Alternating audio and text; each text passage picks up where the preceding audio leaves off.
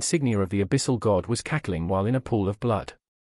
To the side was a small pile of corpses of people wearing similar robes. This one seems to be different, boss. I think he is a high priest, almost a tier 3, we lost many good men during the raid. A large man with an even larger scar across his face delivered a kick to the laughing high priest. The man's hands and legs were bound, the foot connected with his stomach, and caused his whole body to be flung against the dirty wall. A sound of bones being broken was heard by the small group of people here, yet no one seemed to mind. To them, this was quite the normal display, a day-to-day occurrence. In the underworld, a person needed to grow a tough outer shell. Without getting used to all the blood and violence, it was impossible to survive here. Gar, please don't damage the subject, I still need him alive. The other ones weren't very noteworthy. A man in a tailored suit and glasses walked in. He had the appearance of a posh butler at around the age of 40. His hands were covered with black gloves, but a tint of red was visible. To the side, he had a large bag that he placed on a nearby table. Soon he opened it up. In it, there were various vials with strange liquids, medical tools like scalpels, and syringes as well. Do you think you can get something out of this one, Doc? A woman's voice came from the side. All of the people in this room looked at this lady. It was a peculiar sight to see a woman of about the height of 170 centimeters be surrounded by brutish-looking men. Her body was clad in black leather armor that quite tightly hugged her body and allowed everyone to see her curvature.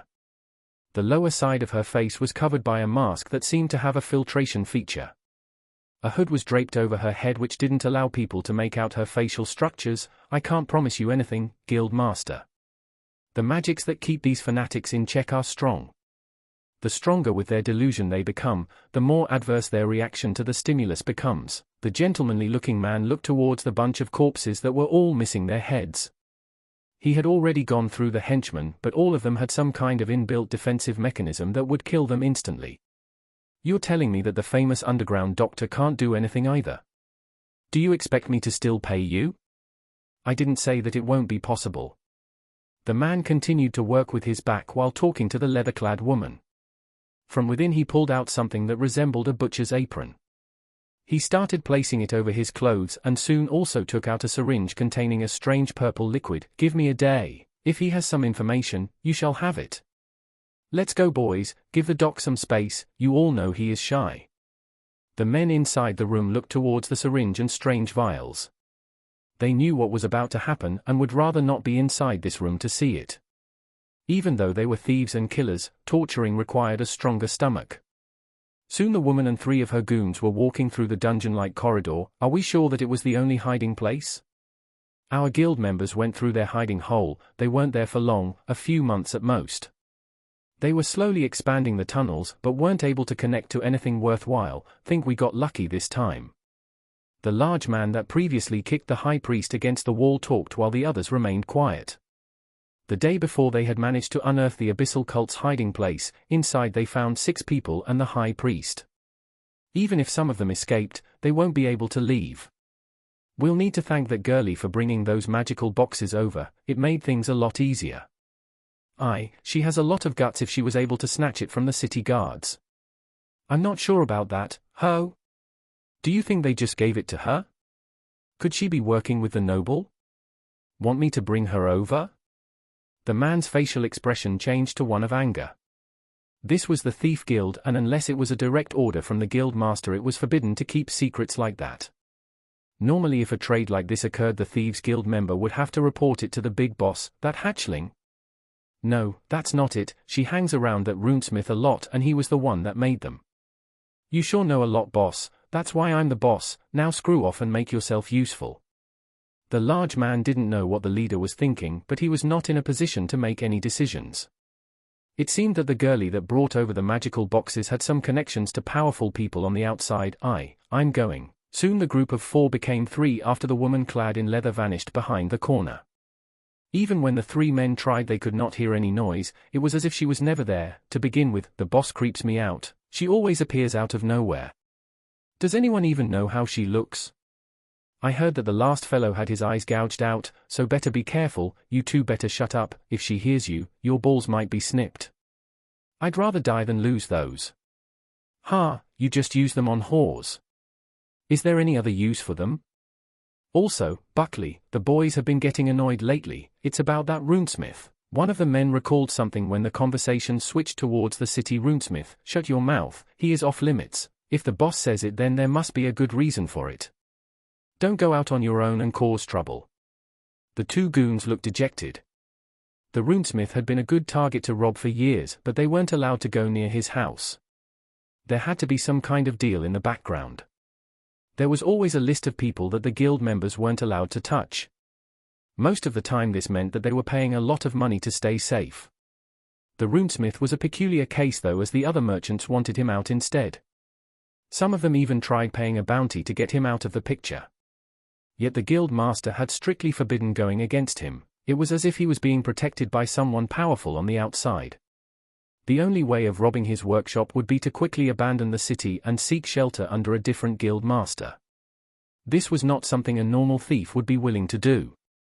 The guild masters didn't need to listen to each other, but that didn't mean that they wouldn't exchange favors. Sometimes the rule breakers would be sent back in parts just to earn some good faith with a powerful Tier 3 class holder. This also depended on the transgression. Fights between lower-ranked members were mostly ignored by the higher-ups. Fine, but after this is over, you're buying me booze. Ha, dream on. Soon the group of Thieves Guild members dispersed to continue searching for the abyssal cult signs. It looked like they were the ones with all the cards. Almost all of the cult members were infected besides the High Priest. Thanks to Roland's devices, they would be able to control the situation. Even if some escaped from the underground, they now had checkpoints where everyone would be examined. Unless the cult created brand new tunnels, they would not be able to infiltrate their underground base. A few minutes later a bookshelf started rattling while sinking back into the wall. It then slid to the side to reveal a large sturdy door. This door didn't have a handle. Instead, there were various magical symbols that started to light up. The door started to slowly open up to reveal the leather-clad woman that was referred to as boss by the guild members. These garments are so constricting. The mouth mask was tossed to the side along with part of the upper garbs that were now coming off. When she was finished, the leather armor made its way onto a wooden mannequin that was surrounded by various short-bladed weapons. Throwing knives, poison needles, and items that looked like bombs were neatly placed on the walls or encased in glass cabinets. The secret lair of the Thieves Guild master was riddled with various traps and one of the few places where she could relax. There was even a bathing area that the woman decided to occupy after getting the foul stench of the unwashed thieves on her. For someone with an enhanced sense of smell, it was truly a painful experience. That I have to put up with this. The woman found herself submerged in a large tub made of the finest silver. Her head was sticking up to showcase a rather alluring visage. When looking further, a set of large fox ears could be spotted, and after her bath was over it was completed by a tail that would fit on the same animal. The woman's face showed a frown as these extra appendages seemed to appear only after she removed the black clothes. At least something is finally happening. After the bath, the woman was quick to put on a rather revealing Eastern-style kimono. Her long legs and thick thighs popped out and only the ample cleavage was more eye-catching. With the bushy tail and fox ears, she would be unrecognizable to the guild members, and her body proportions were also altered. Madam Isis. How are the guests? Everything is in order. The woman was greeted by a lady wearing heavy makeup and quite the scandalous dress. When walking forward through the establishment, she could hear various heart-filled moans of pleasure. She emerged to a small balcony overlooking the well-lit district that was filled with drunks and people seeking the thrill of the night. Well done, keep up the good work. The woman blew out a large puff of smoke from the elongated pipe while looking out into the distance. The working girl that was with her smiled and returned to her work of enticing the red light district clients. Could this be a sign of change? Perhaps this boredom is about to end. A grin appeared on her alluring face as she looked toward the star-filled sky. Soon she returned back to her establishment to play her role where no one was the wiser. Is this really the best that I can do? Roland as always was working until late into the night. While people were having fun in the city, he was stuck in this room lit with magical lights. At this point in time, he was looking at his armor set. A life-size dummy was wearing it just so he could examine it from all sides. After returning home he had fully repaired everything and all dents were ironed out. What if I place this here? Recently he had questioned his choice of weaponry. The armor was good as a means of casting spells, but he felt like it should be able to do more. It wasn't much different than tossing spell scrolls at people while encased in metal. Thus he was now trying to innovate a bit.I in his hand. He had one of the legs that belonged to his spider golem. It was one of the mass-produced designs that Banir had assembled. While he would prefer to not use inferior parts together with his expensive armor, there wasn't that much time. If it was possible he needed to cut corners. If the new design worked, then perhaps he could improve it later. They are too short, but it doesn't look that bad. After fiddling around for a moment, he had attached two of the golem legs to the rear side of his armor. They were attached slightly below the neck and the shoulder part. With this, they were able to bend forward while also backward. Should I place them on a rotary joint, or will that complicate the mechanism? I could just make the top part bend backward to cover the rear. Would making them bigger be feasible? Could they support my weight? At first, he just wanted to insert the legs as something similar to a movable turret. Yet soon after the part was attached, his imagination started to take over. It seemed that the new trait that he had achieved was actually working. In his mind, he was already imagining large insect legs glued to the armor back that could actually help him scale walls. Yeah, that's probably not going to work, at least not for now. Roland wanted nothing more than to design a futuristic runic suit of armor, but he wasn't quite there. First, he would need to design a whole new backplate to support those spider-like legs. They would also need to be much thicker and able to take all that weight. Then came the problem of designing a whole new runic program to make them function. Even then the whole design could become a failure, as only after doing some testing would he truly know if it was worthwhile. Best to stick to something more basic. After fiddling around, he had decided to take the spider legs down from the back. To replace them he grabbed something different. It was smaller and had a tube at the top part. It was attached to something possessing several moving joints, with the tube part being on a circular joint. In short, it was a small turret that could move around independently while targeting enemies. After some more fiddling around, this miniature cannon was haphazardly placed on the armor's left shoulder. While touching the portable cannon directly, he could activate the inscribed runes to make it rise up. It looked like an assembly line robotic limb that could move around. Maybe I should make it fold back during close-ranged combat. He could see this mini turret firing off guiding spells at monsters that tried to attack him from the back or from a flank. Yet the robotic limb it was placed on was somewhat sticking out, and an eyesore. It wouldn't be a problem for someone to hit it or for it to block his view. Perhaps for certain situations, it would be better for it to be hidden behind his back. It would also probably be a nice thing to surprise his enemies with. The turret he was using was one of the many designs that he had already gone through while improving his house defenses. There were much larger ones at key locations on his walls. They were somewhat precise, but would still have trouble hitting a rogue with a high agility stat. Yet they were designed to act more as a support feature, to suppress any potential enemies. This might actually work and won't take much time to assemble. The shoulder parts of his armor were heavy enough to not buckle under the weight of this small cannon. After getting it in place and connecting them to the rest of the runic system, he would just need to upload the separate program to control it. When it was integrated with his scanning system, it would automatically pick up threats and fire if he so desired. Well then, it's almost time. Roland looked towards the hidden tunnel that he and Banir had worked on for years now. After all of his armaments were ready, the time to descend into the dungeon was upon him. With some luck he would be able to reach the Tier 3 threshold sooner than most people would expect him to. Chapter 250. Have fun you too, but please be careful. I'm always careful. He's right, it's just his luck that is terrible. After receiving a smooch on the cheek from Elodia, Roland was ready for the small one-man expedition. Next to him was his canine companion that was itching to sink his teeth into some salamander meat. Ever since getting back home, Agni had become restless. It was clear that he couldn't wait to have another adventure with his master, just the two of them as it usually was. Agni, calm down. You're knocking down the tools. He is just excited to go outside. Elodia placed her hand on Agni's head, which was now covered by a silvery metallic helmet.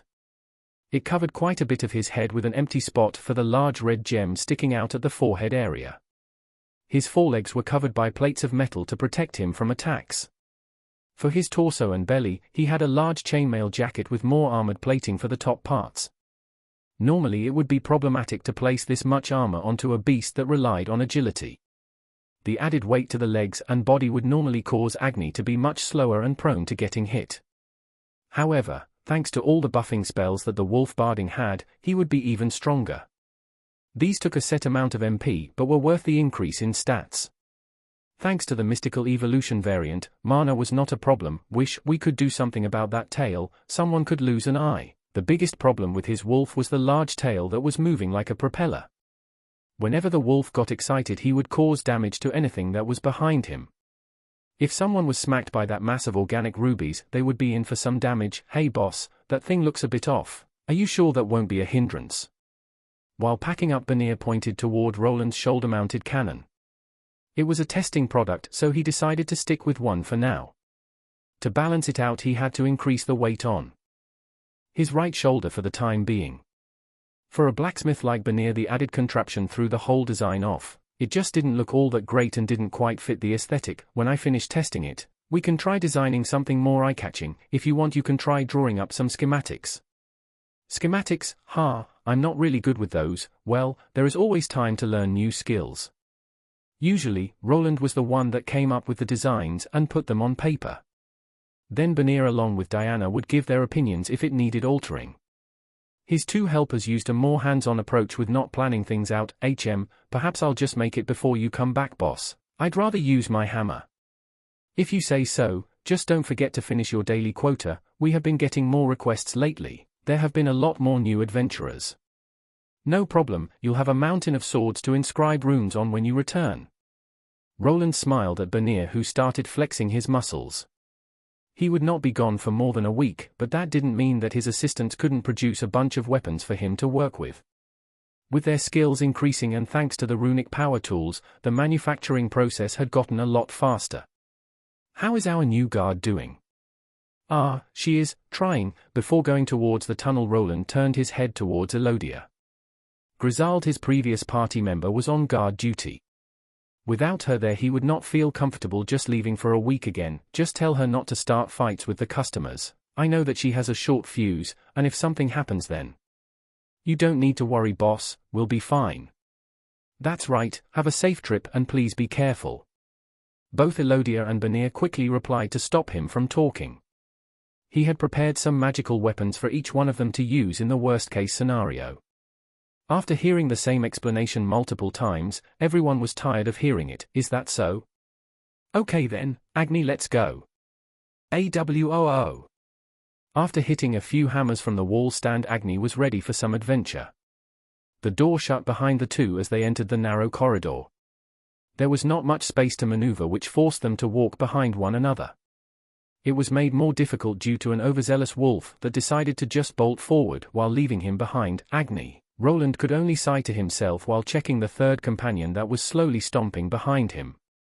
It was the same fat mule golem that he had most of his golems and utensils in. There he goes. I guess it's you and me, big guy. The golem did not reply as it just continued to lumber behind him. This golem was not alive, it was just a complicated program that responded to voice commands. Yet Roland knew that there was a possibility to make it more lifelike. There were records of intelligent runic constructs in this world. If they were creatures with actual intelligence was still debatable. It could just be a very intricate program that had an answer for everything. However, there was a possibility there. Some mags could summon creatures into this world that were able to communicate with them. Perhaps after reaching a high enough tier he could produce more intricate runes that could simulate a human brain or something close to it. If it was possible to create living organisms with the help of magic, then it should also be possible with runes. Doesn't seem like it's that far-fetched. I wonder how much more I'll be able to make after I figure out tier 3 rune stacking. This was something that he was looking forward to. For the time being, he was unable to recreate tier 3 runes even though his debugging skill still worked on them. He somewhat knew the theory behind the stacking, but he could not perform this task without a higher tier runesmithing skill. Yet considering that he was able to create tier 2 runes as a tier 1 runic blacksmith, perhaps it would be possible to create tier 4 runes as a tier 3 class holder. With tier 4 runic magic there wouldn't be many people that could go against me, but I wouldn't be surprised if it wasn't possible. The professor at the Magical Academy couldn't provide him with tier 4 runic knowledge. His knowledge ended at tier 3, without any help Roland would need to get a tier 4 rune to examine. Due to the high rarity, They had astronomical costs applied to them, and the craftsmen capable of crafting them were considered geniuses. Apparently, the Tier 4 structures were so complex that making one item could even take years. A woof. His contemplations were ended by Agni's dog-like bark. They were at the end of the tunnel that still needed some work. The area was made a bit more spacious so that his mule golem along with Agni could stand to the side. This part needs some work. The tunnel ended with no exit, there were just magical lights pointing toward a somewhat unsuspecting-looking wall. When glancing onto his radar, Roland could not see anything behind it, but this was certainly the spot. To get past this point, some drilling would be needed. Without taking a break, the golem was opened up and a large portable drill of immense size was taken out. After pressing the large mining tool against the wall, he started working. The large drill part sunk into the hard wall that would not be able to last for long. Together with earth magic that allowed him to move the softer dirt out of the way, it didn't take long to get to the other side. The thickness of this wall was below that of a meter and not really a problem. This should do it. After creating a few other holes, he filled them up with runic scrolls. Soon, with the help of a small controlled explosion, the path was opened up.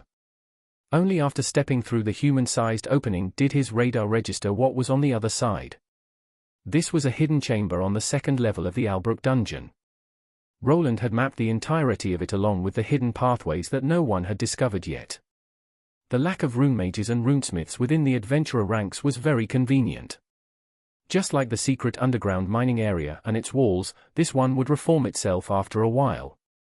Roland had considered placing a thick door between it to stop from it closing up.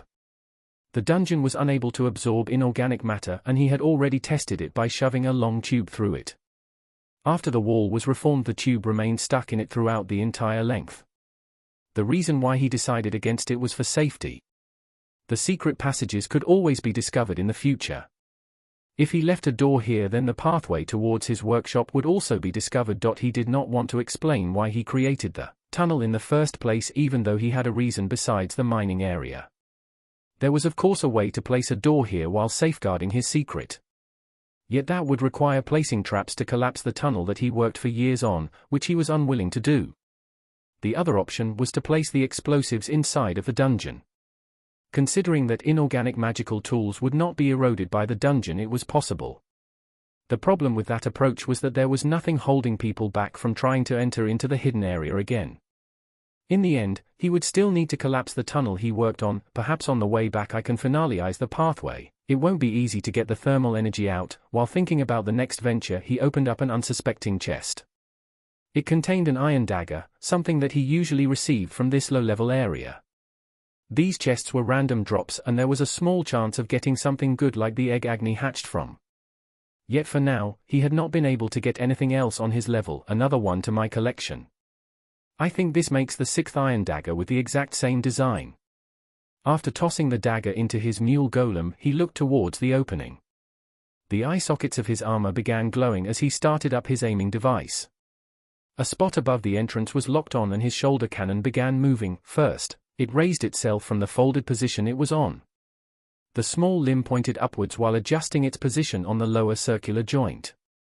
It took around a second for it to get into the right spot before firing a charged orb of mana.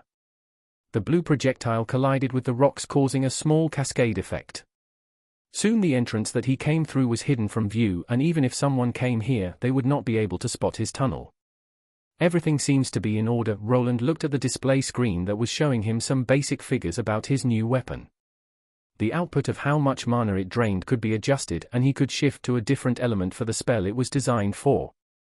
There was no reason to add any special effects. A ball of concentrated energy that did a massive amount of damage was enough. Let's go, Agni, I need to perform some tests. With now being inside the dungeon, he needed to get to the secret area. Regretfully, it was impossible to make a tunnel that directly connected to the mining area. This was the most he could do, as this chamber was the closest to his home. He would need a lot more time to burrow further down to connect to the huge underground lava zone. The room he was in was connected to another hidden zone through which he could get to the 6th floor. From there he needed to take a few more shortcuts to reach the boss room. The boss was being constantly farmed by the Adventurer Guild, which made getting through it an easy task. I really need to get those spatial runes working. Woo! While Agni was guarding the outside, he was trying to squeeze the fat golem through the secret room's opening. He had to start carrying it when going down the stairs, and some places continued to be a tight fit. Luckily with his radar system, it wasn't hard to evade Snoopy adventurers that were littering the various pathways. There are a lot more of them lately, good that I prepared already. The monsters on these 10 levels were too weak to produce any worthwhile experience, so he left it up to Agni to clear the path. It was a funny sight when a few newbies were spooked by that large dire wolf that was one-shooting monsters they were having trouble with. To his surprise, while passing by he was also recognized by some of them. There weren't many people wearing runic armor that also had a wolf covered in rubies as a pet in town, so this was something that he would need to get used to. From the 6th floor, he arrived at the 7th and made his way towards another special spot. It looked like a dead end, but in reality, it was another shortcut that he could take. Instead of pressing a hidden button though, he brought out the large hammer that he had recently created. After making sure that there was no one close by, he raised it up. The hammer head started glowing in a blue hue like most of the runic items that he made. With it being charged up, he brought it down directly in front of the ground.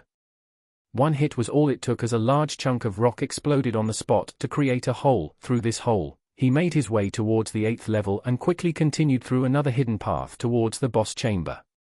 With the whole 10 levels mapped by his runic armor, he was able to find thin walls and ceilings through which it was possible to break through.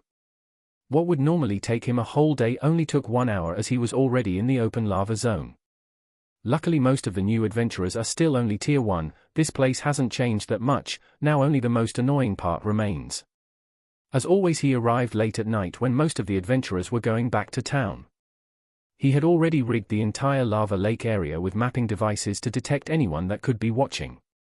Yet perhaps in the future this would also not be a requirement, as there was another entrance to the mining area that was usable, just harder to access. Let's go, Agni! Woof! With the golem hosted above his head and an additional concealment spell cast, he made a run for it. With his current enhancements and increased stats, the trip to the center was quite short. Within a matter of minutes both he and his wolf were in the safe underground location. Calm down, Agni. I'll need you to stay in the back for a moment. Whoa! Agni was confused, as this was the part where he could always let loose. The monsters inside weren't anything that he couldn't handle, and the path was usually cleared out by him. Roland had other plans though. The shoulder-mounted cannon needed to go through some live testing. The monsters on the inside were perfect to test against moving targets. Magma Troglodyte L 65-inch perfect. The first monster appeared. It was a volcanic variant of the troglodyte reptilian monster that could be encountered in the higher levels. They were slightly larger than their unevolved counterparts and could also spit magma. Yet when faced with the shoulder cannon, they weren't able to put on much of a struggle. Within a moment the portable shoulder turret took aim toward the monster's head.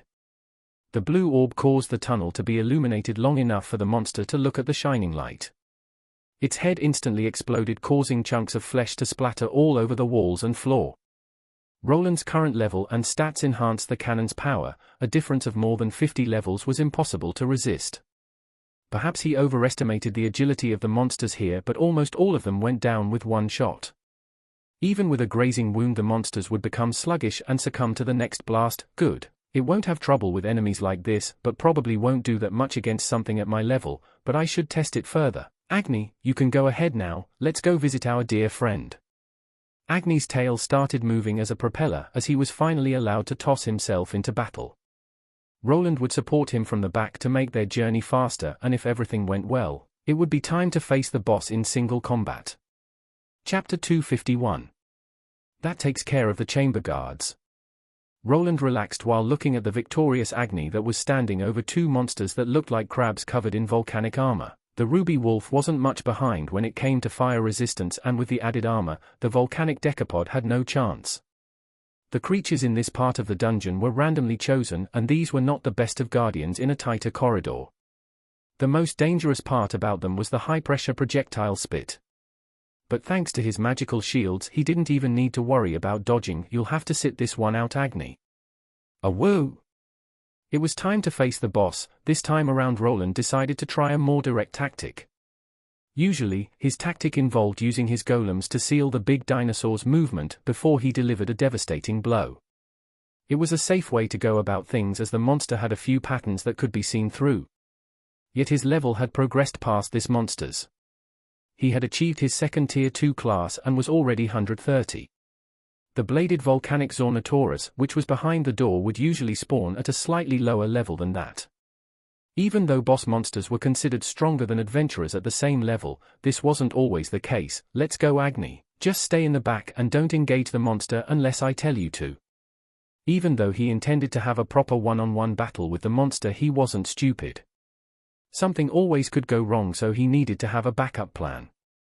Thus he opened up the mule golem and let 6 of his spider drones outside. After opening the boss chamber, he ordered them to surround the area and stay at the edges. Bladed volcanic Zornotaurus L-125, there it was. Not long after everyone got in place, the large monster descended from the ceiling. Even now this boss looked ferocious, the size difference was tremendous. It was somewhat strange, but he didn't feel that he was in any danger. Even though normally that mouth should be enough to devour him in one bite, the monster felt below him. Previously, when facing this monster, he felt a strange pressure weighing him down. It was his survival instinct kicking in and trying to force him to flee. Yet this time around there was none. It was as if he was up against a regular dungeon monster. The side was his enlarged kite shield that he had rammed into the ground. For the time being he decided to hold his large hammer with both his hands. Right as the monster descended to the ground, he initiated a spell effect. The head of the hammer began releasing a blue glow that enhanced the runes. It started with a pale light that continued to darken. Soon enough a chilling energy wave escaped from the focal point at the tip. This energy looked like a simple cone of cold, but it had gone through several enhancements. Just as usually, the Zornotaurus variant had been caught off guard the moment it descended down. The chilling spell started to quickly drop the temperature around its body. This, as per usual, caused the monster to go into its enraged state. While in it, it was able to produce a high amount of heat to counter the cold. It doesn't look like it can oppose the cold spell fully. Due to Roland's stats, the Zornotaurus was faltering. The magic that not only intended to freeze the monster was also damaging it. Sharp ice crystals along with torrents of wind were slowly chipping away at the fuming dinosaur's body. In the past, when he faced it, his spells were not able to counter the volcanic flames, but now the monster was faltering. Is it due to the difference in stat multipliers? It seemed that he wouldn't even have to do much to win this fight. Just using his hammer to freeze the Zornotaurus was working well enough. The monster was trying to gain some momentum by running towards him, but before it reached his location it would be frozen, or severely weakened. Yet before he could cheer for his victory, the monster's back spikes began to glow red. They quickly dislodged themselves and traveled upwards. This gave Roland enough time to grab the shield that he placed down on the ground. The hammer's handle gave out a metallic noise as it shortened itself. The spike missiles that the monster gave out were all focused on his location while ignoring anything else. It was clear that the monster realized that its main enemy was the armored man. Usually, it would use this attack as a way of suppressing a larger number of enemies, but it apparently could also aim it at one. However, even though the missiles rained down onto his location, they only collided with a large shield of ice energy. A few large explosions caused the whole area to shake, and even some of the rocks on the ceiling began falling down. Orwu. I'm fine, just stay there, Agni. Agni called out to his master as he got ready to jump on the Zornotaurus' neck. Yet after hearing Roland's voice he quickly backed away. He was fine, the shield and his stats were enough to only take minor damage from this attack. Something that could have previously killed him instantly was now a minor inconvenience. Not bad. What will you do now? Rushing in. The monster was usually quite smart, but even it would lose itself to rage. After seeing that its attack didn't work, it decided to rush forward. Its body was engulfed in even more flames than before. Each step it took caused the ground to shake and also left a searing claw print behind. Is it banking on those flames resisting the frost spells during the charge? It wasn't a bad tactic. Even Roland's ice spells would take some time to take effect. A high enough temperature could be enough to keep them in check. The monster hoped to devour him at close range with its advantage in strength. Roland decided to take the monster up on its offer, but before it got here, he swung his now one-handed hammer in an arc. This produced a blade of cold energy that flew forward. The Zornotaurus didn't dodge it and allowed it to collide with one of its legs. The timing was just right to throw it off balance. Coupled with a stomp that produced a small rock obstacle, the tactic was complete. The Zornotaurus was charging forward with its toothy mouth opened wide. Its intent was to chomp down on the Iron Human as fast as it could. Yet this fast pace was a double-edged sword. By forcing it off balance, it wasn't that hard to dodge the chomp. Almost instantly the hammer was used to smack the large jaw that missed the mark. A loud sound of the monster's head being hit echoed through the whole cave. Its head jolted back as it was smacked away, its maddened charge only adding to the devastating effect of this hit. With Roland's current strength and addition of buffing effects, the damage was real. Sharp teeth that riddled the creature's mouth along with magma flew in all directions. It was still too soon to celebrate his victory. While the hit caused a lot of damage, the monster was not dead. Instead of falling to the ground, the monster dinosaur caught itself with the help of its powerful legs. Quickly it shifted its weight to use its last trump card, the huge tail that had the shape of a sword. Roland defended himself, yet even after putting up a strong barrier he could feel it. The monster might have been below him in stats, but it was still several times heavier. With the added weight behind the attack and momentum, it was several times stronger. He could feel the swordtail smashing through the barrier spells, and finally connecting with his shield that was blown to the side. His left hand felt like it was close to falling off, but he somehow managed not to be flung away. Even though the Zornotaurus' mouth had fewer teeth, it didn't stop it from charging once more. After doing a spin around, it glared at the enemy that caused it so much pain. To its surprise, the armored man just stared back. This enraged it. A massive shout of intimidation was followed by a buildup of fire energy in its mouth. The monster was intent on burning this troublesome enemy to ashes. Roland, on the other hand, didn't budge and remained silent. His shield was blown to the side, so he could not use it to defend himself. Instead, the cannon on his shoulder took aim. As the monster opened that more, a concentrated bolt of energy interrupted it. The monstrous dinosaur had a special organ that was responsible for producing those flames. This was something he knew, and this same organ was the one that was now damaged by the blue sphere of mana. The Zornotaurus' throat was on fire, it could not control the flames anymore, and blood was spilling everywhere. Its whole body began producing chaotic flames and magma that dribbled down to the ground. The ear-piercing screams of pain didn't bring Roland any joy, so it was time to end it. While holding his battle hammer with both his hands and turning it around, he delivered the finishing blow. On the other side was a large spike that, after connecting with the creature's head, injected electricity into its body. If the spike wasn't enough to kill it, then the electrical discharge would at least be able to stun it. However, not soon after he received the message of a successful defeat, the monster was dead. That could have gone better. Roland grabbed his left shoulder as his whole arm was stiff. Without his stat multiplier and level of spells, his whole body would have probably been sent flying into the wall. Even he was prone to overestimating his own capabilities and should have decided to evade it. Yet this was also a good reference point for future battles. Even if the monster seemed weaker, he could not underestimate it. Woof. I'm fine, Agni. The spider drones that were on the side were called back towards the mule golem and started going back into the storage space. Agni, on the other hand, attempted to lick Roland's hand, but the metallic taste of his gauntlets wasn't up to his standards. Instead, he focused on the dead monster's body that was ripe for the taking. No, you can't have the mana stone, Agni. Agni's tail, which was wiggling around like a propeller, instantly dropped down after he heard that statement. Roland, on the other hand, just rolled his eyes as he already knew what this dire wolf was up to. You ate all the mana stones from the other monsters, stop being such a glutton. Woof, woof. Yeah, I'm a cheapskate, what else is new? Roland felt as if he knew what his wolf was trying to tell him by how much he was barking. Though he wasn't against feeding him these boss monster mana stones in the future. It could have unlocked a prestige evolutionary option if he gorged down on something like this. I wonder if he ate tier 3 mana stones if he could get something really useful? There was always a possibility of rare skills and evolutions being gained instantly or later. Yet materials from tier 3 monsters weren't cheap. He would quickly burn through all of his reserves if he started buying them up. The more reasonable spot to get tier 3 monster parts was in the place that he was going to. The test was over and Roland confirmed where he stood power-wise. This Zornotaurus would normally require a party of at least 3 people of the same level to defeat it. His prestige class and the armor he was wearing really did put him in a different category. If he was able to prepare more golems, then he would be a force to be reckoned with. This didn't mean that he would always be victorious. Just as the Zornotaurus almost blew him away with the swordtail, so could someone with a strong enough skill. He did not have much experience when facing high-level Tier 2 class holders yet. If someone had the same stat multiplier of 2, then he would probably need to keep his distance.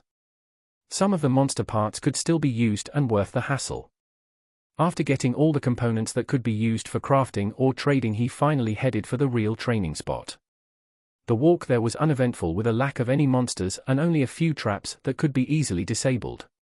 Just a few salamanders and slugs as always. Go get them, Agni. After checking his map, Roland opened up the secret exit from this mine area. Inside he discovered a few low-level Tier 2 monsters. Agni was more than enough to take care of them without him interfering, but the spider drones also gave some ranged support. After the quick encounter was over, the golems were sent off to find the rarest materials. Besides the 6 usual mining drones, he had another 2 accompany him towards another location. Agni and the mule golem weren't far behind either, while the other 6 golems were left in the mining area to their work. This brings back memories. Roland remembered this corridor well and the time he was with his older brother and Lucille. They had arrived in the secret mining area after falling down. His aim was to check what was at the end. After a few encounters with ceiling slugs, he arrived at the large chasm, so that didn't work. The previous time he was here, he decided to cave in the tunnel. This was the second entrance to the secret area that he didn't want anyone to discover. He had tested if perhaps the dungeon wouldn't recreate the opening, but it did. This area had been caved in the last time he was here, but now it was as if there was never any rubble at all. Plan B it is. For this exact reason, he decided to prepare something different. While he took out a brownish-looking heavy cloth from the carry golem, the spider ones began going outside. There in some places, they began drilling small holes that would be used to support the camouflage. While they were working, Roland looked at the steep wall and the lack of flooring below. Even when he was already down here, he could not see anything at the bottom. How far this chasm went down was anyone's guess. This place was quite dangerous, as the last time he was here it was riddled with holes from worm-type monsters. It had been discovered that these creatures would be activated when a larger concentration of people tried crossing the mountain.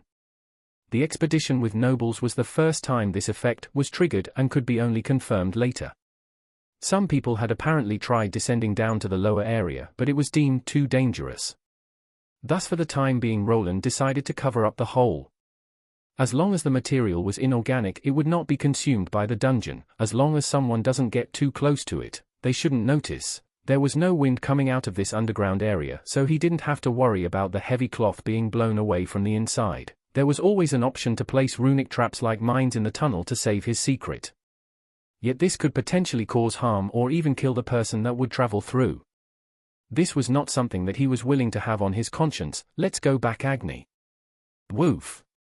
Finally, he returned to the main area where his spider drones continued to work. Just as he had instructed, a few had brought over some Elekins crystals. With them, he could go ahead with the next stage of his plan that would increase his grinding rate.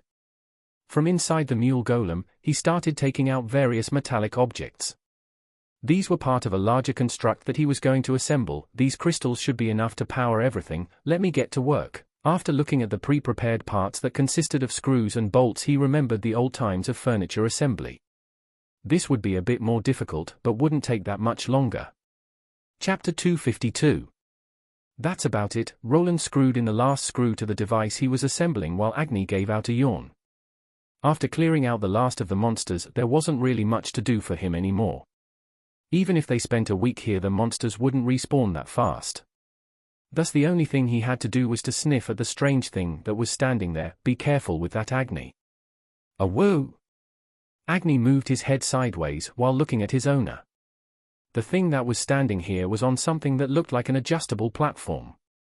At the rear side, there were 2 long support limbs that would keep it from sliding back. In the front, there was a really long cylindrical shape that made this object look like a massive gun. This thing had the shape of a cannon, but it lacked a hollowed-out bore. There was no inside chamber to house anything resembling a cannonball or bullets.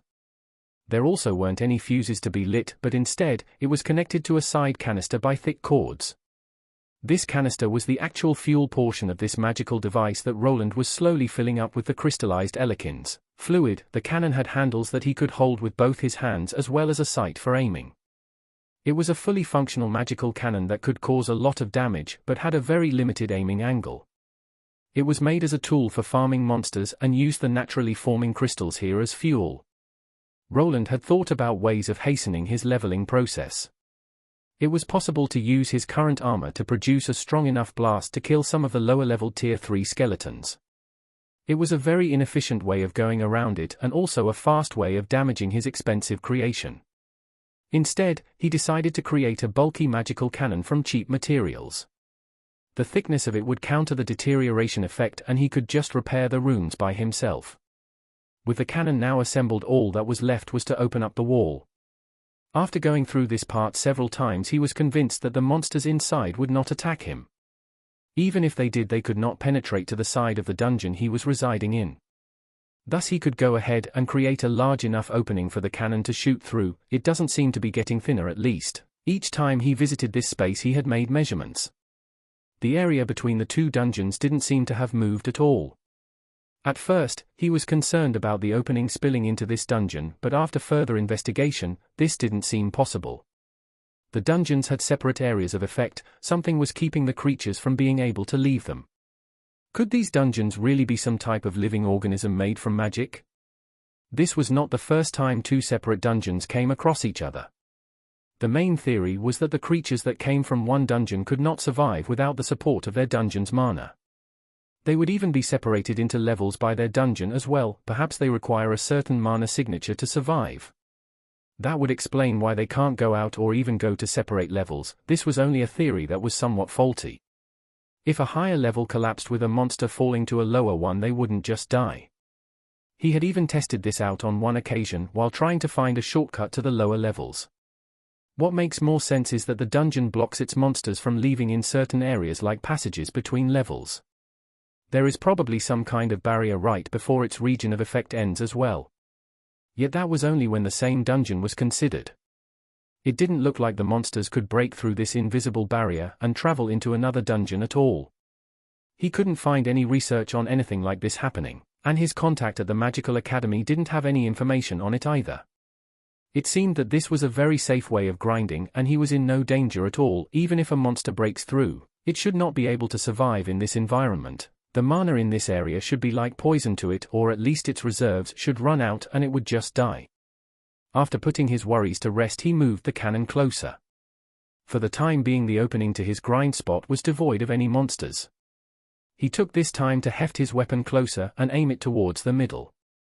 Luckily the dead-end corridor on the other side wasn't very wide, so his targets would not have that much space to dodge. Agni, whatever you do, don't get close to that hole, just stay there for now. Roland pointed to the opening that he made. Agni was very interested in what was in there and would be able to venture forward. He would not be able to contend with the Tier 3 undead monsters in there. It was a possibility that he would try intercepting one of them if they attempted to charge towards his cannon. He knew that they would be bounced back by the invisible barrier, but Agni didn't. Woof. Yeah, just stay there and look at what the golem for now. Infernal Skeleton Berserker L159. Finally, after about 10 minutes of waiting, his first enemy appeared. It wasn't a skeleton champion that usually showed up. Instead of the rattling knight, he saw something that was a head taller and much bulkier. Its bones were a lot thicker and it looked more like a gorilla than a human being, so that's how Armand looks under all those muscles. A little smile covered his face as he moved the monster into the cannon's sight. He had a clean shot as the monster was just standing there and minding its own business. While holding onto this contraption, he could integrate it into his own targeting system. Thanks to this, he knew when to finally pull the trigger. This weapon required quite a bit of time to charge. The canisters with the mana crystals started glowing as mana was transferred towards the runic structure. Various bright runes started appearing on the cannon's shaft that continued to become brighter and brighter.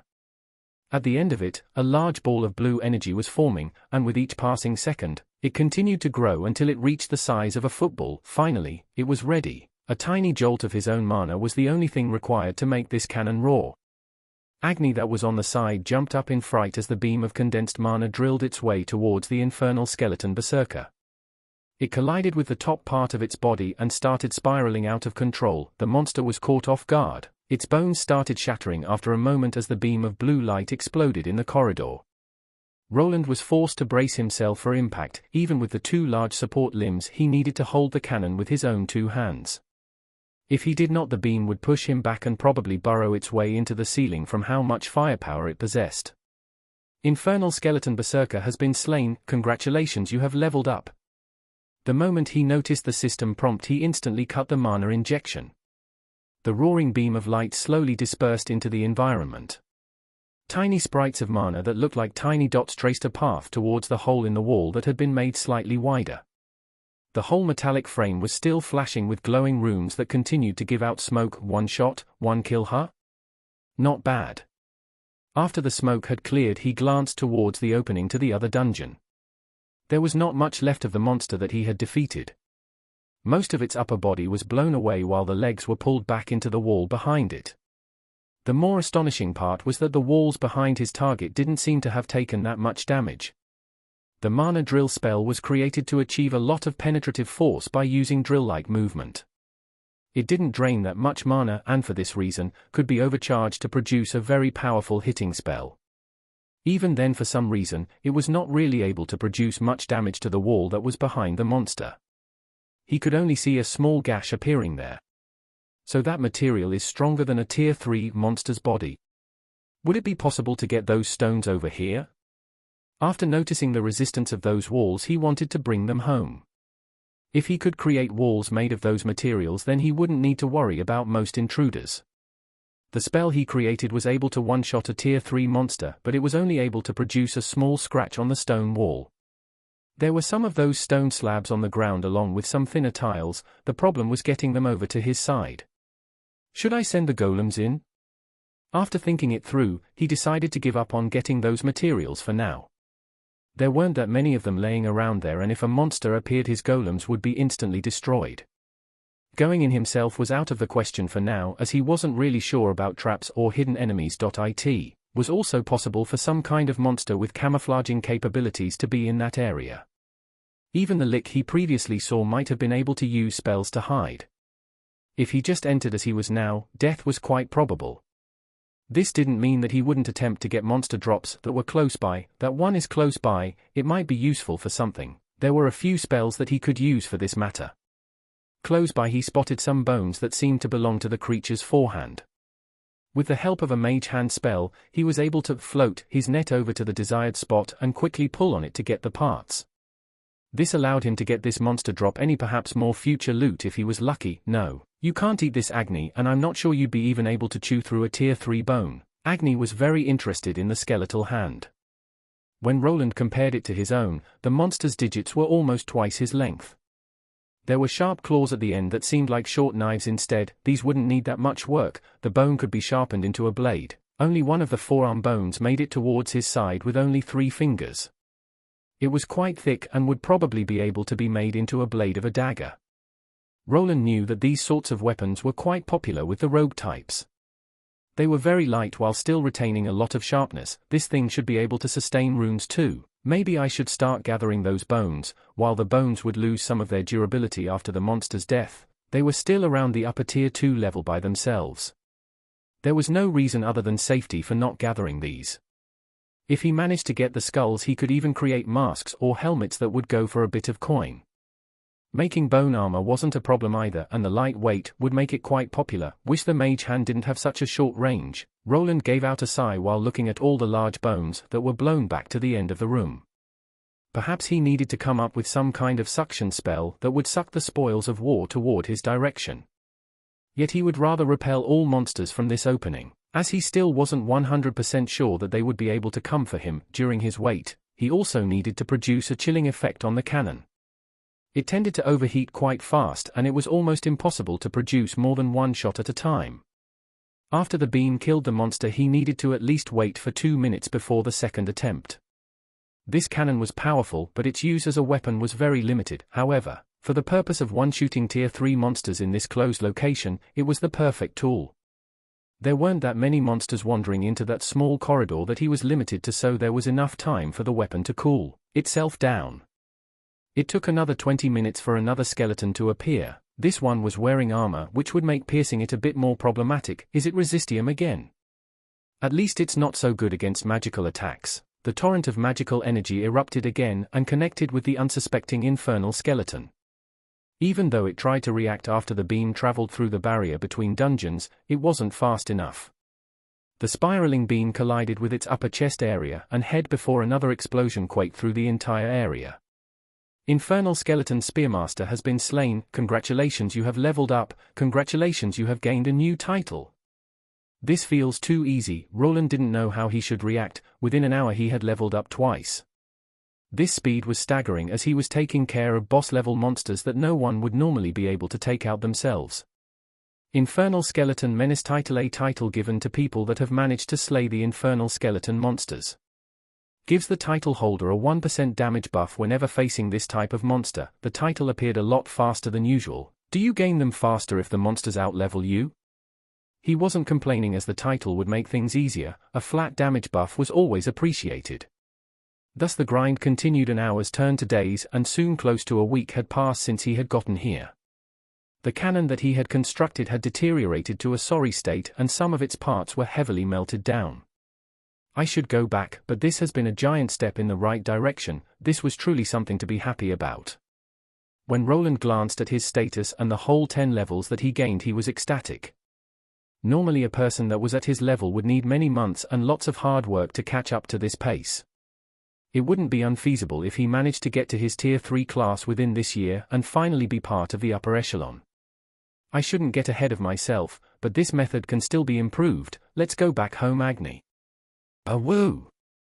The hole in the wall was loosely covered up before he left. It took a while to disassemble the cannon, and packing it up was quite the hassle. After the first 3 levels, the leveling process became slower and he started to reacquire multiple kills. The intervals between the monster encounter was also quite sluggish, so he wasn't able to kill more than a handful each day. There weren't that many of them, but still, he was gaining levels fast. This was truly a way to quickly power up. But while the Runesmith was making his way towards the exit, another scene was playing out not so far away. As if it was waiting for the right moment to emerge, a creature made itself known. A bony visage peeked out from behind the corner. It glanced at a spot in the wall that it could not see through. It slowly traced those flaming eye sockets down to the ground. There it could see parts of its skeletal brethren. It used the large dark staff to poke the bones that were slowly deteriorating. It could sense that the dungeon was reabsorbing these parts back to itself to recover what it had lost. Finally, it walked towards the small dead end of the corridor where many of its comrades had fallen. There was no enemy, nothing was there besides the empty wall at the end. Even then it raised its staff to produce a green skull made from flames. The flaming skull made from emerald flames gave out a screech before it flew towards the unsuspecting wall. The collision of condensed magical power caused the whole place to shake and rubble to come down from the ceiling. The whole area was bathed in green flames along with the monster that produced them, yet the wall remained there. The skeleton moved closer as if it didn't want to believe it. The staff that it was holding was used as a regular club as it started repeatedly smacking the wall with no end. Tried it did, but it could not cause any lasting damage to this wall. It was as if it was something forbidden, something that it was not allowed to get through. Finally, after several minutes it decided to touch the spot that it was attacking. To the creature's surprise, its bony digits were repelled by something. It was a strange feeling that lacked pain but only caused more indignation to arise in its decrepit soul. The flaming eyes that filled its skeletal eye sockets increased in size the more it continued to try. Yet without seeing any progress, even this creature decided to give up. There was something that it was missing. Perhaps if it observed the strange phenomenon more, it could decipher its secrets, break it down and then understand it. Thus it returned back to the original spot it was guarding. When the strange mana appeared again, it would be there to study it. Chapter 253. Agni, why are you still sulking? Woof, Roland managed to return to his secret underground lair after almost a week of grinding. He had lost himself in the leveling up phase due to how fast he was progressing.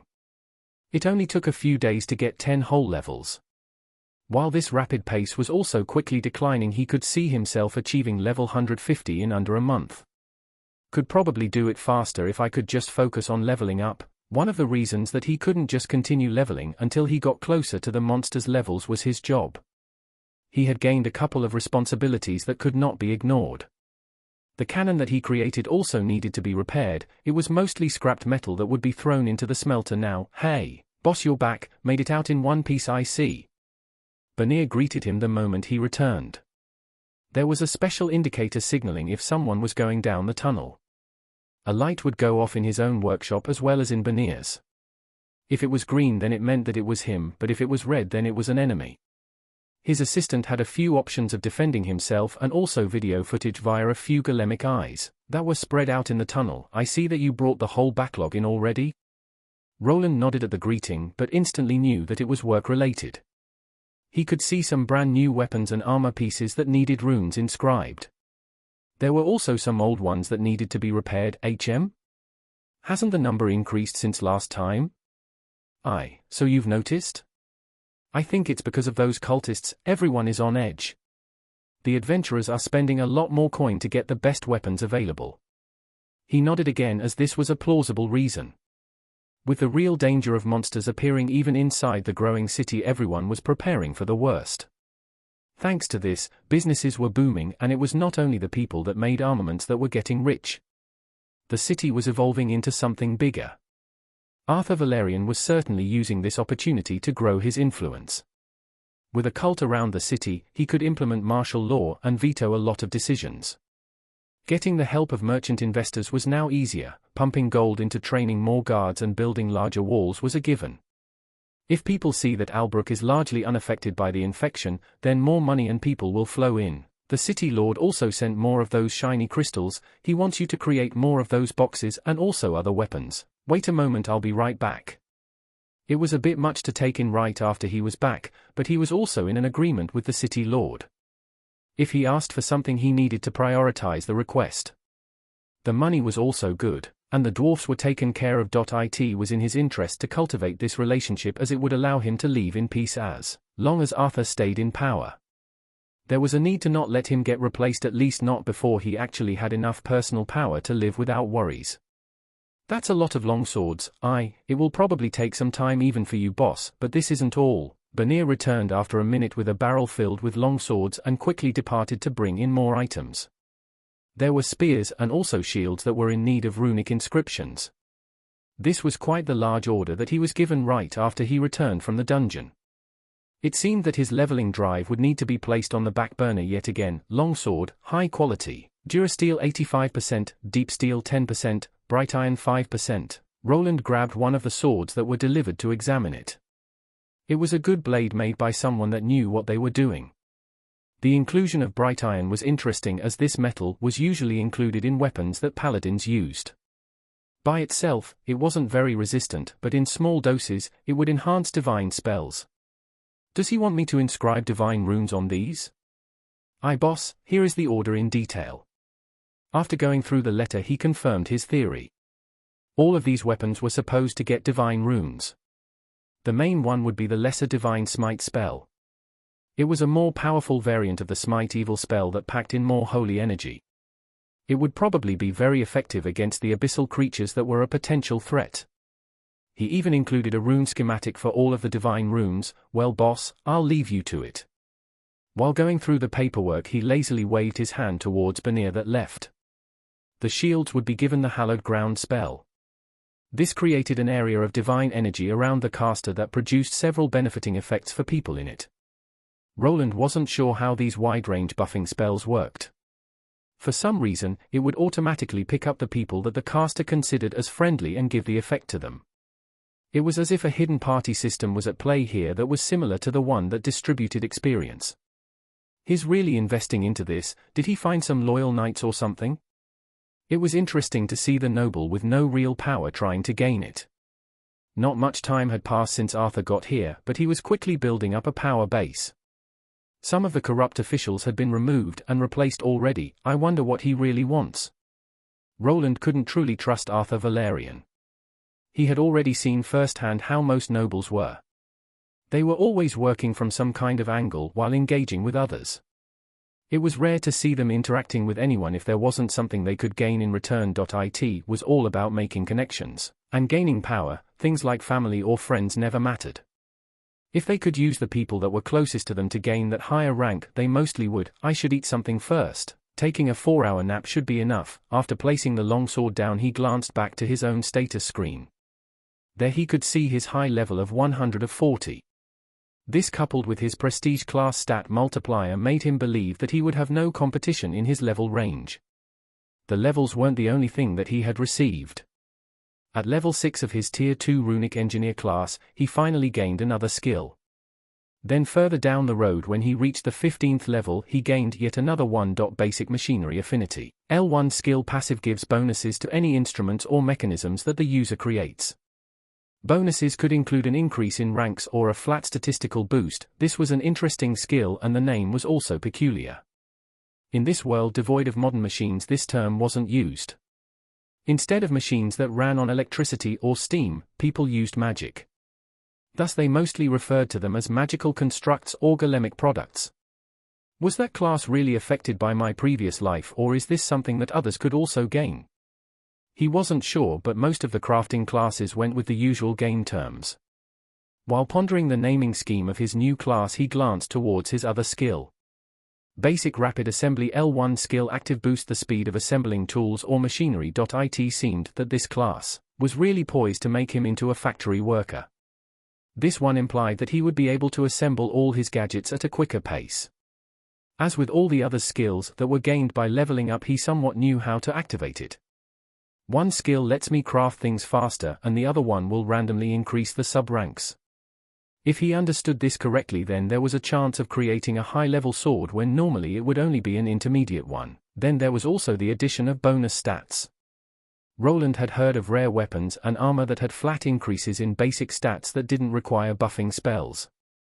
It was quite rare to find a craftsman with a skill that could create this effect. I guess it was worthwhile to get this class for this skill alone, but there are at least 10 more levels left. His current level was 140, and while glancing on this status screen he was conflicted. Tier 3 would become unlocked within the next 10 levels, and leveling up to it would be easy. With the current rate and even the added workload, he could see himself reaching it within a month or two.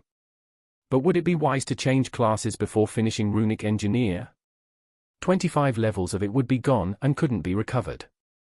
It was impossible to regain an old class once it was changed. Tier 2 classes always gave out a skill when they were maxed out at 50, and he would clearly lose out on it. After seeing the 2 new skills, he was certain that this class would improve his manufacturing capabilities by a lot. These skills aren't rune-specific either. Can they work on runes too? Some skills worked in mysterious ways, but this would probably be too much of a cheat. It was possible for him to insert many tiny runes into weapons without taking up much space. If each of them could get a +1 to a random stat, then his items would get overpowered fast. It was probably limited to actual finished products, but he would need to get some tests done first. Classes: T2 Runesmith Lord L50, Secondary; T2 Runic Engineer L15, Primary; T1 Mage L25, Tertiary; T1 Runic Mana Scribe L25, X; T1 Runic Blacksmith L25, X, HP 6829. 6829 MP 8943 A 16234 SP 8243 10135 Strength 177 Agility 140 Dexterity 223 Vitality 183 Endurance managed to go past 200 points, which also rewarded him with another nice bonus reward. Now he was only missing 3 of the bonus achievements, as only his Strength, Agility, and Vitality were lagging behind. Fortitude I boosts stamina recovery and lowers stamina usage in certain situations. Is there something else I need? The mule golem was to the side while he didn't even feel like unloading the materials that were inside. It was filled with various ores that needed to be processed, but that could be left up to Banir. He was one of the few people that also knew about the secret chamber in the dungeon. Roland didn't explain it throughout, but it was obvious that he was getting them from within the dungeon. First I'll take a small break and then start with those divine runes. While thinking about resting, and then his next task, a problem arose. The problem was big and covered in ruby mana. Agni, spit it out. Awoo, his wolf had been denied high-quality mana stones for a while now. Roland even noticed that he didn't really want to eat any that belonged to a Tier 1 monster. It was as if he knew that they wouldn't help him with his next evolution anymore. The Tier 3 stones that were dropped by the skeletons could also not be taken back. His cannon had to kind of blast through them as they were in the monster's weak spot. Then even if parts of it survived, they would be scattered in all directions. With the added danger of potential death when getting closer, for the time being he abandoned the thought of getting any. Hey, where do you think you're going? Spit out that crystal, that's not even a mana stone. Agni had devoured an Empyrean crystal that had been delivered by Benir. It was something provided by Arthur, and it was needed for the divine boxes that he was making.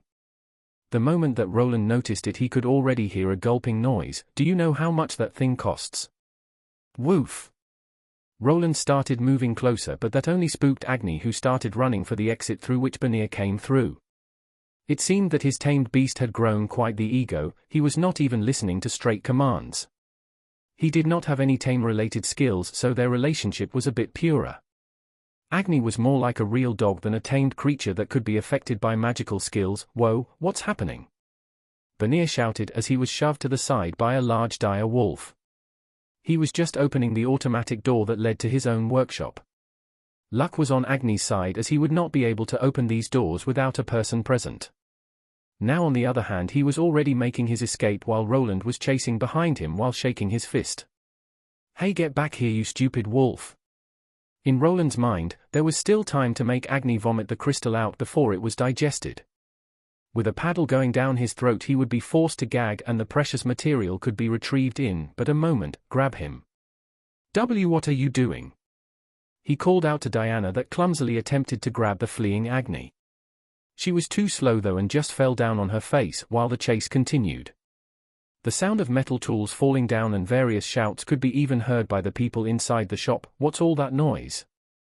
Was that a wolf howl? Griselda, could you watch the counter for a moment? Sure thing. Elodia was surprised by all of this chaos unfolding. She could clearly tell that it was Roland that was shouting. After opening the back door, she was met with a bizarre scene. The famous Runesmith was running after his large wolf with parts of his armor missing. Hey, get back here. Woof. At first, she was startled and worried, but after she saw the scene unfolding, a smile appeared on her face. It reminded her of the young boys at the orphanage. Many times they would roughhouse with each other and then even chase through the house or the city while laughing. This scene wasn't much different. The one being chased even seemed to be enjoying himself. Soon the two reached the wind generators and started chasing each other around them. It was quite the high-speed chase that she had trouble following with her more than ordinary class and stats. Yet finally Roland had outsmarted the ruby wolf. While Agni was circling around the wind generator, he just stopped and waited for him to go around it. There he fell into his hands and both of them went down to the ground. Even now she had no idea what it was about. Did he swallow something poisonous? Roland was even trying to stick his fingers down the wolf's muzzle but only ended up with more slobber after several sneezes. What are you two doing? Calm down. Did he ingest something that he shouldn't have? She finally made her way towards the two idiots that were wrestling with each other on the ground. He swallowed an Empyrean crystal. An Empyrean crystal? Doesn't he swallow crystals every day? From her perspective, there was nothing wrong. She knew that Agni's physiology allowed him to eat crystallized minerals and digest them. Even diamonds could be chomped down and after some time they would be digested. Empyrean crystals weren't that resistant, so there was no problem that she could spot here. Those things cost a lot. Huh? Is it only that? There is some food in the runic fridge also. I think you need a bath. I need to go back to the shop. You two need to stop making so much noise, you're bothering the customers. After giving out a sigh, she decided to leave. The two continued to thrash around the ground before Roland finally gave up. From how Agni's tail was flailing around, it seemed that he was enjoying the skinship. A woof. What are you looking at? After sitting up, Roland narrowed his eyes at the disorderly Agni that was still jumping back and forth. That's it. No more mana stones for a week. A woo-woo. A loud noise echoed through the entire compound and even caused some of the windows to rattle. Soon enough the grumpy Runesmith dusted himself off to sulk inside of his home. His wolf on the other hand continued to bark around in indignation at the unreasonable master that was now withholding his snacks from him. Chapter 254.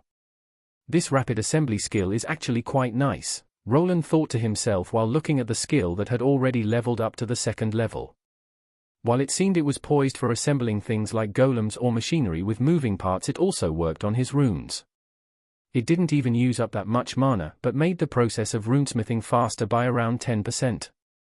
The level up added another 5%, that would boost it up to 50% when I max it out. An increase of 50% was quite a large boost. This would allow him to substantially hasten the production process of all of his tools. The skill seemed to work on everything he was working on, even creating tools and weapons was included. It was an active skill that worked in quite an interesting way. It felt as if time was slowing down around him while he concentrated on his work. He had to go through all the usual steps to create everything. Yet at the end, he would finish everything faster, as if he was stopping time for a few moments. There were similar battle skills that were like this one. It was a like bullet time in the old video games that he used to play in his old world.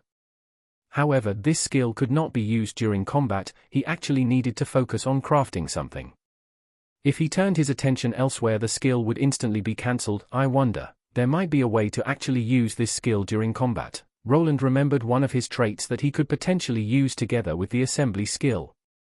There was a small possibility of it working, but he would need to make some preparations before using it. Then there was his other skill, machinery affinity, which also happened to work on runic structures. Apparently, the system that ruled this reality was seeing runes as some kind of machinery, or just adapting to the skill's modern naming scheme. This one was a bit more tricky, as it had a random chance to trigger. Luckily for him, he had been given ample materials to work with. All the divine swords and spears that Arthur commissioned to be inscribed with runes were used by him for testing purposes. Perhaps it was due to the skill's low level, but only one of the items he worked on had been enhanced: longsword of lesser divine smite. High quality, highest plus, the highest value corresponded to the rune that he inscribed, and it had an additional plus symbol. This was an indication that the rune had gone above its limitation and would achieve some kind of bonus. Regretfully, he could not really test it out, as these weapons were charge-based.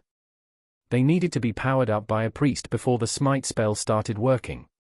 Roland was researching the crystal side of divine weaponry, and the two weren't interchangeable. He would need a whole different runic structure for it to work together with a divine crystal. If he attempted to do that, he would erase a large chunk of the old rune and lose the plus bonus. It should probably be more powerful or efficient in some way. I'll need to see if I can get the same result on the regular magical runes. The order was now finished, and the weapons only needed to be picked up by Arthur's people. For 2 days he was cooped up in his workshop after returning from the underground dungeon. His workload for the entire week had been finished, and his new skills and levels made it a lot faster. The constant increase in stats made things easy, but this was always what happened when he reached the threshold of another tier. Even though his level was only 140, Tier 3 was around the corner. Usually, things became easy at this point before crashing down. He was already apprehensive about the next test that he would be given. The last one made him spend multiple weeks creating strange contraptions, while the one before it made him fight multiple monsters at once. It was a given that the next trial would be the most difficult challenge that he ever faced, and he needed to get ready. He was still undecided, but not quite sure if he should really progress further without maxing out his current class. I'll leave that for later. Now, should I prioritize leveling or do something about those turrets outside? It hasn't been that long since the abyssal cult problem arose. While he had constructed a large wall around his house and placed defensive measures around it, there were ways of improving them. With his recent advancements in both skills and levels, his brain continued to work faster. Ideas were flooding in, and perhaps now was the right time to organize everything. The safety of his home and the people around it was important, perhaps more important than gaining levels fast. There was also a problem with his paranoia that didn't let him function normally. Roland didn't want to make it too obvious for everyone, and so made the dungeon visits sparse. Even with the hidden tunnel, there was a possibility that his secret grinding spot was discovered. It could be a reason for him to lose his adventurer license or be fined. It wouldn't even be strange to go to jail. The dungeon still belonged to the kingdom and the nobles that ran it. This discovery would fill out the Valerian household's pockets, and Arthur's the most. If he knew that he could safely farm Tier 3 monsters from a distance to gain materials, then perhaps his status as a runesmith wouldn't protect him. Roland was sure that the Adventurer Guild would create an outpost in that secret location. They would start milking the entrance and even Tier 3 adventurers would start to appear. He was in a way blocking the city from expanding further for his own selfish reasons. Yet this was the fastest way of gaining levels and valuable metals. Without proper backing, he just could not let such a chance be wasted. Arthur can wait a few years before I'm done with that location. The metals that he gained wouldn't be wasted as he would be making valuable items for the auction house. Arthur was still making money from the sales that he was presenting. Then he was also giving him quite the deal when inscribing runes on these divine weapons. Then there were the boxes that identified any infection that in Roland's head justified his deception. Not like anyone else wouldn't just use that location for themselves, it was a cutthroat world without that many rules. He needed to look out for himself and his loved ones first. A lot of people depended on him remaining successful and running this shop, and as it seemed, that number would only increase. Some of the orphans would soon be picking up some of the workload. They would start off by doing some of the easy chores like cleaning and delivering letters, but if he continued expanding, then perhaps they could also start working as craftsmen. This all depended on the kids' future classes, which would be given to them at the age of 10. It would be very fortunate for them if they could be trained into blacksmiths from a young age. Even if they received a worse production class after leveling to 25, they could become part of his workshop if they so desired. "Hey boss, I've assembled one of the new prototypes, it's ready to go on the wall." "Already?" "Hee, don't think that you're the only one that can work for long hours. I've put in some work back at the wife's workshop, it's not as good as this one but gets the job done." Roland smiled but didn't know if he felt happy about his assistant picking up his bad habits. At least he had superior stats and vitality that allowed him to work long hours without destroying his body.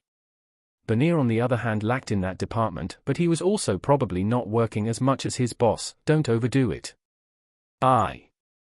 Soon the two went outside while tugging the somewhat large assembled turret with them. There they met a rather sad-looking ruby wolf. After swallowing the Empyrean crystal, he was banned from entering the workshop. Until the next time that Roland headed into the dungeon, Agni would remain outside. "Don't give me those eyes, you know what you did." Worf. It seemed that the punishment was working, but if he stopped swallowing crystals remained to be seen. The turret that he prepared was indeed a bit larger and bulkier than the other ones. Long gone were the cactus-like turrets that fired bolts of energy when something entered the line of sight. This one would be able to follow movements independently while also analyzing its opponents. It was more similar to an actual golem. Roland actually had a lot of freedom with these devices as they weren't limited by something like guns. The cannon part didn't need to be that long and most of the runic structures could be integrated into the main body. There was no ammunition or a magazine that needed to be supplied as long as it remained connected to the generators, or a battery. It would continue to function. The golemic turret had a thicker circular base with 6 latches around it. Through those large screws would be inserted to attach it firmly to the wall pillars. The turret would be able to move almost in all directions with the cannon's maximal upper angle being at 90 degrees. If something managed to get behind it, the turret would need to spin its body around to continue to fire. Its cannon wasn't all that long and to the sides, it was surrounded by thick angular blocks.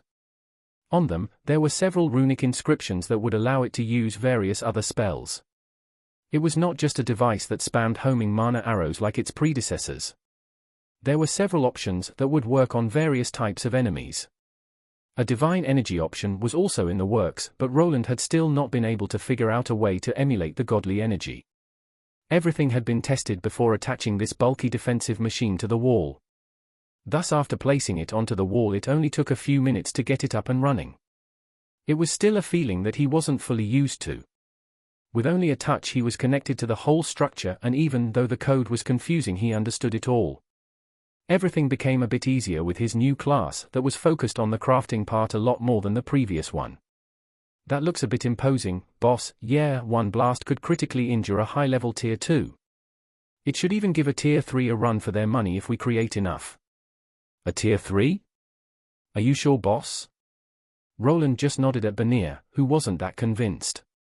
It wasn't strange as he did not really have a reference point. Being a blacksmith didn't give him much insight into the fighting capabilities of such powerful class holders.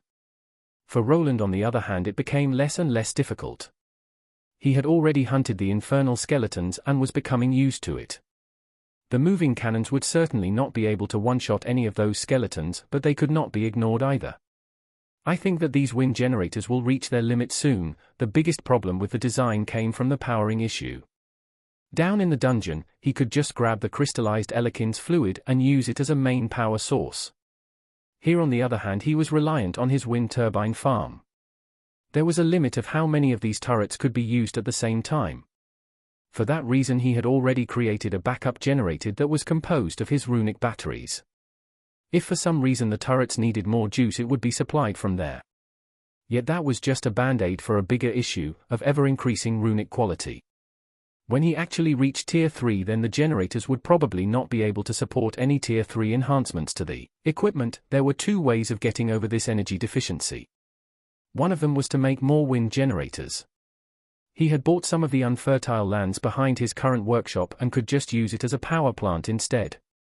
This wasn't the optimal choice, as the wind generators took up a lot of space but didn't generate that much electricity to be converted. Then there was the other option, which was to expand into different fields of energy generation. He had always seen the underground lava dungeon as a potential resource. It generated a massive amount of heat that when harnessed could be changed into geothermal energy. This was the biggest reason that he had created the underground tunnel, not to have a shortcut to the dungeon but to have unlimited access to the heating it produced. He had already confirmed that it was possible to insert pipes through the dungeon walls without them being damaged. What he just needed to do was to extract all of that heated energy and turn it then to steam that would power the generator. Yet this was easier said than done. The easiest way of producing one would be with a naturally existing water well. The steam that would be extracted from this heated pocket of underground water would make the turbine spin. Afterward, it would cool down and be sent back to the basin that would reheat and turn it back into steam. If he didn't discover any natural pockets of water, then he would need to create something by himself. Water wasn't really required. He only needed to heat up a liquid that could turn to vapor and have enough pressure to spin the generator around to produce energy. There were some chambers in the upper dungeon filled with smaller lava pits close to the edge where he could potentially create something like that. I should probably get my Tier 3 class before trying. Disclosing the mining spot to Arthur at that point might be wiser. Everything will become much easier with a proper permit. While he could try to be secretive about everything, there wasn't really a need for it. Living under the constant stress of being discovered wasn't his cup of tea. If he could use that spot to achieve a few things, it was enough. There was no need to take the secret to the grave, as there were many other ways to earn money. Roland believed that Arthur would allow him to build a few generators, and it would also be a good chance to propose a business offer. Finally, after the day came to an end, he had a few minutes to himself. Even though his body wasn't much older than 20, he felt like an old man. His wish of becoming a business owner had come true, but it came with a lot more trouble than he expected. Yet he would not give it up even though he was working many more hours. It was a much different feeling when a person worked for their own dream for a change and not for the dreams of others. It gave him the motivation to go on and suffer through the growing pains of his little shop. Time began passing and the days turned into weeks. The city was quite peaceful at this point in time. Even though a threat lingered in the air, people continued to move forward. The city was showing a lot of growth while others around it continued to fail. Thanks to the city Runesmith, the hidden threat had been taken out and proven to the people. The citizens began to feel at ease with their lives as the necessary steps were taken for their protection. More checkpoints appeared, guards with better weapons that would work even against evil creatures. The person that had come in close contact with this threat on several occasions continued to prepare for the worst outcome. Producing weapons, improving his armor, and setting up defensive structures while also pushing himself to the limit for his levels to rise. So this is it, level 150. I should probably call it a day. Roland continued to grow at a rapid pace and finally, he had hit that threshold. This could be potentially a new start for him or just a stopgap for the real thing later. I should see what classes I can take and decide later. He looked at the dead skeleton that he had defeated as many else before it. For some reason, it felt as if something was observing him. However, when checking his radar, he could not spot anything out of the ordinary there. Yet from within that second dungeon, he could see a faint green light. It had continued to appear whenever he visited this place and was a big reason for the unusual feeling. It's probably a torch, or maybe some kind of trap that activates after a skeleton is killed. Without being sure what to make of it, he returned home. There he would visit the place where it all started. Chapter 255. Are you sure, Mr. Wayland? Surely it would help you with that bad reputation of yours if you made an appearance during the event. I'm not very good with things like that, Lord Arthur. I'll have to decline the offer. Well, if you change your mind, then be sure to inform me. We still have some time before it starts. I will, Lord Arthur. You may leave then. Thank you for your continued work. Roland bowed before the city lord while quickly walking out of his auction house office. He had been delivering some items for the auction while he was called up. Arthur was organizing a big event to ease the minds of the people. They had managed to clear up the abyssal cult's presence before any substantial damage was taken. Lobelia had informed Roland about the Thieves' Guild dealings. He knew that the hidden lair was discovered and the cultists were now probably dead. News of smaller outbreaks was going around the whole island and even the mainland, which still caused some panic. He had been invited as the person that created the divine devices. As Arthur stated, this would be a good publicity stunt for him. All he needed to do was to show up and wave at the people while others did the talking. His reputation was still not that great after the Dwarven Union painted him as a crook. They made sure to try and discredit his works so that no one would buy them. Only when dropping his price and getting a few adventurers to advertise his work was he able to get out of the slump. Yet as the introverted person that he was, it was difficult. Even though he knew it would be good for business, it was difficult to advertise his face so loosely. There was always a chance that he would be recognized by someone or even attacked by some vengeful cultists. Due to this being an official outing where the city lord showed up, he would be able to gear up. Most of his weapons would need to remain outside the venue that they were using, which didn't sit too well with him. Even though Arthur seemed to trust him, his people didn't. Mary, his true bodyguard, would not allow him to come fully armed. It would be a good place for some networking. The vast majority of the merchants are still weary of doing business with me. It would show that I have the backing of the city leader. It would be strange if they came up to me and offered some deals by themselves. Even though he was free to buy up resources from the more trusted hands, he was not offered that many trading offers. While he had a contract with Arthur, that didn't mean that he couldn't do business with other people. What he needed to do was just deliver the minimum required creations to the auction.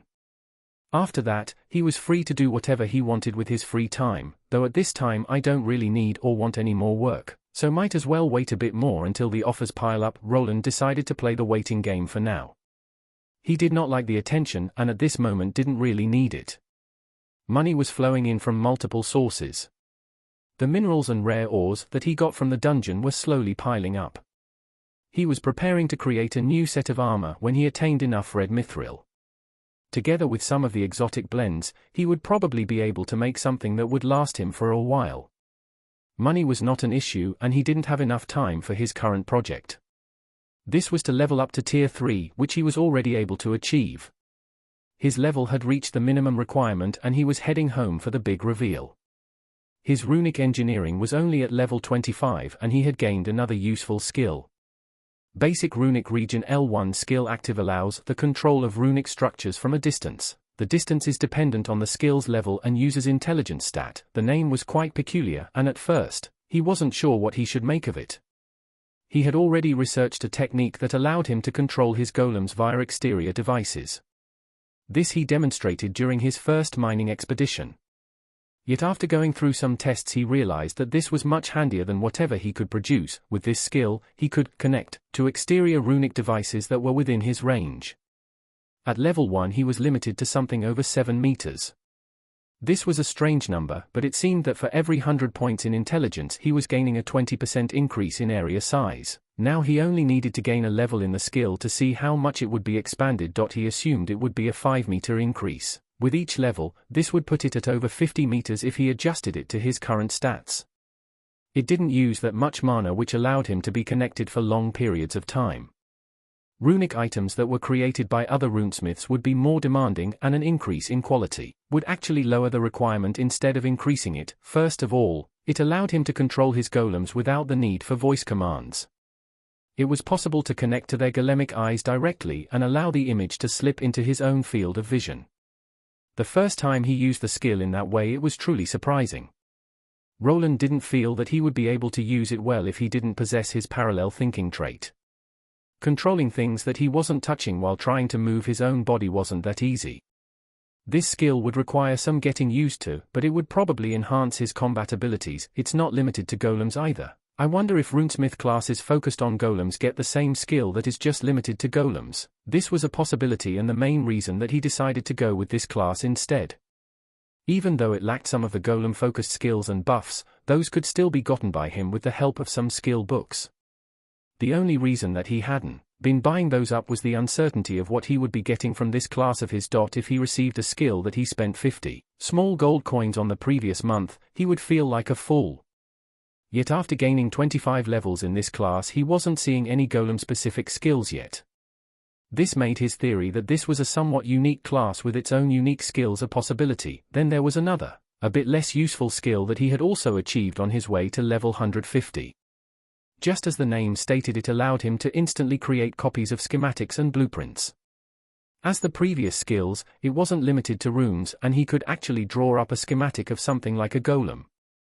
Basic blueprint fabrication skill active. When this skill is used, it allows an instantaneous creation of blueprints of anything that the user had created before. He was really getting a lot of new and interesting skills, more than he gained with the Runesmith Lord class.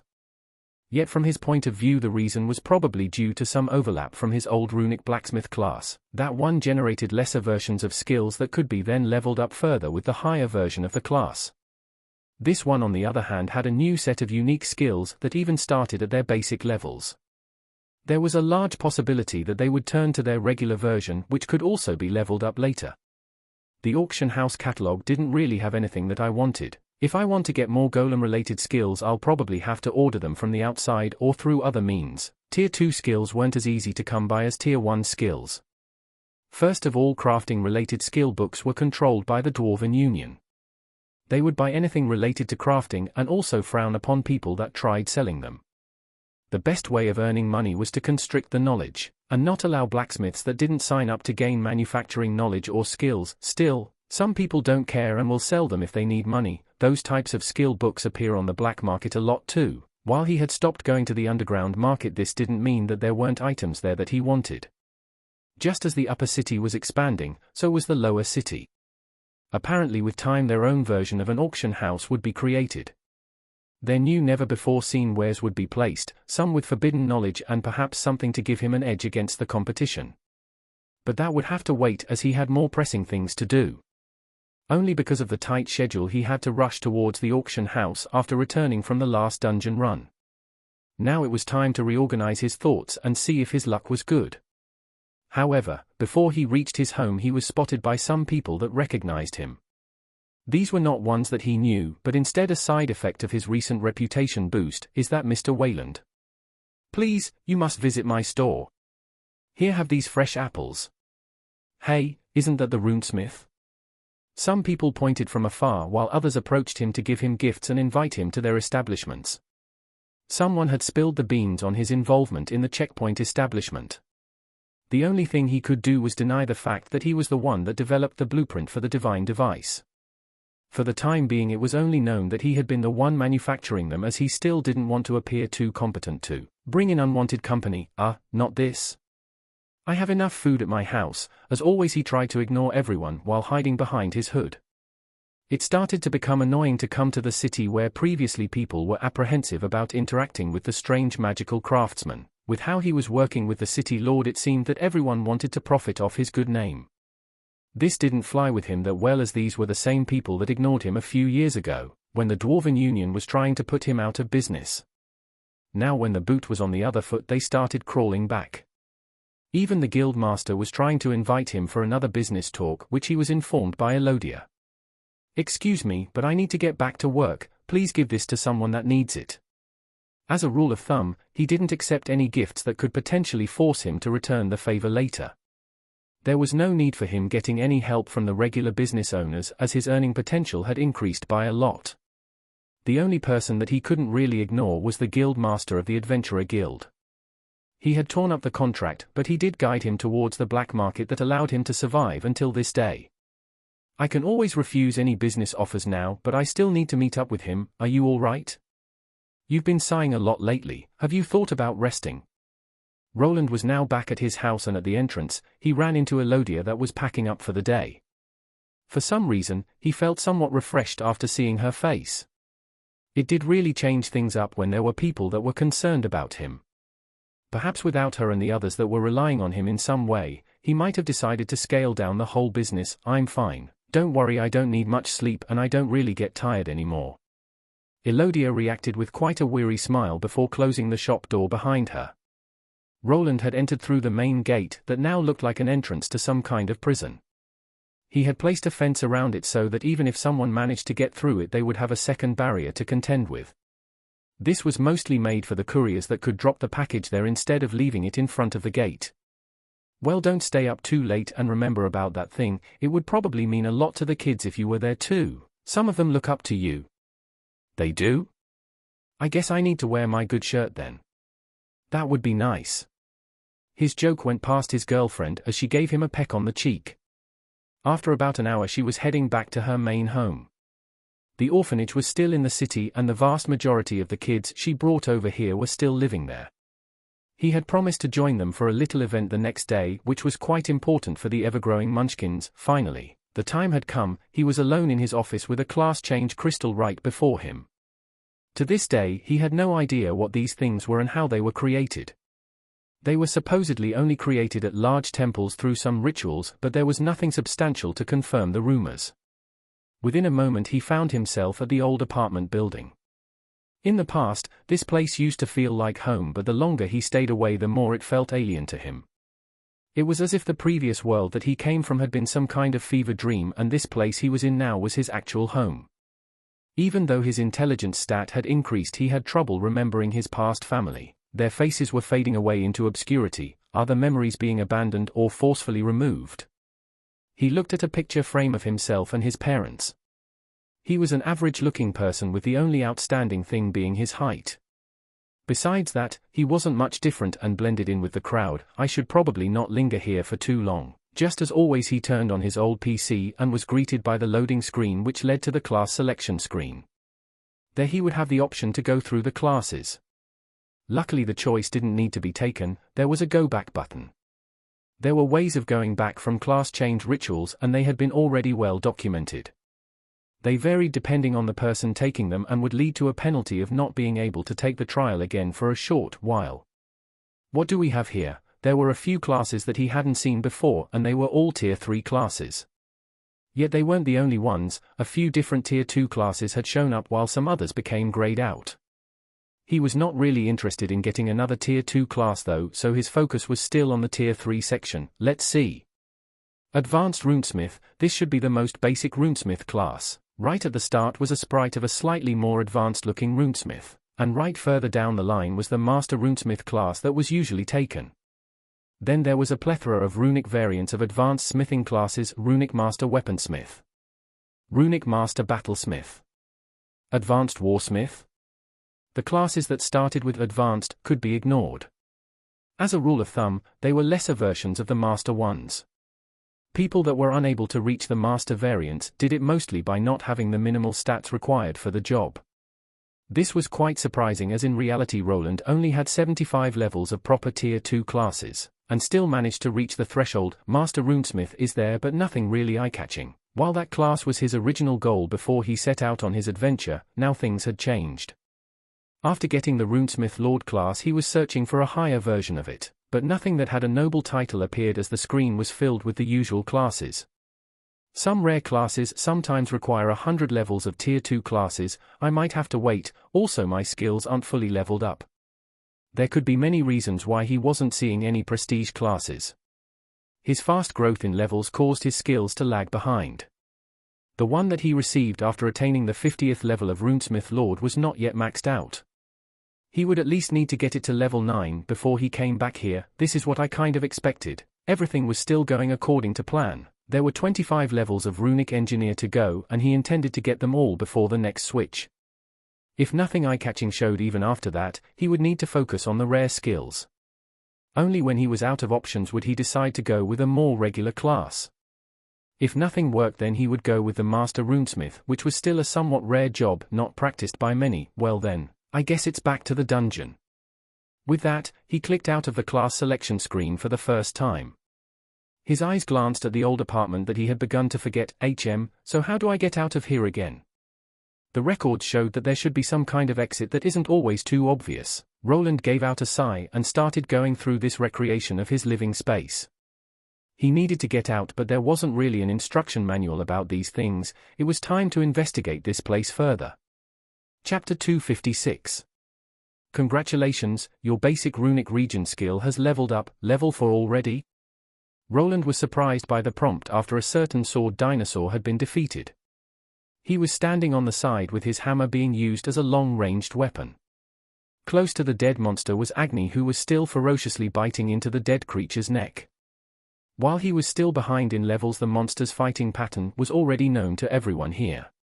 Agni had watched Roland and the golems clear up this monster several times and was even here during the first expedition.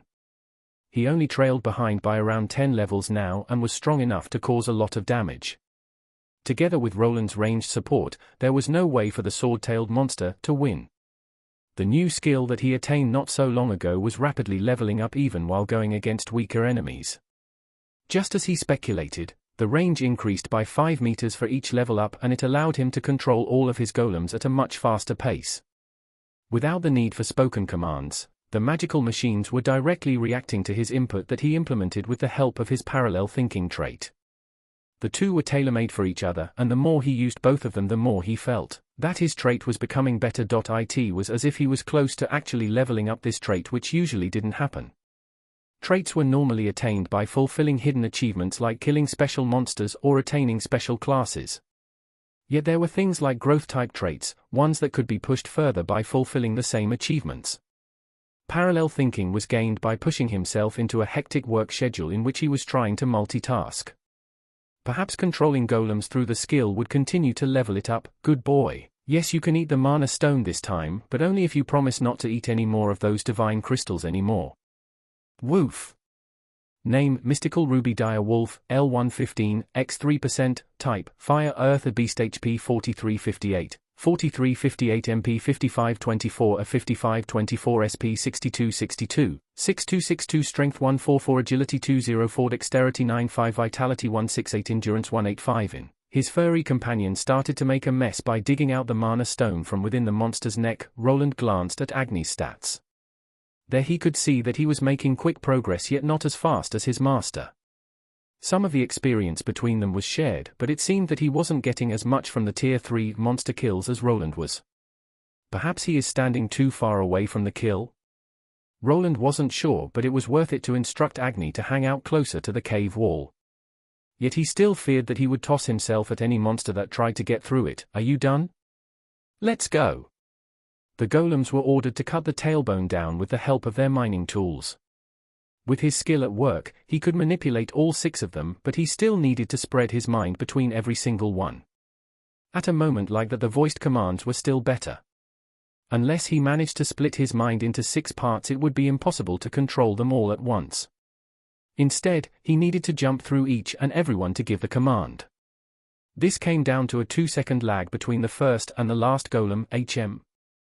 Perhaps if I implement a central control unit that just relays the commands automatically, I could probably get around it like that. It would also be better to not give voiced commands during a fight. The golems had something similar to an artificial intelligence unit. It was usually a bulk copy of code taken from actual monster golems. Some smart craftsmen had managed to take it apart when they were creating the first golemic products. This had later on been expanded and some improvements have been made. However, this was protected knowledge, so what made up the golemic brain was kept secret. The components that he was working with were just something regular runesmiths could easily come by. Even though Roland was slowly altering this program, it wasn't that easy. This magical AI had been simplified through centuries of research and alteration. If he actually wanted to get his hands on a more intricate version of it, he would either need to spend a huge amount of money or sign up with the people that were keeping the knowledge a secret. I could also go with option 3 and make my own from scratch. I might be able to copy a golem core with the help of the runic Eye of Truth. The more he used the eye, the less it hurt, and now that he was approaching Tier 3, the pain was becoming bearable. His progress on the spatial runes was slowly advancing, but it wasn't quite there. The focus was on gaining his Tier 3 class, which would require him to get another 25 levels. This progress would soon be reaching a limit as the monsters in the dungeon rarely went past a certain level. It's probably going to be harder to get those last 10 levels, but that's something I'll decide on later. Roland went into the usual spot as before and prepared his cannon while the golems started drilling into the secret spot on the wall. While this was the only entrance that he knew of, it might not have been the only one. For this reason, he instructed a few of his spider drones to begin digging out some smaller side paths. If he was lucky, then he would discover a better grinding spot than this one. These golems were modified with the dungeon in mind. While the whole place was riddled with magic, the rocks and ground were still somewhat part of the environment. They could be affected by earth magic just as regular structures that existed outside. For this reason, he inserted something that looked like pincers onto his golem's front parts. These were just modified magical wands with runic inscriptions. One of them would send out a jolt of mana that would soften the rocky walls. The other one would slowly shove the now soft soil to the sides and back and allow the golem to go further inside. Heavy drills were not needed anymore as everything could be just done by magic instead. Thus, while the golems were working on a separate entrance that could be useful down the line, Roland hopped back to his oversized cannon. Thanks to his new area of control skill, he would be able to remain connected to the wall digging units. He had around 29 meters to work with. There was a safety measure in place so the golem would retreat the moment he pierced into the next dungeon. Okay, Agni, just keep watch for any salamanders as always. Woof! The small green flames that were inside its eyes lit up the moment it felt that familiar mana. Just for a moment, it could sense a change to that wall through which the torrent of energy always went through. It had been watching closely from this vantage point while the others continued to get slaughtered. It wanted to move forwards as well. The voice in its head continued to instruct it. Yet for some reason, it was able to resist the shouting that continued. It recalled the moment this all began. It was the first time it came in contact with the strange mana pattern. There were two distinguished markers coming from that place. One was very similar to the one the licker's environment was filled with. Yet there was another one, a third one that was totally different and very unique. After its bones absorbed some of it, everything began. The commanding voice that it used to listen to started getting quieter. The more of the rare mana it absorbed, the less the grip on its functions became. It could even sit here patiently and take it in without the need of going through the usual path. The creature was slowly becoming aware of its surroundings. Everyone from its brethren were moving at a strange set pattern. Nothing ever changed and nothing happened. They would walk around the same locations, stay in the same spot for hours and then move to the next destination like clockwork. The voice inside its head forced this path upon it and it was only able to break through it recently. The lick continued to watch and absorb the blue light from the side while the others were eradicated. For some reason, it was able to take in this energy while the others couldn't. Even when they came back, they would not remember anything. It even started trying to interact with its brothers, but they would only ignore it. The monster could only come to one conclusion: it was different from the others and perhaps there was something out there for it, something that it required to know the truth of this world. Just as on the other days, it looked as the beam of blue light collided with one of the larger skeletons. It drilled into the wall and left behind a mark that was larger than before. Sometimes the other skeletons would not be killed instantly, but that became increasingly rarer. It was as if the beam of light was evolving like it. Yet the more of that strange unique mana that the beam had, the less of the voice's grip was on this lick. Even now the monster was compelled to at least go through the assigned path. The only thing it was able to do was to change it slightly. Only when the beam was firing off was it able to stop here and wait. There wasn't enough of it. It needed more of that mana to truly be free, and perhaps then it would be able to know the truth. Then it noticed something. A strange sound appeared not that far away from it. When looking at that spot, it could see some falling rocks. Quickly after, a strange thing pushed through that was quite similar to something it had previously seen before. To the monster's dismay, this thing quickly retreated and vanished from sight. Even though the strange creature was there for a moment, the licker's enhanced mana sense could pinpoint its origin. The eye sockets became deep green as it plunged itself on the spot in the wall. Yet just like with the main opening, it could not go through. Something was keeping it from proceeding to the other side. It knew that this wall was fake. The small being was able to go through it, but for some reason, it was not allowed. Green flames filled the entire area as the lick became furious. Why was it not allowed to leave? What was on the other side? What was the voice that was calling out to it, and why did it have to listen to it? Its bony fist started smacking the spot that the small thing tried to crawl through. Yet even though it was a Tier 3 creature, the spot wasn't budging at all. Something was keeping it here and it wanted out. This was something new. The monster didn't even know that it could produce emotions before. It wasn't sure what this was, but this feeling was something that it didn't like. The only way it felt that it could appease this feeling was if it was able to get through this damn wall. It grabbed the staff it used to cast its spells and started running. The small area through which the beam was coming through started being covered in the blue flames. Just like before, the Lick aimed for the hidden spot, but as previously, all of its magical energy was bounced off. It wanted to toss itself at the hidden wall once more, but as it was starting to run forward, the beam of blue appeared. The Lick was a being of magic and surrounded itself with a shield made of green flames.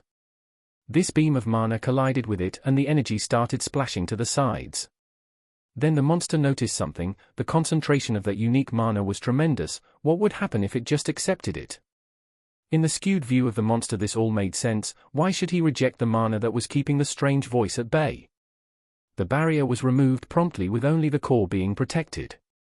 This it shifted towards its own head, which with some quick planning was flung to a safe location where the monster usually stood by and watched. Even though the other monsters, like it, always came back to life, they continued to be absorbed by the environment. The Lick feared that whatever was keeping the voice away would be cleansed if it actually died. There was no problem in letting its body crumble to dust. As long as its core remained, it could assemble itself back, and this process was already starting. The bones that had been shattered started to slowly wiggle towards the skeletal head that was tossed to a safe location. Just as it had planned, the mana had infused with the bones that were not destroyed. Its being was getting showered by this special mana, and the strange voice that was commanding it had disappeared. What is that monster doing? Roland was cooling down his cannon while feeling perplexed. One of his spider drones had managed to dig through to the other side. Thanks to his new skill, he was able to watch everything in real time through the golemic eye. The drone was ordered to quickly move back as a monster to its left side was standing there and almost instantly attacked. This wasn't the strange part, as the other monsters acted in a similar fashion. What was peculiar came after that, as the Lick started attacking the spot in which the golem was hiding. The spells could not go through, nor could its fist, but the thing still continued. Then it suddenly abandoned that area and burst towards the main one in which he was ready to attack. It was as if this monster could feel where he was and was trying to get through the wall. The others would have gone back to their usual program by that point. Thus, to be on the safe side, he decided to fire a shot, but he was unable to kill the monster. The thing was even able to shield itself for a moment, which made his heart skip a beat. There is no way of it getting over here, right? Roland asked himself while becoming nervous. While he had attained another level through killing one of the previous skeletons, the flaming Lick was still above him. If he managed to get out here, there wouldn't be much else than running on his agenda. The golems were already ready to stall the monster while he and Agni retreated into the secret area. It was not able to get to the golem either. It can't get through the wall. I need to calm down. After the digging golem retreated to his side, he tried accessing the recording of what had happened there. This didn't help, as much as the quality was as always abysmal. He could only note this down in his head and be wary around the Lick monsters. Perhaps due to it being a creature that was based around a mage, it was more alert to his magical creations and attacks. Hence, while cooling down his weapon, he got ready to shoot the monster again. It had been tossed against the wall, but it wasn't dead. From his experience, he knew that liches had regenerative capabilities and could only die when their core was damaged. However, even after some time had passed, the monster never appeared again. Did its aggro reset and it went the other way?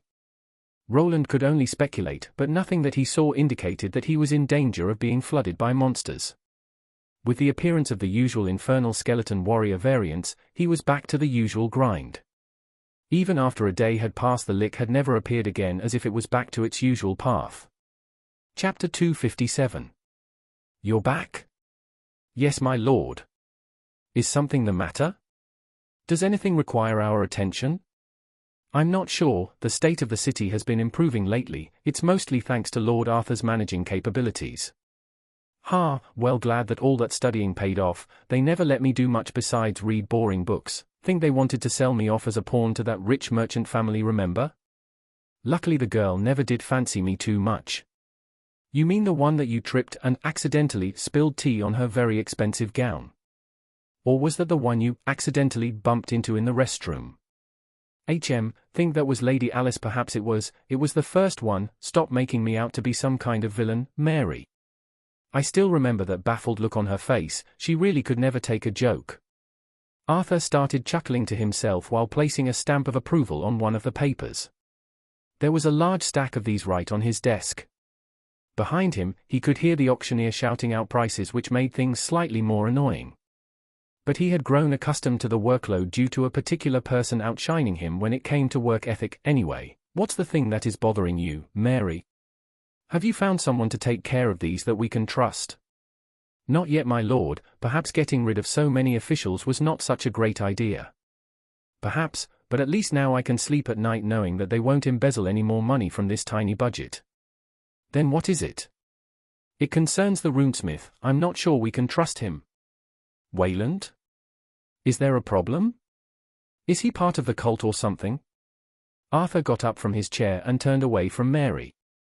Instead of looking at her, it was the magical mirror instead. Through it, he could see a golemic product being sold that came from his recent associate.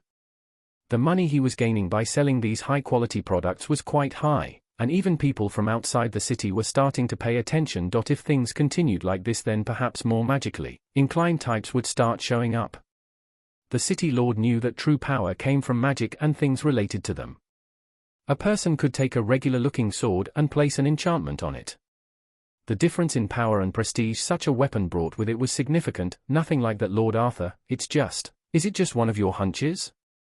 I'm not sure. Not much time has passed since we came here, but that man remains a mystery. Remember when he visited the other day to deliver that golem? Sure, you informed me about it. Was there a problem? His levels, I think, are increasing at a much faster rate than normal. They are? Arthur started rubbing his chin while looking at the auctioneer finalizing the purchase of the spider-like golem. It sold for quite the penny, and the cut that he was getting would already pay for a large chunk of their expenses. Mary was someone that he trusted. She had stuck with him through thick and thin. He knew that Wayland was wearing some type of magical device that scrambled any identification attempts. Yet his maid had some specialized skills leaning towards threat detection. Yes, when we first arrived here he was around my level, but now, it could be possible that he has a skill or magical item that can even fool your instincts. He might also be much older than we think, and he never showed that much respect and ability in the first place. Arthur was unsure what to make of the runesmith that was supposed to be working for him. The man was supposed to be around his age range, but he had achieved much more than him already. That compound he was running also was steadily beginning to look more like a fortress. It was clear that he was hiding something and was even involved with the underground. He has helped us in many ways since we arrived here, so I would like to give our new friend the benefit of the doubt. At least for now we need him. I understand, Lord Arthur. Speaking of which, has he agreed to our proposal? Begrudgingly, yes, but it felt like he had other plans. For now, he agreed to assemble those runic devices at the 4 main gates.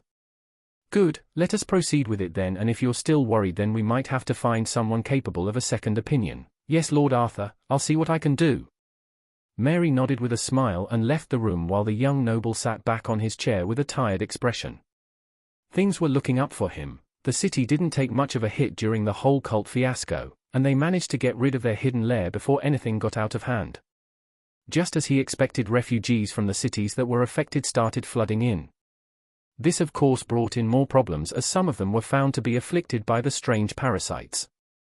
Various steps needed to be taken to ensure the safety of his citizens and the growth of this city. Everything is going well, but another sigh escaped his mouth as he grabbed a parchment. Things were proceeding as he had planned, but everything was moving at a snail's pace. Even though he was managing it well, the growth was nothing extraordinary. Something like this would not grab the attention of his father.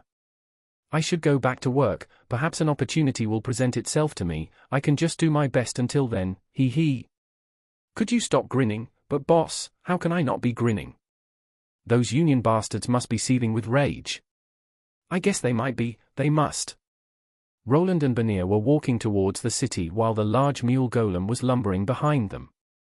This time around he wasn't going to the dungeon for more mining materials. Instead, he was going to the city to start a new endeavor.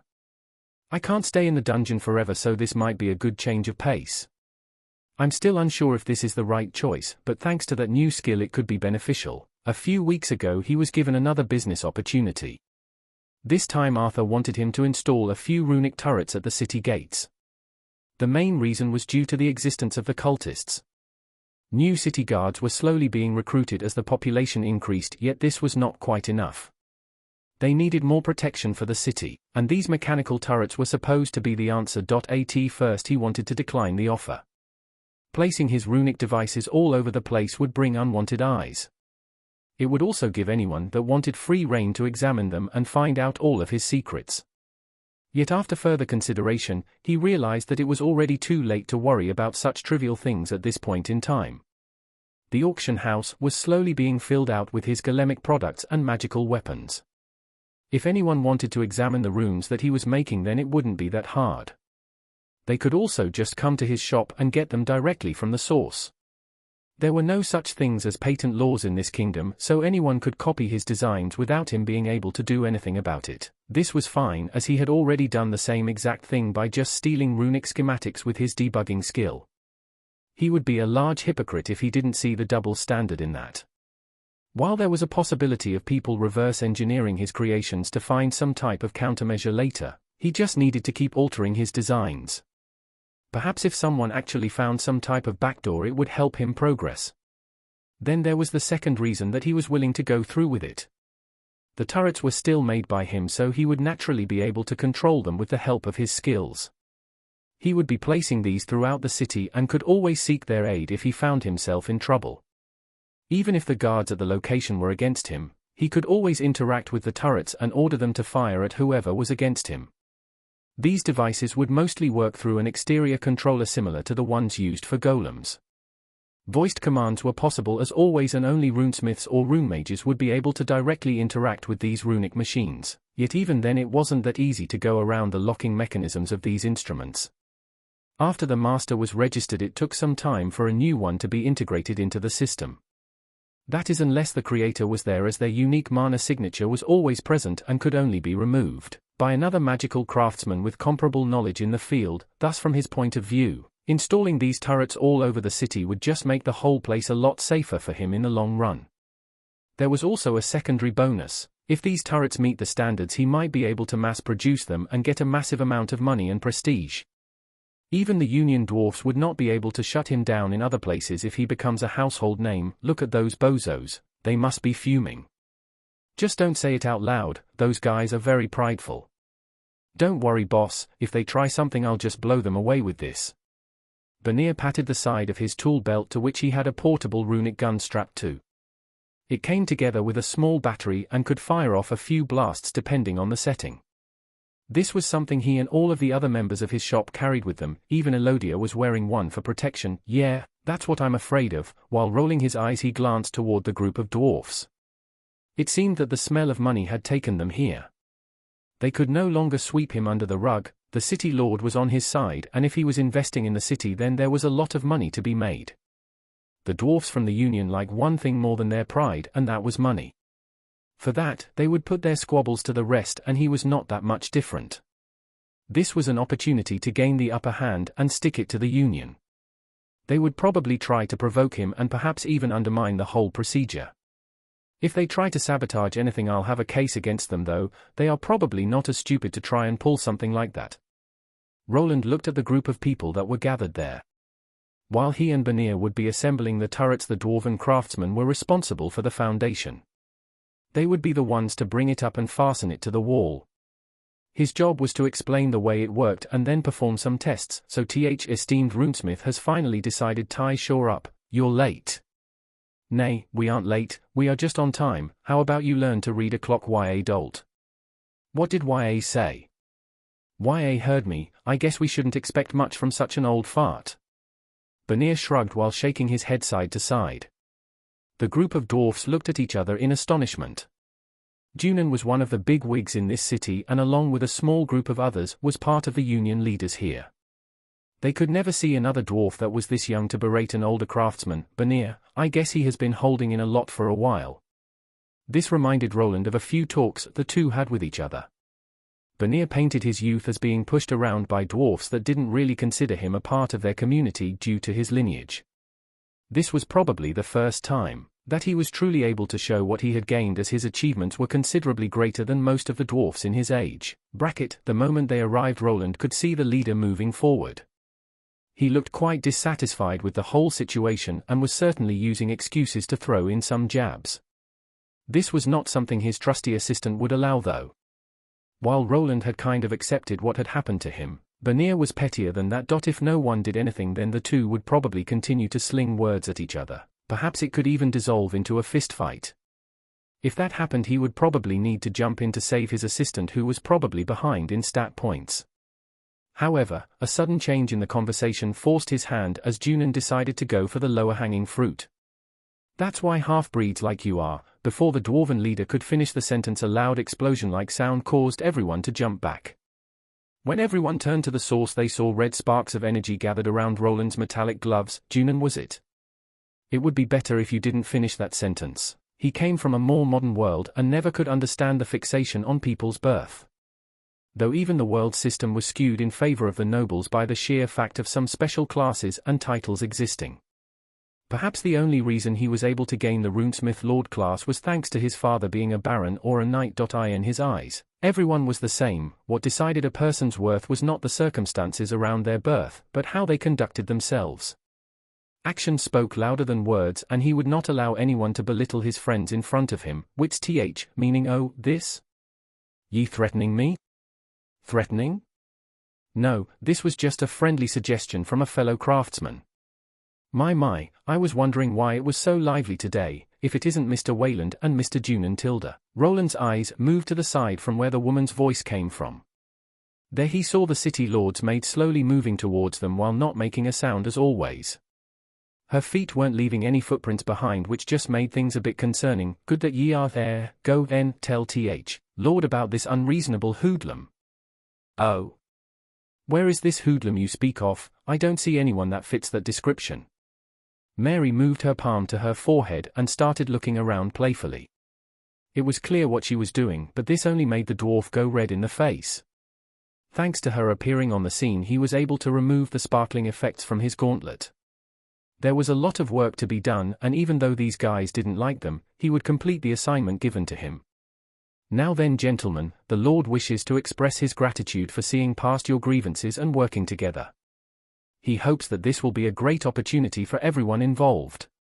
"Opportunity my ass, they probably just want to see how I work." Roland had to stop himself from rolling his eyes at the speech Mary made.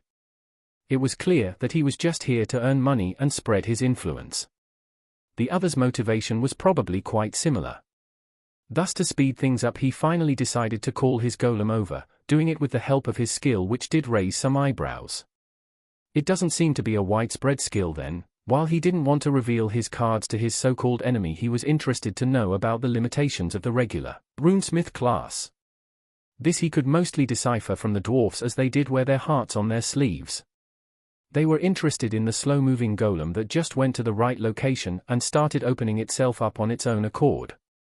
From within, everyone could see what looked like a magical turret along with a few other things. "Well then, please carry those out and organize them as I tell you to, of course, if that's fine with you."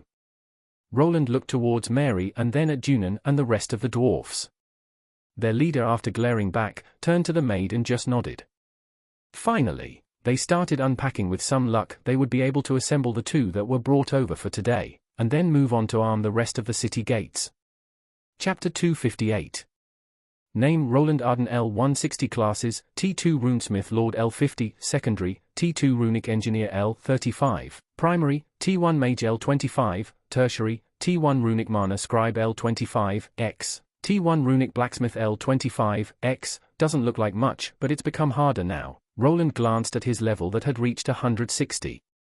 There were only 15 levels left, which didn't seem like much, but he had caught up to the monster levels of the creatures inside of this dungeon. It would probably take a while until he maxed out his class, but even then it would be much faster than what a regular person needed to go through. "It feels like I'm on vacation when I'm here. At least I can offset some of the leveling with crafting."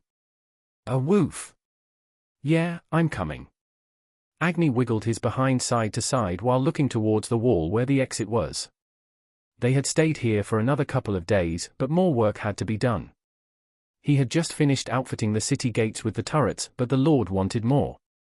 Now came his private estate and then perhaps more orders for armor enchantment or weapon enchantment. Ever since he returned from the gold rank test mission, he felt like he was working constantly. He wasn't even able to enjoy his and Elodia's nights together as he had to get up early. This of course caused all of his work-related skills to go up. Stress resistance was already at level 6 while resilience was at level 5. He was not sure how this happened, but it seemed that he was under the constant stress of the deadline, which worked wonders in leveling these skills. Then the little sleep he got continued to boost the resilience skill that helped him recover.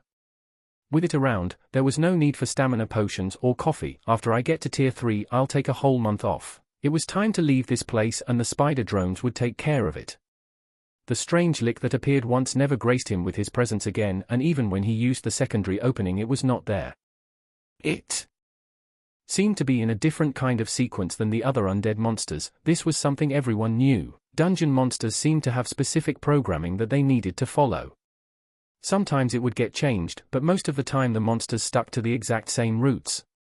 This was used by adventurers to set up various traps or get themselves into favorable positions, like getting the high ground. This might have sounded like an easy cheat, but it had its downsides. The monsters tended to look exactly the same, so a person never knew on which exact route they mostly were. Only the rare field bosses were mostly the ones getting documented. It was the same for the 10th level boss that had its fighting patterns and variations all written down. It made fighting it much easier even for an underleveled party. Woo! Yeah, I'm coming. You really don't like to be bored, Agni. Roland didn't experience much trouble after getting back from his last expedition. The weeks continued to pass and he was slowly progressing towards his end destination. It would probably take at least another half a year or perhaps more to get those 15 levels. This was already an astonishing speed not normally achieved by people with no backing. I wouldn't be surprised if there aren't that many people within my age bracket that are over level 150. While opening the hidden exit and waiting for the mule golem to get through it, he glanced at the closed dungeon opening. Without this discovery, it would have not been possible. There weren't many places in the world that were this tailor-made for his advancement. In a regular tier 3 dungeon, there would not be a place where he could place a giant cannon and just constantly kill powerful monsters with them. Due to the experience point split, people were unable to power level. If a noble brought many bodyguards that did too much damage, they would not gain much even if they delivered the final blow. Disabling a monster or knocking them out by a strong fighter before the kill would also lower the experience gain dramatically. The only way to really counter these limits was to use powerful magical tools. As long as the skill or spell came from the person holding the tool, it would count. What's up next? The turrets are ready. I should probably make more golems and start looking into that geothermal generator blueprint. After achieving his goal, Roland was ready to give this place up. There was a limit to what he could gain from it. It would probably be better to just allow people to discover the tier 3 dungeon. Later, after it was somewhat mapped out, he could just enter it to farm the powerful monsters himself. When he achieved his own tier 3 class, they would probably not pose a big threat anymore. The voice was gone for a while, but it could feel that it was temporary. The strange mana that was absorbed previously wasn't enough. Yet it didn't want to risk death. The energy waves that were coming from the hidden wall continued to get stronger. For some reason, the moment the voice died down, it became very protective of its own well-being. It was better to use the other empty puppets to siphon trace amounts of energy. While it continued to seek a way out of this place, it was unable to leave. There seemed to be another invisible wall keeping it from escaping. After going through all the corridors it could find, it discovered 2 flights of stairs. One of them was heading up while the other was down. Regretfully, it was unable to pass through the threshold. Whatever it attempted to do, it had failed. Only inanimate objects were able to get through to the other side, while it and all the other similar skeletal beings were not. This was a prison that it couldn't leave, and the longer it stayed, the more it could feel the pressure of the voice. Even though it was gone now, it knew that it was only a matter of time before it returned. The mana source that was keeping it going some days vanished for a long time. A strange foreboding feeling kept crawling into the Lich's mind. What if the mana that was helping it function outside of the voice disappeared? Without it around, it would revert to the mindless drone like all the others, but how could it go out? The Lick had tried to leave through all the openings it could discover. After a while, it decided to concentrate on the area through which the other mana types appeared from. In its mind, it was more likely to find a clue there. From the staircase, it could even feel the voice's influence being stronger, which drove it back to where it all happened. The mana attack ceased which the Lick used to get closer. It was somewhat able to predict when this unruly force would stop and never return. There was always a certain time frame it used and didn't go beyond it for some reason. Perhaps it needed to recharge itself before the next time, yet after another bout of hitting or scratching the wall nothing ever came of it. Without any new clues, it returned to the nearby chamber where something it had previously encountered remained. It was stashed in a safe location where the others couldn't get it and still contained a bit of the strange mana pattern. This blue construct that looked like an arachnid wandered into the chamber one day. The Lick was awakened that day and slowly reached this point where it was fully conscious. It cherished this strange wreck that was a mangled mess of metal now. Only parts of it remained which it tried to reassemble back into its original shape. It was its treasure that allowed it to become what it is today. But it could feel that the dungeon's corruption was running its course. In time this item would be polluted with the other mana and lose its original worth. The Lick was unwilling to let its treasure be affected by the annoying voice that commanded it to do its bidding. Then it dawned on him, a plan that might actually work. It remembered the other similarly looking metallic bug almost wandering into this place. It was able to pass through the hidden passage. What if this thing that he was holding could do the same? The Lick quickly grabbed the busted-up spider drone and made his way to the place through which the beam of light shot through about half an hour ago. The mana in the air was still filled with the pattern, which would probably make this the best moment. Instead of hitting the wall again this time around, it pushed the blue scrap metal against it. To its surprise, the thing that he was holding was able to push through it. Only when the bony digits holding onto it pressed to the wall was the Lick unable to progress further. A round of tests was started. What remained from the metallic spider was a damaged chassis with some legs dangling from it. The Lick could feel resistance when he tried pushing this rounded piece through the hole. When doing this, it seemed as if the metal was vanishing inside the wall. Finally, it performed the task it came here for. By sticking its hand inside of the golem remains, it tried to push its hand beyond the point it was allowed to. Its eyes lit up with the green flames as it felt no resistance. It had to hold itself back from pushing its entire arm through the wall. It was sure that the moment its bony parts touched the invisible barrier it would be stuck there. Instead, it pulled out the rounded metal and started pacing back and through the room. Its mind was going wild with an idea that it was trying to justify. If it was successful, then it would be free, but if not, then it would surely die. When trying to make a decision, it spotted one of its unwoken brethren lumbering into this very area. It just looked at the Lick without reacting and slowly went on its way. The sight of that drone-like behavior put the nail in the coffin. The Lick needed to escape, and it would rather die than be turned back into a mindless minion. The plan was quite peculiar, and for it to work it needed to make sure that there were no obstructions in the way. For this purpose, it stuck its hand into the golem's corpse and started pushing what seemed to be rocks on the other side out of the way. Only after it couldn't feel any resistance did the monster decide to go through with the risky endeavor. A green crystal that was the source of its very being was usually placed behind its ribcage. This object, when destroyed, would mean its death, so it was sure to place it in a spot that couldn't be easily reached or breached. Now on the other hand, it decided to guide it towards its skull. This was the same thing it did when the beam of mana struck its body. The core could be similarly moved by the Lick like by slime monsters. The only restriction was the bones in its body. The opening through which the spine connected to its cranium was a perfect fit for the core to slip through, and now that it was safe, the monster dislodged its head. It was a high-level undead that could even propel its bones with the help of its mana. Something like removing its bony visage was child's play and would not even hurt it. The head was then shoved into the remains of the golem. If the creature could, it would surround its whole body with the metal and walk through, but this was the next best thing. The skeletal body without the head could still perceive the whole area even without the head. It was a creature composed of magic, and the core was mimicking things like senses that allowed it to see and sense its surroundings. Finally, it was time to make the journey outside this prison. If the Lick was successful, then what awaited it outside was the truth and freedom. If it was wrong, then it would at least know what was out there before its flame was extinguished. The skeleton's body took on a throwing stance by holding the head in its right hand. Promptly it lobbed its central body part towards the wall through which the beam of mana always came through. When it came time to collide with the wall, the mangled metal phased through the barrier between dungeons and went through it without any problems. It instantly could feel the loss of connection to the rest of its body that just crumbled to a pile of bones the moment it passed the threshold. The monster wasn't aware of what was on the other side, so it decided to use all of its physical power for the throw. This propelled it into the hidden mining area through which it collided with several protruding rock formations before slowly rolling. Before a pool of lava, the lick was instantly taken aback by what it was sensing. The mana pattern from the previous home was gone and it was replaced by something similar, but much weaker. This other voice attempted to interface itself with its core, but was unable to get through as it was quickly repelled by the licker's magical power. This new area it reached was different. The mausoleum-like aesthetic was gone and replaced by various colorful minerals. It felt victorious, the freedom and truth it wanted were becoming a fact. Yet then noticed something peculiar. Another creature was there and it was slowly rising from within the lava pool. A being not of bone but of flesh emerged, that this monster was not familiar with. The mana pattern was different from what it was used to, and one thing was clear, this was not an ally.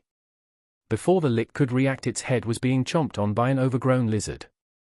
Yet the scaly enemy had misread the situation, as instead of an easy meal it found itself unable to close its mouth. The skull of the lick that it was trying to chomp down on proved to be too much. Suddenly a burst of green flames escaped from the salamander. They came from the skull that quickly incinerated this low-level Tier 2 creature into nothing more than black bones. This wasn't quite the end of it, as the darkened bones started to assemble themselves into something. They slowly floated towards the now free lick to form its new body. While they didn't fit the human skeleton that this infernal lick was based on, they changed shape to slowly fill the desired frame. The monster was now standing on its own 2 feet while looking into the new area it arrived in.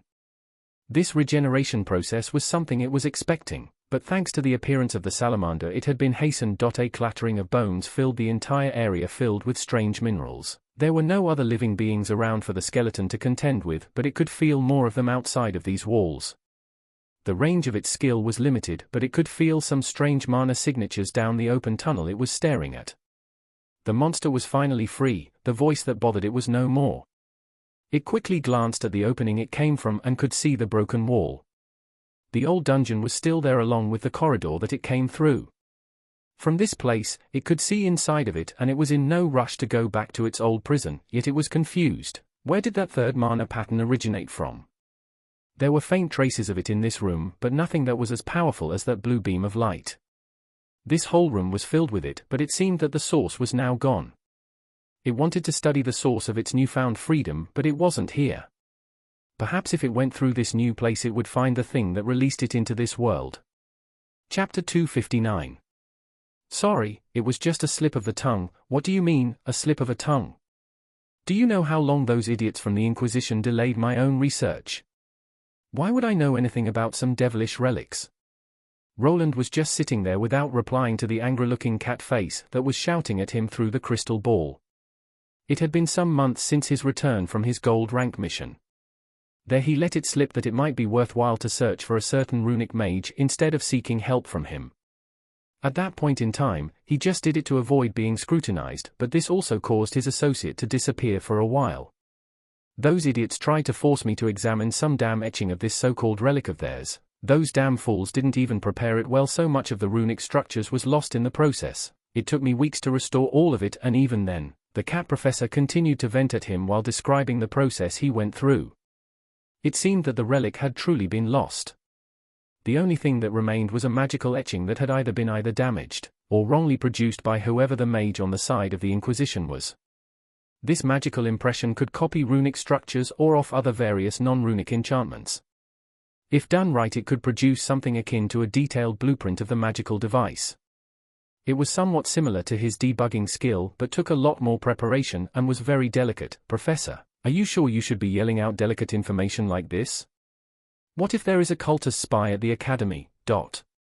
A spy? Now that you mention it, there was actually one of them here, but they had at least one competent inquisitor there that could see through their allegiance. Quite the handy skill he had, very troublesome. He was able to see through all of my concealment magics. Wait, could it have been that guy? Roland wanted to ask the cat if it was perhaps the same Inquisitor that he had a run-in after escaping from the village, but he decided against it. It would be better if people didn't know that the old Inquisitor had a relationship with the Arden estate and his father in particular. What if the kitty started asking about his origins and his secret got out in the process? So, were you successful in your research? Is there a way to counter that relic's illusion magic? Even if I found something out I wouldn't be able to tell you anything. Did they force you to sign a contract? A contract? No. The Inquisitors have different ways of restriction, but in any case, my mouth is sealed. That is unless you wish to come over here. What do you mean? You can become my assistant. Aren't you bored in that tiny village? Your talents are wasted there. Ever thought about becoming a proper scholar? A scholar? Roland was taken aback by the offer of working at the Magical Academy. The one the cat professor was working in was quite prestigious and had many Tier 3 mags working there. Most of them followed the standard teachings, but this didn't mean that he wouldn't be able to learn a thing or two. They probably had some superior mana-related skill books sealed away in their libraries along with special spells. These all could be converted into runic versions with the help of his own skill, which made the offer quite alluring. That's right, don't you want to learn the secrets that this world holds? Discover new magic or learn the long-lost secrets of lost civilizations? I think I'll have to pass on that. Just imagine all that power at your fingertips. Wait, you'll pass? Yeah, I still have a lot of things that I need to do here. The cat's mouth was wide open as he was quickly dismissed. To the small runic magician, it was strange that someone like Roland was fine bumbling away in his forge. Yet the man in question didn't really like the whole studying part that scholars needed to go through. If he could have the knowledge be injected into his brain instead, then he would prefer that solution. But don't you want to study the ancient runes? Think about the possibilities. I'm more interested in their practical use. If they had been forgotten, perhaps they were inefficient or lacked usefulness. He was not really a researcher, his preferred work was in the field. The runic machines that he created needed to help him achieve his goal, which was freedom in the end. Staying cooped up in a library was not something he liked doing. Instead, he favored fiddling with the runic programming and working with his hands over going through ancient texts. Testing new theories was vastly more interesting to him than coming up with them, lacked usefulness. The cat's face scrunched up as if he wasn't sure what he had heard. To a hardened researcher like him, there was no such thing as a useless magical instrument or spell. Everything was interesting, and discovering these lost magical techniques was what he strived for. But this doesn't mean that I'm totally against it. I just need to get through a few things here. Give me a few months and I'll see what I can do. Are you playing hard to get? After rolling his eyes, the two talked for a little bit more before Roland decided to end the conversation. This confirmed that the relic was destroyed and that the church was working on decoding part of the runic code. This was not the only magical academy that they went to, as what survived from the etching could be copied over. In reality, he was interested in what that code showed and wanted to head out to help his kitty associate with the research. However, getting involved with a hot potato like that while he was this weak was not smart. The cult would have probably already made moves to try and remove anyone working on this research. Only in a place like the Magic Academy would he actually be safe, as it had various protective spells that would probably be even effective against that illusion. Even without examining the monolith, there were spells that could counter it. The only problem was that such spells required a lot of magical energy, which could only be provided in select locations. Thus, for the time being, he could not involve himself in this matter and could only hope that someone made a breakthrough. I don't think the church will make it public even if they manage to crack the code.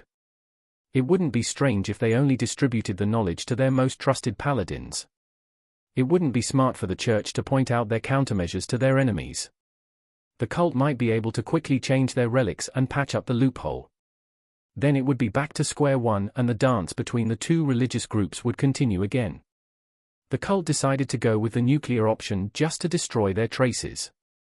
It wouldn't be strange if they did something drastic again, but that is if they actually know of the existence of those etchings. Perhaps the church had learned from their mistake and they took the right steps to protect their only clue. If that scary Inquisitor arrived at the Magical Academy, then it was a sign of them taking things seriously. Roland had been able to escape the illusion twice already and was probably the best person for the job. Together with the etching and his memory of the original code that he saw through his debugging skill, he might be able to decipher the mystery, that is, after I get to Tier 3 and get a full understanding of greater runes. After the conversation was over, he decided to pay his workshop a visit. There he continued with his work and also training. His increase in levels was not the only thing he needed to work on. All of his skills were quickly falling behind and he had to keep up. At a bare minimum, his runic Eye of Truth needed to be maxed out before he attempted a class change again. Without it being at its highest, he did not expect getting a prestige class at the rank of his Runesmith Lord. Thus the hours ticked and the next day arrived while Roland achieved a whole 4 hours of sleep. This day was a bit special as some of the orphans had turned 10 within this month. 3 of them were ready to receive their first class and he was going to be their sponsor. Thanks to his work with Sister Cassia and the local church, he was given a discount when buying the class change crystals. He would use it to elevate the children that he had somewhat grown accustomed to.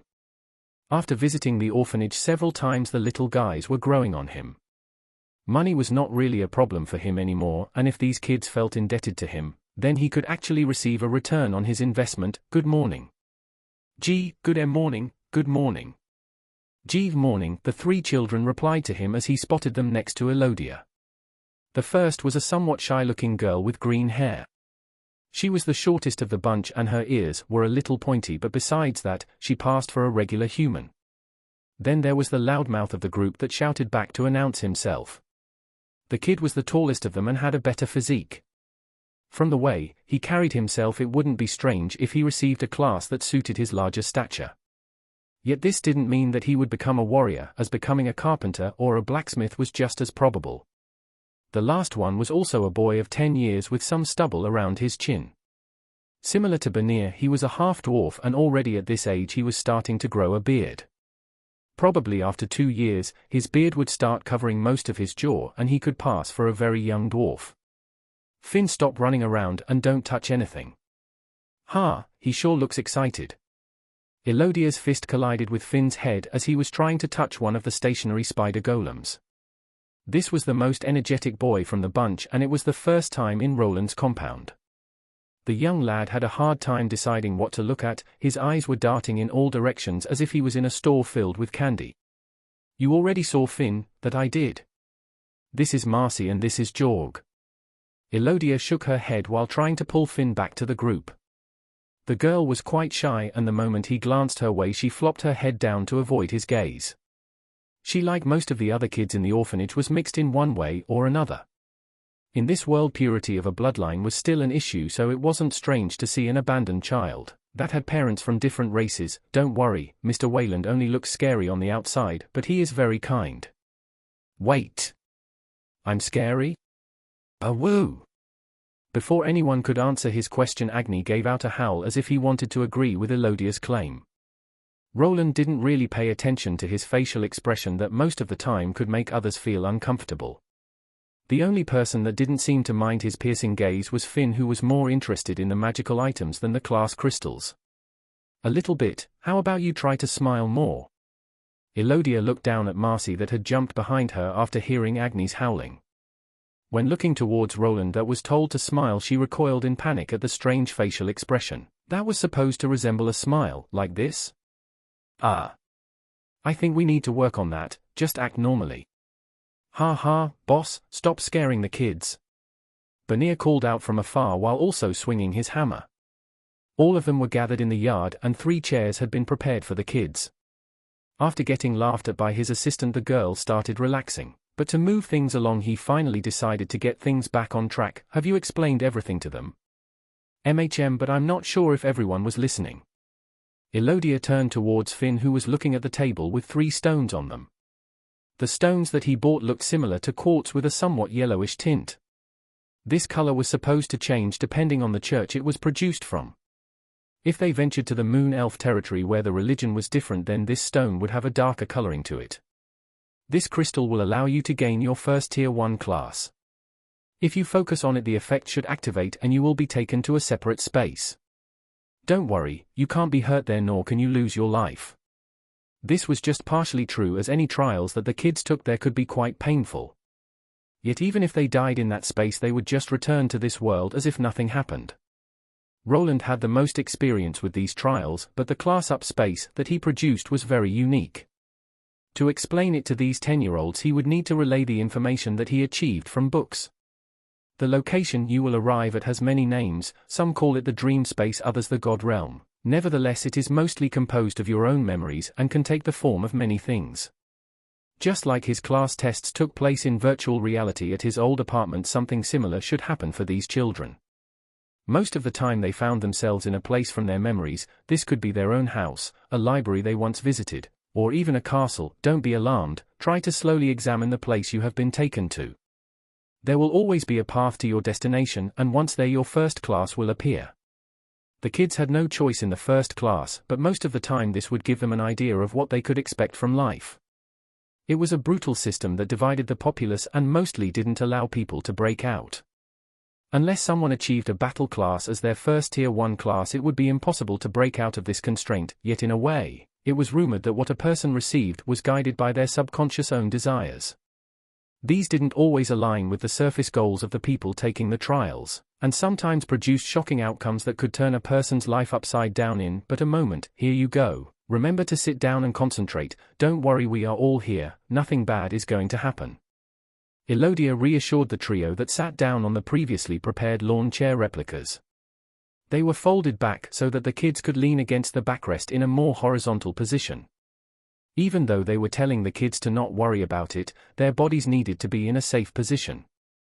After they left the magical space, they would probably be confused. I never really saw anyone else go through the class change before. This might be a good chance to examine the process from outside. His runic eye skill had recently reached level 7. The negative symptoms of his eye bleeding only happened if he overused the skill and not really after activating it as in the past. He was hoping to get a clue of what was happening with people during these trials, and with 3 kids here it was the perfect setting. Finally, the first child activated the crystal. It was Jorg, the quietest of the bunch, that took the plunge, and the 2 others followed suit soon after. With haste, he activated all of his skills as well as one of his golems, which was analyzing the mana patterns that the kids were giving out. Yet only for a moment did his head start to sting. The effect of these crystals was very fast, too fast for him to wrap his head around it. For a split second, he could see some complicated runic symbols in the air, but almost instantly they vanished from his sight before he could analyze them. One thing was for sure though, these structures were vastly more complicated than the ones he had previously examined. Something above Tier 3? Ah. Wayland, are you okay? Your nose, huh? While the kids were waking up from their magically induced sleep that only took 2 seconds in the real world, he moved his hand towards his nose. When he looked at his digits he noticed blood coming out, and this was followed by a bout of lightheadedness. I'm fine. Luckily he did not collapse to the ground to make a scene. Instead, he activated a runic healing spell that he had inscribed onto a temporary bracelet he was wearing. It came equipped with a small divine crystal that made the healing spell possible. Sister Elodia, I did it, I have a class now, shouted the small girl to take the attention away from his blooded nose. The other 2 quickly followed suit, and for the time being, he was safe from his girlfriend's piercing gaze. The focus was on the children and their new classes that would now shape their lives. Chapter 260. Name: Jorg classes, Stonemason L1 name, Finn classes, Warrior L1 name, Master classes, Scribe L1. There they were. The 3 children had managed to attain their first classes and their lives were somewhat set in stone. First was Jorg with a stonemason class that would just give him skills for building structures. It wasn't that much different than Benir's first class that was more poised for woodwork. This was somewhat fitting for a half-dwarf, and the child looked content, thus just like him. It would be possible to grab the blacksmith class for him if he so wished. Battle classes would be locked away to him. The only way to receive a battle class was through the first class change. After this, the person would need to meet some basic requirements. This would be mostly impossible as many of those battle classes required skills that could only be attained through unlocking such a class. For instance, basic one-handed swordsmanship could be attained by anyone before they received a class. Yet to be actually able to unlock a basic sword warrior class, this skill needed to change into regular one-handed swordsmanship, which could only be attained by already having a Tier 1 warrior class. It seemed that the system didn't want crafting or production classes to attain battle classes. I guess a person could still forcefully get a skill through other ways, Roland looked at Jorg's status screen while knowing of at least one way of getting the young man a higher tier skill. This could be done through the Thieves' Guild and the black market. From time to time certain blood-colored stones would be put up for sale, and these contained skills lifted from people that were killed. With the help of something like that, even a stonemason would be able to change their fate. Ha, I knew it. I told you that I would be able to get warrior. Finn was quite happy that he received the most basic of classes. Warriors were the most commonly obtained battle class out there, but even it would allow someone to earn a lot of money by visiting dungeons. His life would probably be a lot harder than for the other two, but he didn't have the same limitations. Then there was Marcy that didn't look happy or sad. Her class brought back some old memories of being stuck in a small room and creating magical scrolls. She achieved the non-magical version of the Mana Scribe class. It was a bit similar to Elodia's accountant class, as it gave her some basic counting skills, but also would allow her to copy books and texts rather easily. It could be useful for keeping records around here. Roland was still running a small operation here. There were a lot of things going on, but not enough hands to handle everything. Elodia was the only one crunching the numbers, and sometimes even he had to help her out to figure out the budget for everything. It wouldn't be bad to get more people here that they could trust. Well, that depends on the girl, but she would probably not have anything against working with Elodia. The kids from the orphanage had quite an attachment to their big sister. Even when walking here, they constantly bothered her with questions. Even now they were looking to her for affirmation about their classes. Were they good or bad? They didn't really know. It was strange. I was stuck in a large cavern with closed doors, and there was a large sword in the middle. When I picked it up, a voice called out to me as I received the blessing. Is that so? Elodia smiled at Finn that started looking for a branch to swing around. Yet he was unable, as Roland along with the others working here liked to have a clean working environment. The next in line was Jorg, that also explained his experience in the strange space. There was a large hammer next to an old building, and I picked it up, just like that. For me, it was a library. There was a piece of parchment and a quill. When I tried writing something, I heard the voice of the goddess. To the people in this world, the disembodied voice from the system was supposedly a gift from the gods. The voice could actually differ between people, but most of the time it belonged to a woman. Finn, I know that you are happy, but you are forbidden from going to the dungeon alone. Do you understand? Yeah, the boy was not listening, as he was probably imagining his first monster fight. Luckily the Adventurer Guild wouldn't allow anyone without a card to just enter into the dungeon. The guards would keep the kids away. Yet Roland had done the same thing when he turned 10, so it was still possible for Finn if he found a proper party. Boss, can we use any of them? One is a warrior, the other is a stonemason, and the third a scribe. A stonemason, you say? Banir appeared out of the blue after hearing some of the kids' shouts. Roland could see that Banir was interested in Jorg, which was probably due to their similar circumstances. Their lineage was the same, and they also started out with builder classes, which could be transformed later into a crafter. You want to take him under your wing? Go ahead, we could use some help around here, but he won't be getting much until he proves himself as a worker. Ha, thanks boss, I'll be sure to knock some sense into him. His assistant moved toward the 10-year-old child who in this world was already an age they could join the working class. In reality, this was quite the opportunity for the young half-dwarf, as he would be getting good tutelage under a Tier 2 blacksmith. Then there was Marcy that could also be taken in by Elodia. With more salespeople around, his shop could be open for longer, which would translate into more profits. I probably won't be able to get all of those kids work here, but not like this is their only option. Roland nodded at Elodia, who smiled back at him. The two had already talked about the possibility of new employees. The nod was just a confirmation of him finding little Marcy's new class useful. While she was not a runic mana scribe like him, it wouldn't be impossible to use her magic scrolls.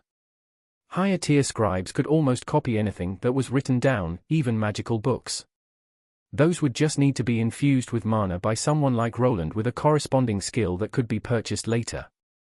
I feel like things might get a lot more lively here soon. A faint smile appeared on his face when he saw Elodia and Banir interacting with the kids. It was as if his enterprise was slowly expanding. He could already picture some other buildings appearing in the empty plot of land that he bought but didn't use yet. Perhaps both Banir and his new disciple could be the ones responsible for their construction. The stonemason job would also come in handy for expanding and reinforcing their underground passages. Finally got this out of the way. I should go back to work before Arthur decides to order more equipment. Thus Roland returned to his underground lair of crafting while the others tended to the orphans. For the three, a new life filled with hard work and decisions was waiting. Finn in particular would be put through the ringer, as working as an adventurer was not quite as splendid as people made it up to be. Are you sure it's safe? Yeah, how many times do I have to repeat myself? Relax, those worms won't appear. Those idiotic nobles were just stupid for coming to the dungeon before it was examined by the specialists. It serves them right. As I said, that can only happen when there is a large group of people. If you say so. A group of 4 adventurers were walking through a rocky path with a giant chasm next to it. Some time ago a group of nobles ran into a dungeon event that produced a swarm of worms. Such things routinely appeared in some dungeons, and sometimes only when some requirements were met. In this case, it would only happen if a large group of Tier 2 class holders would try to go through this path. If the groups were small and kept a distance from each other, then nothing would trigger the event. Now be quiet. Even if those worms won't appear, other monsters could. Stay sharp and focus. Aye aye. It was a regular party with a common composition, 3 warriors, and 1 archer that was there to help discover monster ambushes or ranged support. It was a common occurrence to not find mags or healers in parties like this, as warrior variants made up the bulk of the adventurers. Is something wrong? Called out the leader that was a Tier 2 sword warrior. The archer looked around but shook his head. It's just too quiet. Wait, what was that? At first, the archer wasn't sure what was going on. Most of the time he was able to discover nearby monsters or at least hear things from a distance. Yet after going through this winding mountain-like pathway it had gotten really quiet. I didn't hear anything. Could it just have been some fallen rocks? The group of 3 warriors peeked to all sides and even up but couldn't find anything out of place. There were no corners that a monster could be lurking from, which only left the dark chasm as the perpetrator. Their best guess was that a lone slug monster or worm was scaling the wall, which was a rare occurrence, but not impossible. Do you see anything? I think there is something there, but I can't really make it out. The archer attempted to activate various tracking skills, but they were all unsuccessful in detecting anything. Couldn't it be just some monster that is outside your skill range? Not like it will pose a problem to us. Let's move on. The leader called out to the man with the bow that wasn't quite sure what was wrong. Yet as he was leaning away from the chasm he noticed something. It was a peculiar sight of 2 green orbs of flames right before his face. There it was, the perpetrator he was looking for, and the monster was literally standing before him. What the? How did that thing? The party members jumped back as from within the chasm a skeletal body appeared. This monster at first looked like an illusion, but within a moment its entire body was before everyone. However, it was already too late. The monster's green flames erupted into all directions and collided with the defenseless Tier 2 adventurers. It was a peculiar thing to behold. The Tier 3 lick that had escaped from its prison looked at the flaming adventurers that couldn't resist a simple soul flame spell. They were far more delicate than the monster expected. If it knew that its opponents were this weak, it would have gone out of the mineral-filled area a lot sooner. The lick took its time. It examined the strange creatures that inhabited this new area. It used its magic to figure out the structure of this place and came to a few conclusions. First of all, this place was very similar to the one that it came from. The monsters it encountered after being killed appeared in the same places, and destroyed walls were slowly mending themselves. This made the lick a bit moody, as it was afraid that it was just in another extension of its previous prison.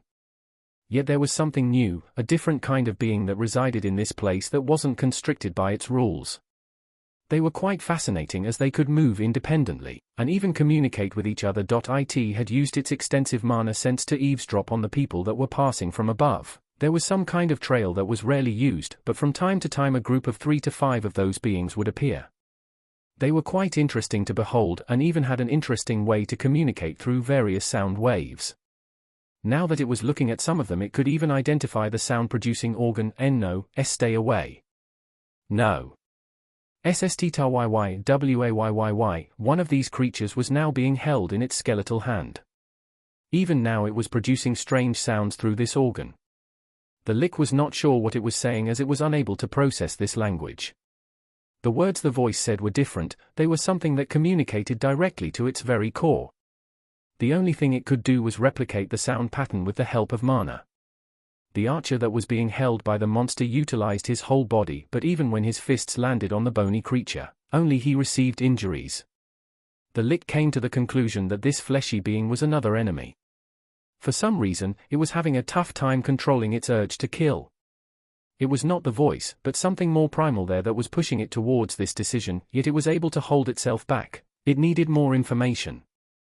This thing was not like the other monsters that the Lick was more similar to. It possessed another different mana pattern that was really weak, but similar to the creatures that it had already killed.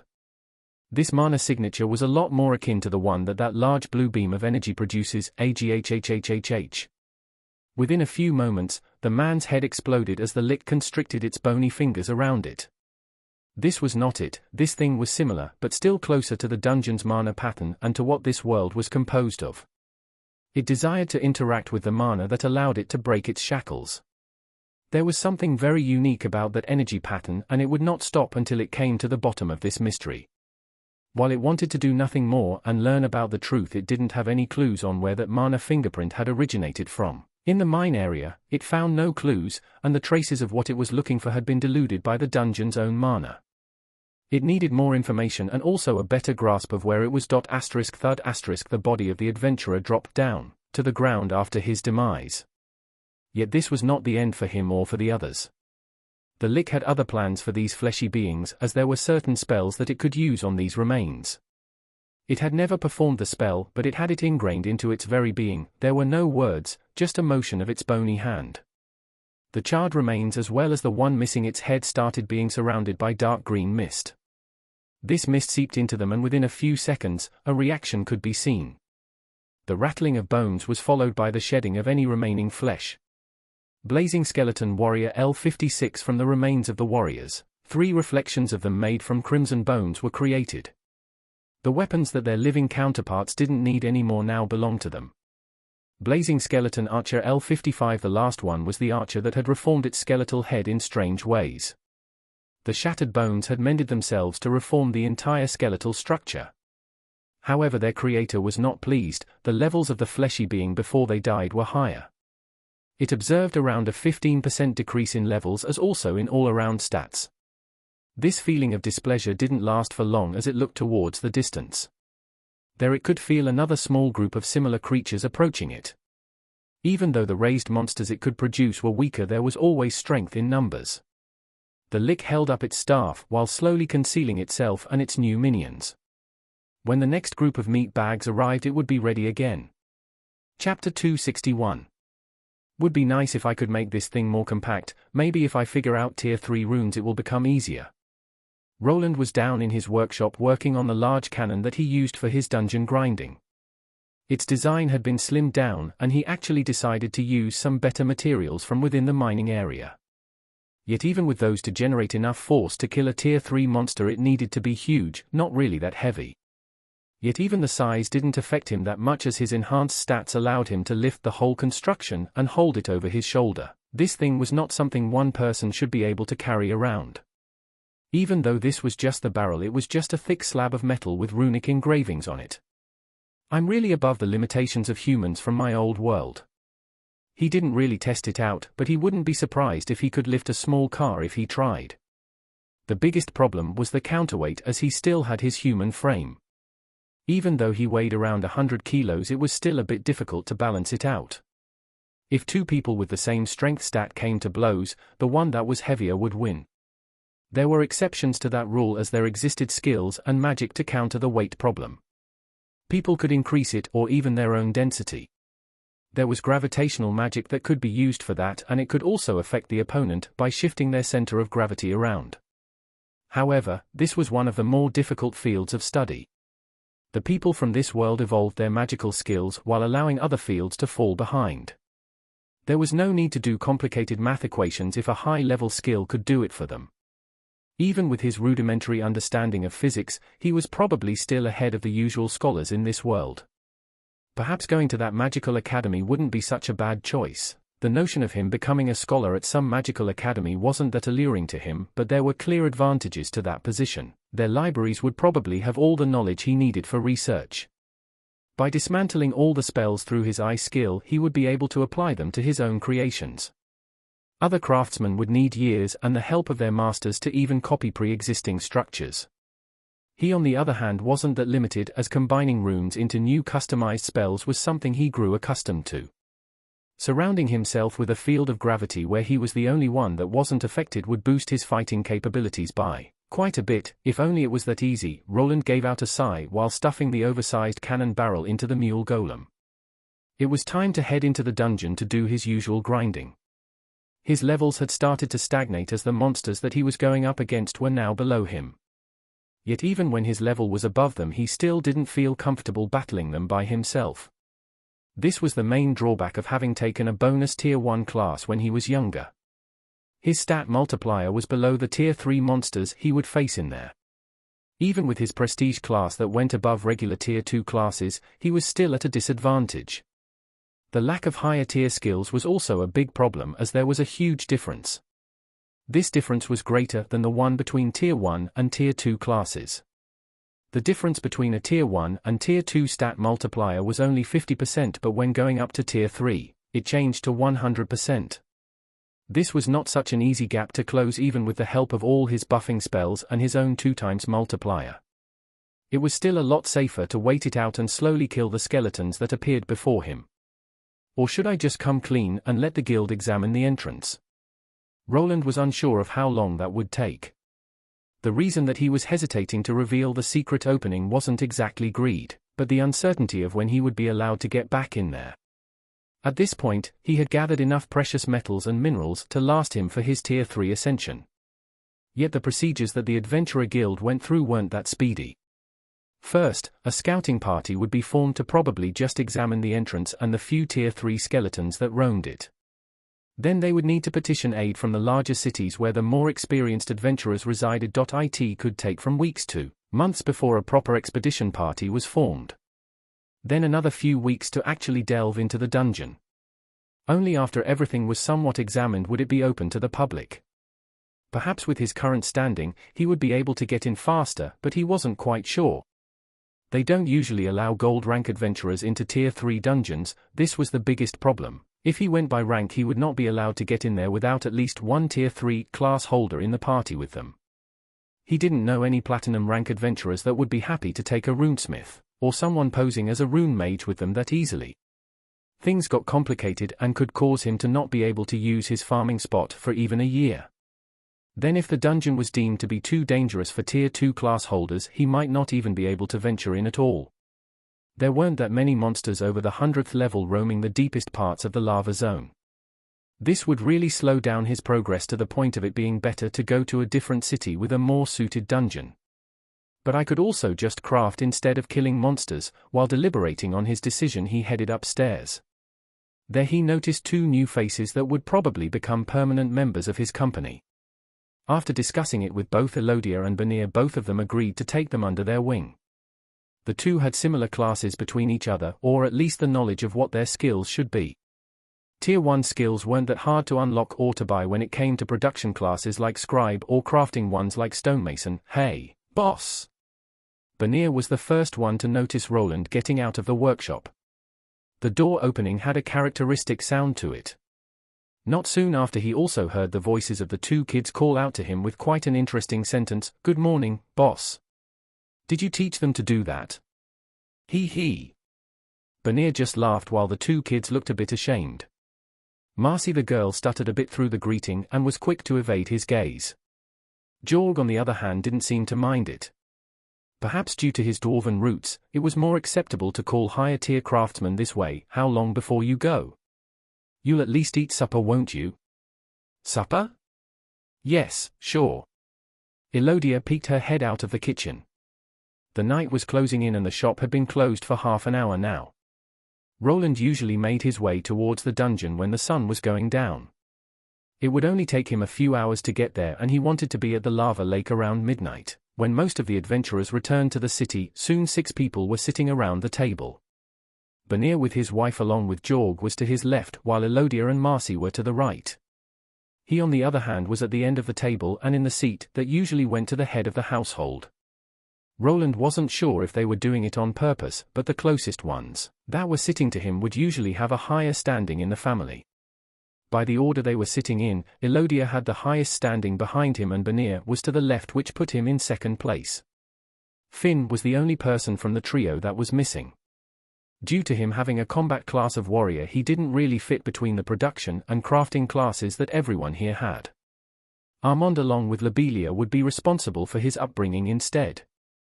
The young man gravitated towards the muscle-brained idiot, which was somewhat concerning, but he had the strength to back up his attitude.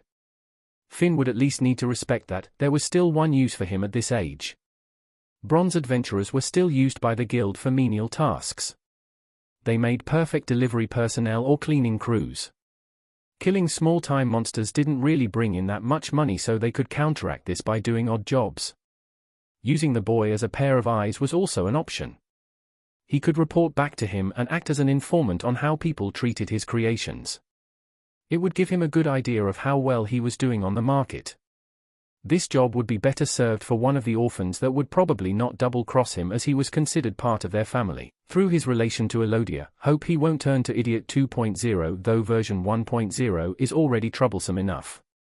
After pushing the image of Finn turning into another muscle-bound bro, he looked towards the food. Elodia's cooking skills had only improved through the years of her using them. Level-wise, she was still a Tier 2 class holder, and even if she wasn't given the stat multiplier like combat classes, the skills still had their use. So, how are the trainees doing? While putting some mashed potatoes on his plate, he posed a question to Elodia that seemed happy. I think Marcy is doing great. She was able to copy the flyers without a problem. I think with some practice we could start advertising your wares outside the city. Outside the city? Elodia nodded at Roland's question while she turned towards Marcy as if she was prompting her to say something. It's fine, you can say it just like we practiced. HM? Roland's eyes locked together with the young girl's, who quickly turned away. It was clear that she was about to say something, but after making eye contact she got scared.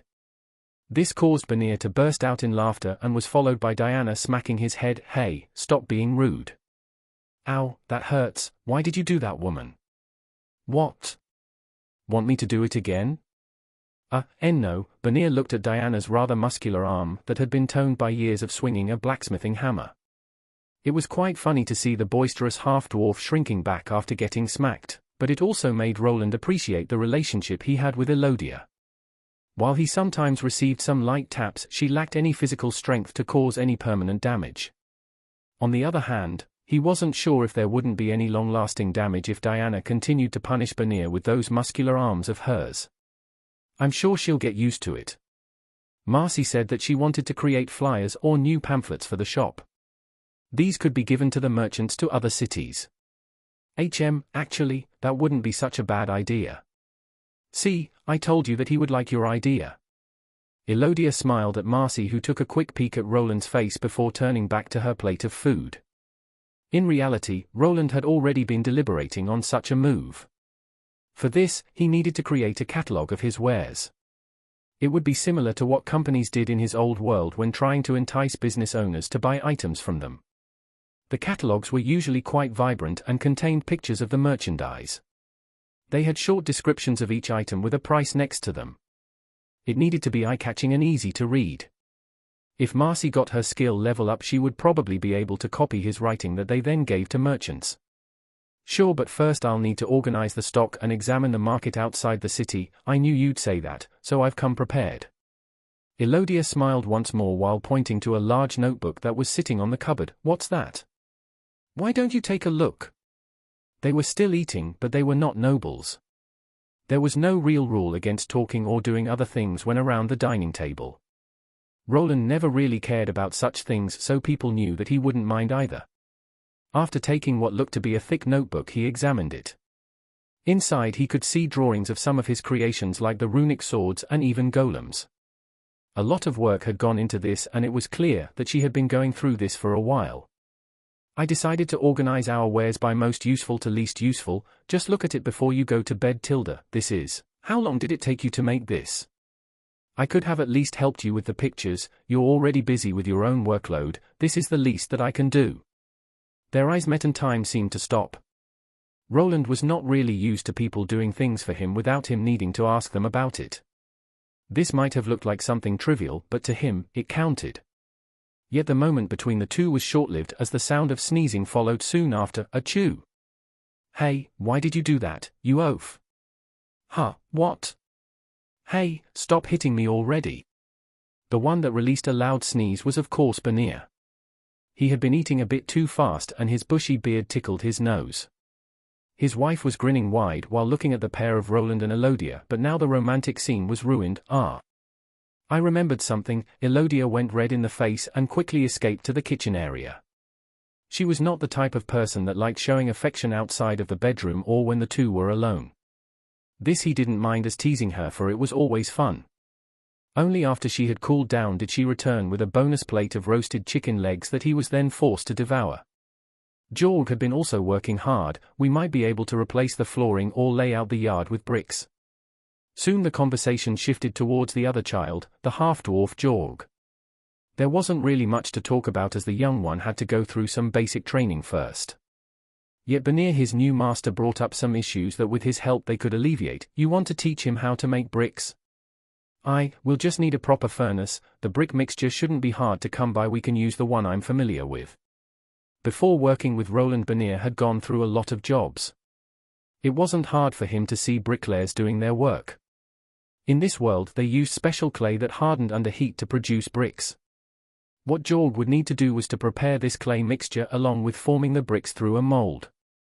Then, as always, there could be magical materials added to these mixtures to make the bricks even stronger. Does he think he can do it? Both Roland and Benier looked towards the half-dwarven boy that quickly nodded. It was clear that the youth wanted to prove himself just as any other. With his class, he would have an easy time with preparing the mixture without much help. See, the boy is willing.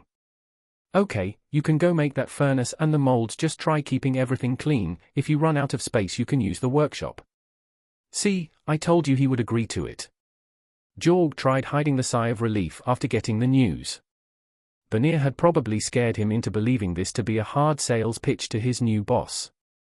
Roland, on the other hand, didn't mind having a proper supply of bricks through which they could build better walls, or even create a better path toward his workshop. Perhaps in the future, he could have a road leading through the entire forest that connects to the main road. This would surely attract the eyes of the richer folk. With most of the things being worked out between them, it was time to head into the dungeon once more. Yet what was supposed to be another uneventful expedition would be a bit different this time around. Chapter 262. Let's go, boy. Woof. Just like many times before, Roland and Agni sped through the now open lake of fire. In just a few minutes, they were right in the middle. Thanks to Roland's mapping system that allowed him to detect people along with monsters around here, they were in almost no danger of being discovered. Even if someone popped out now, Roland would know it and just go to the other side. His map would inform him about any potential onlookers. The devices that were dug into the ground didn't only enhance the map signal, they could actually record certain patterns. There was a limit to the memory space, so Roland set it up to take a snapshot of any individual that was in the area. After uploading this information into his armor, or another mapping device in his workshop, he could see the movement pattern of monsters depicted as moving circles.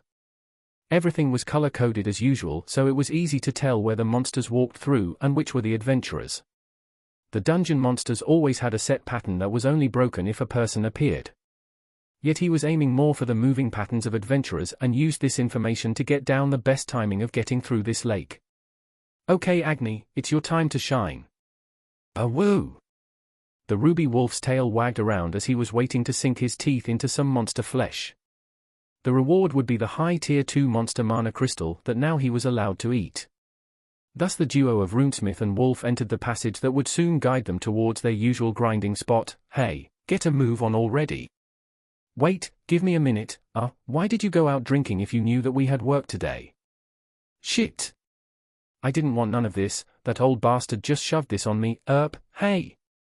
That's disgusting. Why didn't you drink a potion? Those are expensive. I can walk off this hangover in no time. Oh really? A certain sibling duo was arguing right before entering the dungeon.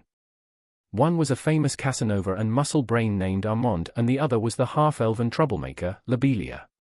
They were not alone, as their group had 3 more people, and all of them were high tier 2 class holders and gold-ranked adventurers.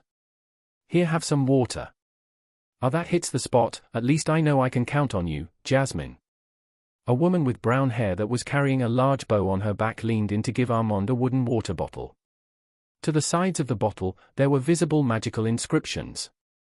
Even though the bottle wasn't all that large, Armand was still able to chug down on it for a bit before finally giving it back. You're too easy on him, Jasmine. You should let him suffer some more. Screw you. Armand gave Lobelia a glare while trying to straighten out. Even though he was literally carried out of the whorehouse an hour ago, his stats and skills allowed him to sober up quite fast. The 2 men that were forced with this task were standing in the front. One looked to be a stocky-looking shield warrior of the dwarven variety, while the other was quite large and green. Korgak think Armand should stop acting like child. Ha ha, did you hear that? Get up and let's move on, you pansy. Aye, move it, ye whoreson. The dwarf didn't look too happy about having to move out this early in the morning. Shut up all of you, and you the most, Wedemir. I know you've drunk at least as much as me. Aye, but are not acting like a lassie like ye. The group started laughing while Armand tried to stabilize his legs. The world was still spinning, but slowly everything was returning to him.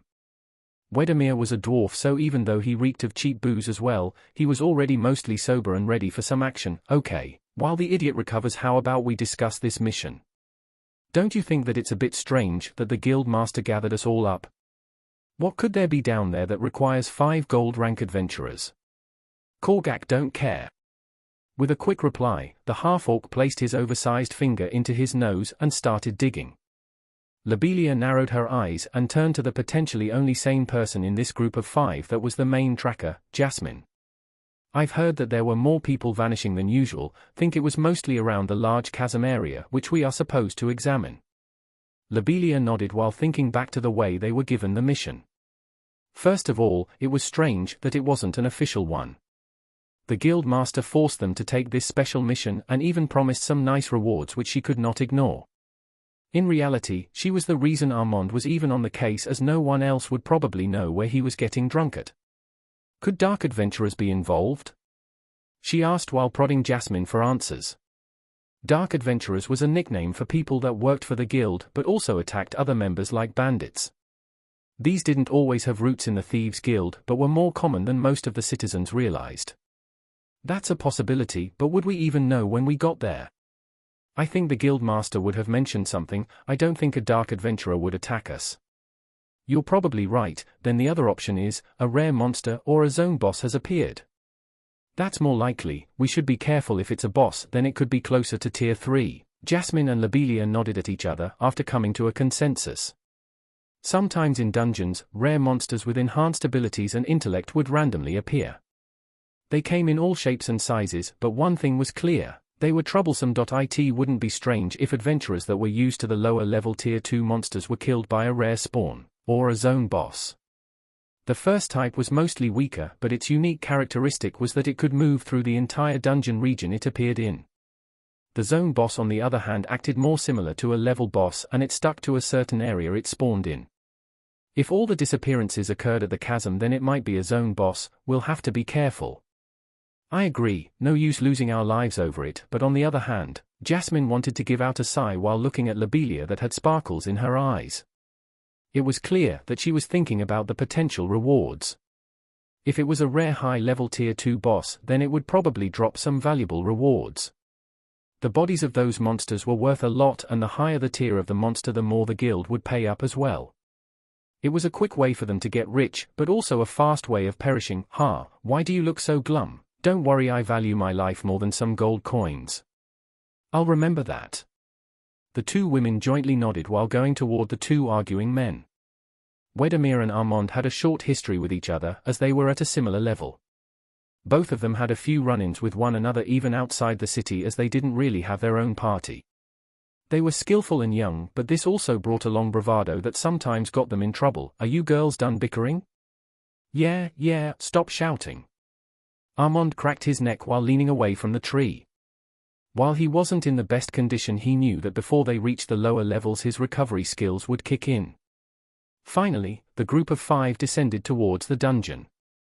It was early in the day, but even now some people were coming in and out through the entrance. Yet people of the races still usually followed the day and night cycle. Before midnight most of them would return home to rest, which made the trek down into the lower levels a bit more troublesome. With fewer adventurers to clear out the monsters, the party of 5 had to contend with the trash mobs being everywhere. This sucks. Those tier 1 mana stones won't even be enough for one night with Sweet Tanita. Armand grumbled while looking at the nail-sized mana stone that flew out of the defeated monster. Wasn't it Katarina last week? Ha, you're a woman, you wouldn't understand. Lobelia's brows furrowed while Armand shook his head side to side and shrugged. I don't even want to know, let's just get this over with. The others nodded and soon enough they were on the 10th level. Luckily for them, the boss chamber was already open and they didn't need to waste more time killing low-level beasts. After passing through it they arrived at the smoldering hot lava area that would usually make them sweat. Yet they had already spent enough time here to gain heat-resistant skills that alleviated the stuffy environment. Nothing seems to be out of place here at least. While the men of the party were lazily going out of the boss room, Lobelia used her enhanced senses to look into the distance. There she could spot the usual salamander monsters crawling out of the lava puddles as per usual. A couple of other adventurers were also here and they were engaging those monsters in battle. Is something wrong? I'm not sure, but aren't there usually more monsters in this area? Jasmine asked while Lobelia slowly replied while looking around. Usually, at this time of the day, the monsters would have managed to respawn. It was somewhat of a cycle that the dungeon went through on a daily basis. Adventurers would arrive in the morning to kill a large portion of the beasts. Their count would go down and only when they returned back in the morning would their numbers be restored. Could the zone boss be a salamander type? It could be able to summon the other monsters to its aid. If that is true, then we might need more people. Lobelia clicked her tongue in annoyance after making this realization.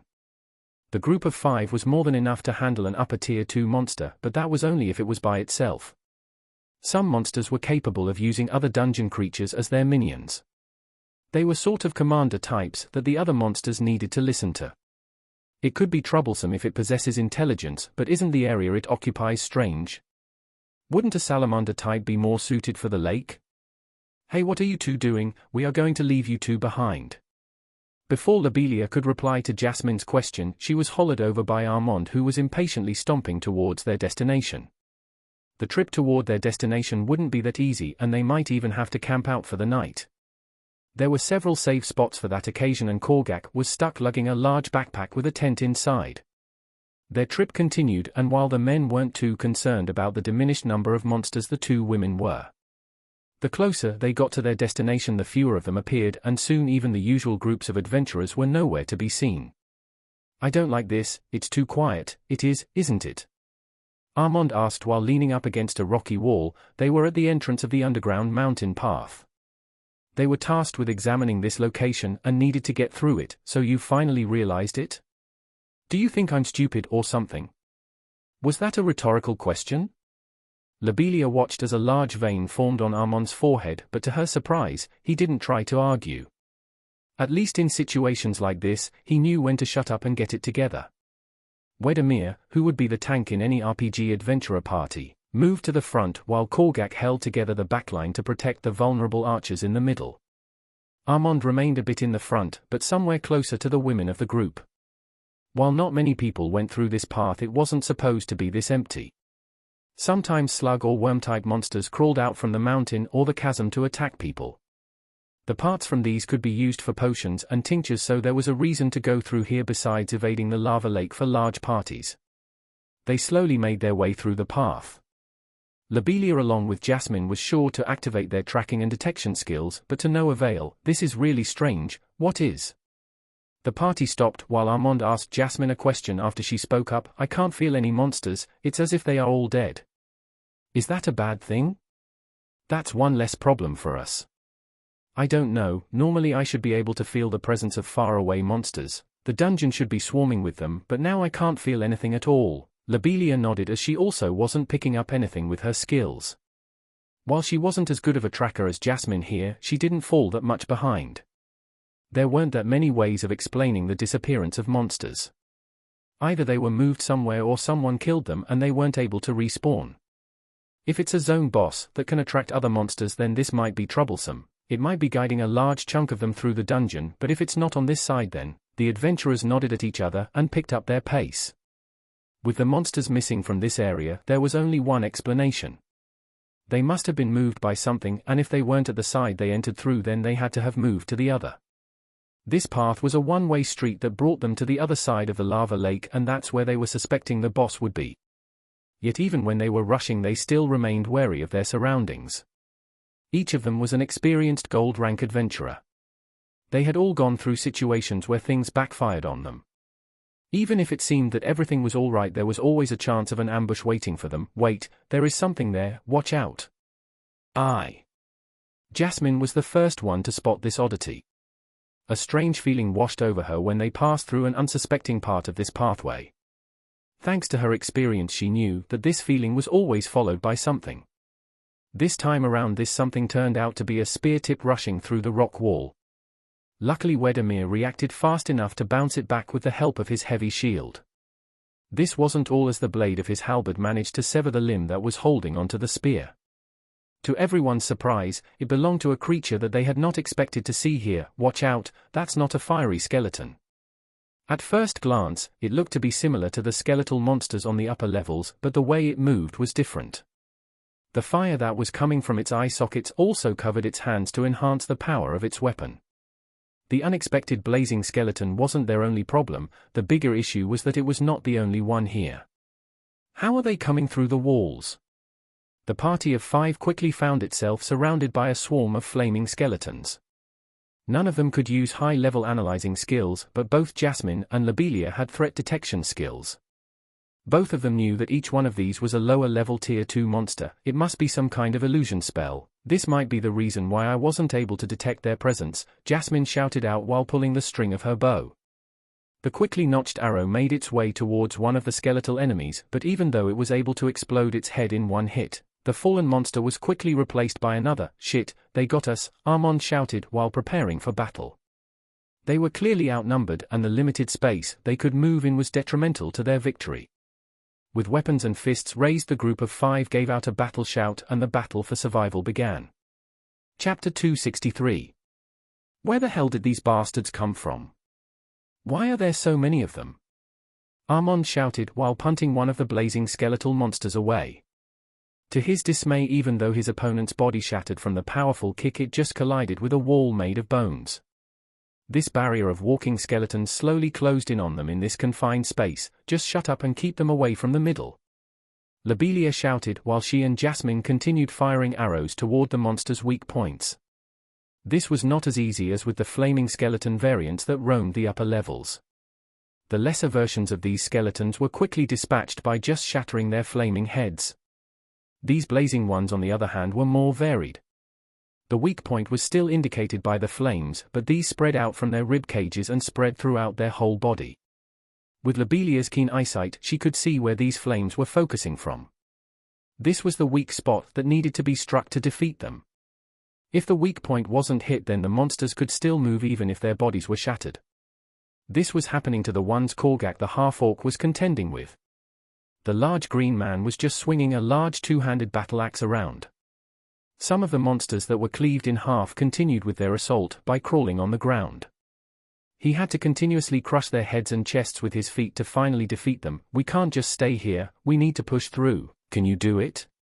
Even though some of the skeletons could be tossed down into the chasm, it was also somewhere they would end up if this continued. Lobelia could only think of one possibility, and that was to use Armand's and Wedemir's strength to push the blazing skeletons aside. While making a run for it, both of them had skills that could temporarily enhance their power and speed. In theory, it could work, as their enemies were still only lower tier 2 monsters that were made up of bones.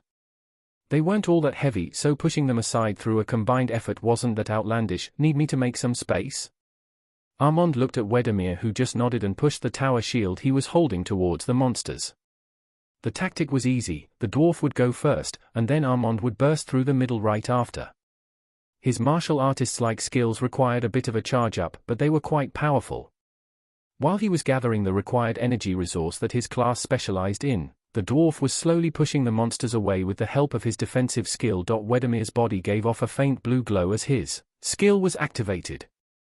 His steps became slower, but each time he took it the ground started to crack. The monsters that tried pushing toward him found themselves unable to. It was as if he had become a moving wall that they couldn't get through. The skill that Wedemir was using was called Moving Fortress and allowed the tank from the party to increase their weight while also producing an area of impenetrable force around them. The increase in mass and density allowed the user to shrug off a lot of attacks and also go against larger beasts without getting knocked away. In this case, it was enough to push the mass of skeletons away while also managing to make them fall into the chasm. Yet it had a downside of using up a lot of the skill user's stamina in the process. The longer Wedemir kept it up, the more out of breath he became. But his aim was not to push these monsters away but to force more of them into one concentrated area. Then it would be up to Armand, who had a more penetrative skill at his disposal. Soon it was time. Armand's whole body began to expand and his skin became dark crimson. More veins than usual appeared as he had to initiate one of the berserker skills that he had grown slowly accustomed to. A red aura of swirling energy surrounded him and condensed around his shoulder area, which would be used to focus most of the power too. Korgak, get ready, we are going to make a run for it. Korgak, that had to contend with the backline alone, was already bleeding. Only thanks to his vitality and stamina was he able to last this long while going against a swarm of skeletons with almost no help from the others. After the signal was given, he was quick to deliver a ferocious side cleave to the charging skeletons before turning around and running. At the same time, he could see Armand taking off towards the condensed group of skeletons that were forced together by their dwarven ally. Armand's enlarged body was giving off steam along with a strange reddish aura. This aura had formed into a face of a tiger that formed around the shoulder area that would be the initial point of impact. Armand bolted forward while leaving the imprints of his feet on the hard rocky floor. Wedemir on cue stepped to the side to not get hit, as he knew that his human friend would not be able to change his trajectory after activating this skill of his. A roar that sounded like a tiger flew by him and collided with the wall of skeletons. It was working. The monsters were too feeble to block the ferocious tackle. It seemed that the group would be getting out of this alive. If they managed to get through the bony roadblock, it was smooth sailing from there. Yet this wouldn't be happening. About halfway through the charge, Armand noticed something. There was a spike in mana that even people without a proper mana sense skill could feel. What the? He shouted as he collided with a wall made of bones. This barrier wasn't that simple. It was composed of not only bones but some kind of green swirling flames. When Armand connected with it, he could feel as if he collided with something made from magical metal. Instead of getting through, he could feel his own body breaking. With all his might he tried giving it all, but his momentum was stopped and instead of getting through he got injured himself. The rebound from this collision tossed him back into the arms of his dwarven companion that wasn't far behind. Oh no, Armand! Lobelia screamed out as she could see her brother's right shoulder and whole arm getting limp. Blood sprouted from it and was followed by a small fountain from his mouth. Their escape attempt had failed, but the wall of flaming bones wasn't the only surprise. Normally they expected the blazing skeletons to attack them immediately when they now had the chance. Wait, why did they stop? Instead of going right after them, the monsters halted their attack. Soon the group released why, the reason for them to halt, and for the wall of bones appeared before them. The monster that was probably responsible for the disappearances of the adventurers was there, and it was not something that they were expecting. Is that a lick? Jasmine stuttered as she was the first one to spot the monster that was floating above the whole scene. After the blocking spell was cast, it made itself known to the adventurer party and it was clearly stopping its minions from attacking them. Why would a tier 3 monster be in this dungeon? Did the guild lie to us? Lobelia looked toward the floating necromancer that was just there staring at them. Even though she couldn't identify the creature through an identification skill, it was an obvious tier 3 monster. It was possible for a skeletal mage-type monster to exist, but this one was certainly not acting like one. Those variants were not able to control other skeletons. The ones that could were liches and they only existed from tier 3 and onwards. The strategy was always to get rid of the lick that was controlling the swarm of minions. They could multiply their ranks without an end and were considered more dangerous than most tier 3 monsters of the same level. Fuck, this doesn't look good. Armand gritted his teeth while slowly getting off the ground. While the enemies stopped moving, a different spectacle was taking place. Their master radiated a strange green flame that seeped into the destroyed minions. Soon the cracks that formed in their white bodies started mending themselves and the small army was quickly restored. All the ground that they managed to take back had been taken away. Should we try going the other way? Asked Jasmine while looking towards Korgak that was looking to the others for aid. I don't think that thing will let us escape. You saw that wall of bones, we might be royally fucked here, Lobelia commented while glaring at the monster. Both sides were blocked and running away was probably not an option. She expected the monster to put up another barrier if they went the other way. The small amount of space they had to move was the main problem here. The chasm was wide and also very deep. It was certain death if they fell down there. However, Lobelia remembered something from the past. There was a person that managed to get back alive from a fall here and she knew him. Perhaps it was worth taking the plunge instead of contending with all of these monsters. Both options were really bad, either die from falling down or be devoured by undead creatures. If Wayland did it, then perhaps. She looked towards the darkness that was below. All of her instincts were telling her that it was a bad idea. Perhaps it was better to toss themselves against these monsters. Even with the tier 3 monster there, one person might still make it out alive. To her surprise, when she was glancing down, another option presented itself to her. Her eyesight was one of the best here, and without it, Lobelia wouldn't be able to see it. Yet there it was, a light at the end of the tunnel. The monster they were against was also acting strange as it stopped in its tracks and was actually looking down into the chasm instead. Everyone, you'll have to trust me on this one. We need to jump down and do it right now. Woo! Roland along with Agni stepped into the underground chamber. He had come here for the usual grinding session while his spider drones mined for more minerals. After being here multiple times, he had an idea of the respawn times of some of the rarer metals. The red mithril ore, for instance, took over a month to appear again. This was not the problem though. As he was going through the dungeon this time around, there was a decrease in monster numbers. This did not affect the sword dinosaur boss and the lesser monsters in the tunnels.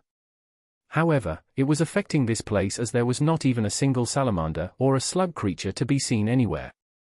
The radar isn't picking up anything either. This entire area had been equipped with his map-enhancing equipment. The sensors were dug deep into the walls, and even people with enhanced mana senses wouldn't be able to tell that they were there. Roland was concerned that if this place was discovered, people could also find his runic equipment. It wouldn't be strange if they came to him to ask why there were runic contraptions in a secret mining area. If they dug in deeper and brought some specialists, the runes would be attributed to him, as there always existed a pattern. This pattern could be easily recognized by higher-level rune mags or runesmiths. Thanks to these creations of his, he could extend the range of his map. There he could see a clear lack of any monster in the vicinity. This was strange, as there was always at least one salamander to greet them in the main chamber, and then several other monsters in the tunnel leading to the chasm. Now on the other hand, there was none here and only one in the tunnel. Why is that monster at the edge of the tunnel? Did it go for the camouflage I made? That was the original entrance to the mining area that he discovered during the expedition with his brother. To prevent people from getting here from the outside, he had concealed it. There, it would mostly just look like a regular rocky wall, but in reality, it was fake. Now a monster was standing in the spot it was not. Roland gave out a sigh while ordering the golems to start mining. The number of the spider golems had also increased to 10, and some of them were also working on the wall leading to the other dungeon. While they got things ready here, he needed to see what that monster was up to there. If he had destroyed his camouflage, then it just increased the workload. Let's go, Agni. Woof. To Agni, it wasn't a problem, as he never really had much to do after getting here. The monster respawned after a day and fell to his fangs quite easily. Now that the usual salamander was gone, he was itching for some action. The two went towards the corridor, and Roland kept an eye on his map for any potential problems. Even before getting in, he felt that something was off. The mine looked the same as always, but for some reason, he wasn't feeling it. His hunch was a bullseye, as when he got to the end of the tunnel, the monster was not the type he expected it to be. Why is that thing here? There it was, a skeletal warrior with a flaming upper body and head.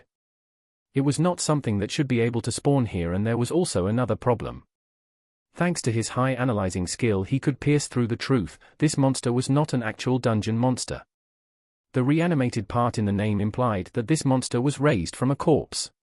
This body probably belonged to one of the monsters in the dungeon. A summon skeleton spell was part of the necromancer repertoire. It could create a skeleton even from a monster's body. It did not require the skeleton inside to be from a humanoid. The magic would bend it into the required shape. This one's weapon was also made from bone, which implied even further that it had been created here. Woo! Agni was quick on the uptake and more than this monster could ever hope to defeat. It took a moment for the skeleton to have its skull chopped into pieces and its rib cage smashed. The coast was clear, but what could have made this creature and why was his whole cover gone? He took a step towards it, and the opening that he tried to hide from the outside was clearly revealed. The map-enhancing devices didn't show any more monsters, but this didn't mean that he could just relax. It was possible for the person who conjured this skeleton to be here. Perhaps some kind of necromancer was trying to make his mining spot his new lair? Did they come from outside and left the skeleton here to guard it? But a reanimated skeleton can't survive too long without the caster being near it. Wait, what if? Roland quickly looked in the direction of the mining chamber. There his spider drones were already working on the opening to his grind spot. In it, there was a lick monster that would in theory be able to create these types of tier 2 skeletons from the monster scattered here. Was it able to cast its spell from within its dungeon, or was it able to make it out here? Before he could examine the issue any further, he noticed that some smaller rocks and dust were falling. The source of the debris was from within the chasm, and when he looked up there was quite an interesting thing falling. With a quick step back he watched the upper body part of a blazing skeleton falling down. It barely missed the opening he was in and continued to fall down along with more rocks. There was something happening up there as some more skeletal remains continued to tumble down into the abyss. Thus the only thing left to do was to activate all the magical spells that could clear away the foggy surroundings and enhance his view. For a better vantage point, he even decided to create a temporary platform with the help of earth magic that he could stand on while looking. What is happening up there? Are those adventurers? While he couldn't totally make out who it was, there was a fight up there and the skeletons that were falling down had to belong to whoever left this one here. Chapter 264. Before him, a strange scene that he wasn't expecting was playing out. Normally Roland wouldn't be able to see anything when looking up. The only reason now was a strange clearing up of the fog that mostly barred anyone from peeking through. Together with the latest enhancements to his eyesight boosting spells, there was a tiny bit that he noticed. There were people getting pushed against the edge of the chasm. He could not really tell who they were with his eyes, but his mapping device was different. Previously he had done some experiments with some of his weapons. He wanted to see if he could include them in his map display to know whenever a person with this weapon was near. There were two of his better runic creations up there, one he made for Armand and the other for Lobelia. The main reason was at first a joke, he wanted to just avoid the muscle-bound idiot whenever in the dungeons or outside. Yet now he was sure that it was him and his sister that were close to falling down. These skeletons aren't that strong. Could that thing be up there with them? Roland wasn't sure if the lick that he saw within the other dungeon was the true perpetrator just yet. It was still possible that some kind of necromancer was behind it all. There was a possibility that this person discovered his secret mining area and decided to take it over. Perhaps Armand and the adventurers up to had been unlucky and ran into him as he was going out from the chasm. To his knowledge, tier 3 magical classes were able to produce a levitation spell. While it was nowhere near a flight spell, it was enough to move the caster up and down in places, and would be perfect to enter the mine from this side. Either way, if I don't help them they will die. A lick or a powerful necromancer didn't change much, they both had to be strong enough to push back Armand and Lobelia along with 3 other people back. It looked like they were going to fall, which indicated that they were surrounded by those blazing skeletons. Quite a bit of them had fallen down here and there were probably more. However, this was troublesome. The area where he was more than a kilometer away from them. The bumpy terrain also didn't leave space for maneuvering. If they didn't fall directly towards his location, they would just go down and probably die somewhere below. Will they even jump down or get pushed? He wasn't sure about anything, but he used his large mana pool to try to enhance his detection devices even further. To get a better signal, he took out a small disc from a spatial satchel and threw it up towards the direction of the fight. As the disc rose in height, it started giving off a brownish glow. When close to the end of its flight, this glow caused it to stick to the wall like a magnet. This runic implement was a signal amplification device. With it he could get a better grasp of the situation that was happening up there. With its help, he could clearly see a group of 5 adventurers that were all above level 100. It was a party made up of gold ranks and they were surrounded by reanimated skeletons. Yet the more interesting circle was slightly behind the large group of blazing skeletons. With this Roland had his answer. The one responsible for all of this wasn't a necromancer, it was a high-level monster instead. The color of the dot and its size indicated that a Tier 3 monster was standing a bit away from the swarm of its minions that were pushing into Armand's group. Could it really be that strange lick? How did it get out? Is this all my fault? There were a myriad of questions going through his head, but they mostly went towards one point. How was this thing able to get out of the dungeon? Roland was almost positive that it probably had something to do with his involvement with the other dungeon. It would be too much of a coincidence if it wasn't due to his excessive grinding habits. This was an unprecedented situation that he had no knowledge of ever happening before. Only one situation was somewhat similar, but it didn't really involve two different dungeons interacting with each other. A dungeon break was the closest thing he could come up with. It was a situation in which monsters could go outside and no one had a proper explanation for why this happened to this day. This lick had been able to escape to this dungeon, so it wouldn't be strange if it could go outside of it as well. What will happen to Albrook if that thing gets out? Roland tried recalling the level of the lick. It was close to level 160, but now it had become free of the dungeon. Monsters just like humans could raise their levels by killing other beings in this world. It was clear by the many skeletons that it was summoning that it had been clearing out the creatures from this dungeon. There was one difference between necromancers that were still alive and liches. The summoned creatures would weigh hard on the caster's soul. This limited the necromancer's creature pool, but it wasn't the same for the lick. That monster didn't have a soul or was never a person, to begin with. Its minion count was mostly unlimited. Until it was alive, it could just produce more and more monsters. Various scenes went through his head in just a fraction of a second before he decided to act. Even though the monster was out there, he could not do anything about it now. The people up there probably needed his help, and the only way for that to happen is if they noticed him or fell down. First, with the help of his earth runes, he started to produce a sturdy platform on which he would be able to support more than just himself. The shape of it was also quite unique, as it began to take the shape of a large bowl. This would only work if he managed to get Armand and Lobelia safely towards the tunnel. The foundation was created, with somewhere for them to fall towards, but he also needed to make the party aware of his presence. For this he had two options: make himself visible through bright light or through loud sounds. The latter would be harder as to the nature of the walls here.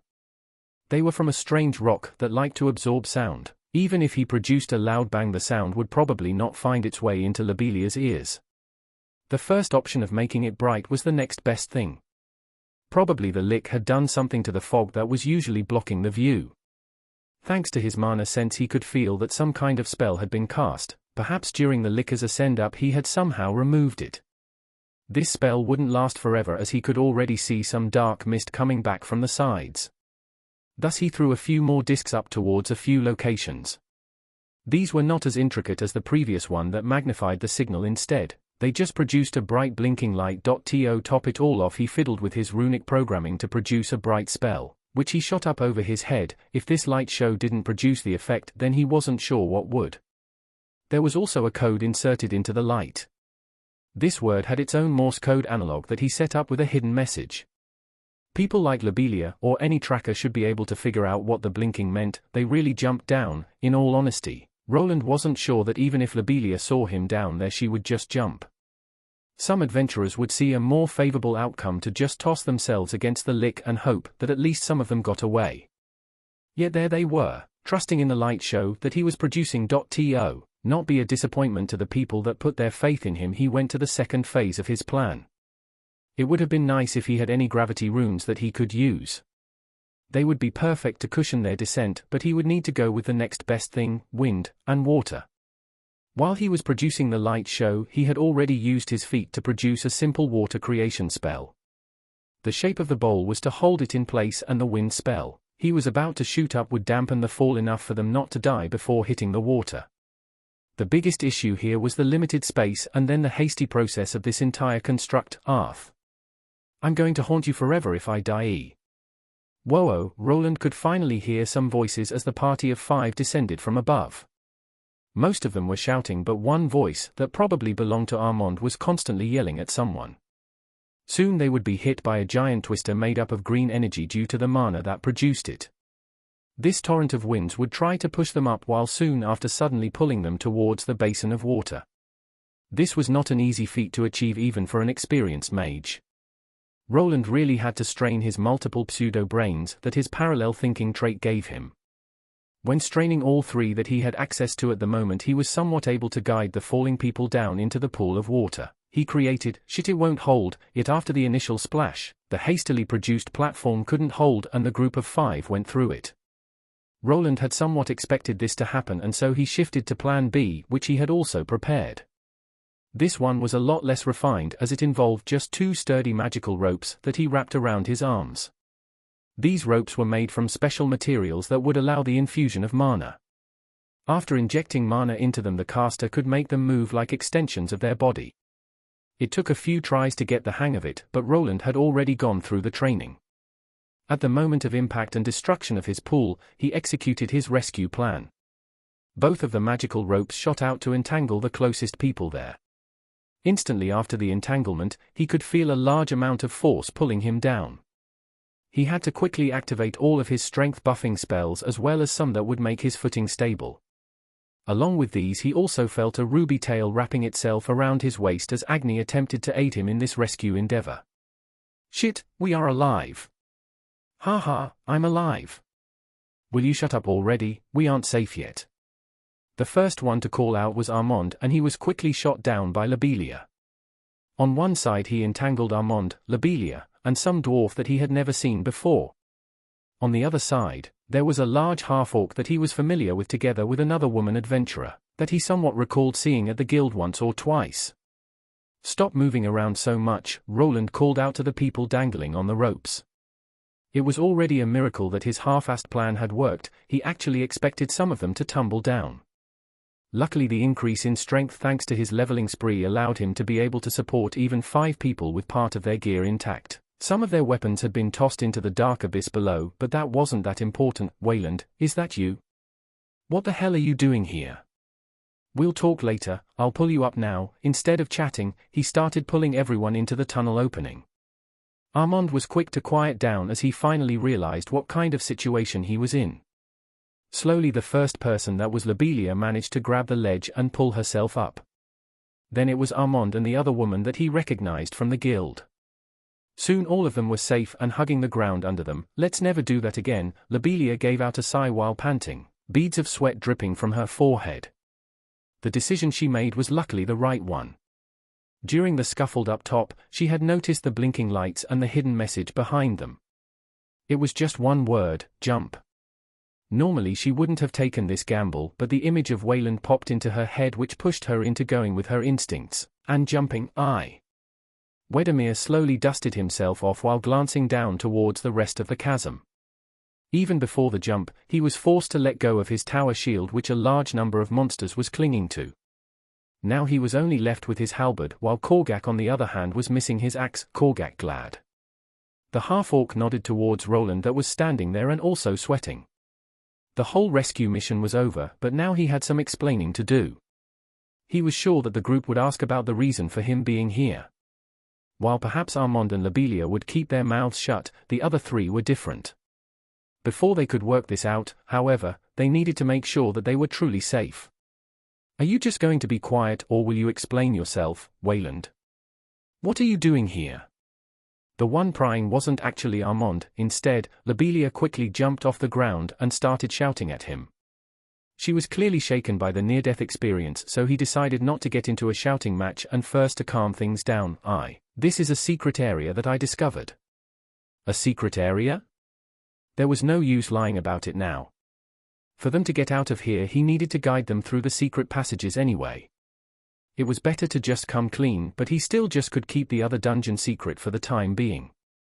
Even if it was revealed, his connection to the Lich could probably not be proven. Nothing like this had happened before, so he was not actually sure if this wouldn't have happened eventually even if he didn't come here. At least that was what he was trying to tell himself. If this was all his fault, then he was probably responsible for the deaths the Lich had caused. While he wasn't directly responsible for the Lich coming here, probably some fault was on his side. Yes, you'll see it soon, but could you explain one thing to me? What happened up there? What's with all those skeletons? Roland also wanted some answers. What was the Lich doing up there? There was still time to get out of the dungeon and seal it. After evacuating all the lower-ranked adventurers, they could procure platinum-rank adventurers. Together with gold and silver ranks, they would probably be able to kill the Lick that could only create lower-level Tier 2 monsters. Their numbers could be dwindled by their gold and silver ranks while the platinum went for the kill, the skeletons? Sure, Lobelia started explaining everything while the group of 5 started moving away from the tunnel entrance. Roland on the other hand peeked his head out towards the runic items that were left behind in the walls. With the signal enhancer there he was still able to see the group of skeletons roaming the area before the chasm. What is it doing? Fuck, we need to move. Huh? What's wrong? You were the one that wanted me to explain, Eve. That's not important. That thing, I mean the Lick, it jumped down, it will be here soon. Huh? It jumped down? Yes, liches have levitation spells, it will be able to get in here, now go. The whole party glanced at each other before quickly bolting towards the unlit tunnel. They were unwilling to fight a Tier 3 monster even if it was 6 against 1. The only realistic way out of this was to escape. Chapter 265. Hey, wait up. Hey! Is that thing really following us? And if it is, where are you taking us? What is this place? I'll explain later, you'll have to trust me. Trust you? Lobelia wanted to roll her eyes as she sprinted after the man dressed in full-body armor. To the side, she could see a ruby dire wolf running behind him, and behind her were the other 4 party members she came with. All of them were in a daze after almost dying from the fall into the chasm. For a moment they thought they were safe, but Wayland, who they discovered here, wasn't of the same mind. Hey, are you sure that we can trust him? Jasmine appeared next to Lobelia and quickly used a hidden skill for forwarding information. It was called Project Sound. Thanks to it the user could project sounds to any desired location. It was mostly used by thieves or scout classes to sneak around and confuse sentries. However, it could also be used differently. By targeting someone's ear and turning down the sound volume, a person could communicate from a distance. Attacking it by shattering someone's eardrums was also possible, but only with a high enough skill level. Usually, there was not enough sound output for that, and pinpointing the right spot to his wasn't easy either. My sister trusts him, so I'll trust him too. Do you think he would have saved us if he meant us harm? The archer nodded, but Lobelia wasn't sure if that was enough to drop the suspicion. In reality, she already had a theory of what had happened there, and it was only confirmed after they arrived at a clearing. What they saw there was truly astonishing. All of them opened up their eyes to take in the view. What is this? Precious gems and metals? Ha, I knew you were hiding something. Armand shouted out while looking at the spider golems that were moving. The group was filled with adventurers, so they somewhat knew that this place was akin to a gold mine. Dungeons always restored their mineral pockets with time. To them, it wasn't that strange that Wayland had decided to keep this place to himself to keep the riches. If they were capable of doing the same, they would probably do the same. By Felmgir's beard, is that crimson mithril? And that's, but this is, the only dwarf from the party stopped in his tracks while forgetting that they were being chased. To him, that was brought up around miners and blacksmiths. Something like this was a true treasure trove. While he did not specialize in it as a dwarf, he knew the true worth of a place like this. Brother Junan was right, you were hiding something. Brother? Roland gave out an order to the spider golems to stop mining the moment he ran into the range of his skill. As he was planning, he implemented a relay system into his bots that would forward the order to all of them automatically. Thanks to this, he didn't have to go through all 10 of the golems one by one. Some of the golems retreated towards the hidden exit, while 4 others moved in the direction of the tunnel they ran out. Thanks to the signal enhancer he left in the chasm, he could somewhat measure where the Lick was. At its current speed, it wouldn't take it long to arrive here, so he needed to have his golems block it from approaching them. While his plan was in motion, he could see all of the adventurers being astonished by this mining area. Probably all of them, with perhaps the half-orc excluded, knew about its worth. This area was already exposed, so it would probably be impossible to keep it a secret. This was even less likely after he heard the dwarven adventurer shout at him. He told me about ye, greedy bastard. What do ye think ye were doing, This is not the time for arguing. We need to leave, but if you want to stay here and contend with that Lick by yourself, then be my guest. Wedemir wasn't amused, and Roland had a suspicion as to why. First of all, he did mention one of the union leaders by name. Dwarven adventurers treated their craftsmen a lot differently than their human counterparts. To them, the creation of weapons and armor that kept them safe was something to be praised. The dwarfs in this world also had a delusion that for some reason all mining areas should belong to them. They would buy out each and everyone that they could get their hands on. The Union in particular had contracts in place that would force nobles to prioritize them over others if they so desired. Thus from Wedemir's standpoint, Roland's attempt at hiding this mining area could have been akin to denying the dwarfs their birthright. This was certainly problematic. The dwarf would probably go running to the Union bastards that disliked him. They on the other hand would see this as a chance of getting back at him. They would probably try to spin it as withholding information from the guild or the nobles that the mine really belonged to by law. Luckily they didn't really have proof of him being here for long, so he could always deny that he was mining the place for many months. Wedemir is thick-headed, but I don't think even he wants to contend with a tier 3 lick. But isn't this a dead end? I don't see any exit, Wayland. Give me a moment. Without giving an explanation, he quickly ran up to the wall with the hidden runic symbols. While the way they operated wasn't difficult, the way they were hidden was peculiar. Without his debugging skill guiding him through the process, it would take a higher-tier runesmith to even notice that there was a locking mechanism there. There really was an exit. Lobelia cheered out as she saw a bunch of runes lighting up when Roland touched the space above the door. Following the activation, a large door that was big enough to fit his large mule golem appeared. With it now being open, he ordered it to walk right back in through it. Luckily, he had not even begun unpacking, so it wasn't hard to just retreat. So that's how you've been able to do it. Not everyone here connected the dots when it came to this place. Lobelia on the other hand had realized that this had been discovered during the time the nobles visited this dungeon. This did bring up some questions though. Was this actually discovered later by Roland, or did he have some kind of deal with the nobles? During that time no reports were made by them, and the safe zone was supposed to have been destroyed when they were evacuating. This was not the time to ask about such things. They were still being chased by the monstrous lick. Roland confirmed this fact as he had been constantly monitoring the pathway leading to the chasm. It's here, move now. He pointed to the opening while taking out a few more items from his satchel. Even though he had gone down here without expecting any problems, there was still a contingency plan for if anything went wrong. First of all, 4 of the 10 drones that he had moved inside of the tunnel. These 4 specific ones had the best equipment suited for this job. It was a new model that integrated the new turret technology that he had been experimenting with.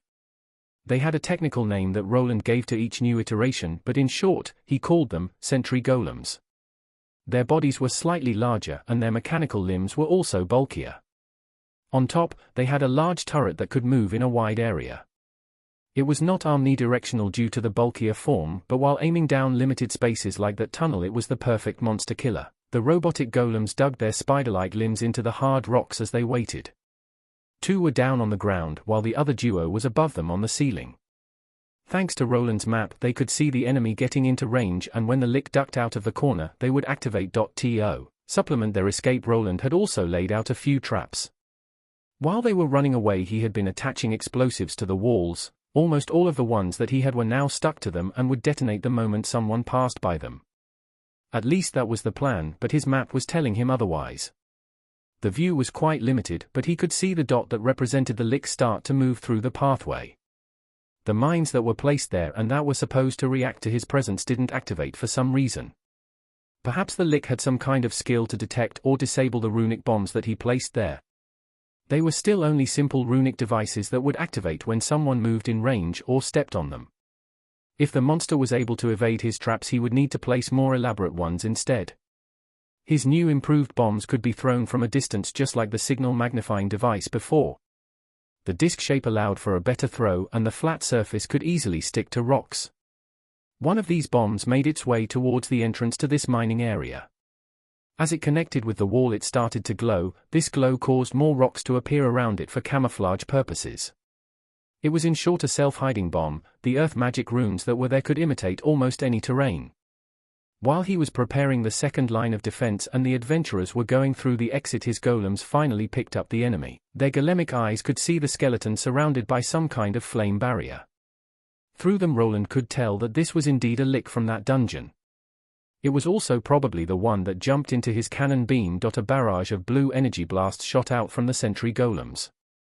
They were all enhanced mana arrows that used a similar spiral motion to drill themselves through armored opponents. Before they collided with the lick, they started to decrease in size. With the decreased magical output, they were then unable to contend with the magical barrier the monster surrounded itself. What is that? A mana-cancelling barrier? No, it should have something like that. Instead of cancelling mana, it was doing something else. The monster was a tier 3 being and someone that had high control of magic. It was probably exerting its control over the mana being shot towards it and weakening it in the process. It was a similar effect but not as strong and had more weaknesses than outright cancelling the mana particles. The golems that he created would be great against non-magically inclined opponents. When two spellcasters contended with each other, most of the time the one with more mana or control over it came out victorious. The toughest part was getting through their shields that protected them from harm.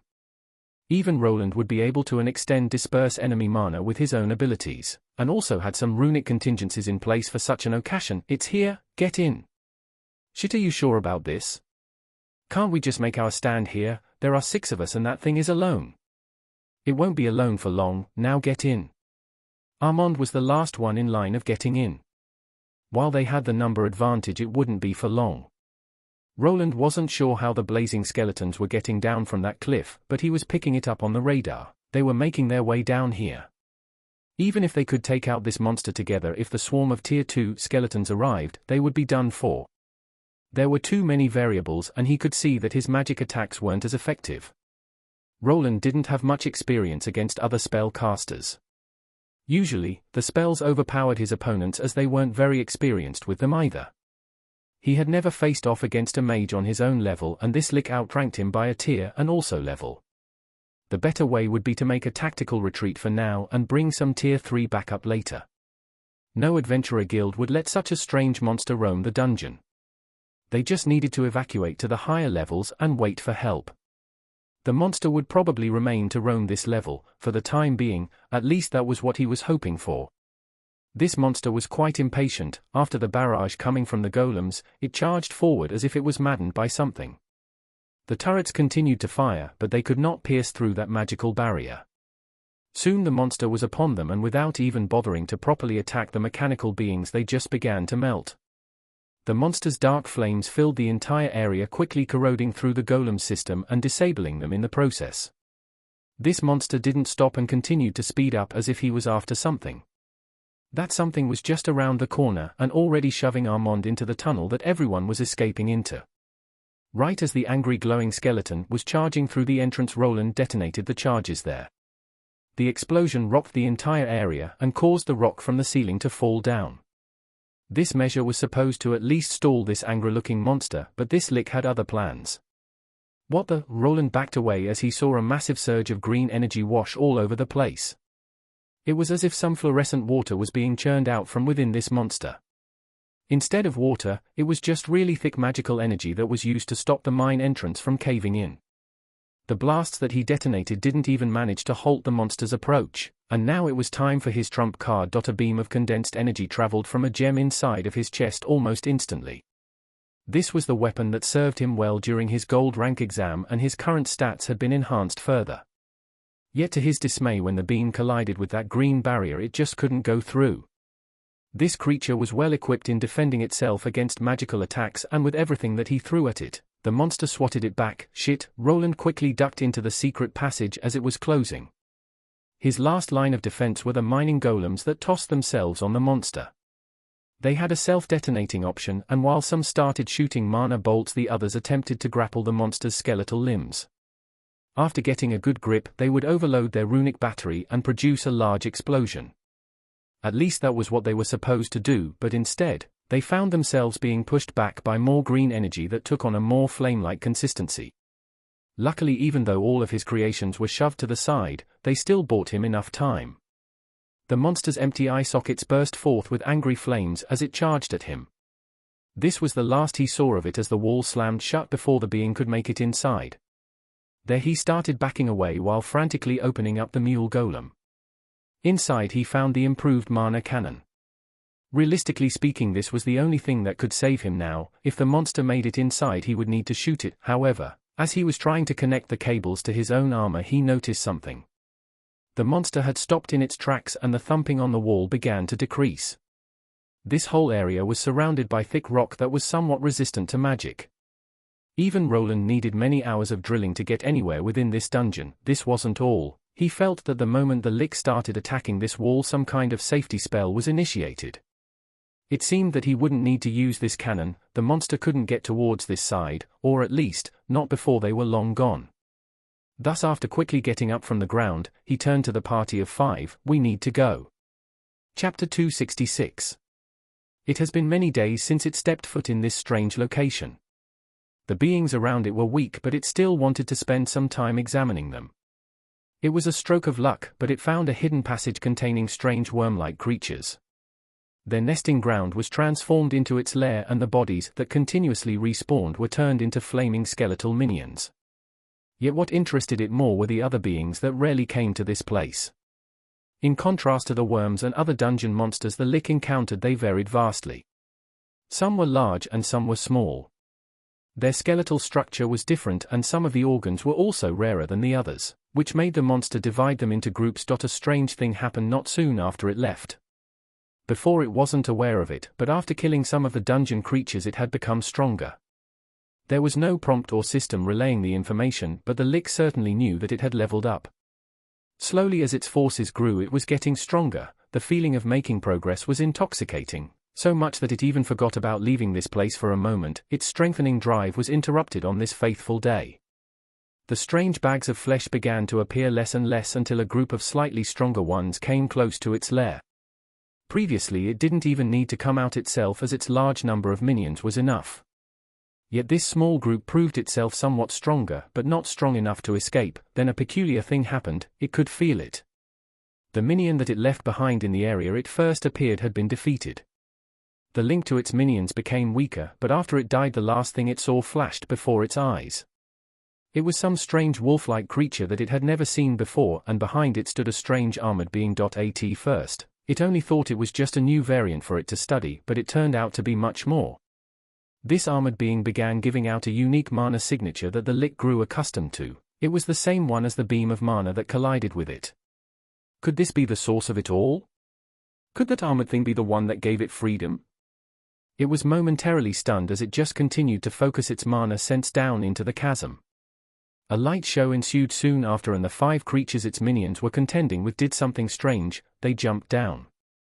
Did they give up on their lives? It didn't seem so, as they had managed to survive. This was a chance for the Lick. It needed to find who that person was. It descended down the hole it had previously come out of with the help of the lesser levitation spell.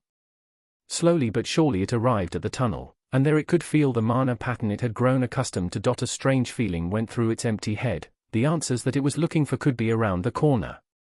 There was a problem. The armored being that was using the strange mana pattern was moving away. Was it aware of its presence and decided to flee? The Lick grew angry. How could the thing that awoke it deny it? Why would it be unwilling to give it the answers it desired?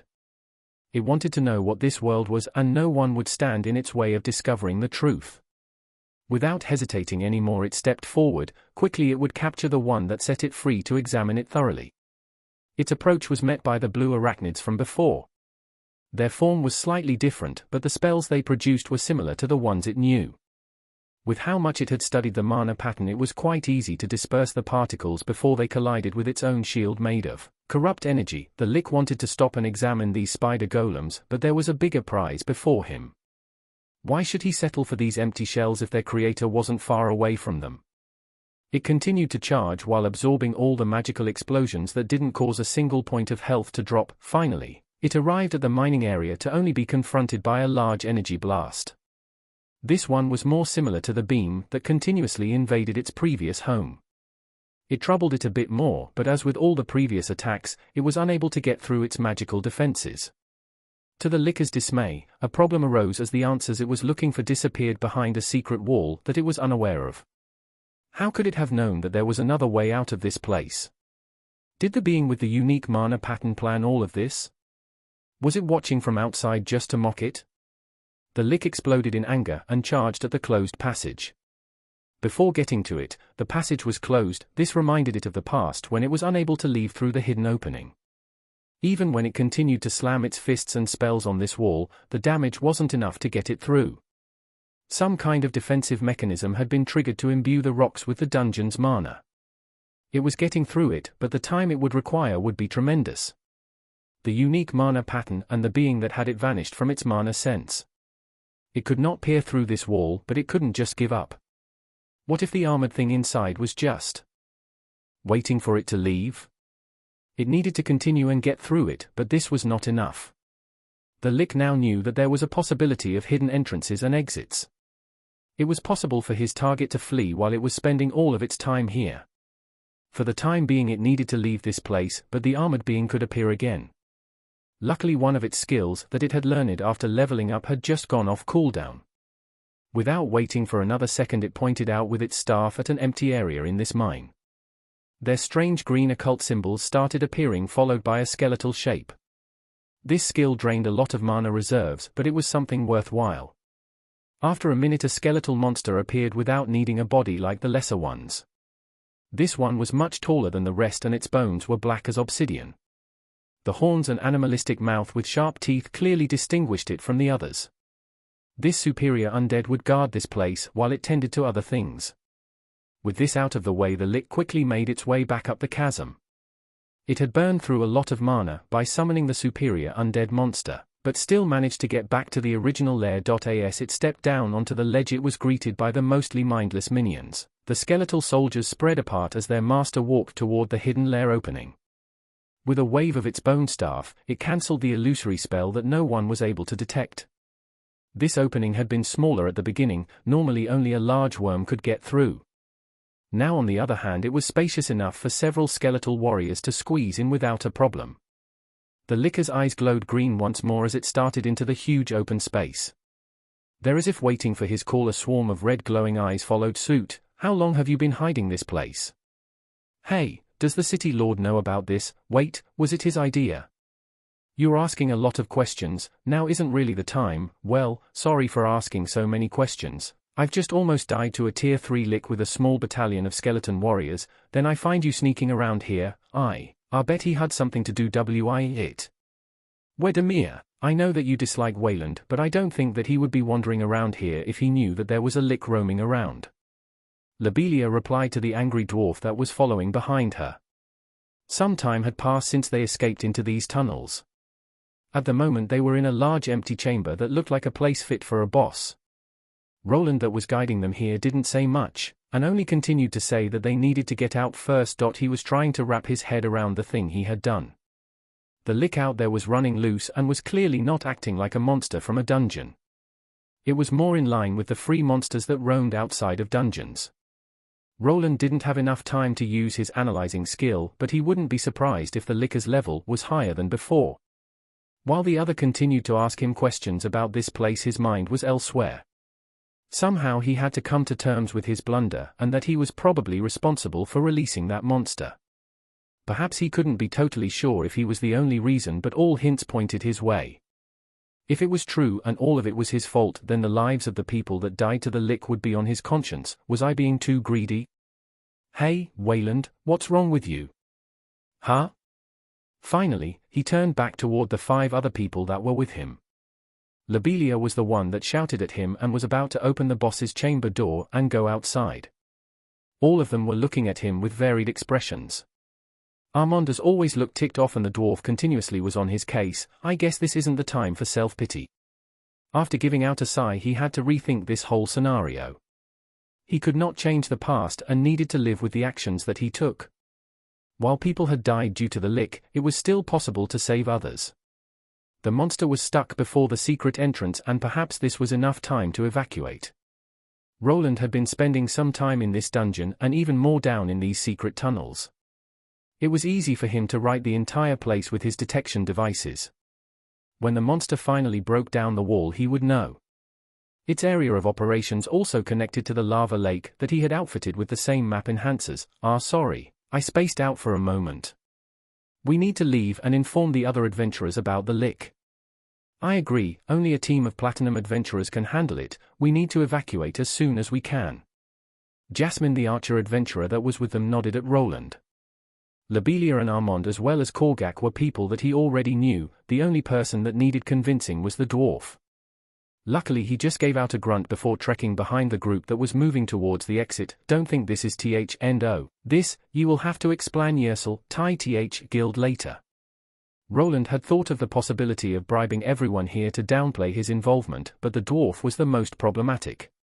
It probably wouldn't be possible to change his mind even if he dangled coin or even superior magical equipment in front of him. Wedemir apparently had ties to the Union and those guys hated him. This would really be a troublesome situation that he might not be able to weasel out of. So what? He was mining a bit in the dungeon. Give it a rest and move on. At least Lobelia was on his side as she delivered a small nudge with her foot to Wedemir's behind. The way towards the lava lake area was already cleared up as he had not even been here for a day.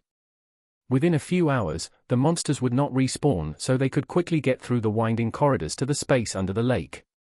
So that's how you did it. Let's go, we don't have much time before the lava floods the lake again.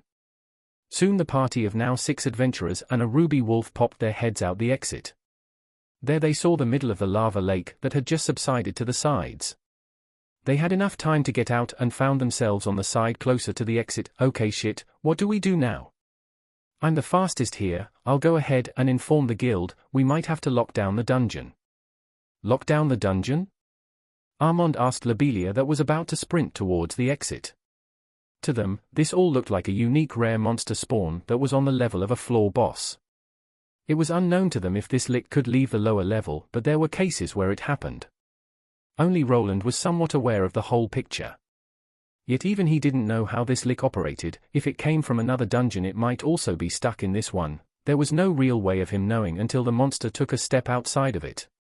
If it's a tier 3 monster that can roam this place freely then it will kill everyone. There are also non-combatants here. Damn, miners. Wedemir was the one to shout out now as he remembered that the Union had placed some mining camps here. The hidden area that Roland found was not the only reusable mining spot in this dungeon. All the other ones that had been found were being used by the Union or people affiliated with them. This sent Wedemir into somewhat of a panic as one encampment was on the other side of the lake that was closing itself. Hey, what are you doing? Get back here. Hey Armand, give me a hand. Lobelia along with Armand had to pull the dwarf away as he was about to attempt a run through the molten lake that was going to close itself. The next cycle of opening would be in 15 minutes, which Roland already knew. While he had no love for the Union and would actually love to see their mines being destroyed, the people working there didn't deserve this. The lava will open up again in 15 minutes, but I'm not sure that going over there is such a good idea. He is right, that path around the chasm will bring those skeletons there. What if that lick is with them? I don't care, I will help our brothers. While the others were fighting he decided to do something about this problem that probably arose due to him. Even though the lick could be anywhere, he felt that in this wide open area he would have enough time to retreat.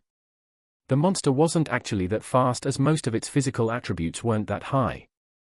It was a being that was poised in mana and not running. There was no use running around and trying to inform the adventurers about the danger. Most of them would probably not believe it unless they saw the monster before them. Instead, he decided to go with a different method that would alert everyone to it at once. This method would make a big ruckus, but that would just prove its validity to people. The large mule golem was still there and within it was all of Roland's equipment. He had already developed a sound system within his workshop and could create runes that worked like speakers. It wouldn't be hard to produce a sound system here with the help of his rune duplication skill that would instantly place what he wanted on a piece of metal. Not all of his spider golems were destroyed during his escape. These two and a stationary device that he would place here would have to be enough. While everything was happening the other adventurers did seem confused. Wayland, what are you doing? There is no time for this, I know, but before we go we have to inform the adventurers about the danger. I will stay here, you all should evacuate. The others looked at Roland, who continued to fiddle around with magical equipment. He pulled out metal parts that somehow connected to each other, and even the golems that they saw before started to be modified. What he was doing was a mystery to them as they thought that the best thing to do was to get out of here. The other adventurers that roamed this dungeon had to take care of themselves. This was their life and they had to be ready for everything. How will you do that? Come on, let's go. Lobelia shouted, but instead of Roland replaying, he took out another strange-looking device that he moved towards his mouth. Testing. 1 2 3. Chapter 267. This is a message from the Adventurers Guild. Please evacuate the dungeon. A high-level Tier 3 lick has been spotted in the lava region. If you see it, do not engage and move to the higher levels in an orderly fashion. I repeat, a Tier 3 lick has been. What is that? Is that some kind of golem? A group of 5 adventurers spotted a blue spider creature quickly moving around the area. It was quite a bit away from them, but the loud message that was running on repeat could be easily heard by them. This quintet of adventurers had just arrived in the lower region and was now unsure of what to do. If they believed in the words that were being played, then the best way of surviving was to go to the higher levels or even inside. Hey, did that thing say that it's unknown if the monster can go to the upper levels? Is something like that even possible? I think there was something like this a few years back. A high-level orc monster appeared in a low-level dungeon and went on a killing spree. Maybe we should go? The party looked at each other. They were not in any danger of starving anytime soon. There was no reason for them to put themselves in any danger. There was a possibility of this being some kind of ruse. Perhaps a rare monster did appear and whoever sent out this golem was trying to keep people away while they killed it. However, this was a far-fetched theory, as quite a few adventurers knew to who these spider drones belonged. Wayland the Runesmith was close to being a household name in the city, and this mechanical contraption even had his logo on it. If this was some kind of scheme to get people out of the dungeon, then it was very sloppy. A punishment from the guild would be in order for attempting to evacuate people under false pretenses. Should we just wait for now? It could be some kind of prank. It could be a costly prank, but hey, someone is coming. The tracker from the group pointed toward a woman that was running their way. She was quite fast and also someone they recognized. Gold rank adventurers were on the rarer side, and ones that had cute faces were even rarer. It was Lobelia that was charging forward, and right before passing the party of 5 she shouted out, "What are you idiots doing? Didn't you hear the announcement? Get out of here now, and when you see other adventurers, tell them to leave the dungeon."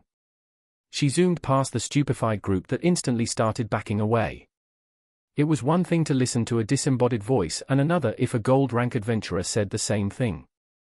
A Tier 3 lick was loose in this dungeon, and everyone knew what that could mean. An unlimited army of undead skeletons could be swarming this way soon. Thus all of them quickly turned back to the boss room they came from and booked it after the half-elven girl. "Please evacuate the dungeon." "Are you finished, Wayland?" "Yeah, but you could have left with Lobelia already." "I'd get an earful from Elodia if she found out that I left you here all to yourself." "I see, thanks." Roland wasn't sure how to react to the smiling Armand that had remained with him. To alleviate some of the damage he did by releasing the lick into the dungeon, he remained by the lava pool. There he quickly jerry-rigged a speaker system that would send out an evacuation notice on a loop. It was quite loud, so it drew in the close-by monsters that his self-proclaimed brother-in-law dispatched for him. Only the 2 men and Agni were left here. Lobelia had taken it upon herself to run towards the guild to inform it. The guild master was the only Tier 3 class holder that they could count on to defeat the lick. If they were lucky, then perhaps there was a platinum party passing by to lend a hand, but that was probably unlikely to happen. Those types of people spent their time around areas that were more beneficial to them, and this lower-level dungeon was not one of them. "No problem, you can repay me later. I do need a new pair of boots, and I've heard those 2 can be enchanted. I guess if they are made from the right materials that would be a possibility, but we should talk about that after we get out of here, alive." "So are you done?" "Yes, but," Roland looked at his small monitor that was blinking inside of his helmet. There he was able to see a somewhat large force of people approaching the other side of the lava lake. Wedemir had gone back through it to reach one of the dwarven mine encampments. One of his golems had also gone to that spot to inform anyone that was in that section about the problems they were facing. Jasmine and Korgak went towards another area entirely. Everyone was trying to do their best in helping to evacuate the unsuspecting men and women that were here. It seemed that at least some adventurers were willing to risk their lives for others. None of them actually tried to escape to the top without having a proper reason. In reality, he could do the same, but due to the fact that this was somewhat his fault, he felt that he needed to stay here. "You should probably go where Korgak and that girl went, they might need your help." "What about you?" Armand answered while seeming a bit confused. There wasn't really much left to do here and the skeletons might soon arrive. There was also a possibility of the lick appearing on either side of the lava lake. Roland's plan was to remain here and help with the evacuation effort. He was on the stronger side with his level probably being the highest down in these dungeons. I'm going to stay here. I can at least stop some of those reanimated skeletons from killing people. That's surprising, I didn't think that you were the heroic type. Armand laughed while shrugging, but it didn't seem that he was about to leave. Roland wasn't sure why Elodia's adopted brother was willing to help him, but he wouldn't refuse it. The help from a higher level tier 2 berserker was always appreciated. Heroic type. Roland wanted to laugh as he was anything but a hero. First off, this all happened due to his fear of the abyssal cult. The only reason that he was remaining here was to soothe his bad conscience. It wouldn't be hard to just run and leave everything in the hands of the Adventurers Guild. It wouldn't be hard to deny that he was involved with the lick, and there was also no solid proof of how long he was using the secret mining area. If he just ran to the city lord that he found it a few days ago before the lick appeared, he could be in the clear. Perhaps he could even spin it in his favor. He could play it off that discovering the mine could have triggered the lick as a defensive mechanism that no one could have predicted. You probably couldn't be more wrong with that one, huh? What did you say? Roland mumbled to himself while Armand was trying to look to the other side of the lake. People were quickly gathering on the other side. There were actually many dwarfs there, as it seemed that Wedemir was successful in informing their side. It was probably better that the dwarf went there, as he wouldn't be surprised if the union members ignored his golems thinking that it was some kind of bad prank. Nothing, you should get ready, they are coming and there are a lot of them. His brutish brother-in-law nodded while following Roland's gaze. Dots on his scanner started to appear and soon enough the strange cluttering of bones could be heard. A swarm of blazing skeletons appeared from the chasm area. Damn, where did all of those bastards come from? There weren't that many of them before. Armand shouted as he was taken aback by the sheer number of the tier 2 skeletal warriors. Some of them were carrying spears while others had swords or shields made of bones. Some of them actually had metallic weapons that were probably stolen from the adventurers they had killed. There is a lot more than I expected. His mapping device was of no use to him now as there were just too many red dots to see anything. The first line of defense was already being initiated as the monsters started blowing up. Inside of his mule golem, he had a vast array of explosives that he used to set up mines. These skeletons were not very intelligent and just continued to run towards their doom. A reanimated being had limited intelligence. They could carry out simple tasks like going in directions their master pointed out or attacking. The master would need to direct them directly to be able to evade such obvious traps. This lick probably gave them a vague order that they would carry out, something in the line of killing all people they saw. Thus they would just follow it without paying any mind to their own life. Ha ha, that's quite the show, look at them explode. Be careful, they'll break through soon, huh? While his bombs were taking out a large chunk from this skeletal army, the assault continued. The bones piled up and soon acted as a bridge to get to the other side. If there were more skeletons than bombs, then they would surely get here, and if the lick appeared from behind, then he would be able to reassemble the fallen monsters. This was the danger that his creature brought with itself, a relentless army of reusable pawns that knew no fear and never tired. This didn't mean that they would get here. They were coming here in a predictable pattern without using the terrain to their advantage. The lake of lava was spreading to allow passage to the miners on the other side. At least until it closed again, Roland would attempt to stop the swarm of angry skeletons. The mines were slowly running out, so instead, it was time to use some of his own ranged magic. Holy magic would have been the best to contend with these creatures that were resistant to the second best element, fire. In his possession, he had access to all the 4 main elements, from which probably the one that produced the most physical attacking power was the best. In this instance that would be earth, and it was also favored by the topography here. The large hammer he created started glowing in a brownish hue. Through it, he could activate a stronger spell than the usual spikes that he used. The runic tremor spell was triggered. The large spike at the end of his hammer shot out a beam of light that, after colliding with the ground, produced a large magical circle. This circle appeared just for a moment before the spell effect was triggered. The ground under the skeletons opened up to reveal blistering hot magma. The monsters tumbled right in, and even though they were resistant to flames, their bones could not take prolonged exposure to lava. This dungeon was like Roland's backyard, and this was true for this area especially. He had examined everything that he could for a potential tunneling attempt. It wasn't hard to find the weak spots that were close to lava. Only thanks to this knowledge could he actually move the rocks away, as in an instance where the ground was excessively hard, even his spells would be unsuccessful, yet not the whole region could be exposed to more puddles with magma. Some of the monsters sprinted through after the shaking stopped and continued with their maddened charge. This he answered with a swarm of magical arrows that his hammer was able to produce as well. After locking on with his runic system, the skeletons were pelted by the mass of blue lights. Thanks to the lock-on system, he could choose to go for the weak spots that had a certain mana pattern to them. Hey, leave some for me. Armand smacked his fists together, which made the gauntlets that Roland made glow. The runic patterns became visible as several buffing spells washed over his body. Instead of straight-up attack spells, Armand preferred enhancing his body, and through these gauntlets, he would be able to. Even he began to see action as some of the skeletal fiends managed to get through the barrage of spells. With just a few smacks they exploded into chunks of bone or flew into the exposed lava puddles that Armand tossed them into. While the battle raged, the people on the other side started reaching this side of the lake. They could see what was happening and without looking made their way towards the exit to the upper levels. Not even one thank you. Roland looked towards Armand, who had smacked away 2 skeletal soldiers. He was purposely taking the fight to another location. Slowly they were guiding the monsters away from the lake while the miners and lower-level adventurers escaped. It wasn't hard, as these mindless drones had only eyes for the closest living beings to them. After a few smacks, they were tossing themselves at him and Armand without any regard for their life. You can charge them for your services after we get out. Hey, that's a good idea. The guild should reward us handsomely for this over time. In a sense, Armand was still on a mission. This wasn't really in the contract, but could be used as an excuse to get more money out of the guild.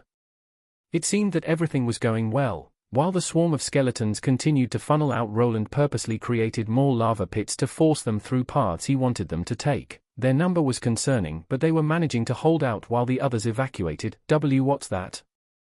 Skeletons, they are coming. Run. To his dismay, another small army appeared. They came from the other side and reached the lake before it started to close. The miners and workers were still carrying a lot of their equipment, which made them slower. Without the ability to bring animals down into this dungeon or large carts, they were left carrying everything in large spatial bags. Those could fit a lot of items inside themselves, but still didn't fully cancel out the weight. As it stood, the skeletal beings would meet up with the fleeing dwarfs closer to this end of the lake. This would all occur before the lake could fully close to bury the pursuing army, and probably some lives would be lost. There was a way of helping them, but he was hoping to use this trap on another pursuer. It might have not even gone through the tunnels and be back at the chasm. His backup plan was not meant to stop these creatures, but if he didn't do something, then lives would be lost. Thus, when the skeletal battalion reached the middle of the lake, he relayed the information through the signal enhancers to the secret entrance. There a large number of runic bombs had been placed beforehand, and would be used to bury those monsters in lava. A huge explosion erupted as the skeletal creatures reached the middle of the lake. It produced a large pillar of magical energy that brought earth and lava with it. The secret area under the lava lake was connected to another basin of this fiery liquid. By triggering a massive explosion, the connection was made and it was bursting with molten rock. The ground gave up under the monsters that were tossed aside due to the initial explosion. Following it, some of them were splashed with molten rocks that halted their advance. When combined with the lava lake closing up from the other side, the maneuver was successful. Given this time, the fleeing dwarfs would make it to safety, while the undead creatures would be buried under lava. It did seem like this was over. Even though the assault continued from this side, Roland was already preparing to retreat. Some guards from the dwarven camp even started to help. Wedemir was among them, and after spotting Roland in the distance, he seemed troubled. Yet this was far from over, as even after everyone had gone through the lake that had closed, a strange occurrence was sighted. The middle of the lake started rising up as if a large round object was trying to pierce through the heavy magma. Roland instantly knew what was happening and was quick to retreat. The only hope of stalling this further was inside of his mule golem. Chapter 268. We made it, laddies. Everyone cheered as they watched the lava swallow up the swarm of skeletons. This group of people had come from the mining camp in the mine. Everyone had somewhat expected this line of work to be dangerous, but they never envisioned themselves fleeing from a small army of skeletons. Luckily, a massive eruption of some sort that exploded in the middle of the lake saved them all, and now their pursuers were gone. They naturally questioned the strange explosion, but they couldn't really stop. While the enemies from the rear were gone, another large group of them was coming from another side. This area had also become flooded with magma, which was proving to be a stopgap for the monsters. There they also noticed two humans that were keeping the monsters at bay. One was swinging a large hammer around to produce various spells, and the other just crushed the skeletal heads with his fists. Wedemir, who reported the monster attack, had gone over to offer some help, and it seemed that everything was going well. However, just when everything was going well, a strange phenomenon started. Shit, get these people out of here. Make them toss all of their equipment away and run if you want to live. You can't expect us to Jewist, just do it. Roland grabbed Wedemir by the collar while shouting. There was no time left, as the lick was here, and while the others couldn't see it yet, it was there. The multiple explosives were supposed to stop it, or at least keep it from progressing, as the underground would flood with lava. His plan was to set off the explosion while the lick was inside the secret chamber below the lake, but he had to detonate it prematurely to save the miners. Now the creature was slowly lifting itself up from the underground. This was presented to everyone through a strange red sphere rising out from the ground. Roland knew that inside of it was the lick, and the circular shape was just the mana shield it was producing. It was coupled with the levitating spell to make it look like some kind of large bubble. There was no time to lose. Roland only had one weapon capable of contending with a tier 3 monster of this caliber. This was the large cannon that produced the mana drill spells he used for farming experience. At this moment it was inside of his mule golem that he quickly sprinted towards. Common, open up. He already sent the order to his golem to turn around and open the large latch, but this model wasn't really built for speed. In his hurry, he had to actually tear it open to get to the equipment he needed. There was no time to actually attach this cannon to a stable base or to the battery unit that used the mining area Elekins crystals. Luckily, he had updated this cannon to be used with other attachments. It was still an experimental model that could go together with this slightly upgraded runic suit of armor. The cannon already came with thick cables that would carry the required energy. What he needed to do was connect them to his armor. There wasn't really much to it. There weren't any latches, just a flat surface at the end of the cable that would stick to his metallic armor through magic. It was quite similar to magnetism, which didn't suck up that much MP. Thanks to this solution, the cables almost guided themselves towards the entry point that he included on this improved armor. Small blue sparks flew as he attached the last one to his neck. The other ones were tightly connected to his back and chest without getting in the way of him holding it up on his shoulder. The small turret that he had on the other shoulder that previously continued to shoot at the skeletons had to be turned off.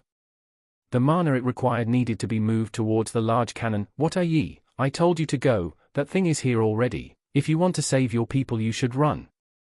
Wedemir, that was somewhat away, continued to ask questions while batting some skeletons away. Finally, as he noticed the lava bubble rising up, warning signals started going off in his head. Body, listen, the TH. Human, your lives are more important than TH equipment you're carrying. Ye can't be serious. If anyone listened to him, everything that ye lose will come out o' your salary.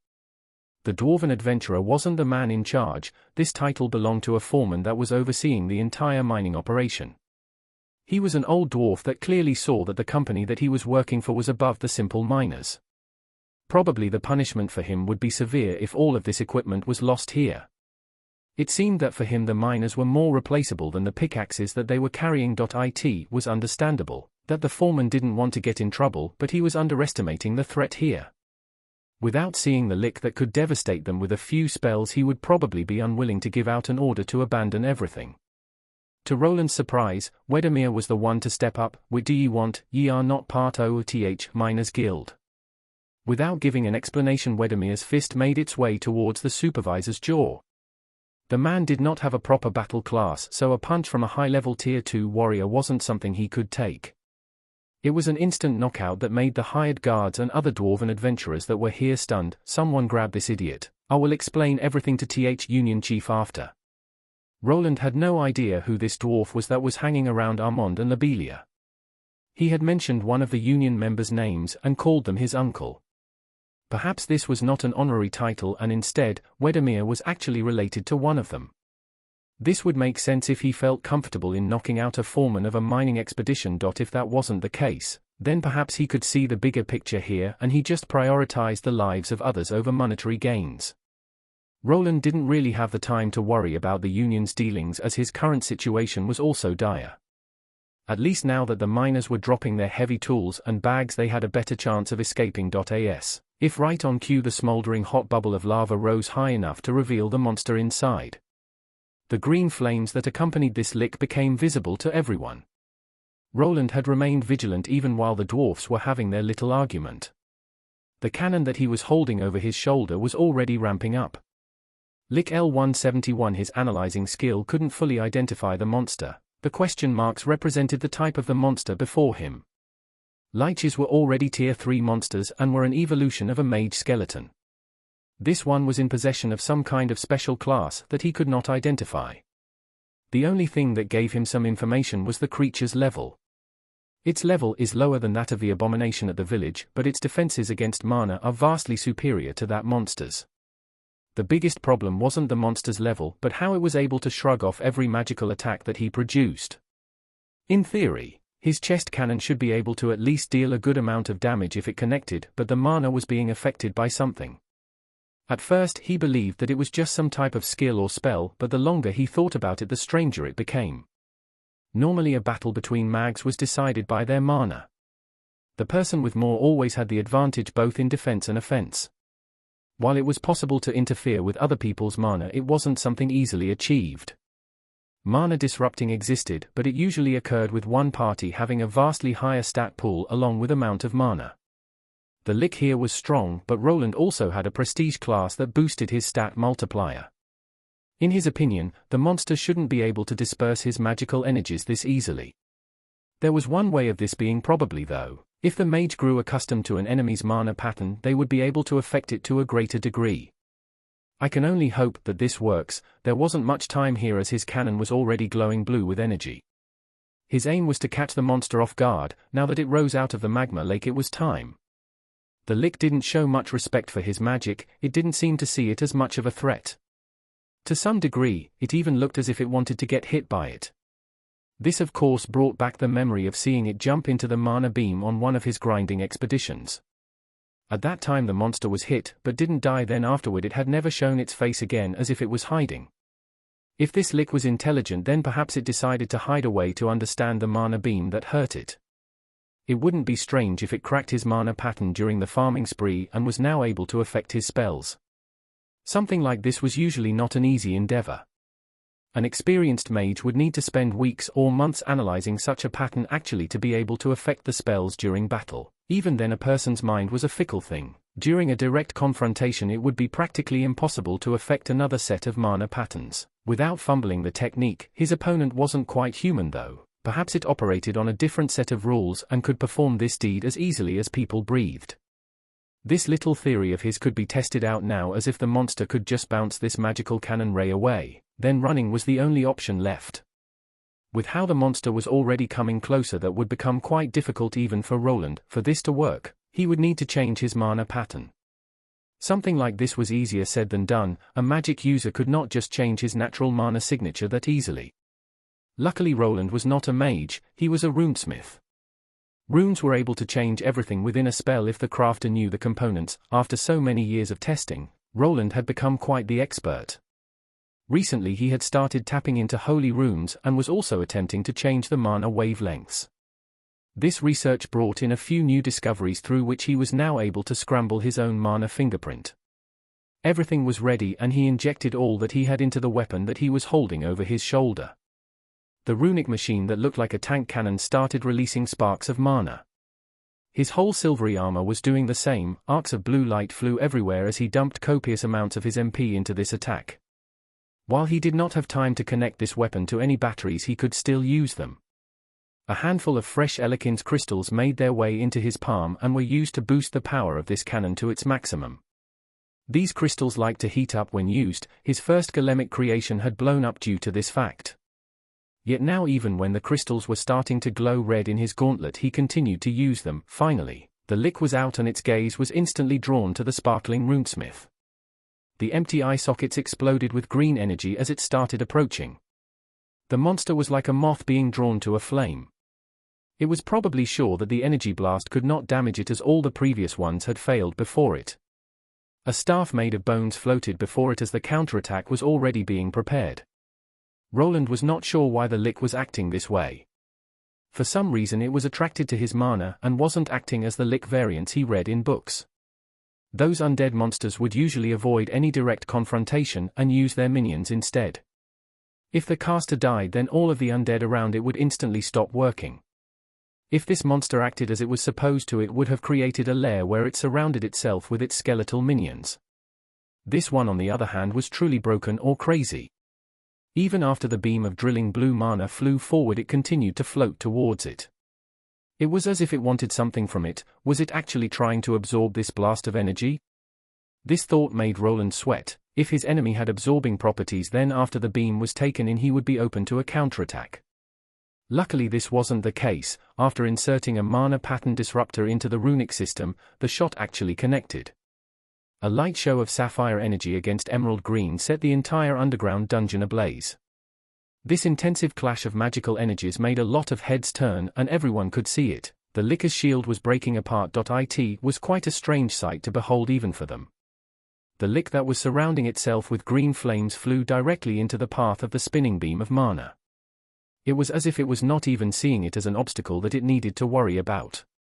To the simple miners on the other hand, the high concentration of mana made their beards tingle. They knew in their very being that if they were anywhere near that blasting zone they would be turned to ash. For a moment it actually looked like the being made of bones would break through. The beam collided with the shield of green flames, but the monster continued to fly forward. Only after moving several meters did it stop. It finally realized that something was wrong, but at that point, it was too late. Roland's sweaty face could not be seen, nor could his shouting be heard as he gave it all. The spinning drill finally penetrated through the shield and collided with the monster inside. It was practically cleaved in two as it impacted the monster's chest area where presumably the core should be. This amount of damage could not be ignored even by this creature, and it lost control of its mana shield and levitation spell. It was falling down into the lava below. Ha, he got it! Armand shouted out while holding his fist high up. Everyone that was fleeing halted in their tracks as they saw the light show coming to an end. It looked like the Lick was going to fall into the lava, and even it without the protection of its shield would suffer a devastating blow if it was directly submerged under lava. Did that do it? While the monster was falling down, his armor was on fire. Various skills like Rune Overload and Empower Rune were used to boost the spell past its limits. The smoke that was produced from his machinery was due to the runes burning through the metal. Even though his equipment had been damaged, if the monster fell into the lake of lava now, it would have all been worth it. I didn't get its core, which is a shame, but that doesn't matter. Please just fall in. His reserves were drained, so he didn't have anything left for a follow-up attack. If only the monster fell into the lake, then this all could be over. Yet it wouldn't be so. Suddenly something burst forth from the middle of the lake. It was a skeletal monster just like the rest, but it was much bigger and of coal-black coloring. Before the Lick fell into the pool, the monster produced a set of wings that propelled it towards its master. Within a few moments, the skeletal mage was being carried to the other side of this lake to safety. Everyone looked in horror as the one responsible for this predicament had not been killed. Instead, it would be safe on the other side to recover and return to haunting this dungeon again. Roland was stunned and shocked just like the others. The arrival of this creature was something that he didn't factor into. After a quick scan with his analyzing skill, he was even more perturbed. This creature was one of the Licker's minions, and it was also a tier 3 being, Obsidian Skeleton Gargoyle, summoned. L150 shit, could there be more of those around? This was no time to take a rest. While he had gone through most of his mana, they still needed to evacuate. The skeletal soldiers continued to arrive, and they were not alone. From the corner of his eye, he noticed the appearance of another large skeletal monster made from black bones. Chapter 269. Summoning existed in this world. It was a separate field from elemental magic that was considered extremely strong in the right hands.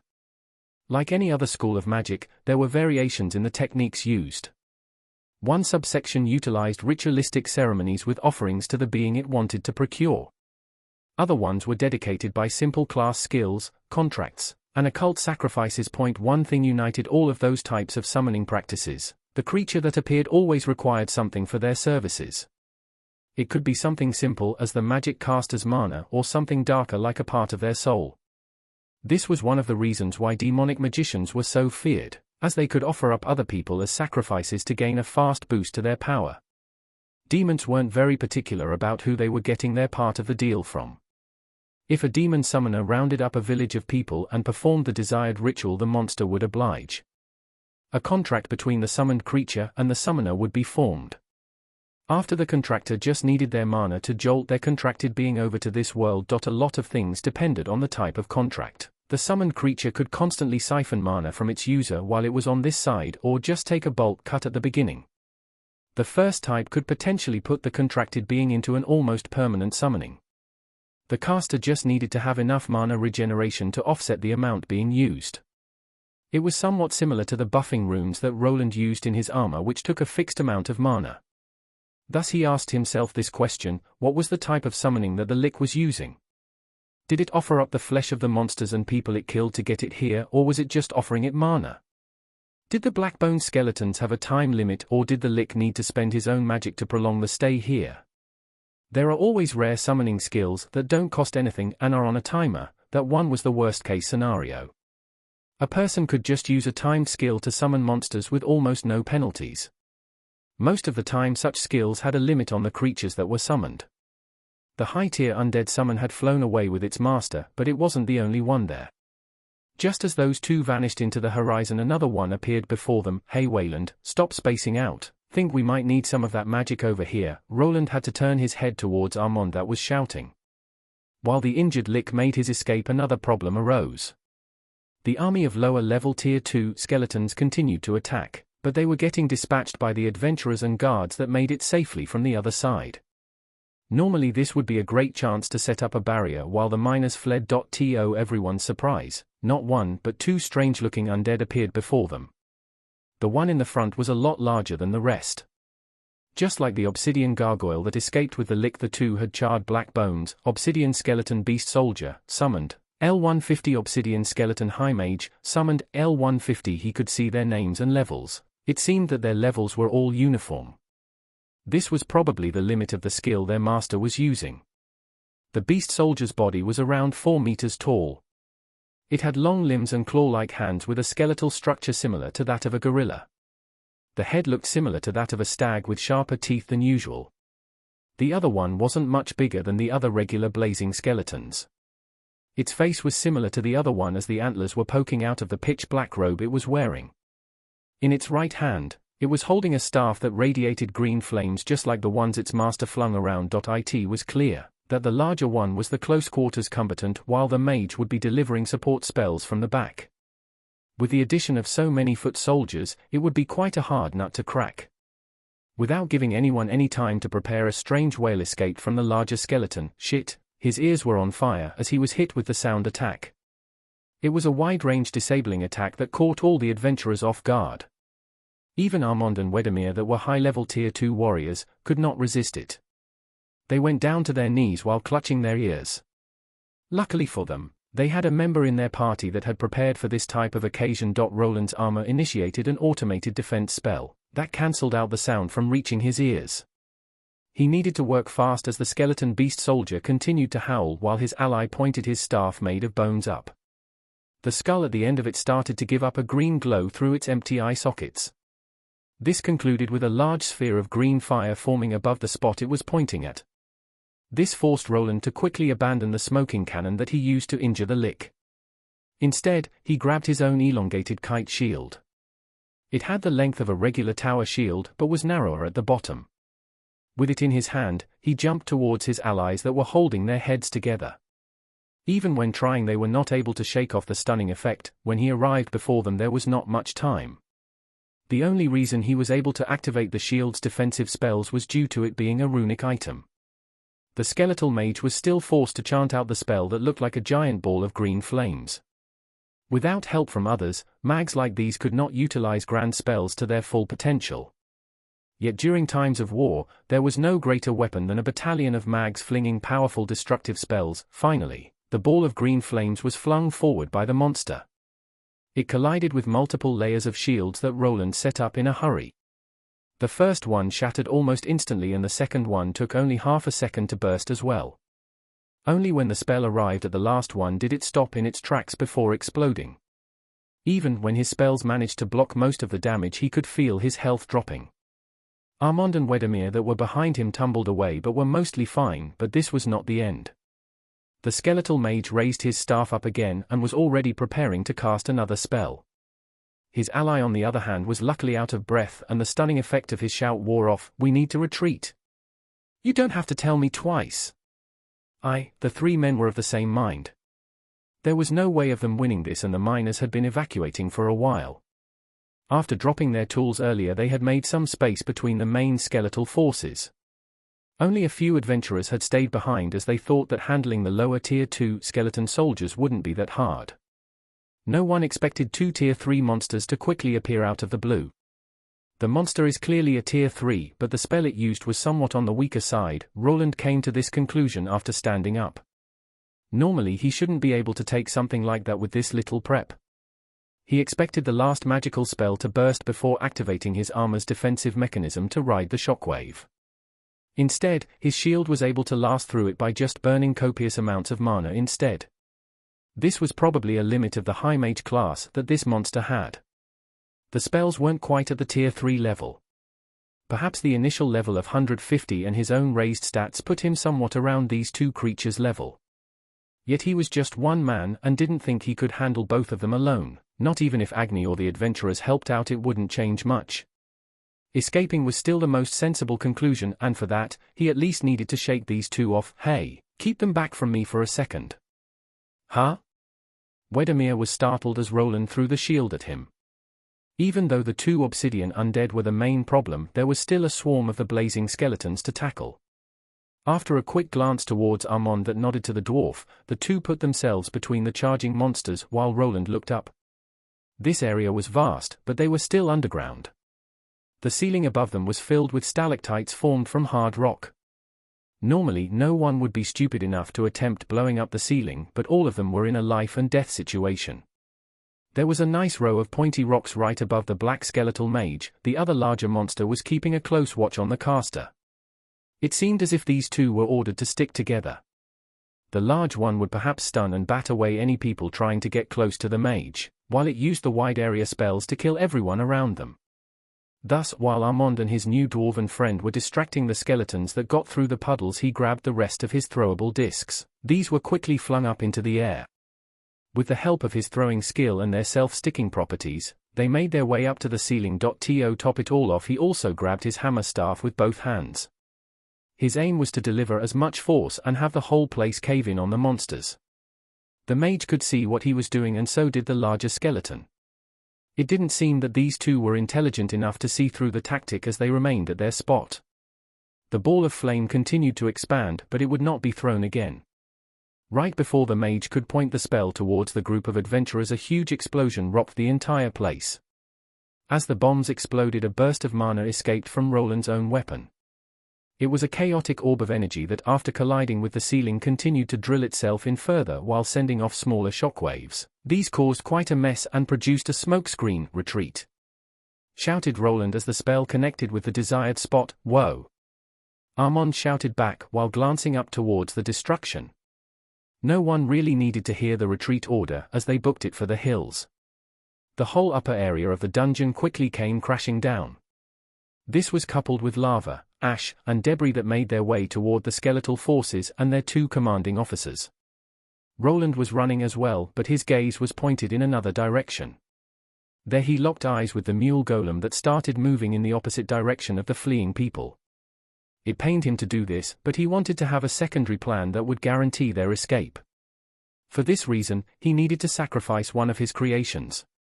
The only thing that he rushed in for was the cannon that he discarded after the blast. This thing could still be used, so after grabbing it he started running. Agni was right next to his master. When one of the weaker skeletons approached, he was quickly dispatched by an angry dire wolf. The bones that these monsters were made of could not handle even one bite. "Hey, move it if you don't want to die." To Roland's surprise, Armand did not abandon him.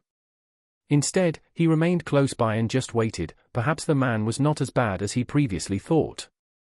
While he had a drinking problem and was focused on carnal pleasures, he did keep him company during this crisis. Soon the two were both running while the obsidian skeletons were covered in rubble. Yet while the white skeletal minions started getting crushed under all the falling rock, the two troublesome ones weren't. The mage produced a shield of green flames that was similar to its master's. It didn't have quite the same output, but was enough to protect it from the falling rocks. The soldier type with the head of a stag didn't even move. The rocks that collided with its thick bones just bounced back as if it was just a minor inconvenience. The whole area became flooded with dust and rock. From within this cloud of ash, the larger black skeleton burst forth. Its jump was tremendous as it almost fully avoided the blasting zone with just 2 strides. After giving out another loud howl, it started picking up speed and running after the escaping adventurers. Leaving the mage to its own devices was something that Roland calculated into his secondary plan, which was slowly moving towards the monster. This was the mule golem's last hurrah. Its whole outer shell was producing glowing runes that were digging into the bulky chassis. This magical phenomenon pulled the monster in as it charged at the golem with the intention of killing it. The last obsidian skeleton beast soldier jumped up while stretching out its long limbs over its head. Its intent was to slam those large fists of it on the slow-moving golem before chasing after the others. This was of course a trap. The moment those hands collided with the mule's glowing shell, another explosion rocked the entire area. This one was on the same level as the one in the middle of the lake, but much brighter. The black figure of the monster was fully swallowed up by the bright light. The adventurers that felt the surge of mana taking over could not help but look back. There they could see an armored man sprinting towards them who was not looking back at the explosion he produced. Over his shoulder, he was carrying a huge cannon, but it didn't seem to be weighing him down at all. Without saying anything, Roland caught up to Armand that instantly followed suit. Everyone was in full evacuation mode, and quickly they caught up to the miners that weren't boosted as much as the combat class holders. This should give us some time. Roland started slowing down as his group reached the miners. Other people started crowding in from the sides. It was clear that the message had gone through and everyone was on board with the evacuation effort. Some adventurers had even formed a defensive line to block any potential monsters. Others were moving forward to battle the creatures on the upper levels, which were also a potential risk. You have gained 1,000 experience points. The system message rang in his head indicating that he had defeated a weak monster. Normally he wouldn't be interested in it as similar ones had ringed in his head, but each one had given him 10 experience points. Reanimated skeleton soldiers gave considerably fewer points for killing them. Perhaps this 1,000 came from one of the black summoned creatures that would also give a diminished amount of experience. It seemed that something had put in place a barrier for grinding. It would not allow people to farm summoned creatures that could be easily replaced by mana or resources. While the explosion proved that the summoned monsters could be killed by his creations, it didn't fix the problem. The Lick could probably create more of those soldiers, and they could even work with each other. Even though their tactics were crude, they would still make things harder for anyone facing them. With a lack of a proper platinum rank party, this dungeon was a lost cause, and perhaps the swarm of skeletal soldiers that they faced was only the tip of the iceberg. Where the Lick took off was a mystery to everyone, but with the flight capabilities of that gargoyle, it could have made its way to ledges people would not be able to reach.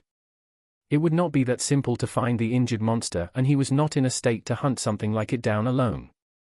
His only option was to return home and prepare for the worst, but as he was evaluating his choices, he heard a characteristic rattling of bones coming from the area they just fled from.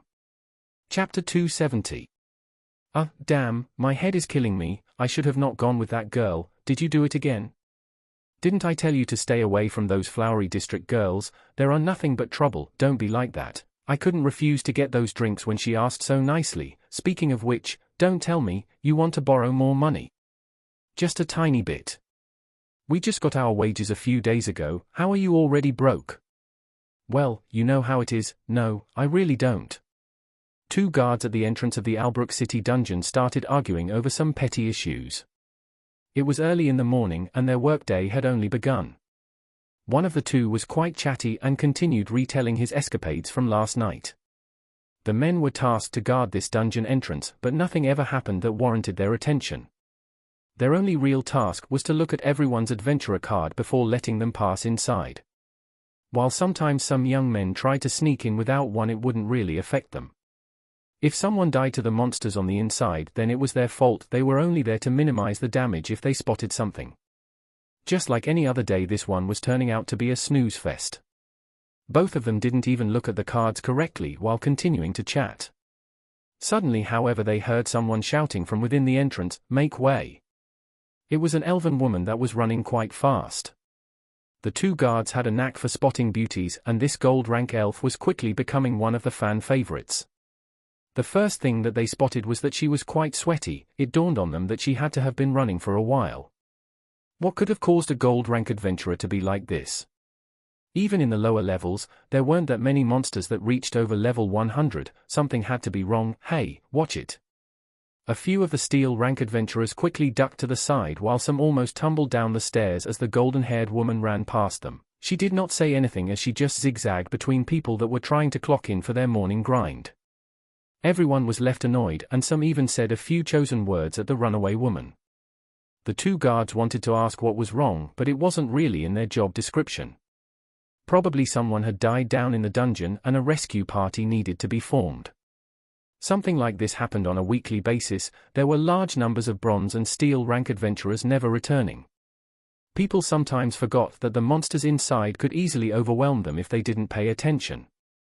The upper levels weren't as vast as the lower ones, but it was also easy to get lost. After maps were made, the death toll decreased, but some newbies continued to die without seeing worth in spending money on pricey help items. What's up with her? Beats me. You know those gold ranks, they really want to reach that next rank. That's true. The guards laughed, as in most cases the in-between ranks were the most dangerous. Many adventurers would put themselves in danger while trying to gain those higher-tier rewards. A lot of steel and gold ranks had fallen due to pushing themselves too hard and too soon. Yet after the young woman vanished into the horizon, a peculiar thing happened. Around 30 minutes later, another adventurer arrived, one of the silver grade variety. Just as the half-elven woman before the man was quick to run up the stairs to dash into the distance. Soon after, more and more adventurers came pouring out, which indicated that something was afoot. What's happening? Hey! Why are you running? What happened? Finally, after several people had gone through the entrance, one of the guards grabbed a man by the shoulder. The person recoiled in fright as if there was something wrong that spooked the guard. What could have happened to garner this type of reaction? Was some kind of strong monster loose in the dungeon? If it was, it shouldn't be able to get to these higher levels and the safe zone that was at the entrance. A lick has appeared. Now leave me be. The man wrestled out of the grip and quickly took off with all the other adventurers that started to flood out from the inside. Some of them were screaming, telling the tales of strange skeletal monsters appearing in the lower regions. But the scariest bit wasn't that they were undead, no, it was that they could enter the upper levels of the dungeon. A lick? Hey, aren't those things considered really dangerous? Yeah, don't you need a high-level priest to kill one of them? Didn't they need a battalion of knights to kill the one that appeared on the mainland? I think so, but that one was a free lick and it took over a whole village. This one is in a dungeon, so it shouldn't be that bad, right? The two guards looked at each other with fear in their eyes. Why was everyone running away? Could the lick get out here and get to them? That should not be possible. Monsters from a dungeon should not be able to escape. There was only one instance where that could occur, and it was not something anyone had an answer for yet. A dungeon break, huh? So you're telling me that it was a tier 3 lick all along? Yes, you need to contact Platinum Adventurers or get that Valerian asshole to penny up some knights. Time is running out. Armand and Wayland are still in there. Hey, calm down. You can't just go insulting the nobles. If they catch you doing it, they'll flog you in public. I don't care, we have to do something. How about we get those guys from the Golden Order? Aren't they around here somewhere fighting with that cult? Aren't liches something they swore to eradicate? A rather angry-looking Lobelia was shouting at a grumpy-looking bald man. To the side stood a beautiful-looking elf lady that had just closed the door behind Lobelia that had rushed in during the morning meeting. It was clear that there was a problem, but the two guild members here didn't truly believe that it was as dire as the half-elf painted it to be. Lassie, you can't expect me to call the Solarian Church for unconfirmed news. But I'm confirming it now. Lobelia stomped her foot down on the ground while almost kicking the large desk behind which the guild master was sitting. While he didn't want to jump to conclusions, he could not just ignore the claim that a Tier 3 lick was loose in the dungeon. Apparently, the person that delivered the news already caused some havoc and would cause monetary losses if the claim was faulty. Solana. I'll contact the other guilds, Guild Master. Auden nodded at the quick reply from his assistant.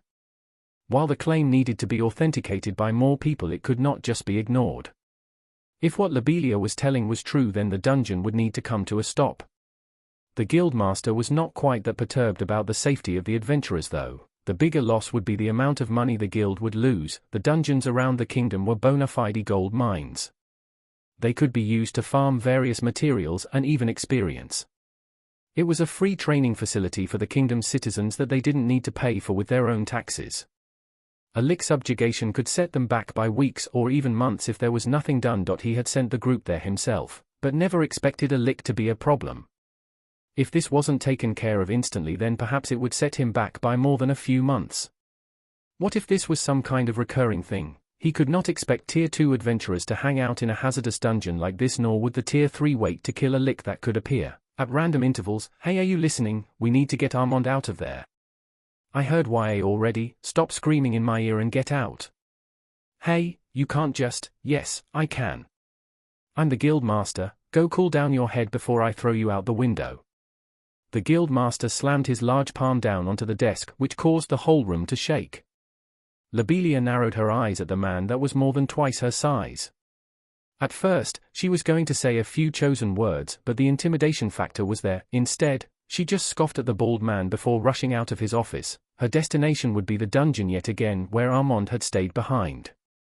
She had been against Wayland staying, and even more, after her brother decided to stay as a bodyguard. Now two of the people that were close to her could be in danger, and she saw that relying on the guild might have been a bad decision. Well? What are you waiting for? Solana nodded as she looked at the angry-looking guild master. She knew that it was better to have the man cool down before asking for anything. After leaving, she headed out towards the communication device that their guild had. It was the usual crystal ball that could be used by their soul mage that was on their payroll. This person spent most of their time at a hidden-away magic shop, which could prolong the call for help further. As the elven lady left, the guild master rose from his seat to go towards the window. There he had a good view of the training area that was becoming loud. It seemed that Lobelia had gone there and was already informing everyone about the strange happening in the dungeon, a Tier 3 lick. While listening to the commotion, the large man looked to the nearby wall where a large axe was pinned to. This weapon seemed to bring back some old memories that the man wanted to be left forgotten. However, with a crisis at hand, his palm started reaching for this relic of the past. Let's not get hasty, there is still time. How about I let the young ones take care of it? After stopping himself, he moved towards his own personal communication crystal ball. This one was a bit different and didn't require a separate mage to dial the number he required. I should probably give that noble brat a heads up first. He is responsible for this city. It will be interesting how he handles it. The leader of the city needed to be informed about this predicament. Arthur Valerian had a big stake in the dungeon that was almost the lifeblood of this city. He didn't expect much from the young upstart, but it might have been interesting to see what the young man did. Luckily, as a noble, Arthur also had a crystal ball in his possession, which would make the whole process a lot faster. How many of these fuckers are there? More than we can handle at moment. Hey Wayland, you wouldn't have any more of those exploding things on you, would you? No, Roland answered while looking around at the landscape filled with white skeletal warriors. The group had retreated all the way to the lower level's entrance. The only reason he remained was that he felt bad for releasing the lick into the dungeon. Now that there was no one else that he could rescue, it was time for him to evacuate. For some reason, Wedemir had decided to remain here. Perhaps he was feeling more cooperative after seeing Roland help the miners, or maybe it was due to the magic shield he was lent. Dwarfs liked their magical trinkets and saw people that could make them commendable. Hey, wait a minute, I thought you had a plan. Can't you blow them up like the other ones? My mana isn't infinite. Roland frowned at Armand, who was asking for a bit too much here. In the first place, he didn't ask for any of them to be here. In actuality, he felt that he would be better off alone.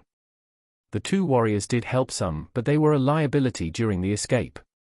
His original plan was just to remain and stall long enough for everyone to get away.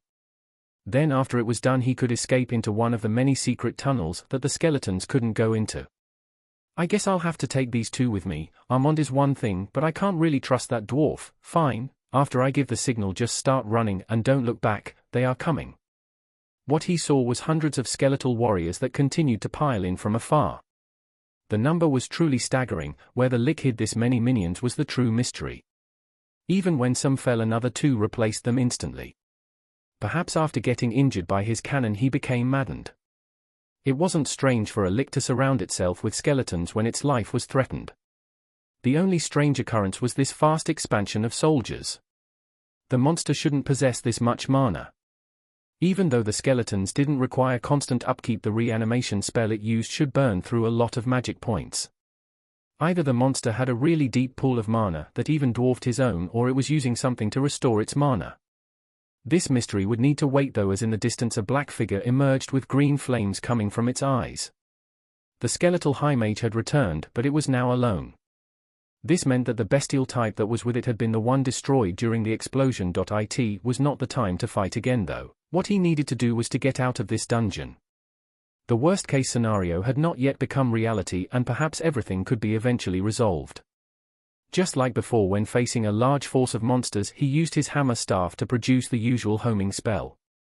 As the orb of blue light reached a high enough altitude, it burst into many smaller homing mana arrows that collided with the skeletal beings. This was the sign, and all three of them began to retreat into the open boss room. Before leaving this place, Roland had to at least confirm one thing. Most of the closest undead monsters had been struck by his previous attack. One that was closest to them remained undamaged, and it continued chasing after them all the way towards the boss room. Roland's heart sank as he saw the monster going into the boss room. This was not something that should be possible within a dungeon. Boss rooms like this were somewhat secret grounds, and the normal monsters should not be able to get into them. Not even rare spawns or unique ones should be able to get through it. This partially confirmed one of his biggest fears. The Lick had become a free monster and could actually freely leave this place.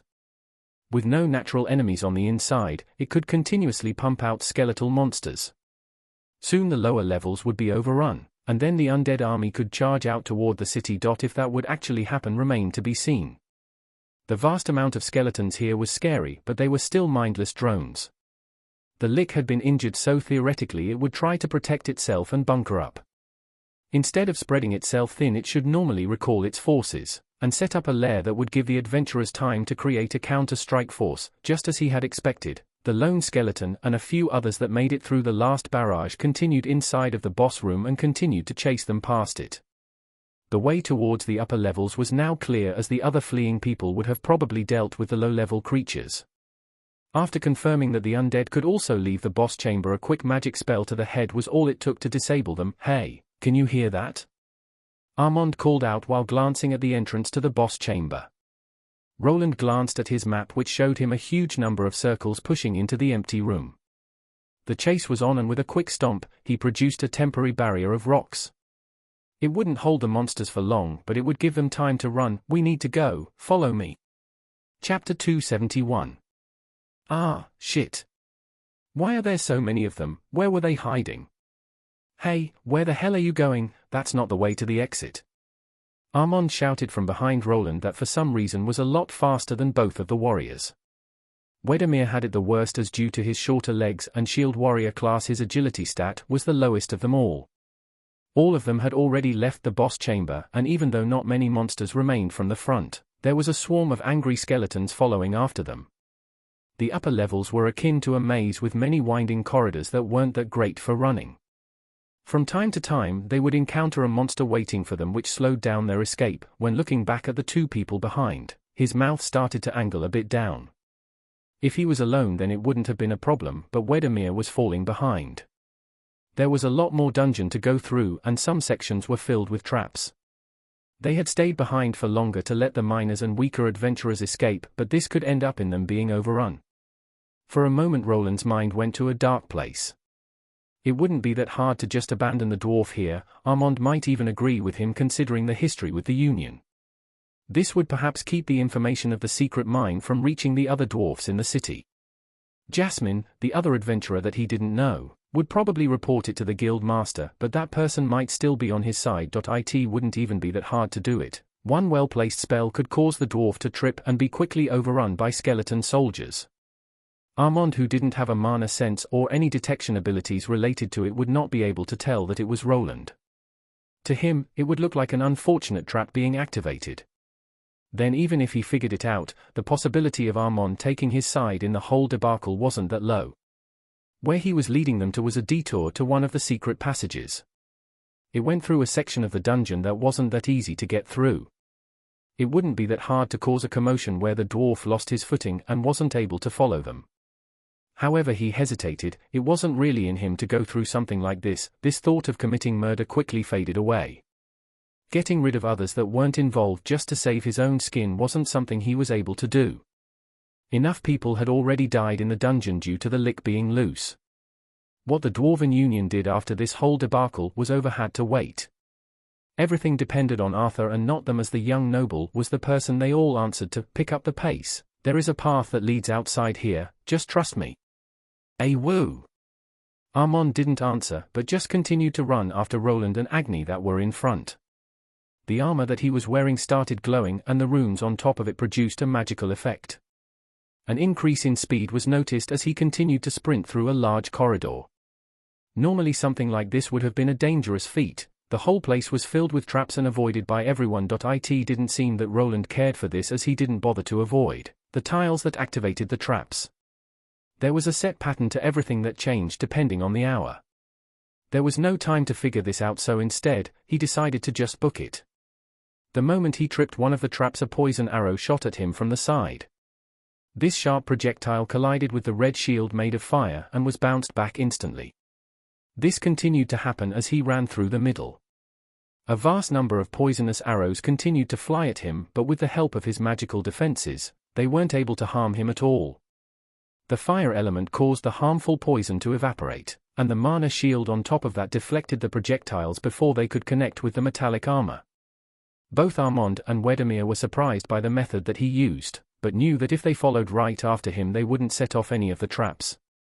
The path was straight through the middle, which didn't allow for any missteps even for the rather unwise warriors. Soon enough all of them found themselves at the end of this corridor that was behind the corner. Hey, didn't you say that this path led somewhere? Yeah, it does. Give me a second. What do you mean? There is nothing here but this damn wall. Do we need to destroy it? Armand started panicking as he almost slammed into the dead end after going around the corner. Wedemir was still further behind the two, but he could also hear the commotion. Without explaining it further, Roland placed his hand on a specific part of this wall. With a quick injection of his mana, a few runes lit up to quickly begin opening a secret passage. How did you? There is no time to explain, just get in, we'll talk inside. Armand frowned, but the moment there was enough space to squeeze in he did. Wedemir finally caught up to the two and could see the secret opening. It was clear that he wanted to ask what this was all about, but decided to duck in as well. Roland, on the other hand, remained outside for a moment. While the wide dwarf was trying to squeeze through the tight opening, he held out his large hammer.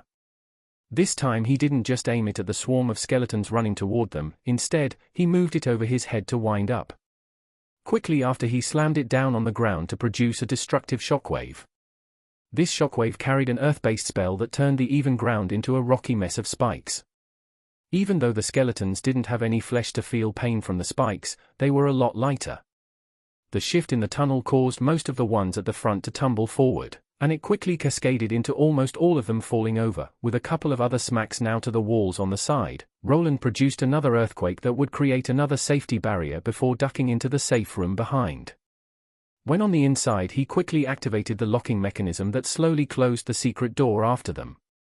Perhaps this was a bit of an overkill against the lower-level skeletons, but there was always a possibility of one of the obsidian ones popping up out of the woodworks. Phew, that was close. But where are we and why is it so dark here? Roland's helmet had a function to see in the dark, so he never really bothered with light spells. Skills like this also existed in the world, but they were usually given to assassination and tracking classes. Armand probably had a few enhanced senses as a martial arts class holder, but it was always better to see. Is that better? Woof. What? To alleviate this problem, Agni's forehead gem, which looked more like a horn, now started glowing. It was a bright enough source of light to reveal everything, but it also turned the scenery red. They were now in a cramped corridor that led towards a circular staircase that would bring them to a higher level. It was one of the many hidden corridors that he discovered thanks to his debugging skill. If we take that passage, we'll end up on the 5th floor. Let's go. So we are just going to ignore the fact that you— Hey, wait up. Armand looked at Agni, who followed behind Roland. While he could start explaining everything, this wasn't the right moment. The other two didn't really need to know about his passage detection abilities, and luckily they didn't prod further. This was a bit surprising, as he expected Wedemir to press him further like the time he discovered the secret mining area. The walk up the long winding stairs was quite stuffy, and no one muttered a word. Everyone knew that the situation was dire, and they were already thinking about the next move after reaching the 5th floor. There wasn't much to this secret corridor, no hidden traps nor any treasures. It was just a narrow passageway that brought them to their destination a lot faster. Another dead end? The moment Armand asked, Roland was already looking for the opening mechanism. It didn't take even a second for it to begin opening after the question was placed. Soon the quartet was outside and in another empty passageway. Thanks to the mapping device in his helmet and his memory, Roland knew well off the fastest way of reaching the higher floors. Is this really the 5th floor? Yes, it is. If we follow this path back, we'll end up at the main fork. There, if you head north, you should be able to reach the main way towards the 4th floor. Roland explained this fact while having a slight agenda. In reality, he knew of another passage that would allow him to get out faster. The problem was Wedemir, that he at least didn't want to see the secret passageway towards his underground workshop. If word reached that he had built a tunnel towards it without asking for permission, he would be in a lot of trouble. The risk was taken to reach Tier 3 faster, but now it would bite him back on his behind. HMPH. Air. Lucky Wedemir did have other plans and first handed the runic shield back that was lent to him. Roland grabbed it and, together with his hammer staff, now had a more complete set of weaponry to contend with any skeletal warriors. The group soon arrived at the fork in the road and encountered a scene. That was really a big shortcut. There were people making their way through this hub area. Some of them were adventurers that had retreated a lot earlier than they did. Meeting them up here presented how much of a cheat the hidden pathway was. This one secret of his would probably come out to light after he already guided the adventurers through not one, but two of them. It wouldn't be strange of the guild to launch a full investigation into the matter after either Jasmine or Wedemir spoke of it. Hey, where are you going? That's not the exit. Miners will come through air. I will hold air for time. Ye can juist leave me here. That's fine with me, but I'm not staying here for another minute. Wayland, let's just go. Armand just shrugged, as he was clearly not interested in staying here. There was no real reason after Lobelia had already made a run for it previously. Without considering it for too long, Roland decided to do that. Just take care and be careful. Aye. Wedemir replied to Roland's words with a forced nod, but it was still unknown what the dwarf would do with the knowledge he gained. It was not the time to worry about that yet. There were more pressing issues at hand. The skeletons could clearly run past the boss room, which made it possible for them to leave the whole dungeon. With their leader injured by his cannon, it was impossible to determine what the lick would do. Normally the creature was supposed to barricade itself in a safe location where it surrounded itself by its minions. This lick, on the other hand, was reacting like an angry child to the attack. It was throwing all of its minions at the problem at hand and perhaps hoping that something would stick. How deadly of an attack this would be depended on the number of skeletal soldiers it had produced, and as it stood now the number was vast. Do you have any other shortcuts, Wayland? As a matter of fact, follow me. Soon both of them separated from the dwarf and made their way to the top. While this was happening in the underground area that was covered by lava, another scene was playing out. It didn't understand what had happened. The lick replayed the scene in its bony head. The source of the mana, the beam of light, was there and it should have been able to control that power. It had observed that energy pattern many times and even taken a direct hit to get rid of the pesky voice in its head. There should not be a problem to bounce or disperse that beam of light. Even less after its level had risen as much as it has. Yet when it attempted to affect the mana as it did before, there arose a problem. Some kind of interference appeared, and the mana pattern it was used in shifted slightly. This was enough to take it off guard and take a massive blow that almost cost it the new life that it had gained. Luckily one of its minions was close behind it. The Lick was quick to order it to act and was quickly evacuated from that location. While it was interested in the being that set it free, it was still more interested in surviving. This instinct had been ingrained in its very being and would activate whenever death was near. Now its body was being quickly reformed with the help of the ever-respawning worms. During the escape, it ordered 2 of its special undead to contend with the armored being, but one of them ended up dead.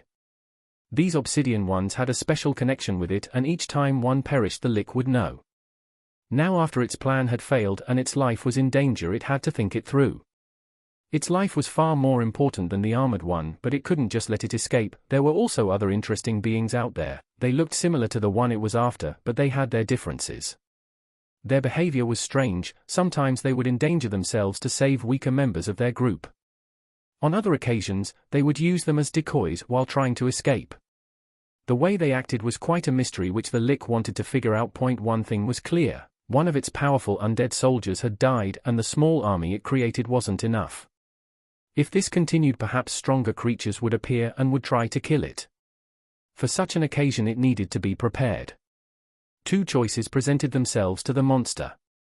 Should it bunker up in this cavern where it was somewhat safe, or should it do something more drastic? Right on cue, the same gargoyle minion that saved it appeared. It was given a secondary task and had returned with a few large crystals in both its hands. These were some strange minerals that it came across when it was chasing after the armored one. Inside of them resided a vast amount of mana, and it would attempt to harness it. Its body had recovered enough for it to grasp one of the glowing minerals. The Lick had a vast quantity of mana inside of itself, but even it had a limit. After getting blasted and using a recovery skill, it was now almost drained. To create an army worth its level, it needed some help, and this would be the weapon that it needed. While this would help it produce more soldiers, the real reason it was able to get this far was a bit deeper inside this cavern it found. When entering further, a large open area with lava flowing from the sides appeared. There in the middle of this large area, a strange being that the Lick decided to use was. This creature was quite strange. It covered half of this cavern and its body was tremendous. Yet even with the help of those dimensions, it couldn't do anything. It just sat there and produced eggs that within a few hours turned into the earth-traveling worms. The production never stopped, and each time the egg hatched, a skeletal soldier could be created from it. The number of these fleshy containers vastly outpaced the mana the Lick had. Now with the mana mineral it had grabbed from the secret mining area, it would finally be able to use all of this biomass, and with it, the creatures on the upper levels would know its wrath. Chapter 272. Can't believe that we are already on the first floor. That saved us several hours of walking. Armand was looking at the path leading towards the exit. While they didn't get here faster than Lobelia, they weren't that far behind. With the shortcuts, Roland had always minimized the trip into the larger dungeon area, even when lugging the mule golem with him. You'll have to show me how to open those tunnels when this all blows over. What are you going to do now? I need to get back to my workshop. Elodia and the kids should be there. We need to prepare for the worst possible scenario. Worst possible scenario? What do you mean, isn't it over? We just need to wait for a team of platinum ranks to arrive and take back the dungeon. Haha, this will be quite of a payoff. I bet they will need a lot of gold ranks to handle these weak skeletons. Armand smiled while nodding to himself. To him, this looked like a chance to earn it big. With the Lick loose in the dungeon, it was an opportunity. They would certainly be tasked by the guild with taking out the creature, but as a gold rank, he didn't need to worry about facing any dangerous monsters. That would be all up to the platinum ranks that were all tier 3 class holders. There won't be time for a platinum party to show up. Huh, what do you mean? Didn't you notice it? Those skeletons were easily able to get through the boss chamber. Have you ever seen monsters from a lower level going through one of these? Now that you mention it, Roland could see the cogs turning in Armand's brain and him finally realizing that there was a bigger problem at hand. Wait, but doesn't that mean? Yes, this will probably turn into a dungeon break. Hold on, a dungeon break, here of all places. Armand and every other adventurer knew what a dungeon break was, but it was not something that just happened. It was hard to even see one of those happening during a person's whole adventurer career, and now one was upon them. This was even less likely when new dungeons like this were involved, which was a hard pill to swallow. We need to get to the city and warn the others. Fuck, I need to get home to the kids. Wait, what about the rest? Aren't some of them at your place? Armand started panicking the moment the scenario changed. The swarm of skeletons that was in the dungeon could emerge from within and turn their sights on the city. Depending on how many of them there were and also the Tier 3 variants, it could potentially be a bloodbath. The biggest problem was the lack of Tier 3 and above class holders that lived here. Roland knew of the existence of one Tier 3 class holder in the whole city. This was the guild master, who was of an unknown level and could potentially be able to defeat the Lick in a fair battle.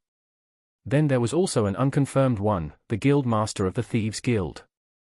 However, that person was a big mystery and no one truly knew the extent of their power or their real gender. Thief classes were masters of disguise, so it was almost impossible to tell when a Tier 3 class holder wanted to hide. A person like that couldn't really be trusted with anything, and it wouldn't be strange if they just bunkered up in the underground for everything to blow over. Perhaps if the monsters made it far into the city and affected their bottom line, then there was a possibility that they would act. These were the only permanent members in the city, with sometimes platinum rank adventurers passing by. Normally, the city lord would at least have one powerful knight that was at this level. Arthur Valerian didn't gain enough favor with anyone of that prestige to swear their allegiance to him. As it stood now, Roland was probably the strongest member of that faction that he wasn't really a true member of. He was just working together to make money, but after this blunder, he would really need those connections to not get thrown in prison. As I said, I'll take care of Elodia. She's probably still at the shop, and as long as those higher tier skeletons don't leave the dungeon, it shouldn't be that much of a problem. Alright, I'll leave her to you, and I hope you are right. Leave getting in touch with the guild to me. Thank you. Armand and Roland nodded at each other before parting ways. Normally Roland would use the secret tunnel toward his dungeon, but for the time being, he needed more information. When going up the stairs, word had already reached the guards and people were evacuating. Just as he had expected, a large part of the adventurers just remained outside to wait and examine the situation. They differed vastly in ranks and ranged from newbies that weren't even level 10 to people close to level 100. The latter were quite rare, so if the early level tier 2 monsters actually burst through the entrance, it wouldn't be strange if some of them died. This wouldn't do. He needed to inform the guards about the potential dungeon break. Armand would inform the guild of this new finding while he needed to get everyone's attention. I never liked public presentations. Roland thought back to his past life and the weird period of life that was high school. Even to this day, he never understood why they forced the students to perform annoying presentations to each other. The vast majority of the time no one was listening, and if you made a blunder then everyone made fun of you for it. Now that he was an adult, the uneasiness didn't really go away, as he didn't really have that much experience with them. Can I have everyone's attention? His voice was magnified by a quick rune alteration in his helmet. The adventurers outside were taken by surprise. No one expected a loud booming voice to suddenly spring forth from the armored man. Some had already taken a peek at him, as his get-up was quite characteristic, and now he had their attention. The situation in the dungeon is direr than the guild had expected. It is believed that a dungeon break is going to take place. What did you say? A dungeon break? Are you crazy? There must be something wrong with your information. Who told you this? Please calm down and let me explain. You expect us to be calm? Who the hell are you anyway? Isn't that the Runesmith? Why would he be speaking for the guild? He should go back to the workshop. Yeah, go back to making swords and leave the adventuring to the pros. Who would believe this nonsense? The people that were listening from afar didn't give him the chance to explain. The moment he claimed that there was a dungeon break waiting to happen, they didn't believe him. This was a hard pill to swallow for people who only heard distant rumors of breaks transpiring in the distant past. They all were more inclined to think that he was lying to vacate the premises or to do something unsavory when they panicked. Hey, will you idiots calm down? Mr. Wayland is not a liar. That's right. What if he is telling the truth? Let him speak and just shut up. To his surprise, a group of 4 young adventurers stepped forward. 2 girls and 2 young men with familiar faces. It was the same group that he saved from a trap, and also his first real customers after he opened his shop. With them staring down at the others, he was finally able to speak. Thank you. As I was saying, a tier 3 lick has appeared in the dungeon. It is able to create tier 2 ranked skeleton soldiers that range from level 50 to 60. I and others have seen them being able to run through the boss's chamber, which should not be possible. There is a high possibility that they will be able to get outside, and we don't know the extent of their numbers, and other Tier 3 skeletons have been sighted with them. A Tier 3 lick? Why would something like that be down there? They got past the boss chamber. But that's not supposed to happen. For now, Roland was finished with his speech. Even though he was responsible for releasing the lick into the dungeon, he could not be responsible for the people here if they ignored this information. Some of them would probably believe him and return to the city to seek shelter, while others would remain to see it for themselves. Others might even see this as a chance to gain some money. The Tier 2 bones left over by the skeletal soldiers could be sold as crafting materials. Are you speaking the truth? I'm not sure how fast the skeletons will reach this level or if they will, but it would be wise to be cautious. One of the guards that were stationed at the entrance walked up to him while the adventurers were discussing. The man's face went quickly pale as he was required to stay here and guard the entrance. If monsters actually started pouring out, he and the few sentries that were placed here would be required to act. If they didn't, then they could be sent to prison for desertion. Don't worry, the guild should have been informed, and so should Lord Arthur. I don't think he would blame you if you retreated in these circumstances. Roland took a glance at the soldier before him. His level wasn't high at all, it wasn't over 50, which would put him below a skeletal monster.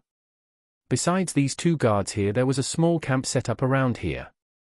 There were perhaps 20 soldiers here, with the captain being the only person over Tier 1. With the current lack of resources, Arthur was just unable to place more forces outside the city. This was mostly due to the fact that there wasn't really anything worth protecting here. What happened inside of the dungeon was outside their grasp, and every adventurer still needed to go to the guild to sell the resources they gathered. The only thing between the dungeon and the city were peddlers that sold some necessities, like potions and travel food for people that forgot to bring them from the city. These were created from large wagons that returned to the safety of the city if it got too late. Thus the evacuation effort could go smoothly if only everyone believed in the information that he gave. Thanks to the small party of young adventurers, it seemed that at least some people were backing off. That is all. Decide for yourselves if you want to stay here, but be warned, these creatures should not be handled by anyone below the silver rank. Roland was through with his quick speech. When looking at the group of four, he just nodded as a sign of gratitude. The one that went by the name Rudy smiled back as if being glad that he could be of some use. Now it was time for him to return home, and so he quickly activated his stat boosters and took off. It was quite a surprise to see the speed he was capable of, and only made the whole thing seem more serious. What level is that guy? If even he is afraid of those monsters, then perhaps we should really go back to the city. Not long after the armored man was gone, a large chunk of adventurers started backing off. More and more of the people remaining in the dungeon came pouring out, which only fueled their worries. It was clear that this was too much for a single lick sighting. There must have been more to it. A dungeon break wasn't that outlandish anymore. Mary, is this true? My lord, I see that you spoke to the guild master already. Yes, he said something about a lick being sighted in the dungeon. He didn't really explain himself and said that the guild would handle it, but can they? He really requested quite the sum. Arthur Valerian had a big frown on his face. The whole conversation went by too quickly. It seemed that the guild master from the Adventurers Guild didn't like him too much. There wasn't much info besides a lick appearing out of nowhere. In reality, this would fall into the guild's jurisdiction, but as the city lord had to sponsor at least part of the job. If the dungeon remained closed off and adventurers were unable to farm for materials, the city would lose a lot of taxable income. In reality, Arthur's position was in far more danger than that of the guild master. Even if the dungeon was destroyed, Auden could just leave and find work elsewhere while the city he was running slowly died. The only way to speed up the process would be to place a large bounty on the licker's head. This reward was of course provided by the guild, but to get things rolling faster, a noble normally added some wealth to attract powerful Tier 3 adventures. Those experts would not just leave their cozy homes and travel all the way to the middle of nowhere for nothing. My apologies, my lord, but I have not been able to find anything substantial. Mary the maid bowed in shame as she was unable to deliver the required information to her lord. She had been tasked with running the intelligence gathering agency, and there were even plans of expanding, but with how little budget she had, things were hard. As the news dropped in the city, she was informed by one of her guild contacts, but it wasn't anything new. It's not your fault. If you had some proper attendants under you, then this would have never happened, but that doesn't matter now. If a lick has appeared, then it must be dealt with haste. I agree, my lord, if it festers for too long it will affect our bottom line, but hiring tier 3 adventures won't be that easy. I know, but I must, HM? My lord? Arthur raised his hand as he heard a beeping sound. It was coming from inside of his desk drawer that he quickly opened up. Mary was curious why the lord was raising his hand to quiet her down, but soon she realized that he was holding a small crystal ball. It was the one Wayland the Runesmith had offered the lord not that long ago. After setting up the turrets around the city, it came together with a flat piece of metal with an incline section to place the orb inside. At first, both of them thought it was some kind of toy version of the usual magic ball, but in actuality, it had an ingenious function. Instead of seeing the person on the other side, only a short text message would be sent through it. The buttons that were on the plate had pre-programmed texts that Arthur could send towards Wayland if he ever needed him. It was mainly a device to inform him about a meeting, with a function that toggled through the times of the day. In the end, something like "meeting, tomorrow, afternoon," would be sent without the need of sending a letter and letting anyone know of this ever happening. Now on the other hand, the device was beeping and flashing without him activating it. There was a small pocket for mana fluid for such an occasion, but a secondary battery needed to be attached for the message to get through. Just as he was instructed, Arthur brought out what was supposed to be a runic battery and placed it on the designated spot on the plate. After a little clicking sound, the orb began glowing brighter and text started to quickly appear. "What is it, my lord?" "This is..." Mary was surprised by Arthur's behavior and wanted to peek over his shoulder. It took a few seconds for him to rapidly raise himself from his seat, his hand slamming hard on the desk where he placed the magical orb on. "This can be, how can there be a dungeon break in this city? Am I really this unlucky? Dungeon break?" Mary was even more stunned. Was there really a dungeon break happening as they spoke? If it was, then it would certainly bring everyone's attention to this area, but for all the wrong reasons. Chapter 273. Would you like to test this runic dagger before making a purchase? We also offer a second one at a 5% discount if you buy two. If you find the runic enchantment to not be satisfactory, we can also offer a different one. Do you wish to see our enchantment catalog? A discount? 5%, that would be, what's a catalog? Elodia smiled at the man that was looking at the bladed weapon section of the store. They had various dagger variations and short swords in stock for the scout types that this man here was. A person could even order a custom rune engraving with a spell they wanted for a higher price. Instead of buying the standardized weapons with the usual spells on them, you can see the catalog there. It has pictures and explanations of all the spells and prices. She pointed the adventurer towards a large book. It was attached to a large stand that couldn't be moved. When flipping through the pages, the man could see various colorful depictions of spells with detailed information. There were even some damage numbers depending on the spell. For instance, the easiest sharpness spell could be enhanced with a chilling effect. It explained that the flame-based creatures in the dungeon would succumb to this type of runic enchantment a lot easier than to others. There were a few other common combinations that went well with each other besides these. "The prices aren't that bad," the man commented after going through what he could get. Compared to the dwarven stores, the prices here were slightly lowered. The quality of the magic was on another level, while the weapons in themselves weren't that far behind. "Wait. I can have my own weapon enchanted?" "That's right, sir, you'll just have to leave it for a few days. Our runesmith will enchant them with the spell that you desire, but if the weapon is of bad quality he might deny the request." The man nodded while thinking over this proposition. When going by the catalog, this would be the cheapest option for them all. It seemed that the craftsman needed to analyze the weapon first before deciding. Not every item was meant for enchanting, he needed to bring over a weapon made from at least deep steel. "I'll have to think about it." "Take your time, sir, our runesmith will be accepting new items in a week." Elodia bowed to the man that after going through the book finally left the store. This catalog was an idea brought up by the store owner along with the pictures. It was a simple idea, but she could already see the power of visualization. The adventurers were inclined to buy more after going through the flashy drawings and good prices. She wasn't sure why, but if they listed something with a price that ended with 99 or 95, the item sold better. It was as if the price dropped by a whole gold coin while it only decreased by a single silver coin. Not that many customers today. After looking out through the window, she gave out a sigh. Today had been a slow day for some reason. But thanks to this she could check up on the new store worker that had been doing her own task. "How is it going, Marcy?" I'm finished with one. In a smaller side room, Marcy, the new scribe worker, was sitting at a small desk. On it there was ink and various quills with which she could practice her craft. As a scribe, she could write a lot faster than a regular person as well as copy down what had been put to paper. Her task was to duplicate some flyers Roland had created with his own superior drawing skill that a scribe could also procure.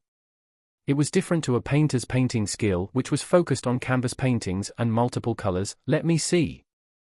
Well done, the lines are a lot better this time around. Did your skill level up? He. The girl nodded with a smile on her face which caused Elodia to brighten up as well. Ever since she got the orphans to work here, the place felt a lot warmer. Marcy spent a lot of time with her in the shop, which made time pass faster. Then Jorg was inside of the crafting compound going through some tasks that Banir gave him.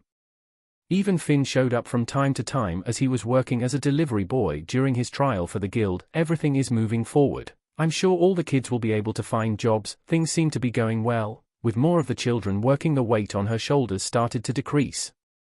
Money was not a problem anymore, and within the next few years, all of the kids would be able to start their journey into adulthood. While she didn't think that she would ever stop worrying, everyone would at least have a brighter future waiting for them, and that had always been her main goal.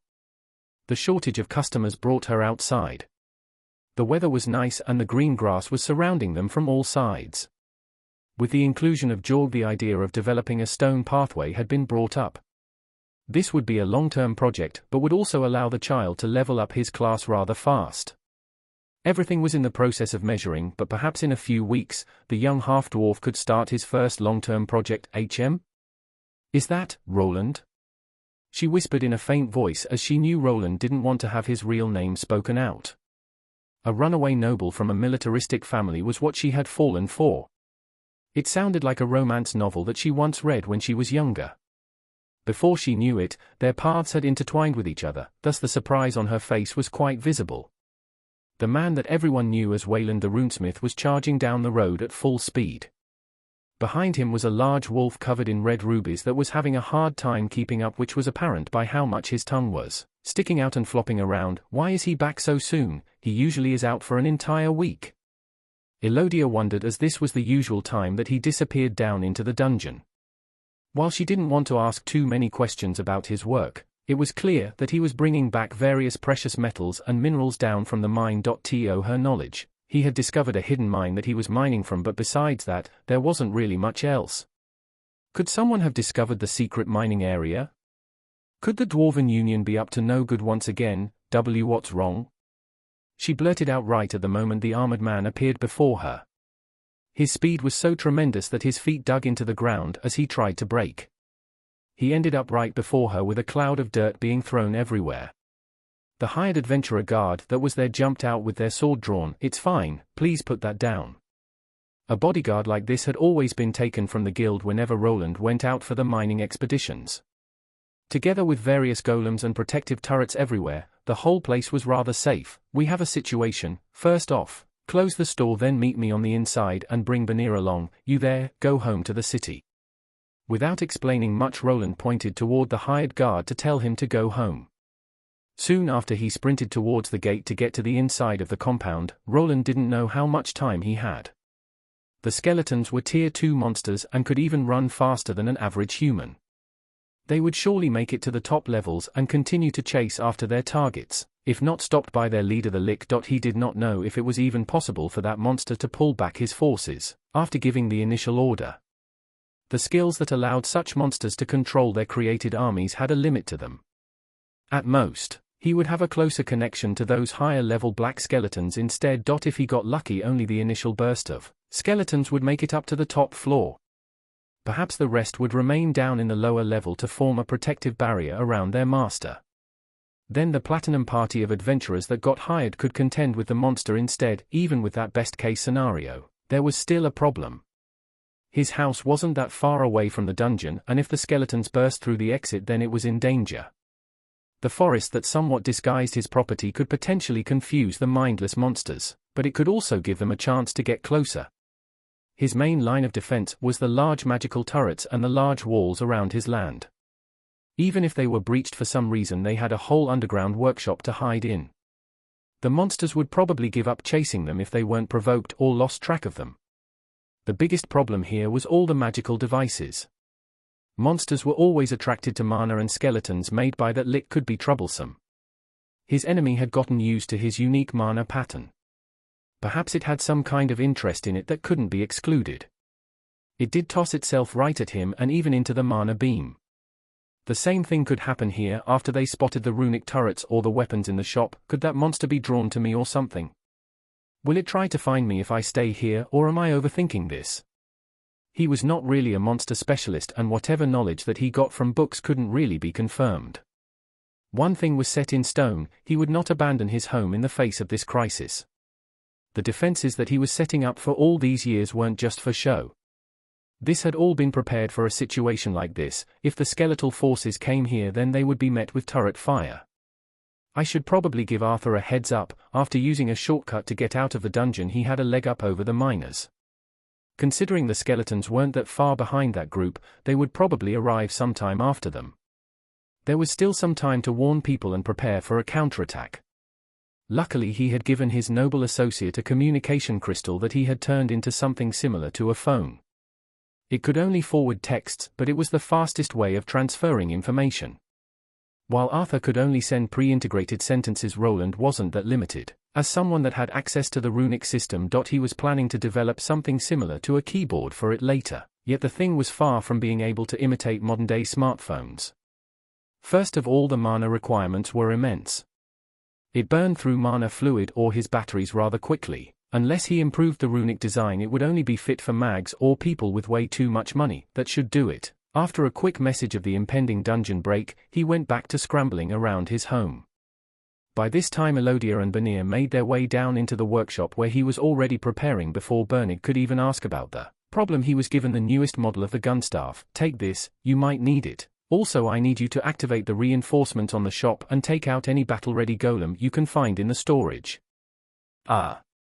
Boss, what's going on? Are we getting attacked? Is it the Hathfordian Empire? But how did they get through those tidal currents and the Sea King? Hathfordian Empire? What are you talking about? No, it's monsters, skeletons to be exact. A lick has appeared in the dungeon and the minions it produces could reach here. It's a dungeon break. Oh my, a dungeon break. How could something like that occur? This time Elodia was the one to speak up as she tried to catch her breath. She, as an old Adventurer Guild receptionist, knew the most about such strange phenomena. Even though her mind was telling her that something like that wouldn't be possible, she also didn't think that Roland would lie about such an occurrence. A dungeon break, you say? But why would we worry about that? Can't the guild take care of it themselves? Replied Banir, who placed the oversized magical gun over his shoulder. From his perspective, they didn't really need to do anything. You don't understand, those monsters could get here, there were far too many. Is it that bad? Banir's smirk vanished after he re-evaluated Roland's words.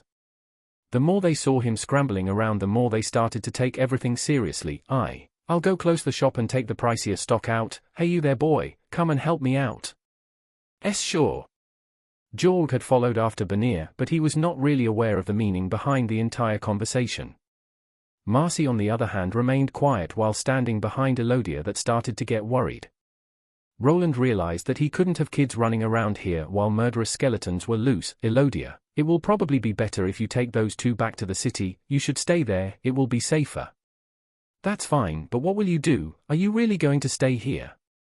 Don't worry, I can handle a few skeletons. They shouldn't be able to get over the walls, but you have to understand that you will be safer in the city. While Roland believed in his defenses, it was still dangerous. His home was closer to the dungeon than the city was and would potentially draw in a large chunk of the skeletal warriors if they break outside. If Elodia along with the kids remained here, it would only cause his mind to wander. He needed to focus on defending his livelihood. Armand along with Lobelia should have arrived back at the city and would be more than enough to protect them. She looked back to Marcy that was behind her. The small 10-year-old girl didn't really know what was happening, but the serious expressions on their faces made her tense up. Elodia grasped the child's hand and finally gave in to the request without arguing.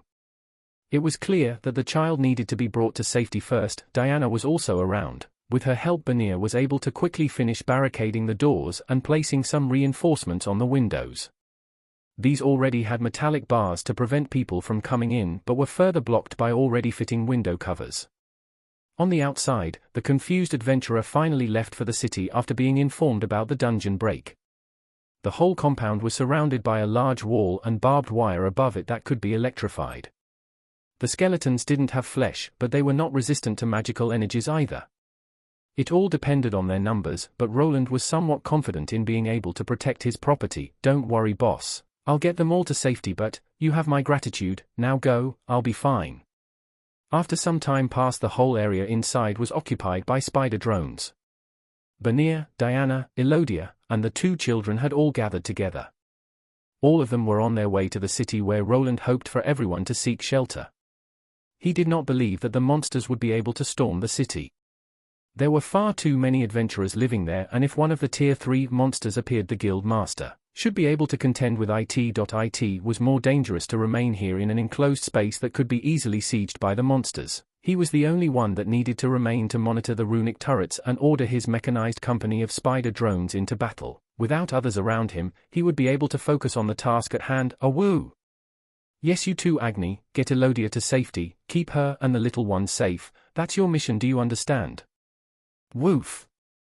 The wolf looked a bit concerned but nodded as he understood the meaning of those words. Soon the group of 5 was delving back into the forest area while he continued to watch. Perhaps he was alone, but he would not let any monster touch the property he had been working so many years on. Chapter 274. All of them should be in the city now. How much time do I have before the shit hits the fan? Roland had gone through the compound to check if everything was in order. His whole house had been turned into a fortress throughout the years of development. He had created the defensive structures with the cultists in mind, but angry skeletal monsters weren't that far removed from the equation. In a sense, it would be a good test run if ever the time arose that he needed to face one of those cultist monstrosities. The moment he was making his way through his secret tunnel, his aim wasn't to fight or set up any traps, but to gather intelligence. While this was the longest one, it was not the only secret corridor he dug out. Another one that led out to safety had been created as well. If all failed and he was overrun by the monsters, there was a way for him to get out. This was of course something that he would only do in the worst-case scenario. His escape would be accompanied by some fireworks that would probably take out even a cult abomination. However, his home would be gone, and it was his last ace in the hole that he wouldn't play lightly. At least they aren't able to detect these secret passages, and they do have that defensive mechanism the lick triggered. Roland had arrived at the wall leading toward the dungeon. When descending to the secret area, he had dug through it and made a person-sized hole. Now only a fist-sized opening remained that allowed him to glance towards the inside. There he saw the usual room he visited to start his journey to the mining area. He would not be going in there or digging up the path again. Instead, he just needed to stay here to magnify the signal with the help of his suit. During his many trips down, he had continued to search for the best path. While performing that task, he placed many of his runic mapping devices everywhere. With their help, he could follow the monster on the inside and come up with the right paths to avoid confronting them or the adventurers. Thanks to that solution, he had remained unseen by the adventurers. There was always a possibility of an adventurer selling information about his whereabouts to the Thieves' Guild. Roland was still a somewhat high-profile person in the city. Someone could want that data to predict his movements. His pedantic nature pushed him to be secretive after all the trouble he had been through. Now that the mine was discovered, this process would help him in denying some facts. No one had seen him wandering the lower regions, and the guards rarely saw him going through the main entrance. Even the large golem that was used to carry all the loot had not been inspected by anyone. I should probably stop worrying about that. What's done is done. After giving out a sigh, he turned his eyes to the mapping device. There was an option to enlarge the minimap to encompass the entire visor, which he decided to use. There was actually a possibility to show the map in a 3D-like render, but then it became a bit harder to read. The easier way was to divide the dungeon levels by numbers and just go through them one by one. As always, the field was flat and presented to him. The first thing he noticed was the lack of humans or other people of the races. Only the monsters remained, and they were close to the exit. At the moment they were at the 3rd floor level, while the last of the people were at the 1st. It seems that the miners and adventurers have successfully been evacuated. Now can they stop them from going outside? The people outside the dungeon had one advantage over the monster wave. There was only one exit to which all of the corridors connected. They only needed one spot to defend, and if they managed to stop the skeletons then it would be over. The only problem was that everyone was taken off guard and not enough defensive measures were taken. Will Arthur be able to gather enough guards? Are there enough adventurers at a high enough level, and will they take this seriously enough? Roland was worried that either there won't be enough manpower to stop the skeletal soldiers from bursting out, or that they won't be able to gather the required forces. The vast majority of the adventurers were still only steel and bronze. The only useful help would come from the silver ones, while the others might just get in the way and then be used to create more forces. I really should have placed more of them. Roland never expected a full-fledged dungeon break to take place. If he knew there was so much danger, then he would have mapped out the entire dungeon area and placed runic batteries everywhere. As it was now, he could not monitor all of the passages or know what was happening in the lower level. Without a proper connection, he would need to get in range with his armor to be able to connect to the limited web of detecting devices. From the spot he was in now, he could at most detect down to the beginning of the 4th level. It didn't look good. The wave of skeletons continued to pour forth, and it didn't look like it was stopping. It boggled his mind. Where did the Lick hide this number of skeleton soldiers without being noticed? There were too many of them to have been created from actual adventurer drops. Judging by the bone weapons that most of them carried in the lower levels, they had been created from monster remains instead. However, even though the dungeon was vast, not every monster could be turned into a skeleton. The lava golems could not, as the caster required the corpse to be made up of some type of flesh. Did that Lick find a spawn point or some kind of trap? There were traps that, when activated, could force a person to fight against a larger group of monsters like the troglodytes. In the lower levels, such places rarely existed but could have been somehow found by the Lick. Roland was unsure when the monster escaped. It could have even been a month or two before this whole debacle started. For the time being, he remained here to watch over the situation. While he felt somewhat responsible for this predicament, it wasn't like he could control what others would do when reacting to the threat. He helped out the most to his ability and now needed to think more about his own side than the others. The thought of going up and helping the guards defend the entrance did cross his mind. However, it would be quite a dangerous endeavor, and the time spent blasting away the skeletons could be used differently. Thus, after staking out the dungeon from a safe location, he decided to return back to his home to prepare for the worst. First of all, he needed to restore the large cannon that proved capable of harming the Lick. It was his best bet at destroying that thing, but there weren't many more shots he could take with it. The whole thing wasn't designed to use his armor, which was also deteriorating quickly. His trip here was not only to peek at what was happening inside of the dungeon. He had also used up the last bit of runic wire along with a large quantity of smaller runic batteries. With them, he had placed several detection devices inside of this tunnel at the ceiling area. The tunnel he created didn't stray away from the main road that much. The soil was quite hard in some places, which forced him to produce this tunnel in a somewhat fixed way. Thanks to this, though, he would at least know if a large number of monsters started flowing toward his location. With an activation of his armor's agility boosting spell, he made the trip back to his workshop. There he was greeted with a silence that he had lately come to forget. In the past, before he even came here and back in his old world, he had slowly gotten used to solitude. When he appeared in the body of Roland Arden, he was ostracized by his own family, which didn't really bother him as much. He was used to it and thought nothing of people avoiding him. It was the reverse. When finally he started gathering friends and acquaintances, it became uncomfortable. At first, he didn't know how to handle the attention he was getting. Slowly with time, his heart started opening up, and finally, he got used to the chaos that all of it brought along. Benir's badly timed jokes, Diana's outbursts of anger, and Elodia's calm demeanor, all of it was different, and found a way into his life that he would do his utmost to protect. He even started to get used to the constantly annoying rugrats. I guess I'm getting sentimental in my older years. Finally, he delved back to work. With the help of his new skills, he was able to give orders to both his spider drones and the turrets on the walls. With his brain and all this firepower, he should be able to direct it all at any potential enemies. However, just as he was going through them one by one, he noticed a dot on his screen. There was someone running towards his house. Hey boss, open up. Benir? Why are you back? You were supposed to go back to the city. You didn't think that I'd leave you to fend for yourself here, now did you? Now could you open up the gate? I'm feeling vulnerable here, woo. Roland could see his assistant outside with the help of some Golemic eye cameras. He was standing there with the weapon he was given to protect Lobelia and his wife. Next to him was a large dire wolf that continued wiggling his tail. While he expected Agni to return, Banir was a surprise guest. For some reason, he decided to come back here and Roland couldn't help but smile. Hold on, with a command given the heavy-duty gate started sliding open and Banir quickly headed inside. He was met by a metal cage that also had one separate exit through which he needed to get through. Only people that were registered to the magical device with their mana pattern could get through. It was similar to a thumbprint scanner and worked by injecting a tiny bit of mana into the door handle. Worf. Stop it, Agni, there is no time for this. The moment the gate opened up, Agni charged at his owner and headbutted him right to the chest.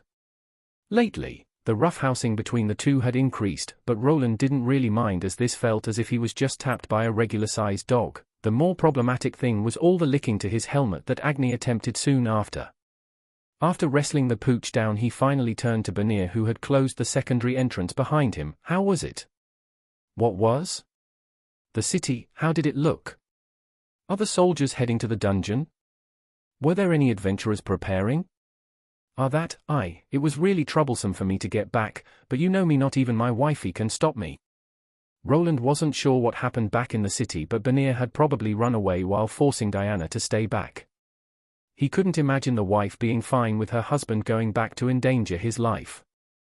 However, people in this world were a lot more heroic, so perhaps she was also fine with him protecting their livelihood. The whole workshop was filled with the items they had made. Banir had also built up his own little workplace that turned into a full-fledged smithy. In a way, they had a stake in all of this. If this workplace collapsed for one reason or another, they would lose a lot of money. All that hard work they had spent would go up in flames if his home was destroyed. They had kind of threw in a lot of eggs into this basket that needed to be safeguarded. Alright, but if things get too dangerous, just run and don't look back. I'm not stupid, I don't really have a death wish, even more now. For a moment Banir seemed to be in deep thought, but Roland didn't really want to prod. Even though his assistant wasn't in possession of a combat class, he didn't really need to. There were multiple weapons that he could use and a lot of runic batteries or even cables that connected to the compound's power source. Then they also had a stash of Elekin's crystals that could be used with other types of weaponry. I also really wanted to try that thing you made. That one. Are you sure you can handle it? Last time you fell over and almost blew a hole through the entire testing chamber? Don't worry, boss, I've been working out. Banir flexed his biceps, which were rather large. While he was not a warrior thanks to having a Tier 2 smithing class, his strength and stamina ranking was high. He would probably be fine in using the heavy piece of equipment that they were testing for such an occasion. Thus, while the half-dwarf descended into the workshop, Roland continued to monitor the surroundings. The thickest part of his walls was at the main gate. It was quite a similar setup as at a castle gate with a narrow walkway going up. There he could stand along with Agni to look out into the distance. Though the entire place was rigged with sensors and active turrets which could be set to auto-fire. For the time being, they were set to only aim at monsters, but targeting humans was of course an option. It was quite a boring display. Time continued to tick, but no monsters were appearing. Soon enough, he started hearing footsteps from the back which were accompanied by a clunking sound. He didn't really need to look back to know that it was Banir with the oversized prototype strapped to his body. The contraption was quite clunky and hard to move with, but was simple. First of all, there was a large battery pack strapped to Banir's back. This was the power source that could both use the crystals they had stored and the runic batteries. The rest was just a set of cables that connected to a control rod in the front. It kind of looked as if he was carrying a flamethrower with fuel in the back, but the magical weapon could do much more than that. The simplistic design would allow even someone like Banir to produce magical spells, but came at a risk. The cables weren't made with the best materials and would overheat. Thus he needed to wear a thick flame-resistant suit under it to not get burned. In all honesty, Roland didn't expect this thing to be of use if they weren't going against monsters and defending. Banir would be a sitting duck if one of them made it close enough to pounce. Luckily the enemies didn't possess many ranged units that could potentially put an arrow through his cranium. This didn't have to remain constant though, as creating skeletal archers was always a possibility. Let's see. While Bonnier was trying to get used to the heavy equipment, Roland decided to take a look at his map. Some time had passed since his return from the underground tunnel, and it looked like the monsters were about to reach the top floor. Soon he would know if they actually were able to leave that space and if they chose to head here. Normally undead went towards where more living creatures lived. This would point them towards the large city that was radiating it along with the ambient mana everyone was producing. This would mean that his small workshop should only attract a smaller number, but he wasn't that sure if this would be the case. The lick had a strange attraction to him, or perhaps more to his mana pattern. Here they come. Get ready, Bonnier, they will be crossing through the dungeon entrance any second. No idea if the soldiers will be able to hold them for long. I'm ready, boss, but could I ask you for a favor? Sure, what is it? Could you scratch my back? I can't really reach it with all this on. Chapter 275. While a certain Runesmith was deliberating if he should make a back scratcher for his assistant, things at the dungeon were starting to move along. Everyone that could have been evacuated was now outside, and the guards were keeping others from going in. This of course didn't go well with the adventurers that depended on the income that this underground monster mine provided for them. How long is this going to take? You can't expect us to just stand here. That's right, do you know how much it costs to get a meal in this city? Yeah. What will you do about the loss of coin? Please settle down, this was ordered by the city lord and also the Adventure Guild master, no one is to go in. The adventurers were somewhat disgruntled. The vast majority of them lived from a daily grind in the dungeon. The more adventurers appeared in the city, the less they could get for the monster materials they excavated. Unless a person reached a silver grade, they would have to be really careful about their expenses, and living in inns didn't come cheap. Then there was a problem with the addictive nature of this bunch that the Thieves Guild knew how to exploit. Milking the adventurers by getting them addicted to gambling and the red light district was a big reason the underground guild survived. It was a grey area with which even the nobles were fine with. As long as they didn't need to see the debauchery, they would look past it, as the monetary gains were tremendous. This left some of the less successful adventurers with some debt or needs that they just needed to satisfy. Even one day of not working could set them back tremendously or be a cause for them to be injured by the loan sharks. Those types weren't that forgiving and would probably not wait for the dungeon problem to be alleviated. This is dumb. Just let me sign a paper and go in, we're not afraid of some stupid skeletons. Yeah, that's right, let us through. A group of angry steel rank adventurers started pushing forward. To them this was not a problem. If they ran into strong monsters, they could just retreat. The loss of money was too big of a problem, and they were always willing to put their lives in danger to progress. There weren't that many guards here to block the way down, so they didn't see a problem in pushing their way forward. What do you think you are doing? Get out of the way. In reality, the guards didn't really care if the adventurers went down and got themselves killed. The only reason they were here was that they were given a direct order by the new city lord. Even though Arthur Valerian was just a noble in name, it was one that could not be ignored. The guards were still only commoners that had a very small chance of becoming higher-tier soldiers, and perhaps knights if they proved themselves to a noble lord that could make that a possibility. Even the man that was in the city could potentially raise them up to this position, but no one seriously believed in that. Some would even scoff at the idea of being a knight of such a bastard, as it would be a true dead end. Rudy, shouldn't we go? You heard what Mr. Wayland said. Yeah, but it's hard to believe, we should wait and see first. The group of young adventurers that Roland had a run-in with and also sold runic equipment to had remained in place. They were away from the entrance and the group of people that were trying to get it. Their curiosity got to them, as they had a hard time believing that the dungeon monsters could go out the exit. To them it was natural for the dungeon creatures to back off whenever they reached a safe location. It was a truth of this world. I'm not that great at running, Myron has a point, maybe we should back away further, it shouldn't be a problem. With those guys in the front, even if the monsters come out they will act as a distraction. The red-haired youth commented, which made everyone shake their heads. Do you even have a conscience? Huh? Did I say something that wasn't right? Wait, something is coming. Before the group could explain to their leader that it was wrong to use others as meat shields, they spotted a change in the group of adventurers. Previously they were clawing to get into the dungeon, but suddenly they all went quiet. What's happening? I can't see. Rudy and his group were peeking from behind a tree in a safe location. The large group of adventurers and guards were blocking almost everything. Suddenly they all started backing away from the entrance as if to open the path for something. This was followed by a strange sound coming from within the entrance which quickly began to get louder. It really is a skeleton. Hey, that thing is running up the stairs. They were actually right. The adventurers were met by a lone monster that had sprinted up the stairs and actually broken through the barrier that should not be broken. It was an undead monster with flames coming out of its head and body parts, somewhat similar to the flaming skeletons they met inside of the dungeon. It had some differences, which were the thickness of the bones, its height, and the amount of flames coming out from its body. Shit, it's a tier 2. Quick, kill it. Most of the adventurers that were in the front were of steel rank and had not gotten their own tier 2 class. Battling a tier 2 monster of this grade was possible if they combined their numbers, and this one was not very coordinated. It just started swinging a bladed bone around and charged at the first person it could. With so many people around, it quickly found itself being turned into a pin cushion to spears. It's still alive, don't use spears, use blunt weapons instead. The panicked adventurers forgot that stabbing attacks weren't all that great against skeletal creatures. Only after maces and hammers were utilized was the creature finally dispatched. How it squirmed on the ground until its head was shattered was quite concerning. However, it was not as concerning as the fact that it actually made it out of the dungeon. Shit, there is another one coming, watch out.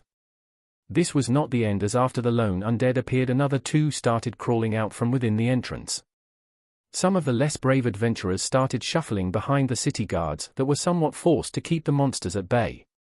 Some others saw this as a chance of getting free resources, as the bones of tier 2 monsters did fetch a good price on the market. Calm down, are there any silver ranks here? Go to the front, they are only mindless undead. One of the few silver-ranked adventurers that remained shouted. It was an older man with a shield and sword combo that could potentially be used in this situation.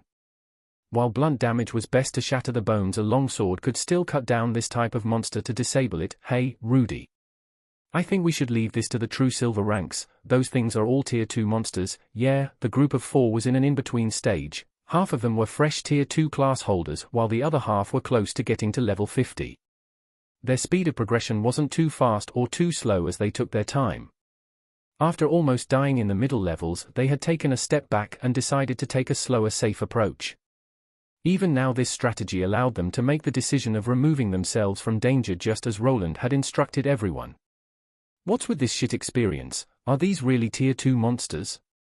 Thus they started retreating toward the city while also gathering some late intel. It seemed that the monsters weren't giving that much experience for being killed. This lowered the worth of this incident even further. Let's just wait, we can take an escort mission if it becomes troublesome. Good idea.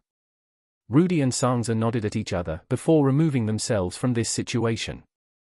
On their way to the city, they bumped into some adventurer parties heading out along with a small unit of guards in flashy armor. It seemed that things were indeed dire if the city guard was involved. There weren't that many people living outside of the city on this side. Most of the farmland was on the other side, with just a few buildings here and there. Even then, they saw some of the city guards going to these houses, probably to inform the people living there about the potential threat.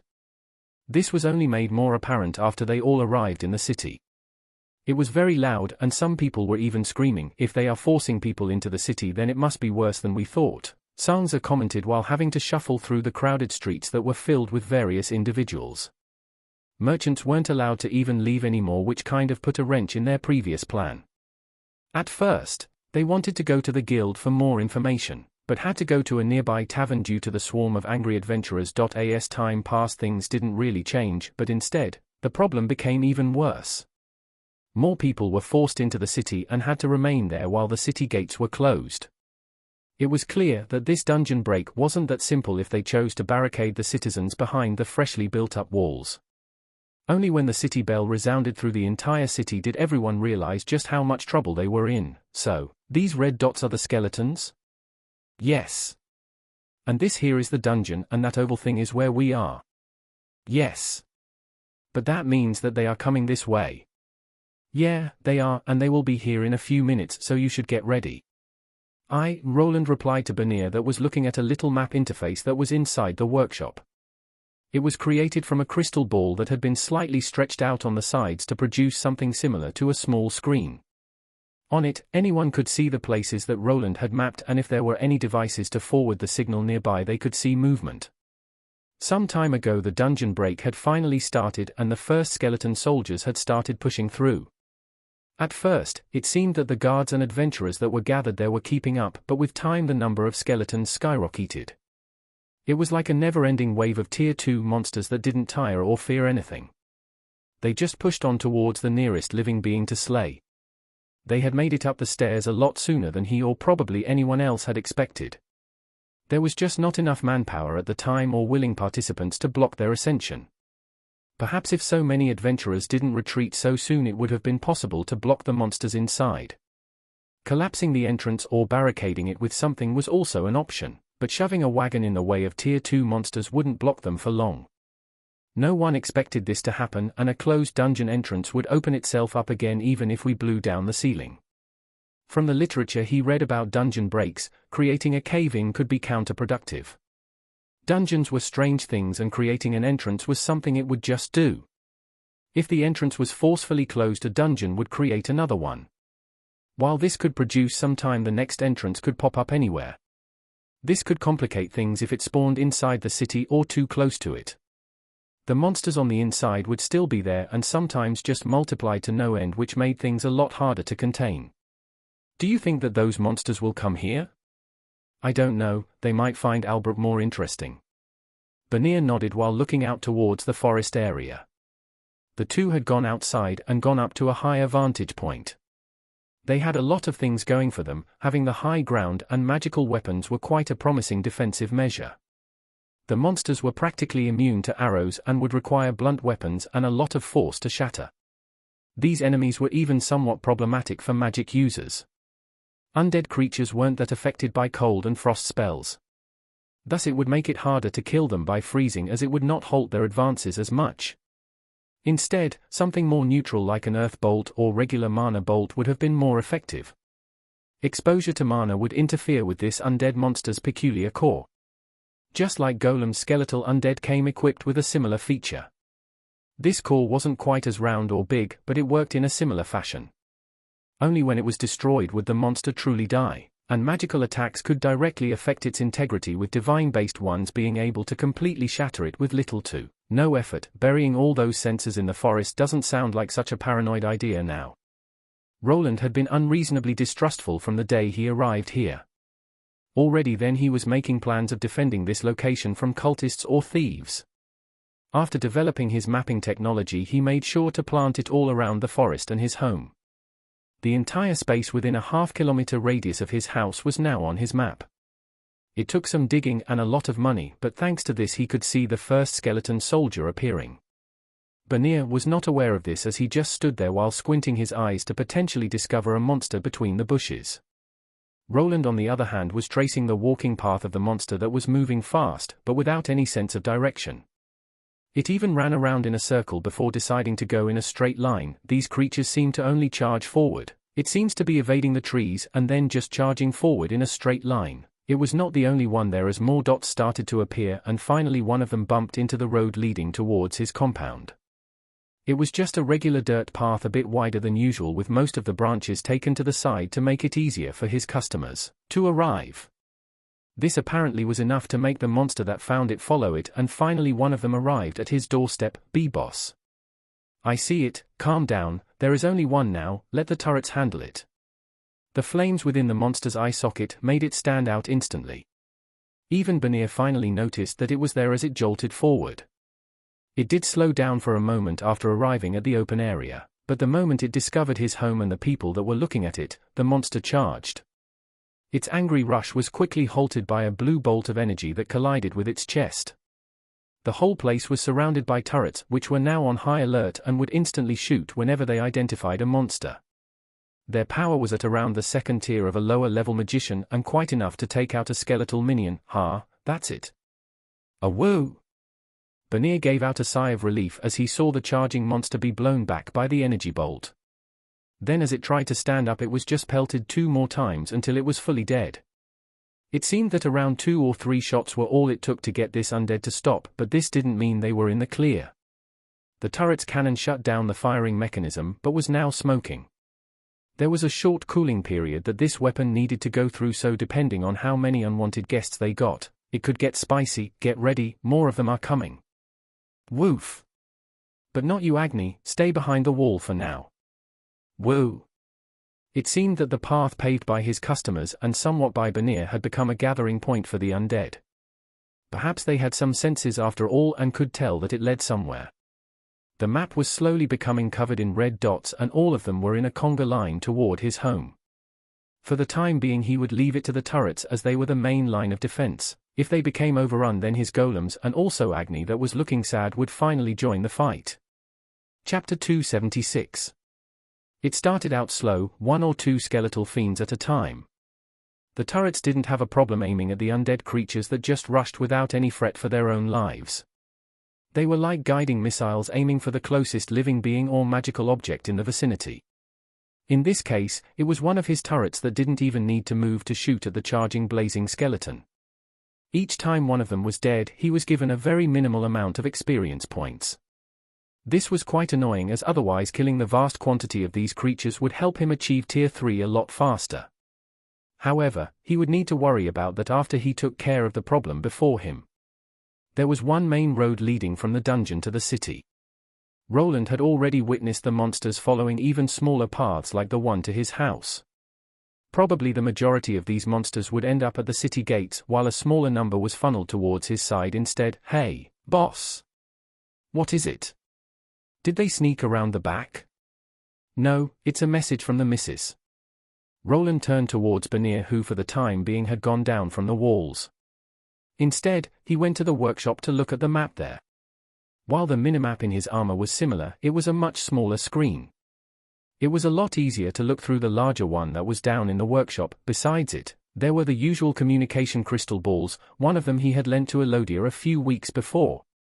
It came equipped with a few battery packs and had a speed dial connection to his workshop. Bring it over then, I can use it without the support items. Banir was quick to move with the crystal ball over. Normally anyone that wanted to use these items and wasn't a mage needed to use specialized runic devices. However, Roland was the one that made this one and had the required mana to run it. As soon as the blinking ball made it into his hand, he injected some mana into it. The surface started shining brightly before calming down and showing a close-up of Elodia's nose. You don't need to lean so closely to it. He smiled slightly under his helmet as he saw her jolt away to make her face fully visible. The crystal ball that was in the orphanage was hidden away in a sturdy cupboard. Thus after opening it, Elodia usually just leaned down really closely without realizing that it would mess up the image. There was a solution for this. If he implemented a golemic eye, it could function as a webcam.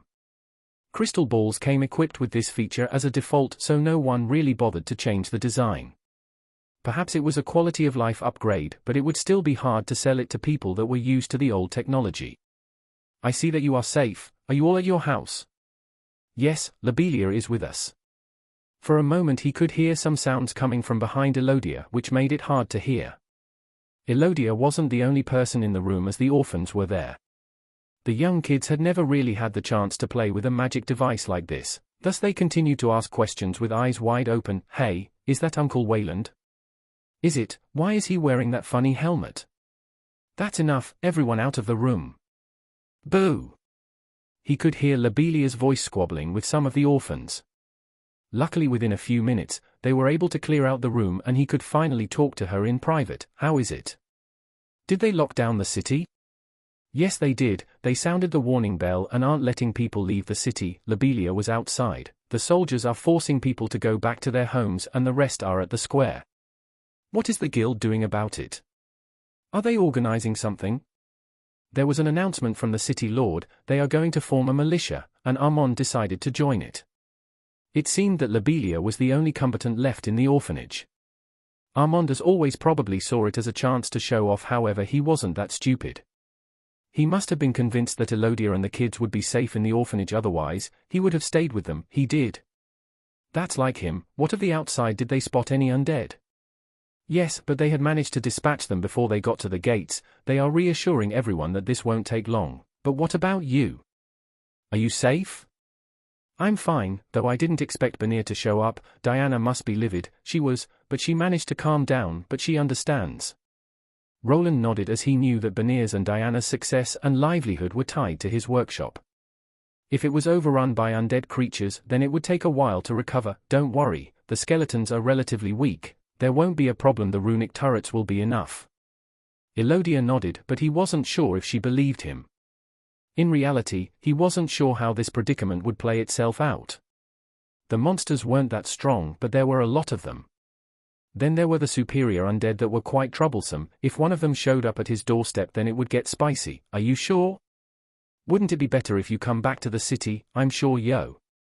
We can rebuild everything later. There is no reason to put yourself in danger. No reason, huh? Roland knew that if he just went back to the city, then everything would probably be fine.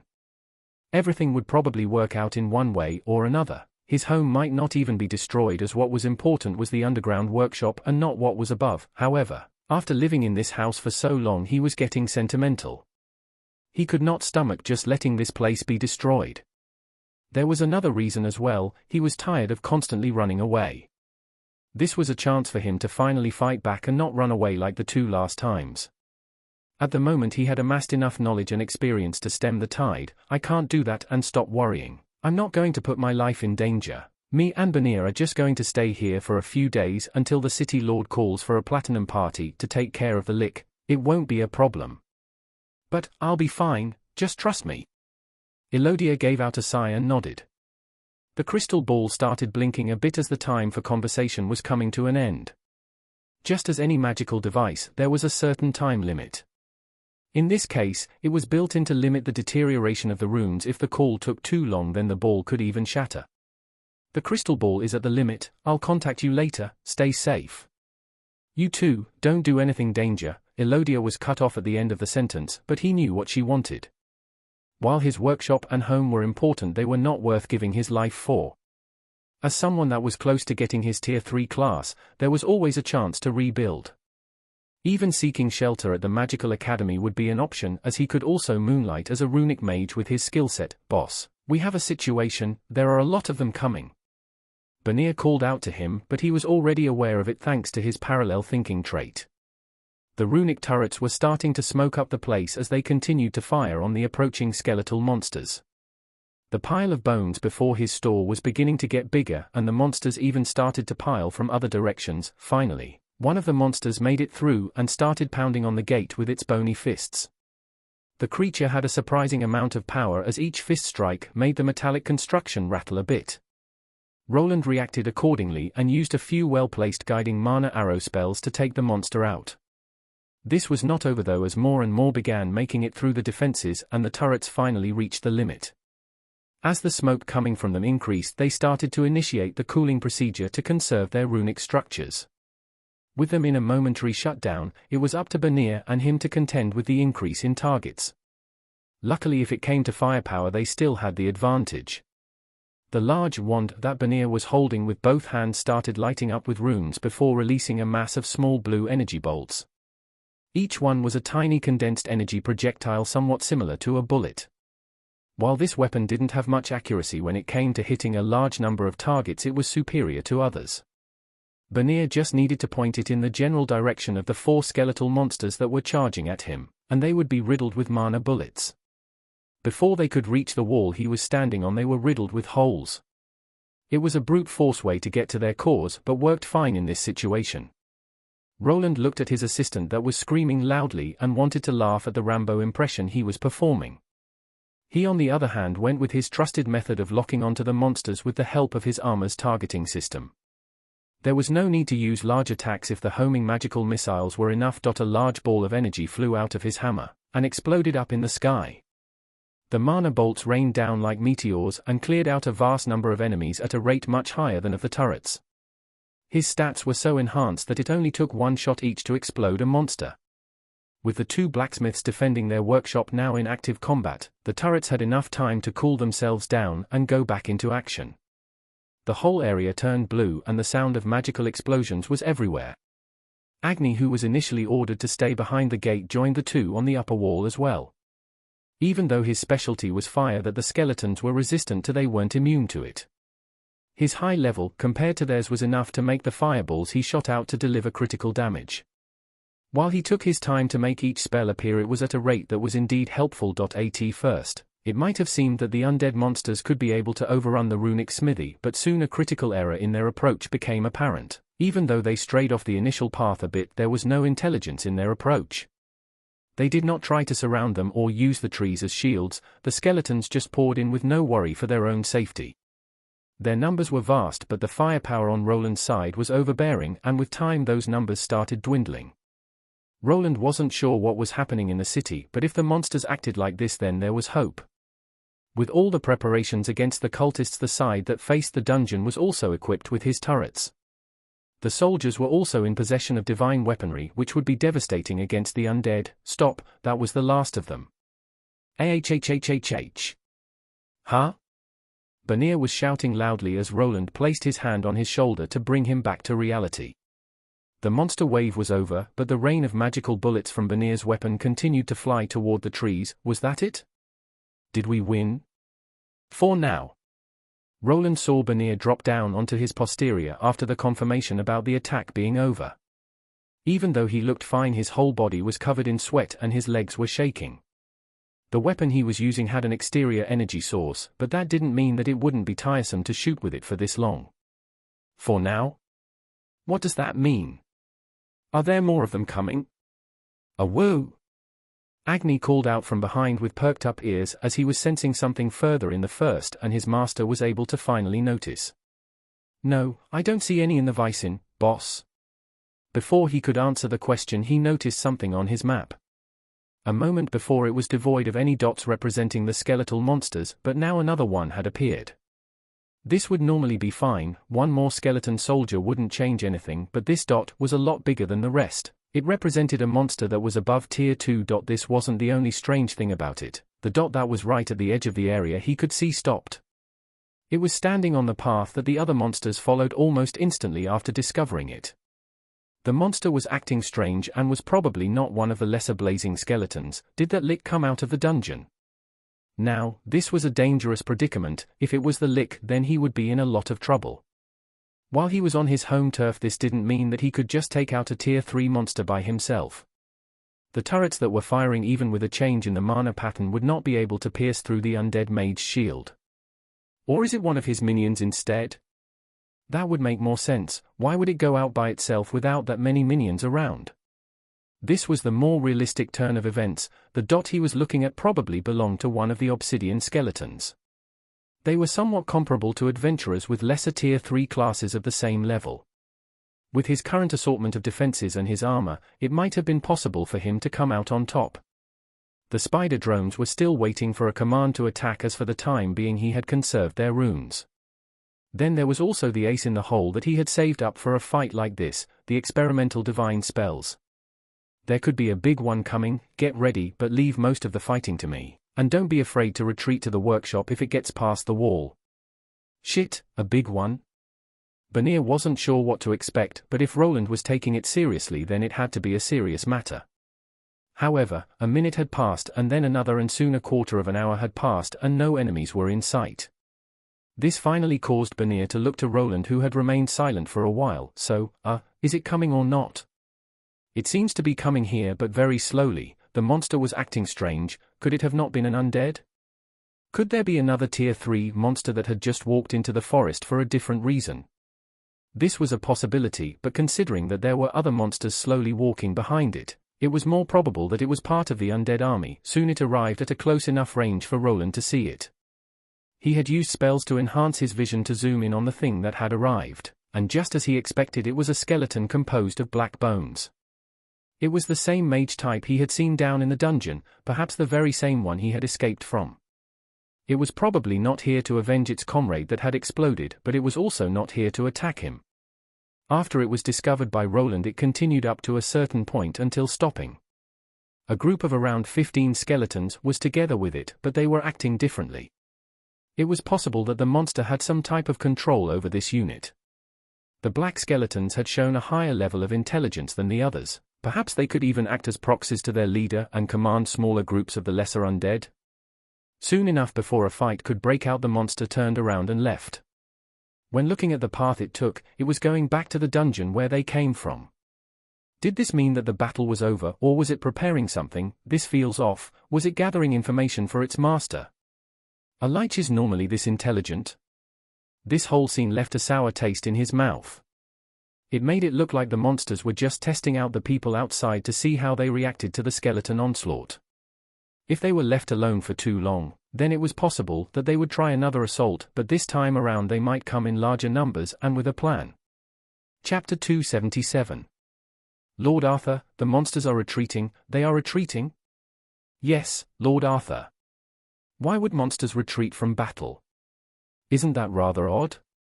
Yes, Lord Arthur, usually undead creatures like skeletons don't have the wit or danger assessment abilities for battle tactics. That's what I thought. It must have been the lich controlling them. That is a possibility, but liches are said to be able to create high-level undead that have higher intelligence, and are capable of ordering the lesser ones. Didn't the scouts spot a strange-looking skeleton among the others? Yes, Lord Arthur, that one could have been capable of ordering them to return, but it could also be possible that the lich is somewhere close. That's troublesome. Arthur Valerian was sitting in the main guard tower where Mary was answering his questions. He had not participated in the battle, but the tide of blazing white skeletons had actually made it to the gates. The foes were quite troublesome as conventional ranged weaponry didn't work too well. Arrows that weren't magical wouldn't have any flesh to stick to, and poking holes in the bones was not very effective. It would require quite the archer to connect with the monster's magical core from within the city walls. However, Arthur's forces had one ace in their sleeve. To combat the evil cultists, they had been developing holy weapons. They had been mostly manufactured by the city Runesmith and were quite potent when going against these monsters. The whole siege didn't take that long. First, it started with many of the adventurers and dungeon guards fleeing back to the city. It started out small with a handful of skeletons, but soon turned into a small battalion of around 200 skeletal monsters. Trying to get it, there was no rhyme or reason for this charge, and they beelined it for the front gate, which was a hard point to besiege. The magical turrets that were installed played a big role in the defense, as they were able to successfully bring down a large chunk of the skeletal monster charge. Yet after the monsters attempted to climb the walls, the defensive turrets started to have trouble with the angle of their targets.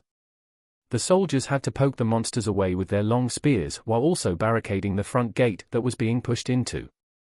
The monsters looked light, but they had a surprising amount of power and didn't tire. This small city didn't really have that many soldiers. The weapons that were assembled by the runesmith amounted to a little over 100.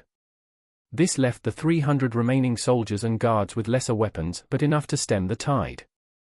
Soon the adventurers joined the battle and together with the guards were able to push back the maddened monsters. The divine swords, shields, and spears were rather well designed to go against these monsters.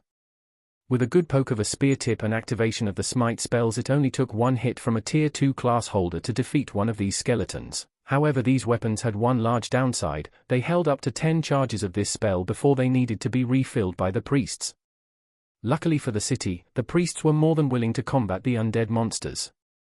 They had sent over their priests to recharge the weapons. They truthfully expected a bit more resistance from the monsters that soon retreated back towards the dungeon. This was at the same time as a strange black skeletal monster was spotted, which was probably the one in control.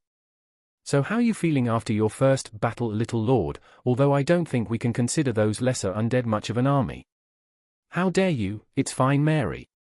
The conversation that the two were having was broken by a large man appearing in the guard tower. The room they were in belonged to the guard captain but was now occupied by Arthur, his knights, and aides. Mary didn't appreciate the nonchalant tone the guild master had, but she could not really go against a tier 3 person.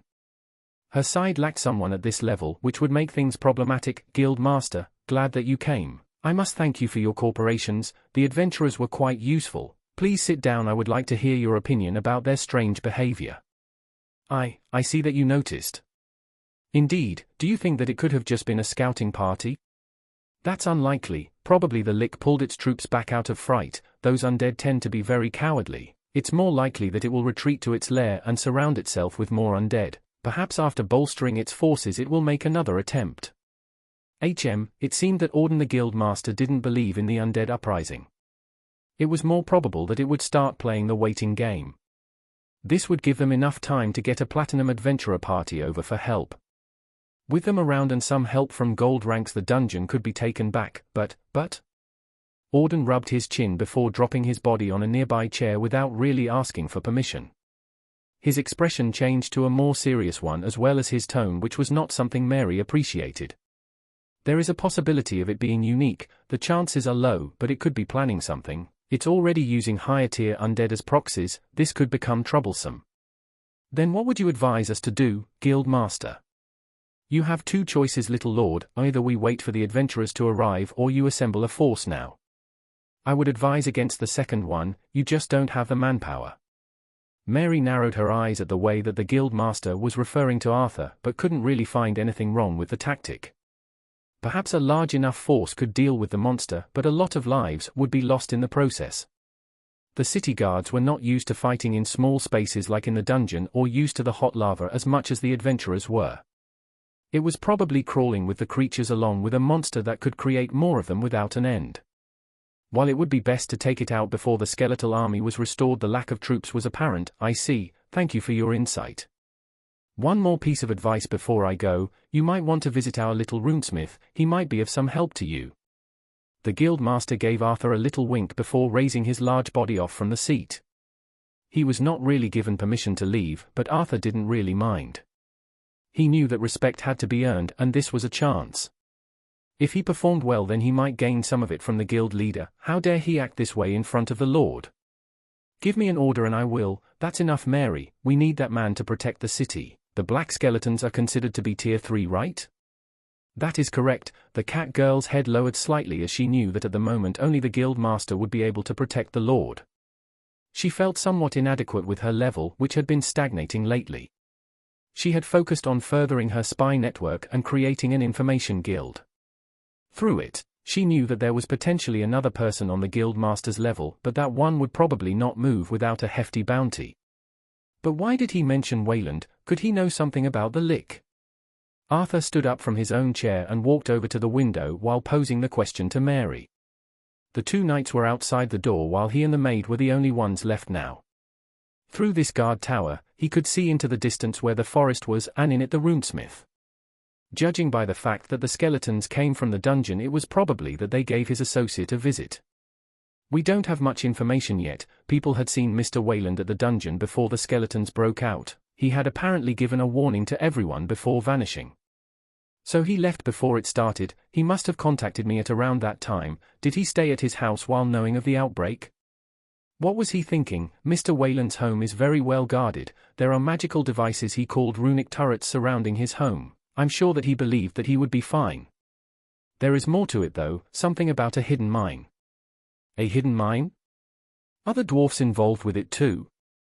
I regretfully don't have enough information. My people are seeking out the source of the rumors and I believe that we will have more information soon. He had been seen in the dungeon when the break happened and did help some dwarven miners escape. Is the Union involved with this in some way? Arthur murmured to himself while trying to paste some things together. Could there be more to this than just a random monster spawn? Did his associate or the dwarfs dig it up somewhere? Were they working together without him knowing? There could be many possibilities, but he wanted to at least exclude that possibility due to the history between Wayland and the Dwarven Union. Very well, keep me informed and also contact Mr. Wayland. I think the runic devices he installed need some maintenance. We can use the crystal ball to call him over. Could you fetch it? Yes, my lord. Mary smiled while knowing that repairing the turrets was a great way of forcing the runesmith to come over. There was something wrong with this situation and it seemed that Wayland was involved with it. Her presumption was somewhat confirmed by the guild master that for some reason mentioned the man in question. It was clear that he knew something about this whole predicament, and his involvement with rescuing some miners was already known. What are those skeletons trying to do? Roland had some time to evaluate the situation after the monster had retreated. With the monitoring devices he left by the secret entrance, he could somewhat observe the situation. Judging by the dots, their 2 tier 3 skeletons were guarding the entrance to the dungeon now. Around them was a large group of blazing skeletons as well. It was clear that they wanted to safeguard their only exit out of the dungeon. Are they just protecting their lair? Could the Lick think that the entire dungeon is its for the taking? Or are they preparing something? He had to reconsider his approach after this incident. The monitoring devices down in the dungeon didn't reach far enough to make a connection to the lower dungeon. It was as if he was not paranoid enough and should have rigged the entire place up before this mess started. With his current map, he could see a few floors down and not through the entire dungeon. This was enough to get an idea of the situation though, and would probably need to reach the city. If someone decided to charge in at this moment without at least 2 tier 3 class holders around, they would have a bad time against those 2 obsidian undead. The rest was spread out a lot more around the dungeon, but he couldn't really tell as the regular monsters would continue to spawn. They are fighting with the regular monsters, but the tier 2 skeletons won't have problems with the tier 1s. Back at his place, Banir and Agni were still watching over everything. It didn't seem that another charge would be starting anytime soon. Thanks to the monitoring system, he would at least be able to tell if a larger force appears from the lower levels. It would be better if he could gain that information from the lowest level, as that would give him ample time to prepare. Going in alone to widen the network is probably too risky, not with those tier 3 monsters around. He wasn't sure what he should do. The monsters here would be a constant danger to his home. There was one advantage that he had against them, and it was this secret entrance of his. It led to the first floor and could potentially be used for a surprise attack. The only problem was that he would need to give this secret away to the city lord and guild master. There was potential in this secret route if they got some tier 3 class holders involved. Half of a platinum rank party could sneak in through this way and attack the monsters from the back. It could help to lessen the bloodshed and give the people an entrance that they could control. The downside would be, of course, that they would need to go through his workshop. Well, I kind of created this mess myself. Roland gave out a sigh, while he didn't want to do it. Revealing this secret could at least save some lives.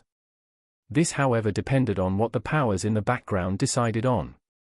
The guild master from the Adventurer Guild was a shady character that also worked together with the Thieves Guild. Revealing a secret entrance to his home to him was a hazard. Then there was Arthur Valerian that could just throw him into prison for creating a private entrance to a dungeon that belonged to his household. I guess I'll hold on to this for the time being. Let's see what they will decide first. It should be about that time. After knocking his head against the wall, Roland moved back towards his workshop. In his hand, he had a crystal ball that started to glow.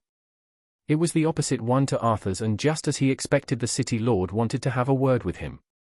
I should inform him about the tier 3s. This runic texting orb was just the tool that he needed to forward his findings. At least Arthur would pull back some of his scouts that would soon be ordered to gather information. The monsters might have been ordered to protect a certain zone, so they might remain at the entrance even if they saw a person there. Let's see. Danger, 2 tier 3 monsters are at the entrance of the dungeon. It was a bit strange to send out a direct message through magical means in this world. Perhaps if he got past this event, he could spread this technology through the entire kingdom. The military would probably be interested in instant transmissions of information between bases without the need to use much magic. For now they still mostly used mags or support tools for crystal balls. While it was the superior way of talking between 2 individuals, it was slower. There of course existed magical incantations that could generate letters to faraway places. They usually required specialized classes, rituals, or materials. With his technology, they would need to build a few relay stations to forward the signal. It would cost a bit, but the almost instant exchange of information and orders could revolutionize the war machine. He wants me to come over? After sending his message, he saw an almost instant reply. It was the usual pre-programmed text that he had read through multiple times, but this time around it carried a lot more weight. He knew that instead of a friendly business meeting, he would have some explaining to do. Hey boss, is something troubling you? I need to go to the city lord wants to talk to me. That pretty boy? Don't worry, I'll keep this place safe while you're gone. Woof. Agni, you're helping too. Roland made his way outside of his workshop to give Banir the news. While he didn't want to leave the 2 here with those tier 3 monsters running around, he needed to answer Arthur's call. Asking a noble to move to his location instead would be considered quite rude and could get him in a heap of trouble. Thank you, but yeah, I know, if it gets too troublesome I'll just use the escape tunnel. Don't worry, I like this workshop, but I still like my life more. Banir started laughing while hoisting his weapon over his shoulder. After some repairs, the turrets were back in order and the heavy gun he was carrying around too. Roland didn't believe that the monsters would move for the time being, so it was time to give the young lord a visit, and perhaps come clean about his involvement in this mess. Chapter 278. Halt! Identify yourself. It's me, Wayland. The Runesmith? What are you doing outside of the wall? Didn't you hear the city bell? I was a bit busy. Can you open the gate? The city lord wants to speak with me. Roland had arrived at Albrook. The usual road that was filled with merchants and adventurers was emptied out and the large gates were closed. The first thing he noticed when getting closer was the piles of white bones everywhere. There were no soldiers patrolling outside, which could have been due to his direct message to Arthur about the existence of Tier 3 monsters. Outside.it looked like some people had been working on these bones as they were getting piled up in several locations. The monster materials could still be used, so it was understandable to take this in to pay for the damages that the city sustained. The walls and the main gate were riddled with claw marks from the sharp skeletal fingers. They had clearly tried to scale the walls but had been unsuccessful. The turrets need a bit of servicing. These defensive structures that fired off concentrated mana bolts had an expiration date. They were enough to contend with a few hours of continued assault, but if it started taking days or weeks, they would become too damaged to function. This could of course be alleviated by building them with better materials or having a runesmith nearby to repair the damaged runic traces. This would probably fall to him, but before he began this job he needed to visit the Lord. Open the gate. The guard went away for a moment to ask for permission and another one shouted to grant him passage. The gate here consisted of 2 slabs of metal that resembled a door. When opening he could hear the massive construction creaking, which probably meant that the hinges needed some more grease. They left him enough room to slip through it before shutting them instantly. Everyone was clearly on high alert, and when he was on the inside all eyes were on him. Above him there were actual soldiers prepared to dump magical bombs onto his head. In his world, they used hot oil or something similar. In a world filled with magical traps, they could just throw down some magical scrolls instead. They turned on the divine scanner. When walking through he felt the flow of divine mana in this place. He was the one that made these items, but even though they gave off holy energies, they would not be concentrated enough to kill a Tier 2 skeleton. These were only enough to affect tiny creatures like the abyssal worms, but for more powerful undead some more juice would be needed. At the end of the road, there was a massive iron gate that needed to be hoisted up. The sharp bolts it was made of dug into the earth and would be the last part of the defense. The spaces between this gate were great for poking spears through, but this approach would be less effective against skeletal monsters. Instead, it would be more worthwhile to have a priest cast some kind of spell to take care of them. Perhaps dumping copious amounts of holy water on them could also do the trick. Wayland, the Lord will see you now. When on the other side he was greeted by one of the knights that the city lord arrived with. Normally they came together, but this time around only Sir Gareth greeted him. The other one could have been either at Arthur's side or perhaps he was giving orders to the soldiers. This city was a bit understaffed and this man had probably gone through the Knight Academy just like his brother did. He must have been part of some lesser family if he was delegated to the 5th son with no actual power. He noticed quickly that they weren't going to the mansion but toward the main guard tower. This one was situated on the other end of the city in the southwest corner. The construction of this one had been finished first, while the 3 others that made up the 4 corners of Albrook haven't quite been done. The northern gate was the one that he usually went through and the one that he arrived through today. On the sides were 2 large towers and the walls stretched out to them and towards the south. Albrook didn't have any natural defenses like large mountains or large bodies of water. It had to be sealed up from all sides by large walls and guard towers. These weren't just meant as lookouts. There was enough space in them for some of the guards to live in, and one of them was a designated prison for some special prisoners. Then another one had a whole armory that had not yet been assembled. This was the southeastern one where he also visited to deliver some of his goods. Probably if he didn't have his own workshop then this would be his place of employment after signing up with Arthur Valerian. Further south past the gate was Arthur's mansion, which was in the process of being walled up from all sides. In the future, it would be turned into a proper castle or perhaps a full-fledged fortress where the Lord could reside. For the time being it was actually better for him to seek shelter in the guard tower that had better defenses. They really did clean out the place. The roads are all empty. While going through the streets he could see people peeking out from their windows to look at what was happening. Most of the people there were either city guards or adventurers. The former were probably forcefully conscripted by the noble. Closing down the city like this wouldn't allow them to just leave. While they wouldn't be directly forced to defend the citizens, they could be given demerits by the guild if they were of silver rank and up. Though normally giving a hefty reward was enough to interest the adventurers in the city defense. They were all going against monsters and not an enemy kingdom. This was what the guild was made for, and it would look bad on them if their guild members just fled at a point like this. I bet they are forming parties to take back the dungeon, but first, they'll wait for the backup to arrive from the main city. The big question here is, how long will that take? What they didn't know was what the Lick was up to. The dungeon break had happened, but it went against the old records. What usually happened was a burst of monsters with no end to them. The monsters spread out in all directions and attacked everything they saw. They didn't just send a forward force and then go back to their dungeon. This was indeed a unique occurrence that needed more looking into, and he kind of knew why this actually happened. On the surface, it looked like a dungeon break, but it wasn't one. Instead, one monster had become sentient and was quickly building up an army. The sooner they descended into the dungeon, the better. The more they waited, the more skeletal monsters would be created. But if that Lick stays in the dungeon, then it's better to wait for the platinum ranks instead. As long as the city can defend itself, it will be better to wait it out. He was not sure what to do. There were a few ways of taking care of this situation, but they would need a large force and the help of the guild master to lead them.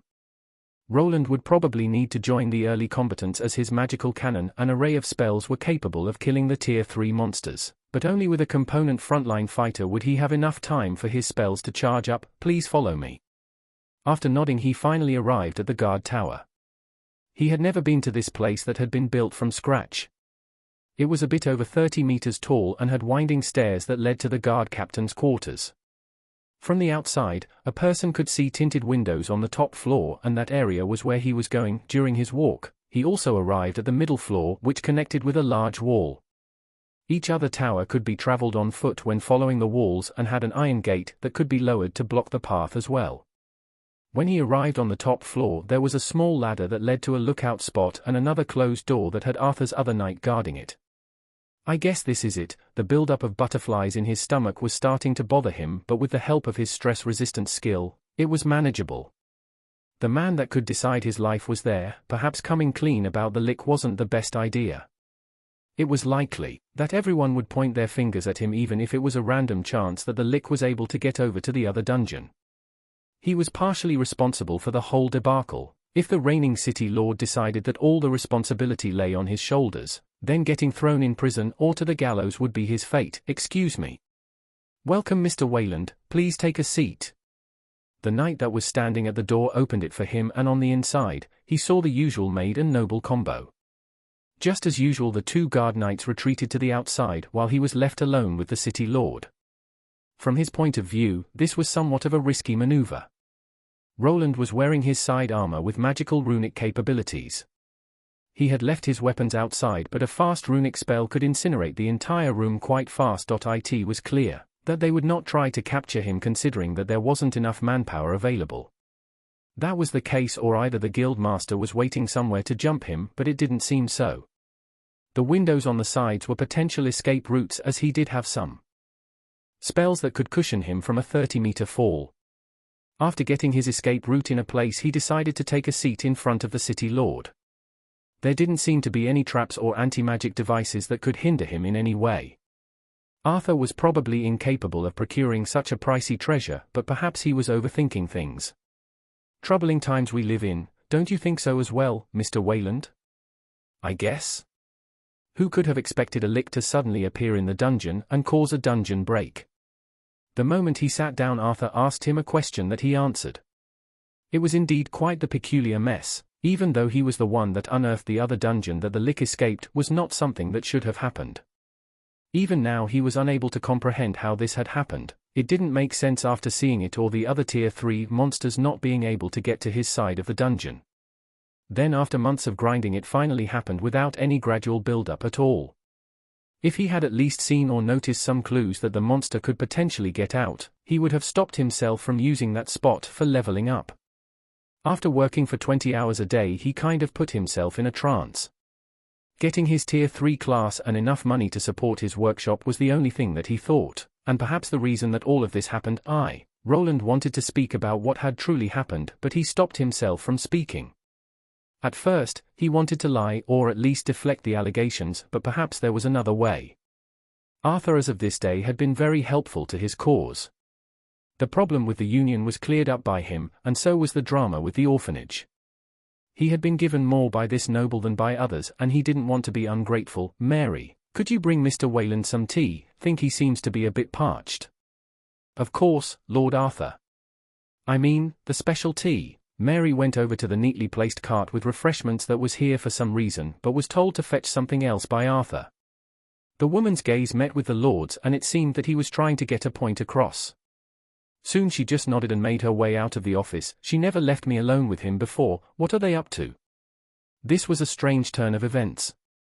He had known almost from day one that Mary was some kind of trained bodyguard. There was no one incident where she didn't keep an eye out for him. Then if she was missing, he would see the two guards there instead. There was not an occasion where he was left alone with the young man before. Arthur was up to something. Was he trying to keep something from the maid while speaking to him? "But why, Wayland, that's an interesting name, but it isn't your real name, now is it?" "What do you mean, my lord?" His heart skipped a beat as after Mary removed herself Arthur dropped a bomb on him. Was he aware of his true name and that he was part of the Arden household? In the world of nobles, the two wouldn't be that far apart, but Roland would be below on the social ladder. He still came from a baron house, while the other was from a duke one. "You don't need to call me that, or perhaps you do if you came from a lesser knight house. Perhaps a fallen aristocrat that lost their war of succession. I don't really know what you are trying to imply here. Please, we both know that you are not a commoner. The way you conduct yourself isn't very common." Arthur smiled at the little pun that he made, while Roland continued to just get more nervous. What was this person trying to do? Did he know about his father, or was this about something else? Even if he knew everything, what was the point of all this? It wasn't as if a noble couldn't moonlight as a runesmith. "Wayland, if that is your name, I think you might be misunderstanding my intentions. I do not wish to corner you with anything or delve into your, let's say, unique circumstances. The mine that you withheld information about isn't a problem, nor are the secret tunnels, but if you want me to protect you, then you have to tell me the truth." It seemed that word about the secret mine had reached Arthur's ears just as Roland expected. The information he received was probably through the Dwarven Union, to which Wedemere ratted him out. Perhaps it was before he managed to save them from the lick, but it didn't really matter. If he held his mouth shut, then perhaps he could sweep it under the rug just as he intended. "You and I aren't that different. I understand why you might be doing this. What is this guy talking about?" The conversation started moving in a strange direction. It was as if Arthur wanted to become buddies with him and bond over being fallen nobles or bastards. Perhaps he misunderstood his entire situation, as Roland didn't really see himself as an aristocrat, and actually didn't want to have anything to do with them. His mannerisms were somewhat ingrained into him by the body he occupied and another 5 years of looking at proper nobles. "Okay. Please stop, and you can tell that maid that I know that she is behind that window." Roland had enough of this. The whole conversation was unexpected, and Arthur had gotten the wrong idea about him. Then there was Mary, that after going out had probably used the ladder outside to sneak over to one of the tinted windows. There she waited, probably to burst in if her lord needed help. "Ha ha, Mary. I told you that it wouldn't work, just come in," Arthur called out while weakly laughing like a kid that was caught doing a prank. The maid managed to open the window rather quickly and contorted her body in an interesting way to get in. Though this charade played out, Roland didn't really feel angry. If he was against any normal noble, then he would have probably been carried off into a prison cell for questioning. This was actually more what he had expected, but there was no shouting, only a bad attempt of convincing him to talk. "My lord." Mary bowed before Arthur as an apology. For some reason, Roland believed that this might have been the maid's idea and that Arthur actually wanted to have a more heartfelt conversation. Roland's true age was almost double Arthur's. Perhaps the young man was actually trying to find a kindred spirit, but he couldn't dismiss the reverse. However, if he was planning to throw them into prison, then perhaps meeting at the prison tower would have been a better idea. Now he had to choose. What should he say? Arthur already knew about the mine, which he expected. Should he stick to the pre-made script and deny most of his involvement, or was there another option waiting for him? Could telling more of the truth to this young man be a better choice? If he was truly looking for proper allies, then he could become one where keeping secrets wouldn't be needed. Chapter 279. The room was silent, and all eyes were on the man sitting in front of a desk. Arthur Valerian and his maid Mary were looking with a lot of interest towards Roland. He on the other hand wasn't sure how much truth he should disclose. The miners already revealed parts of the fact. While he didn't see them interacting with Arthur, there was enough time for both parties to speak with each other. They probably had a meeting with him after returning to the city. Wouldn't be strange if that Wedemere character talked about everything. Wedemere, the dwarf he saved from dying, had seen both his mine and the secret tunnel leading to the upper levels. Then there was of course Jasmine, the archer lady that was with that party. She didn't see the other tunnel but had been in the one leading out of the mine. If he tried to deny the part about the mines and secret passageways, Arthur would obviously know that it was a lie. There isn't really a reason to catch me in a lie though. They should have already had all the information they need. I don't think they even suspect any foul play here. They must think the lick was just some kind of random spawn or perhaps a triggered trap. Roland didn't believe that anyone actually knew about the existence of the other dungeon. It was already rare enough for two dungeons to connect with each other. That a monster made it out of it was not something that had been ever documented. At least not in the literature that he had gone through. Perhaps some findings were kept away from the lesser nobles like his house and the public. This was not likely as it would endanger adventurers, which the guild would probably not allow. But what is his end game here? He is either being very naive or desperate. Arthur was being friendly for no reason and this was bothering him. Normally he should have been surrounded by 10 guards with spears pointing at his throat. The city lord was putting himself in potential danger by allowing Roland in this room. Even if Mary was watching him from outside, it wouldn't take much to set off a spell to explode this entire room. They had to know what he was capable of by now, which made this scene strange. Does he really need me to trust him this much? A desperate noble that was trying to find allies is how Arthur seemed to him. Could this little noble here be that desperate to need a sketchy runesmith with a shaky background? Could he instead just be too friendly for his own good and seeking to befriend someone that could come from a similar background? The first option is more likely. The question is, what will he do after achieving his goal? This was the big question. If Roland fully joined Arthur's camp, then he would inexplicably be putting himself in line of danger. The Valerian household, just like many other noble houses, took the war for succession very seriously. If he truly affiliated himself with Arthur, then perhaps down the line he would need to confront his elder brothers and their retainers. Think my dear father would lay an egg if he found out that I became a retainer of the opposite noble faction. Wentworth Arden was a die-hard fanboy of the royal family. While that faction was strong, it wasn't the only one around. Many powerful old aristocrats formed a separate side to balance things out. They had their place. They needed to watch for an incompetent king and remove them to safeguard the kingdom's safety. Both sides kept themselves on their toes, which contributed to strengthening the entire kingdom. This, however, didn't mean that each side didn't want to rule without any limit. I guess some of the truth will come out eventually if the dwarfs start mining. Sooner or later they will discover the entrance to the other dungeon. Roland knew this already. Even if he withheld information now and denied everything, it would eventually come to bite him.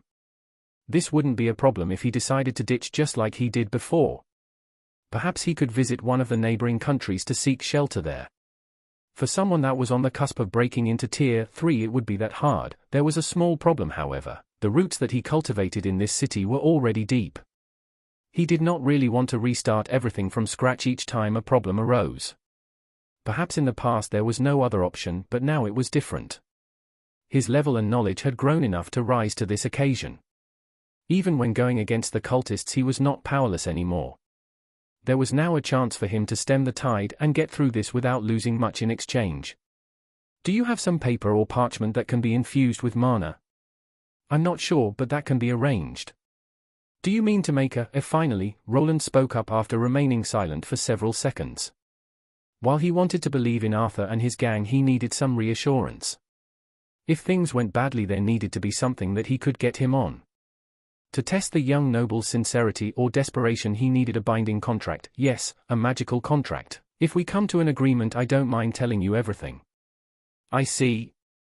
Runesmiths do have the skills for that. It was well known that runesmith classes had to take the Mana Scribe class to progress. This made things a lot easier, as no other person besides who was in this room would need to know about what was in the contract. 2 identical copies just needed to be made and given to each side. Roland wasn't sure how these contracts actually worked, but they bound people on some kind of higher level. If someone tried getting around the contract in underhanded ways, it would trigger the curse effect. Even if the paper it was written down was destroyed, the contract would persist. The consensus was that the contracts were overseen by a divine being of some sort. Thus the only way of going around them was through divine intervention, which wasn't that easy to come by. Yes, that won't be a problem, but do you wish to go through with it, even when the punishment will be severe? Severe? What do you wish to put us under if we break the agreement? All contracts came equipped with some kind of magical deterrent, which people either referred to as curses or debuffs. This status could be something mild as a tiny drop in stats or something severe like persisting blindness. While Roland didn't want to go too extreme, he needed to test Arthur's sincerity. If he agreed to a curse effect that prevented him from rising above his brothers, then he could probably be trusted. There is one that I can do at my current level, deterioration of mind and flesh. My lord, you must not agree to this sort of contract. How could you even propose something like this? Calm down, Mary, give me some time to think. The detrimental effect that he was proposing was a proper high-level curse. Normally it could be only used by dark magicians or people like the abyssal cultists. For some reason, a lot of prerequisites could be ignored by signing a contract. It was like a loophole that was made to help people take these contracts seriously, just like the name implied. The deterioration of mind and flesh did as it was described. It would turn a person into something that looked more like a ghoul than human. Their hair would fall out and their body would be given a pungent smell. This wasn't all. With time the person would suffer a massive drop in intelligence and willpower. To someone like Arthur that needed his wits and charms to get further in his life, it would be a disaster. He would no longer be able to go to any noble parties or talk to influential merchants. His charisma would drop below 10 and no one would be able to stand his presence.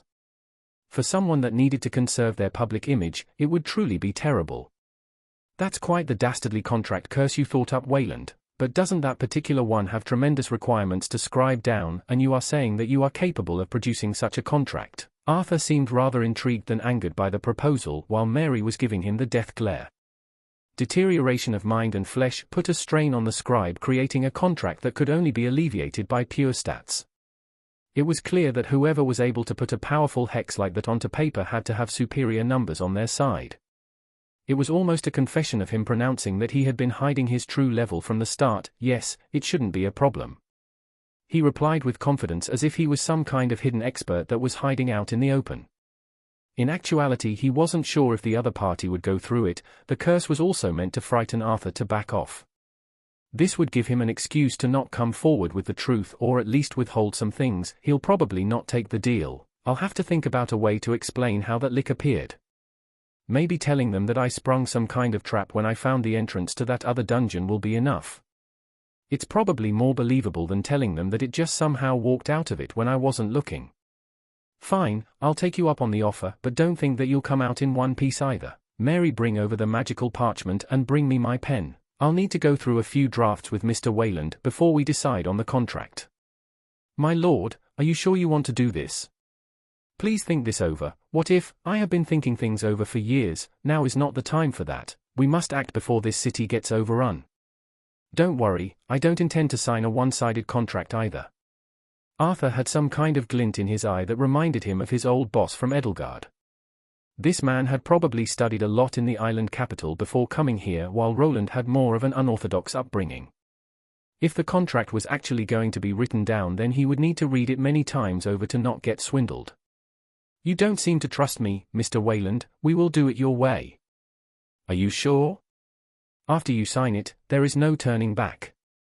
Roland wasn't sure why the noble was smiling after being told to sign a somewhat unfavorable contract. First of all, he wanted Arthur to promise to not leak any personal information relating to him. He also wanted to be exempt from any jail time if that was possible. It didn't seem that it would be that much of a problem, as Arthur's aim was gaining his trust. There was of course a limit to what he could put in there, but his new friend here seemed like he wanted to pour his heart out. But are you?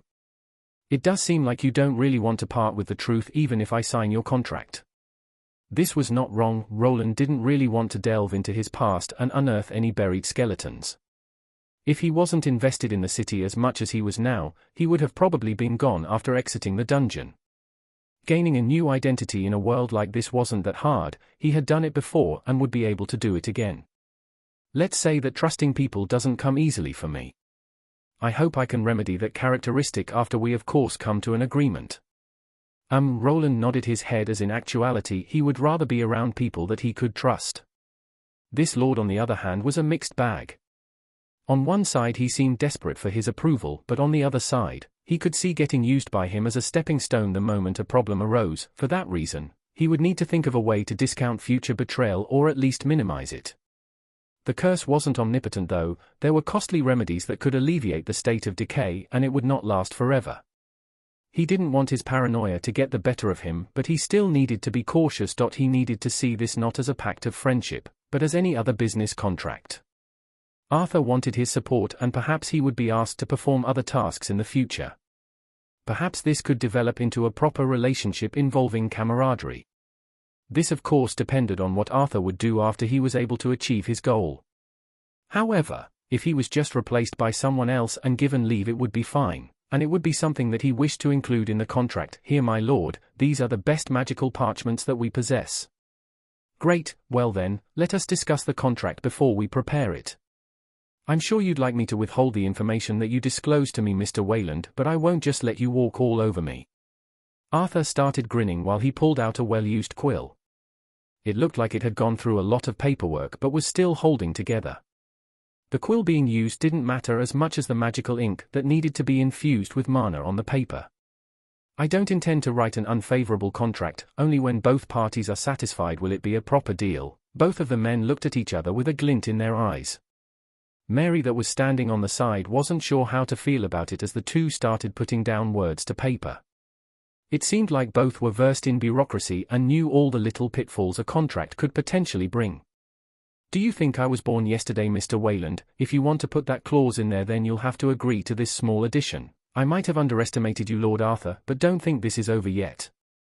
I'll bring over some more tea and food. Soon Mary walked out of the room to go fetch some food. It was clear that this write-up would take quite a bit. For the time being she needed to monitor the room and also what was happening outside. If for some reason the skeletal monsters attacked, then Arthur needed to be woken up from the trance of paperwork. Since getting to this city he had been going through this type of process, so she was convinced that his opponent wouldn't be able to get one over him. The contract might have contained a troublesome curse, but if the paper was worded correctly, there would be a slim chance of her master actually getting it, though his opponent Wayland could not be underestimated. Supposedly he was also a noble and probably had a scholarly upbringing if he could keep up with Arthur. The exchange of paragraphs, sections, subsections, and conditions was making Mary's brain let out steam. She had almost no idea what the two were talking about. Her job description was an assassin and bodyguard. Complicated paperwork just produced migraines. That took a bit, but I think we have it, don't you agree? Yes, that should do it. Roland nodded while looking at both papers before them. The contract wasn't the longest, but a magical scribe could fit a lot more words onto a piece of paper thanks to compressed characters. It was also one of the tricks of the trade. If the fine print was too small to read, then the other party could be easily duped. This trick was seen quickly through by Arthur, who had some magical glasses to read through the tiny text. In the end, he received a rock-solid agreement between the two parties. He could now safely disclose the information concerning the whole mine area and also the secret dungeon, without needing to worry of going to jail. In actuality, he expected Arthur to be delighted at the information that he would be given. First of all, while the dwarfs had an agreement with the Valerian household, it didn't mean that Arthur actually needed to give them the mine. Instead, he could make an agreement with the Adventurer Guild or even send his own people there. With the discovery of the Tier 3 dungeon, it would be a space that needed to belong to him. Very well then, Mr. Wayland, how about you tell me what really happened in the dungeon? Okay, might take a while, but this is what took place. While they spent multiple hours on the contract, this wasn't over. It was time to spill the beans about some of his secrets, but some of them didn't need to be voiced, as he wasn't quite contractual obligated to disclose everything yet. Perhaps if the trust with his new partner in crime grew, then his true identity could be revealed. Chapter 280. So that's what happened, that a higher rank dungeon would be under my nose. You say that the undead could have come from there or have been a triggered trap. It's a possibility, honestly I don't really know, I have never heard of monsters being able to cross through unconnected dungeons. That is true, never heard of an event like that happening before, but we can't count it out. Roland and Arthur were at the end of their discussion and he had disclosed most of the information. He didn't lie about the liquor's origins as he couldn't truly know if the monster was the same one he saw on the other side of the dungeon. There was also a possibility of it actually being a random spawn in the dungeon, or some kind of time trap that was activated after he stayed in the mine for too long. I've heard of boss rank monsters appearing when adventurers spend too long in a specific zone, but if it actually crossed from the other dungeon over to ours then it could be problematic, but also, a chance. Arthur at first seemed distraught by the idea of monsters ransacking his city, but after hearing that there was a tier 3 dungeon hiding under his nose, he recovered quickly. Roland wasn't sure how he gained the rights to this city, but how he reacted made it seem that he wouldn't lose any rights to the tier 3 dungeon even if it was found. Normally a noble in a higher position than Arthur would jump in to take the place. A dungeon with proper tier 3 monsters was like a true gold mine. The materials that these monsters left behind could be made into true treasures. Even a simple bone from the lick could be turned into a potent elixir or a strong weapon that could go against tier 3 individuals. You say that there were more than one of these tier 3 undead there? What rank would this dungeon be rated in your opinion? What rank? That depends if the area the mine connects to is unique or not. If it's just a small zone containing a few tier 3 monsters then it would mostly be AB, but if it's more than that. Could it be? Yes, an A-rank dungeon. Roland noticed a strange twitch in Arthur's eye. It probably took a lot out of this small-time noble to not fall off his chair. Gaining something like an A-rank dungeon next to his city could either be a blessing or bring disaster. Dungeons of this rank were quite rare, even in the whole kingdom they could be counted on one hand. There was a possibility of one of the Valerian brothers trying to force their way into these lands to get to a dungeon like this. They probably wouldn't be able to do it through legal means. The war for succession wouldn't allow that, everyone was given something to start with and if they got lucky that was counted in. This however didn't mean that they wouldn't use underhanded means to get to him. If Arthur died then his brothers could add this land to their forces, putting someone from their side to manage it would be the next move if they couldn't just include it into their territory. This was quite problematic as most of the people that Arthur was competing with had access to tier 3 class holders. From Roland's perspective, it wouldn't be that hard to pay off a powerful assassin to get to him. There were some ways of getting a protective shield around him though, one through the same means as the assassin. But there is another possibility, another one? He spoke up as in his mind there was another probability. It was strange that an A-rank dungeon was just hovering in this place without producing an exit. These strange underground structures wanted to be discovered. The way they always produced one entrance was proof enough. This one, on the other hand, didn't seem to have made one yet, but it was already this rare. It made more sense that something else was happening here, it might have already had an entrance somewhere else. The S-rank dungeon in the middle of the island, this might be part of it. Mr. W. Wayland, you must be joking, right? How could it be part of that dungeon? Those kinds of lick monsters do appear in that dungeon. Could it be part of the infernal WYRM maze? Wasn't there an incident a few years ago where some miners unearthed a secret passage? That, Mary chimed in from the side while Arthur slumped against the desk before him. This was no laughing matter, gaining access to an S-rank dungeon would be tremendous. What was an S-rank dungeon? It was one that actually contained monsters above tier 3. Only Orichalcum and Adamantium rank adventurers had any hope of coming out alive against monsters above that tier. That S-rank dungeon is said to not have been fully explored even after being discovered hundreds of years ago. What did they call the last boss there, Calamity Dragon, or was it the Nether Infernal Dragon? Roland tried to remember the records concerning the dungeon. In reality, people had given up on killing that monster and claiming the treasure it protected. After several Orichalcum and even Adamantium parties were wiped out by it, the consensus of the beast being too strong had spread through the whole kingdom. The only possible way of claiming the last victory was a combined effort. If the kingdom lent their best knights, if the Solarian Church allowed their cardinals to complement the Adamantium rank adventurers, then it might be a possibility. However, no one was willing to potentially give up their strongest fighters, it was just too risky. If they lost even one of those pillars of support for their faction, it could be disastrous. You'll have to excuse me for a moment, Wayland, This is quite a bit of information you have brought me. I understand, but Lord Arthur, you can just call me Arthur when we are here. Roland nodded, as his being a runaway noble was somewhat known now. He had not mentioned his roots and was allowed to forsake his old name after answering some questions. The contract compelled him to prove that he was not part of any of the opposing factions, a spy from Arthur's brothers or another kingdom. After confirming that his background didn't really matter, he was in the clear with Arthur and Mary. Fine. Arthur, I'd advise you to think about the hidden dungeon later and focus on the problem that we have now. First, we should get rid of the lick and then tackle the other issue. I'll guarantee that unless you let someone else mine that area, they will not discover the secondary dungeon. You don't really even need to disclose it as another dungeon yet. Oh? What do you mean? How about, we just say that it's another part of the Albrook dungeon? If you let me work on the entrance, I can create a permanent entrance. That would give us time to explore it, but for that we would need the guild's support. If you are talking about that guild master, then he would probably go along with it. He would? Yes, that man's greed knows no bounds. The image of a grinning bald Auden appeared in his head. Roland had interacted with this guild master on a few occasions, and he knew the man was always willing to try a good scheme. With his help, they could slowly examine the dungeon without news spreading. He had enough contacts to hire a platinum rank party for such an occasion. This plan that he was thinking was quite simple and would allow Arthur some space to breathe. They would explore the new part of the dungeon and see if it was a new A rank or a connection to the S rank dungeon in the center of the island. Even if it was an S rank, they could give it a fake grade with Auden's help.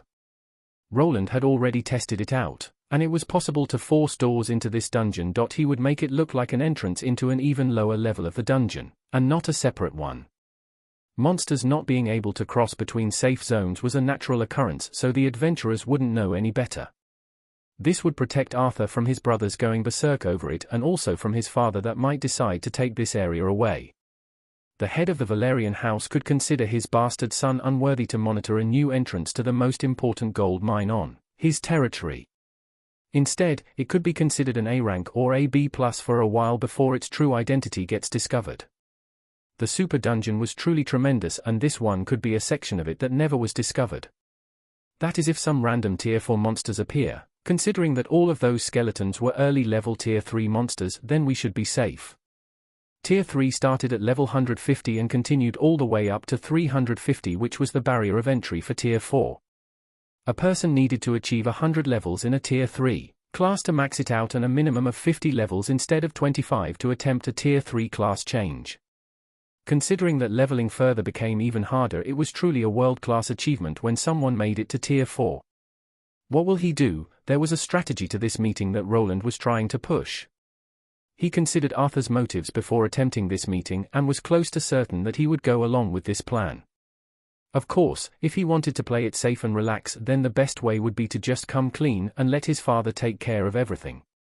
Arthur would probably be given someone to take care of things here while he just leisurely spent his time in the mansion. Another option was getting sent to another old city where no one would have to interact with him, just as it was probably in this case. This was, however, something that went against the young noble's goals.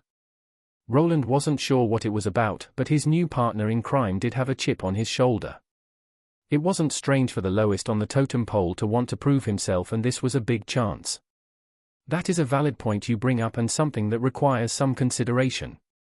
The young noble looked a bit drained. Considering he just found out that he was potentially sitting on an entrance to an S-rank dungeon, he was keeping it in. If he for some reason decided to give it up to people from his household, then Roland couldn't really do much. At least the contract guarded him against revealing his involvement in all of this. The only problem would be Arthur's replacement, who might not consider him as much of an asset. It has gotten late, so it would be better if you head home for now. It would be also better if you remained behind city walls. We don't know when those creatures might attack again or how big their numbers are. Could I ask one last question before I leave? Oh. What is it? Do you perhaps know when the party of platinum adventurers will arrive? The guildmaster said that it will take at least a week for them to arrive or more. There has been an outbreak of monsters recently, and most of those parties are preoccupied. I see. Don't worry, Wayland. Those monsters will more than likely remain at the dungeon, and considering that we are sitting on a potential A-rank dungeon here, losing a few weeks or even a month of resources won't affect our bottom line.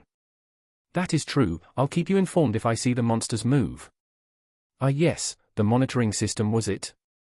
That is certainly an ingenious creation. We will have to discuss its implementation in the dungeon after this little event is done with. Of course. Roland replied in short sentences as always, which made Arthur chuckle slightly. Their little day-long discussion was over, and he had somewhat been able to get out of it without landing in prison. With the contract signed, Arthur has somewhat proven his desperation, which he could use now. However, this was just a small band-aid on an entirely bigger issue. A whole new can of worms could be opened now, as he would have to put his eggs into Arthur's basket, and hope they don't break during the bumpy road ahead. Hope this doesn't bite me in the ass in the future, but it should be fine to just support him with some runic items at lower margins. That was his takeaway from the conversation that they were having. He would aid the young lord with his runic expertise and counseling, while the other would see past the current events. In reality, this was something he was eventually planning to do. The Tier 3 monsters next to the mining area couldn't be withheld for all eternity. He just wanted to do it after he achieved his next class change to be in better standing. If that was the case, the contract he prepared would have probably been a lot more in his favor, but due to his blunder, he needed to give up on some things. While he wouldn't be giving up his autonomy, Arthur would be able to call for him for help if it was needed. I hope that one clause won't bite me in the ass later on. Not everything went his way with the contract, but it was already a done deal. Now he needed to focus on the present. He was already in town, so before going back to his workshop he decided to pay Elodia and the orphans a visit. Bonnier didn't trigger any alarms, so it was probably safe for now. Later he needed to return him to his wife, as there was no need for him to remain after the small attack was over. Arthur should be right. The Lick will probably remain in the dungeon and try to amass a new army, but I'm not sure if it will stay there indefinitely. This was the big question: would that thing be content in remaining in that dungeon as a regular Lick would, or was it going to come out? A lot depended on the platinum rank adventurer party that they were scrambling for, and that was currently indisposed. Even if they gave out a mountain of gold, if the adventurers were busy, then they needed to wait. I don't think Arthur can call up any of his brothers for help either, not after he knows that he is sitting on a gold mine. If Arthur had proper backing, he would have enough power to call over some Valerian knights. Within a few days, they would be here to kill the Lick that, compared to the monsters inside the S-rank dungeon, was a speck of dust. This speck of dust could be a potential giant wall that they get crushed by. Time was ticking, and another wave of angry skeletons could arise at any moment. Hey! Wayland, you're okay. While thinking about the future, he arrived at the home that Elodia lived in. She spotted him from her window and quickly ran out to give him a hug. This of course made the patrolling soldiers give them an odd look, as the city had been closed off for the time being. Only thanks to an identification plaque that he was given by Arthur was he able to move around freely. One of the new boons of their new contract. Yes, I'm fine, just came to the city to check up on a few things, but mostly you. Roland said with a straight face, which caught Elodia a bit off guard. Considering that the city wasn't breached, it was obvious that everything was fine, but other means of trouble could arise even without any monsters present. If the city remained closed off for too long, there was a possibility of riots and pillaging. There weren't that many guards around, and they were already busy watching out for the possibility of a monster uprising. It didn't look so bad, but since coming to this world, Roland knew well that it was always quiet before the storm. If his life here taught him anything, is to prepare and over-prepare as much as possible, because when it rained it always poured. Chapter 281. So people are already sneaking out? Yeah, business is booming. Some of those merchants are willing to pay top coin just to get out of here. Roland nodded at Lobelia, who was drinking some hot chocolate right next to him. Most of the orphans were tucked away in their beds, which gave them the opportunity to talk in peace. After his visit with Arthur was over, he decided to stop by Elodia's home to see how she was doing. There he ran into Lobelia, who was his Thieves Guild informant. It seemed that the underground guild wasn't that worried about the angry skeletal army forming. To them, it was meaningless, as the problem concerned the Adventurer Guild and the nobles. The only thing that affected them was the limited passage through the city, which stifled their business. The black market was in actuality occupied by a lot of regular merchants. They needed a way to smuggle in the commodities, and this was usually done through regular means. This was a requirement as they still needed to hire adventurers to protect their wares from being stolen by bandits or destroyed by monsters. After arriving in the city and usually bribing the gate guards, they sold the forbidden loot on the underground market. Thus they were losing money by being unable to bring the product through the usual means. What remained were some of their secret tunnels, but those weren't really built in a way to support transporting of goods. I guess some items are sought enough to pay a premium smuggling fee through a secret entrance. Do they just prepare a carriage for the merchants outside? Yeah, one of the fledglings will go to the nearest city to get one, and it will wait close to the exit where the merchant can use it. It will be quite costly, but these merchants are loaded. Lobelia continued to explain while he listened. Whoever had enough money could even be escorted out of the city under Arthur's nose. Roland wasn't sure how he should feel about this as someone that had signed a contract with the man. A clause, in particular, implied that he had to report unfavorable things to the Lord that he knew of. This would probably be one of them. Luckily it was really vague and he didn't prod Lobelia for specific names to get anyone in trouble. I don't think Arthur can really do anything about it for now, not until he expands his forces and gains some actual power here. If he tried then someone might die, probably not him though. The Valerian name carried a lot of weight behind it. Even if Arthur started cracking down on the Thieves' Guild and affected their bottom line, they couldn't just kill him. At most, they could sneak in and rough him up a bit as a warning. What was more likely to happen is for his people to be targeted. Those two knights and Mary were the closest people to him. It wouldn't be strange if the guild went after them instead to send him a warning if he ever crossed the line. Well, it's not strange for the city lord to have some kind of agreement with the Thieves' Guild. Sooner or later he will have to make some kind of decision. Arthur did seem a bit like the righteous type, but considering that he was fine with keeping Roland around and lying to his people about the involvement with the Lick, he would bend the rules in his favor.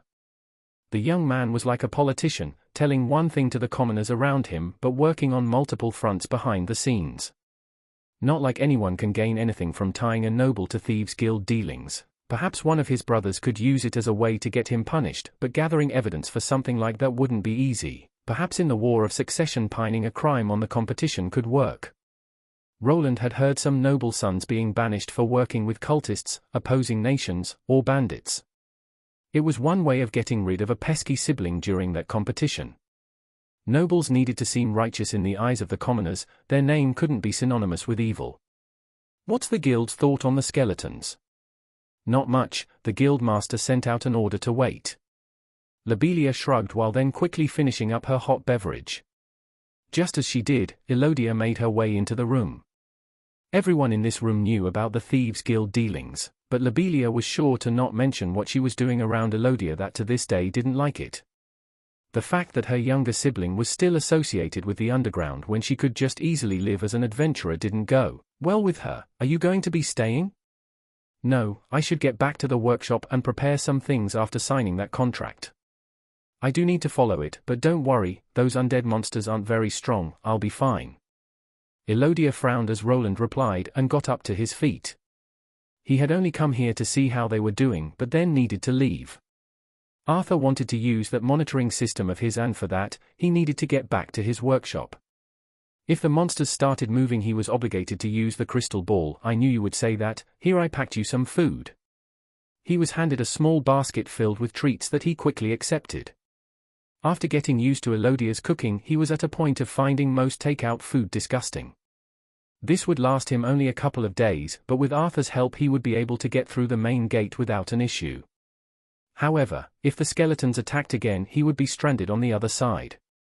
Not going to try to stop me? He asked while smiling. This notion produced a pouty expression on Elodia's face and made her turn around. Would I be able to? You're the most stubborn person that I know, even Armand isn't as bad as you. Is that so? Well, I'll be sure to give you a call through the crystal ball. I've infused it with new mana and recharged the battery. After a little hug at which Lobelia whistled from behind the two parted ways. Roland made his way through the empty streets and headed for the exit gate that he arrived through. For the time being he was able to leave, but if another attack occurred then his only way back would either be by climbing over the walls, or using the Thief Guild tunnels. The entrances to them were hidden out of sight and either behind an opening mechanism or a magical device. It would be unfortunate if that undead could get into the city through those. Monsters don't usually go for the hidden entrances, more likely if they continue to focus on the city walls and people defending them. The Lick was smart, but he probably didn't know much about sieging a whole city. It wouldn't be that easy to break through reinforced gates and thick city walls. Without any strategy behind a charge, overwhelming numbers would be needed to scale that wall. They could have the numbers though. While returning to his workshop, Roland went through his options. Now was the time if he wanted to abandon his workshop. Without any living beings around, the monsters might even ignore the whole place if he turned off the runic defenses. That undead proved himself to be sensitive to magic, thus without any magic around it would head straight for the city. That thing was behaving strangely though. There was an issue that was bothering him. At first, he didn't think anything of it as he was trying to protect himself in the dungeon. Now on the other hand, when looking back, the Licker's behavior had been strange. When it rose out of the lava pit, the monster went straight toward him, and the cannon blast, it was as if it was only focusing on me. There were many miners and other adventurers around, but it went straight for me instead. If he took into account that the Lick could potentially have it in for him, then even if he left his workshop and stopped the mana generators, the Lick would still give him a visit. The monster interacted with his golems before, perhaps it was already attuned to his runic wares as well. If that's the case, he stopped right before reaching his home. While the forest was engulfed in darkness, the building he fashioned continued to be illuminated even now. The light would scare the weak monsters away but beckon the one that could destroy it all. Would he be fine with the Lick coming here and turning the whole place upside down? If what he was thinking was true, then perhaps the monster was somehow affected by his mana. This theory was confirmed by the way it was able to shrug away anything that contained his own mana pattern. Only after he started shifting the frequency was he able to connect with the monster's body. That thing wasn't even shielding itself from that attack, it was convinced that it could just shrug it off. This wasn't an easy feat even for an archmage. Even if a person managed to crack another mage's mana pattern, it didn't translate that well into combat. Even though this Lick was a creature of mana and perhaps the lack of a brain let it analyze the pattern better, it shouldn't have been that easy. Perhaps it has some kind of mana attunement skill? Or was it able to get used to my attacks when I was killing the other monsters? This left him with something to think about while entering his home. Agni had already been howling up the place even before he opened the door. When inside, he could see the ruby wolf pressing his nose against the chain cage that needed to be passed before truly getting to his home. Don't be so loud. Woo! Yeah, I know. I thought it wouldn't take so long, but Arthur wasn't an easy opponent. He really went through that fine print. Woof! Finally, after opening the person-sized gate, did he make it inside only to get tackled by the guard wolf. Luckily, he had enough stats to power through the attack and not go down. Calm down, I'll give you your food now. Hey boss, how was it? Banir was there to greet him as well. Due to the monster problem, he had remained here to contact him if any problem arose. With nothing happening though, he was now free to go back to the city where his wife was probably waiting for him. Not that much. Let's go inside first and I'll tell you everything. Aye. After a moment he was back inside his home and Agni was munching on some regular monster food. Monster meat was the main cuisine that he liked to go through, while mana stones were the appetizer. While looking at that silly dog face munching away, Roland relayed everything he found out to Banir. So everyone is safe then? Good. Yeah, you can head back to the city tomorrow. Just identify yourself as my assistant and they will let you through. That's quite handy, but are you sure we can trust that noble brat? No, but at the moment we will have to. Banir nodded while getting the intent behind the words. For the time being, working with the city lord was a must. Without him, jail time was still a possibility. This was not something Roland was worried about at the moment though. Instead, his mind was wandering in a different direction. Would he need to make a stand here, or would the Platinum Adventurers arrive to solve all of his problems? I can't risk going into the dungeon by myself to check things out, but there is not enough information. One of the issues was his not knowing if the Lick would decide to show itself to the world. Normally it should be content with creating a lair inside of the dungeon instead of heading outside. This was no normal Lick and it was possible for it to crawl out of there, and when it did, it might go towards the place with Roland's mana pattern. That obsidian undead could have been a scout sent by him to find me, but if he throws all of those undead monsters at me, then I won't stand a chance. There were 2 tier 3 undead monsters standing guard in front of the dungeon. If the Lick went out and threw all of his forces at his compound, then he would need to contend with multiple Tier 3s. While those black skeletons were at the lower end of Tier 3, they were still formidable. Perhaps if one at a time came at him then it would be manageable, but with an entire army of bone shields along with them, he would be in a bind. Should I send my golems into the dungeon? His golems were getting updated with more intricate runic intelligence, but they weren't quite there. Roland didn't believe that his creation would be able to conceal itself fully from the monsters inside. If it was discovered, it could potentially irritate the Lick, who could send another wave of undead monsters after him and the city. It was better to wait for the Platinum team and perhaps work with them on the issue.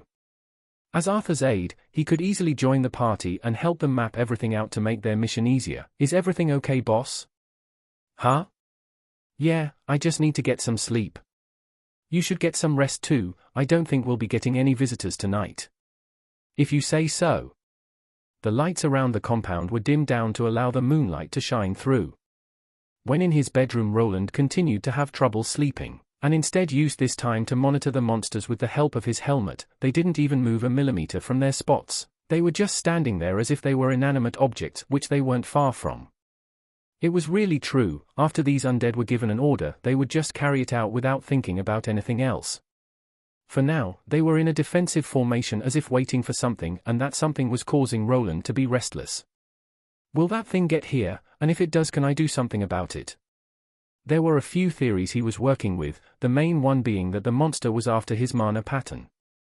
This he was almost positive, as whenever that monster came in close proximity he went berserk. The same thing happened when it jumped into his beam while still on the other side of the dungeon, as well as when it emerged from the lava lake. If he considered this one pattern of behavior, then there were ways of preparing. I don't think I'll be able to sleep tonight. This was not the time to sleep, he needed to get ready. Just like before, he couldn't just give up his home if it was attacked. Perhaps he was overthinking this all, and the adventurers would solve all of his problems. However, he had lived long enough in this world to know that it was not good to rely on others. The fewer blind spots he had, the better his chances were.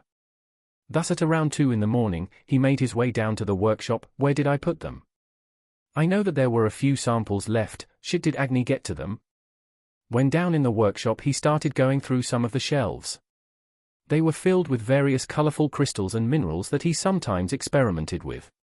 This time around his plan hinged on the particular holy mineral that Agni tried to munch on whenever he had the chance. Finally got it. In a lockbox, he found a few small yellowy gems that were radiating a unique mana frequency. This he tried to copy with the help of his runic eyes skill that he was given at the end of his Runesmith Lord class. While he wasn't yet successful with emulating the energy pattern for this project, he didn't need to. Good. Now to prepare a nice welcome for that Lick, with the materials in one hand and his hammer in the other, he moved toward his workshop. There was much to be done and time was potentially running out. When the next wave came, he needed to be ready. Chapter 282. What could they be up to? Why didn't they try to retake their old territory? Were they planning something? Did the one that freed it run away, and what was that great beyond that was outside? The Lick was constantly asking itself these questions, while sitting on a throne made of bones that it created. It had been a week since it had interacted with the strange creatures. Their uniqueness was not that they covered their bodies with a layer of flesh and blood, but in how they acted. It was as if they were all singular beings working independently of each other, which for this Lick was a strange occurrence. In its experience, there always existed something controlling the various creatures around here. This would be it with the skeletons and the unfamiliar voice coming from the dungeon. The monster looked at one of its minions. This one was quite similar in appearance to itself. The magical energies coming from it were weaker and the bones were black like coals, but in essence, they were magic users. This thing could not function without getting orders. It was similar to the Lick before it was freed from the voice. Could it be the voice to its minions like the dungeon was to it? That was the conclusion it came to, and for some reason, it had an interesting thought. What would happen if it introduced that mana pattern that freed it to one of its minions? Would they start thinking for themselves just as it did and perhaps create an interesting result? Its hand beckoned the skeletal mage over, which instantly carried out the order. The Licker's bony fingers started glowing in a green color, but something was off. Tried it did, but it just couldn't copy the mana pattern that the armored creature produced. There was a mistake here. Even with all the magical knowledge it had, it could not fully reproduce it. The Lick was confident in altering this mana pattern but could not reproduce it for some reason. It was as if something was missing. Could that armored creature be unique in some way? The others that were examined by it weren't like this. Even the monsters felt the same, but something about the armored one was different. It concluded that it needed to study that armored thing in order to get to the bottom of this. For this very reason it decided to prepare. The last time the being had managed to alter its mana to the point it couldn't defend itself.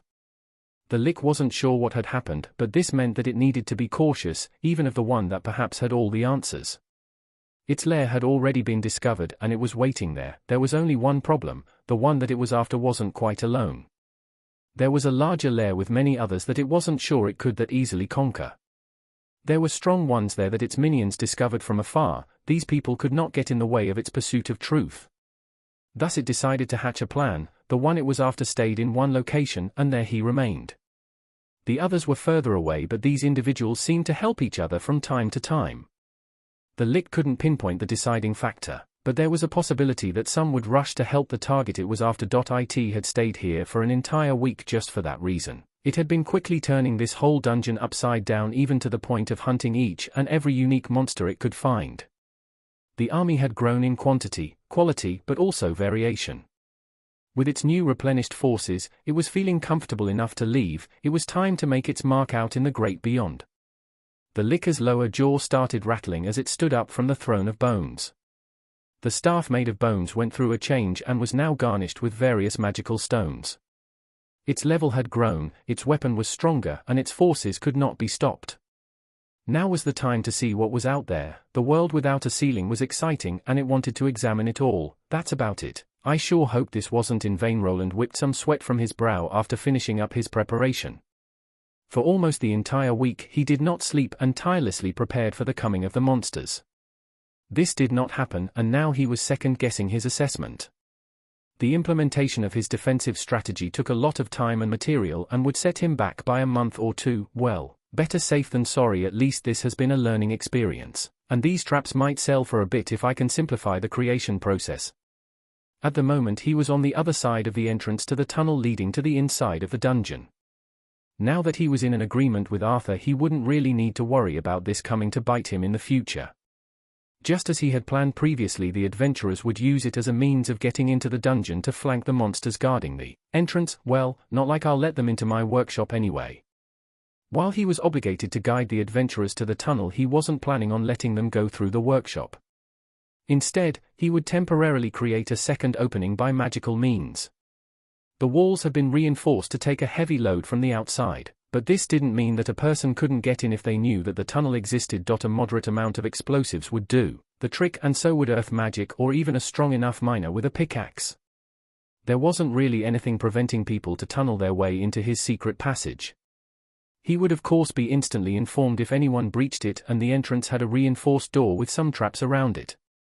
I really hope those platinum adventurers aren't the nosy types. Roland was as paranoid as ever. His mind wandered towards getting exposed to the Thieves' Guild. If those shady types knew about it, they could try using it for themselves to either get into the dungeon or into his workshop. If this information landed in the lap of the wrong person, he could be in potential danger. It was a potential entry point into his home, which would probably require more traps after the platinum adventurers were done with their mission. Speaking of those adventurers, they should be arriving in a few days. Arthur must have offered them quite the reward that he shouldn't be able to afford. It wasn't known to him what the city lord offered to the high-level adventurers, but they did make their way here in a speedy fashion. Normally it would probably take longer than a week for them to take a mission. Tier 3 adventurers had the leisure of choosing their work, and most of the time this meant a thinning of the purse for the one offering the job.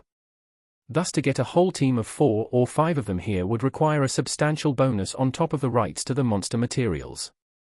There was nothing that Arthur would probably be gaining from this. The only thing that he could look forward to was the mining area and the hidden dungeon that the monster came from. I guess we will go with my plan. Should I start designing the dungeon door? Vanir could probably help me out with it. After all of this was over, a lot of work would need to be done. The entrance to the secret area needed to be large enough for people and materials to get through. There were 2 options he was thinking about. One of them involved a lot of metal, while the other stones. The first one would be costlier, but it would be the safer one. It might be better to work on it in the mining area than to make the parts here. The design needed to match the dungeon so that people didn't see the ruse. The height would be around 3 meters while the width at least 2. This, however, was not the main problem, that was the thickness. The whole gate needed to go through the entirety of the wall to block it from closing. He had been confident when talking to Arthur, but he wasn't sure if the wall wouldn't start growing around the metallic parts. If that happened, someone might need to periodically remove the excess rocks from the entrance, but bringing in more people in on the lie only complicates things. He could already see himself being ordered to go there and chisel on the walls while people weren't looking. Luckily, this was a mining area that would be mined and filled with workers. They also needed to think about a good way to get them there. Going through the route he took wasn't that great and required battling the Dino boss each week. The tunnel that led outside was also unfit for miners to go through, but perhaps his mule golem could help out with that. It was already used to the path and was the perfect transportation vehicle for materials. The only other way was through the top, but that spot would generate a swarm of worms if too many people ventured through it at once. Then creating a full flight of stairs that went into the chasm would be quite the costly endeavor. While thinking ahead to his future dealings with Arthur and the new mining team, he noticed something.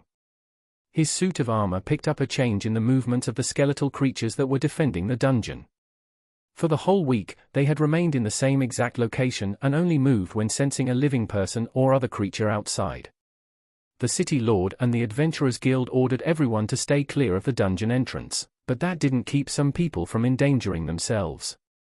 This, however, allowed Roland to measure the senses of the undead monsters. Their range of senses was at around 600 meters, and unless someone stepped into that range, they wouldn't react. That is, unless some kind of attack was started, then the monsters would crazily charge in the direction the attack came from. Roland wasn't sure who it was, but someone had shot out an arrow toward one of the monsters which pinpointed the trajectory almost instantly. Luckily, even though the black skeleton gave chase, at exactly a kilometer away from the dungeon it stopped in its tracks and returned. This information he fed to Arthur as it would help them form a good counter-strategy to lure the monsters out when the platinum rank adventurers arrived. Did another idiot come, or maybe a wild animal? These monsters also reacted to animals of specific dimensions. They would not go after rabbits or birds, but if something like a deer or a wolf appeared they would give chase. Thus Roland went through his limited map area but could not spot any movement. All the wild animals that were in the area had already been killed or chased away. The stench of blood and decomposing bodies kept them from moving closer.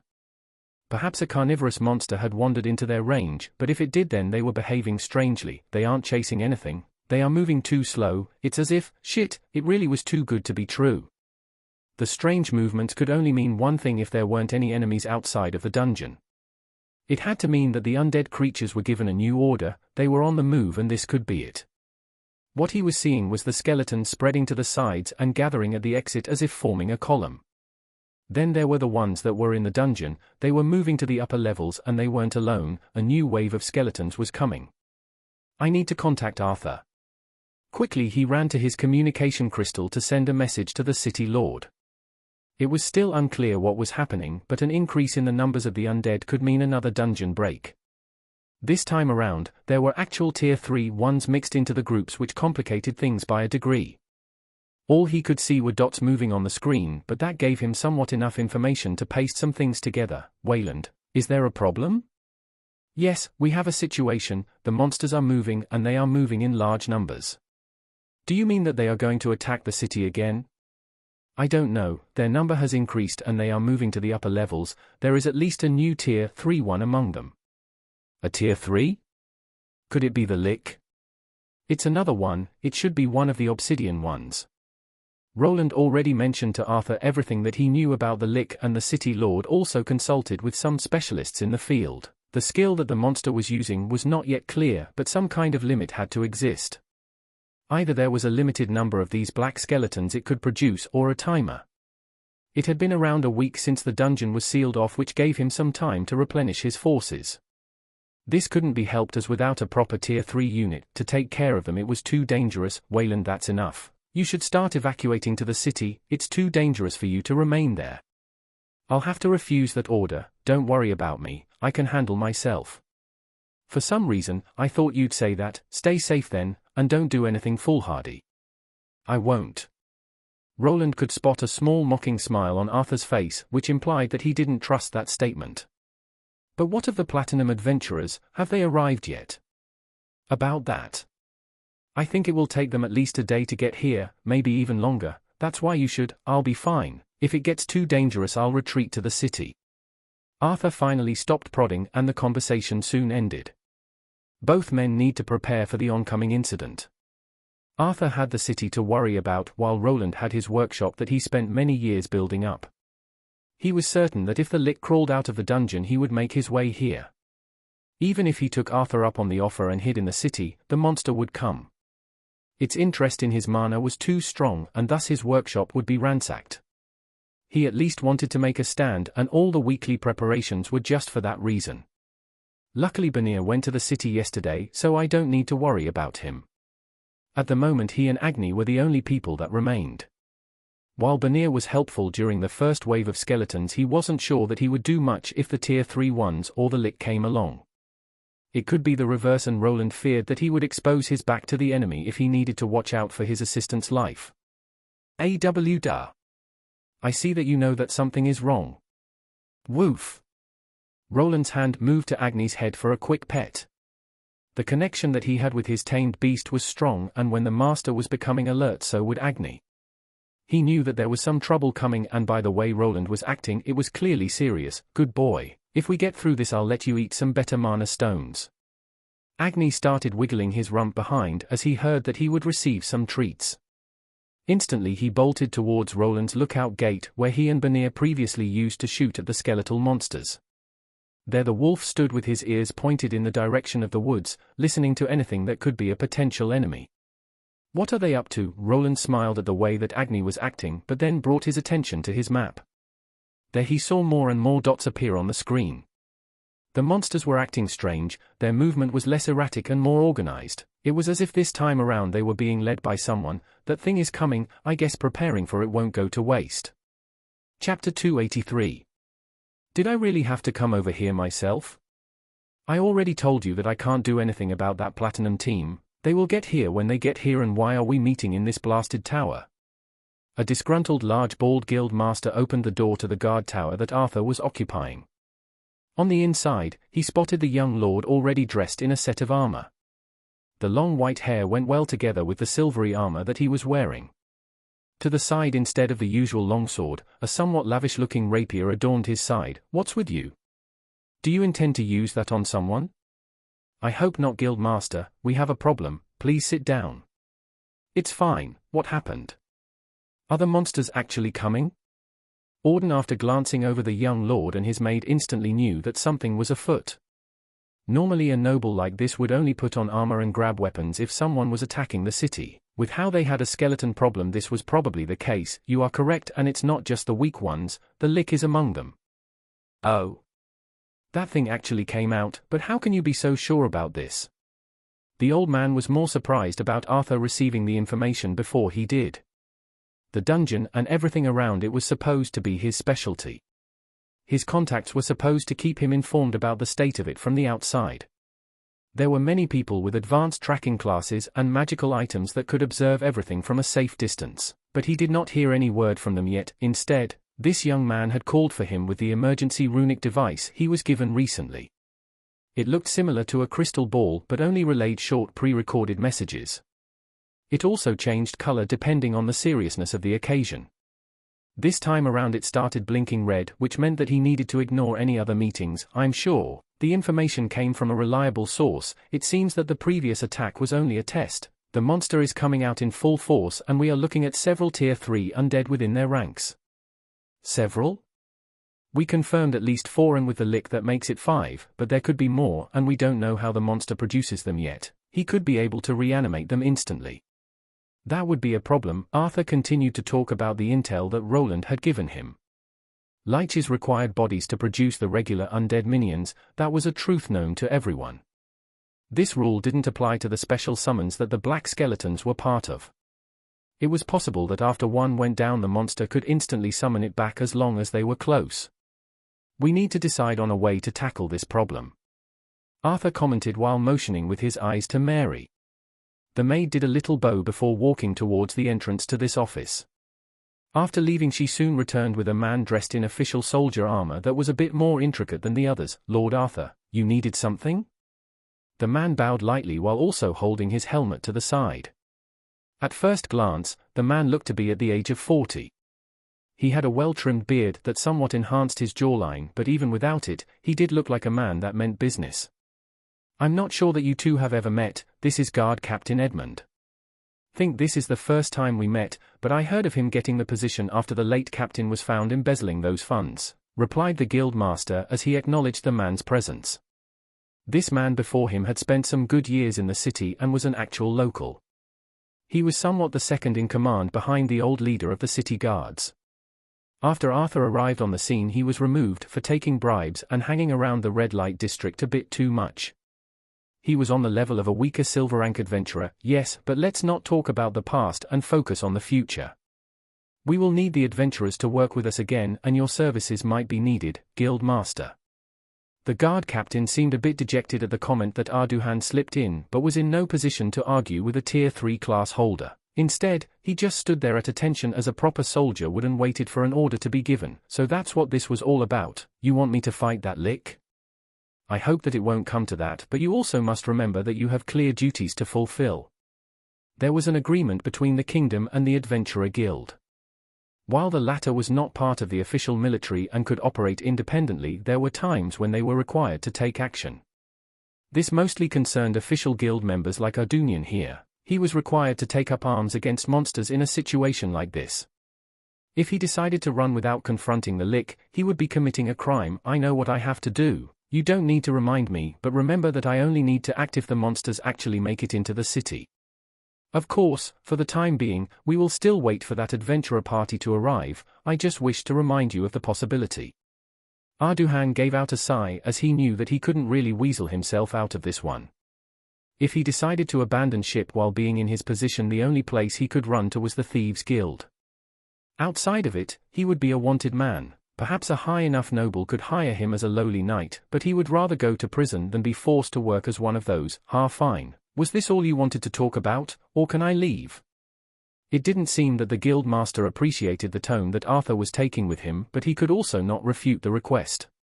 If the monsters made it into the city, he would need to face them, almost. Edmund here will act as a proxy, as I'm sure you don't want to be called each time there is news about the monsters. For the time being, the skeletons are gathering on the outside of the dungeon like this. Mary, would you be so kind? As you wish, Lord Arthur. The guild master wasn't sure where this was heading. The guard captain or one of his people would relay the information and probably call for his help if the need arose. He didn't really need any outside help, as he had informants of his own at various locations in the city. This should have been the end of it, but the woman brought out a strange rectangular square covered in runes. It was around the size of a chessboard and had 4 identical iron rods in each corner. They were less than half a meter long, but thick enough to not wiggle around while the runic object was moved around. It took a while to prepare this magical contraption. After putting it on the desk, the maid had to bring over another item that looked like a black box with a cable sticking out of it. This cable was then connected to this board, and only after did the runes start to activate. This looks like Wayland's handiwork. Yes, he does give his works a certain flair. Yeah, they tend to look like junk an old wizard flushed down their toilet. Quite, but to his defense, I don't think he had much time to make this, and at least when it comes to the magical effect, it's truly amazing. Everyone nodded as they looked at the rough shape that wasn't very pleasant to the eye. Most of the time, runesmiths would spend some extra time to make their designs somewhat eye-catching and streamlined. This runesmith didn't seem that bothered by people scrutinizing some of his designs. If it did the thing it was supposed to do, then he was fine with it. What does this tool do? If those monsters are gathering outside of the dungeon, I don't think we should be wasting time on some magical gadgets. Don't worry, Guild Master, this one could save a lot of lives. Finally, at the end, right before activating the device, a map was placed on the flat surface and over the runes.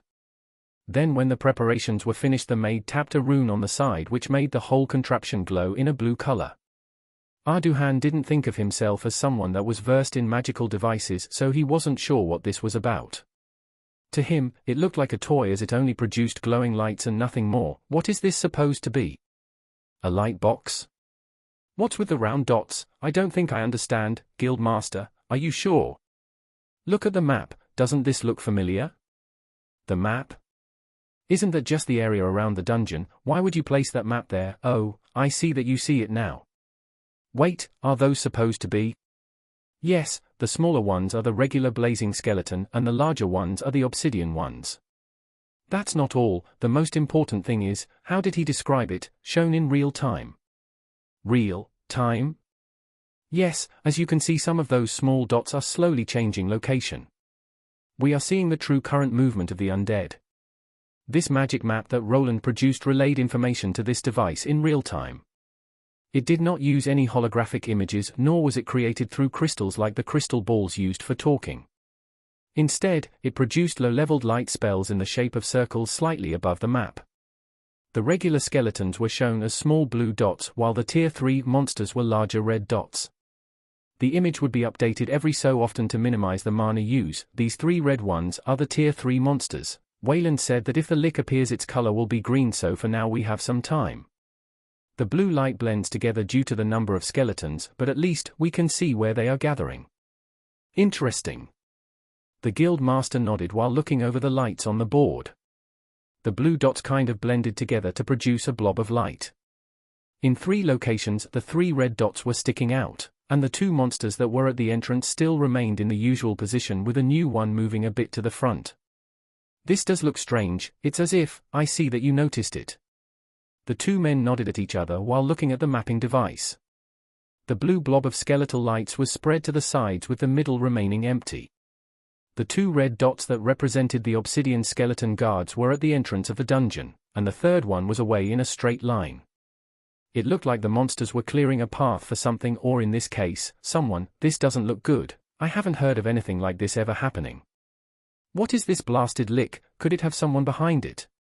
That could be a possibility, but for now we don't have anything to confirm such a claim or anything that could interest a third party to go to these lengths. How the monster acted was quite unique. It was possible for an undead monster like this to have a powerful necromancer behind it. However, if such a person really existed, then he would be doing a disservice to themselves. Why would they be making such a strange spectacle to attack the city? Was this a smokescreen to get to something or someone during the chaos? This was a possibility, but nothing of worth existed here that should interest a high-level Tier 3 or Tier 4 class holder. They couldn't just throw away the idea as the monster's movements were strange. I guess I'll look into this. I'll also see why those idiots are taking this long to get here. Finally, the 2 men were done with their meeting and the guild master left. The main strategy was easy. They would wait for the Platinum adventurers to arrive before confronting the Tier 3 skeletons. Lord Arthur, are you sure we don't have to make preparations for my escape? After Arduhan left, Mary and Arthur continued a different conversation. They were already looking at potential for Tier 3 monsters and a large wave of undead. The people that were supposed to be here to clear them out didn't arrive yet. Everything could potentially go south at any moment. There was no way of knowing if the adventurers could even beat the lick, or if there was some kind of ploy involving a necromancer or cultists at work in the background. Yes, if the monsters get through the city gates, I propose that we use the escape tunnel. That won't be necessary. But my lord, Mary looked at Arthur, who just shook his head and decided to not press this matter. She knew that if he abandoned this city during this period, he would instantly lose everything he worked for. The war for succession was almost an afterthought, as he had almost no chance of succeeding. If he abandoned the city he was given by his father, however, this would end his already desperate struggle. This was his only chance, and both of them knew it. They are taking their time this time around. Back at Roland's underground workshop, he was looking at the crystal screen. There he saw similar dots as Arthur did before. They were just moving a lot smoother. The board he made for Arthur was a quick implementation of his monitoring system that barely worked. It would be updated by another device that was here, and every 10 seconds an update would be sent out. One of the reasons for this was to give the city lord an idea of the situation, and also so that he wouldn't need to make constant reports. There it is, and he isn't really in a hurry. Finally, on the map at the furthest part of the dungeon, he could see a large dot appear. It was a lot larger than the ones representing the obsidian undead, and it was easy to compare. There are 2 obsidian ones next to it. 5 could be the limit. 5 obsidian undead had now been identified by him, or at least, they were on par with the others. The dots kind of informed him about the level of the monster there, but not about their true form. This meant that the city would be facing 5 lower-level Tier 3 undead and a lick that had control over them. Why couldn't those idiots have gotten here by now? Arthur should have given them enough of an incentive. The most stressful part about this all was that the Platinum Party of 5 was missing. Together with them, it wouldn't be outlandish for them to achieve victory. They should have been at least able to contend with the 5 black skeletons. The lick could be taken out by the guild master, who was probably of a higher level than the average Tier 3 class holder. Roland had even told Arthur to increase the reward, which he would even cover part of. Being a runesmith allowed him to earn a lot of money that he could use to take care of the blunder he was part of. Now the monster that he helped create was coming here, and he was already convinced about its destination. After it was outside, it would probably detect the whereabouts of his home and either send its troops toward his location, or perhaps do something a bit more drastic. I hope my preparations will be enough, otherwise. While looking at the map, he went over his armor once more. It was mostly the same model that he used during his gold rank quest. It had been repaired and the runes were enhanced slightly. The factor that made him stronger, though, was the higher level that he now had. There was one more thing he could do to help him go through this incident, a thing that he would rather avoid. It should be possible, but it will destroy my future prospects, and rebuilding this place is always possible. The runes on his armor started glowing brightly as he attached his helmet. A faint reddish glow filled the visor as he connected with the mapping device. It was finally time. The monster was going out of the dungeon and his next destination would be where Roland was staying. The moment that he was trying to avoid was right around the corner. He prepared as much as he could and would not give up this place that he created without putting up a good fight. All the times he was forced to run had been slowly building up to this moment of stubbornness. He would not stand for it anymore and finally defend what was his. Chapter 284. The lick hesitated. The stairs leading up to the great expanse were right before it. Its minions had already paved the way forward, but it was still second-guessing itself. Something deep inside of its very being was telling it to go back and wait. The army it had now was huge, but with time it could get bigger. Was there a reason to rush? Just as anxiety about leaving the confines of a dungeon filled its core, there was also immense curiosity about what was out there. This second feeling overshadowed its fear and made it take the first step up. It had been able to defeat its enemies before, it should be able to get through this again. The fleshy ones that had run must have been trembling out of fear as they didn't enter the dungeon at all. This was a confirmation of its power, that nothing out there would be able to stop it. There was nothing it should fear, and thus it started walking slowly. Up and up the stairs it went, all the way to the promised land that it had imagined for its short existence. Finally, it was there. The monsters it created spread to the sides to make a path for the lick. A gust of wind hit its bony face, which it couldn't really feel due to its physiology. There was one thing that it could feel, however, and this was the ambient mana in the air. To its surprise, the concentration was lower than expected. Considering this was the region that the armored one came from and the beam attack was quite concentrated, it was a bit confusing. This lick was expecting a bit more from the great beyond. It was hoping to find a place filled with magic and answers. As it stood now, there wasn't really anything here besides large green objects that were somewhat alive, but didn't seem to possess any intelligence. All of them had a faint trace of mana, but it was so minuscule that it wasn't even worth investigating. What the monster desired was the place that the armored one came from. One of its creatures discovered the location it was staying, but the lick needed to make sure it was still there. For this reason, it moved forward to a place where it could use a spell.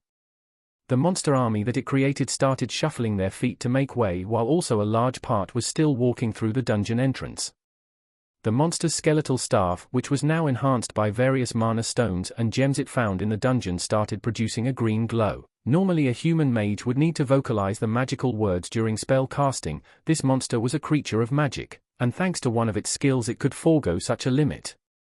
This lessened the time required to produce the effect and countered most interruption attempts that regular mags were susceptible to. Soon the result of the spell started taking shape. A large amount of green mist started swirling around the menacing lick. This mist started taking shape of small skulls with glowing eyes.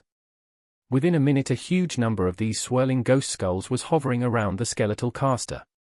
The monster raised its staff into the air and the dancing skulls followed after it. A sudden high-pitched screech escaped from each skull's mouth as they suddenly burst forth in all directions. Some of them flew up into the air while others sunk down into the earth while traveling in all possible directions. Were it trees, stones, or even living beings, nothing could interfere with these green phantoms. They just passed through everything they came in contact with while constantly releasing a banshee-like wail.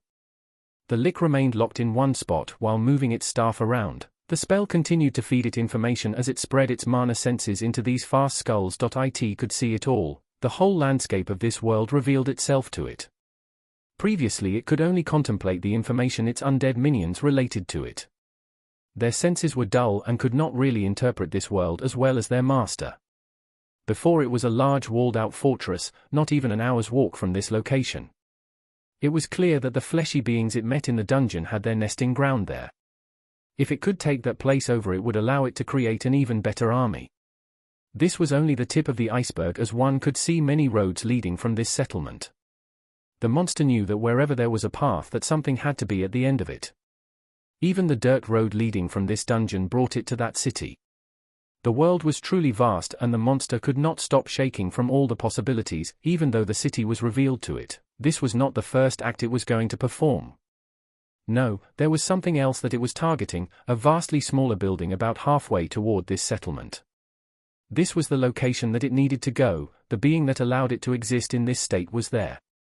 The mana pattern that was inside of it needed to be studied further, and perhaps making that creature into one of its minions would produce an interesting effect. It just needed to know there was a problem as the skulls that it sent out started being snuffed out. When trying to pass through the city walls, a strange energy dissipated them. The phantom skulls were able to relay a lot of information along with the mana pattern. The moment it felt it, the lick felt disgusted. What was that dreadful mana? It felt like it was something that went against its very being. It felt instant animosity. This mana could not be left alone to exist, and anything that was able to produce it needed to die. It was as if a switch was triggered inside of its head that it almost failed to control. This was not the only setback that it had noticed. The same energy existed in the lair of the Armored One, and its spell had been eradicated as well. To add insult to injury, there was a large number of fleshy beings hidden in the woods. Examining it, and even hidden corridors that were filled with more beings, the lick was becoming conflicted. What was it supposed to do first? Should it go after the larger threat that was the city filled with strange creatures, or do what it wanted and pay a visit to its armored benefactor? What if the beings from the city decided to interfere with its plan? What if the Armored One decided to run to that city to seek shelter? After the incident in the dungeon, it knew that it wasn't truly invincible. That beam of mana could kill it, but only if it continued to not dodge it as previously. It had made a blunder of focusing on the mana pattern too much. If it increased the strength of its magic shield, then even that beam wouldn't be able to make it through. The decision was practically made for it as a familiar construct appeared near it. It was one of the blue armored insects, and for some reason, it was generating the Armored One's mana pattern. It was as if it was being beckoned there by it. Something inside of it continued to push it toward that direction.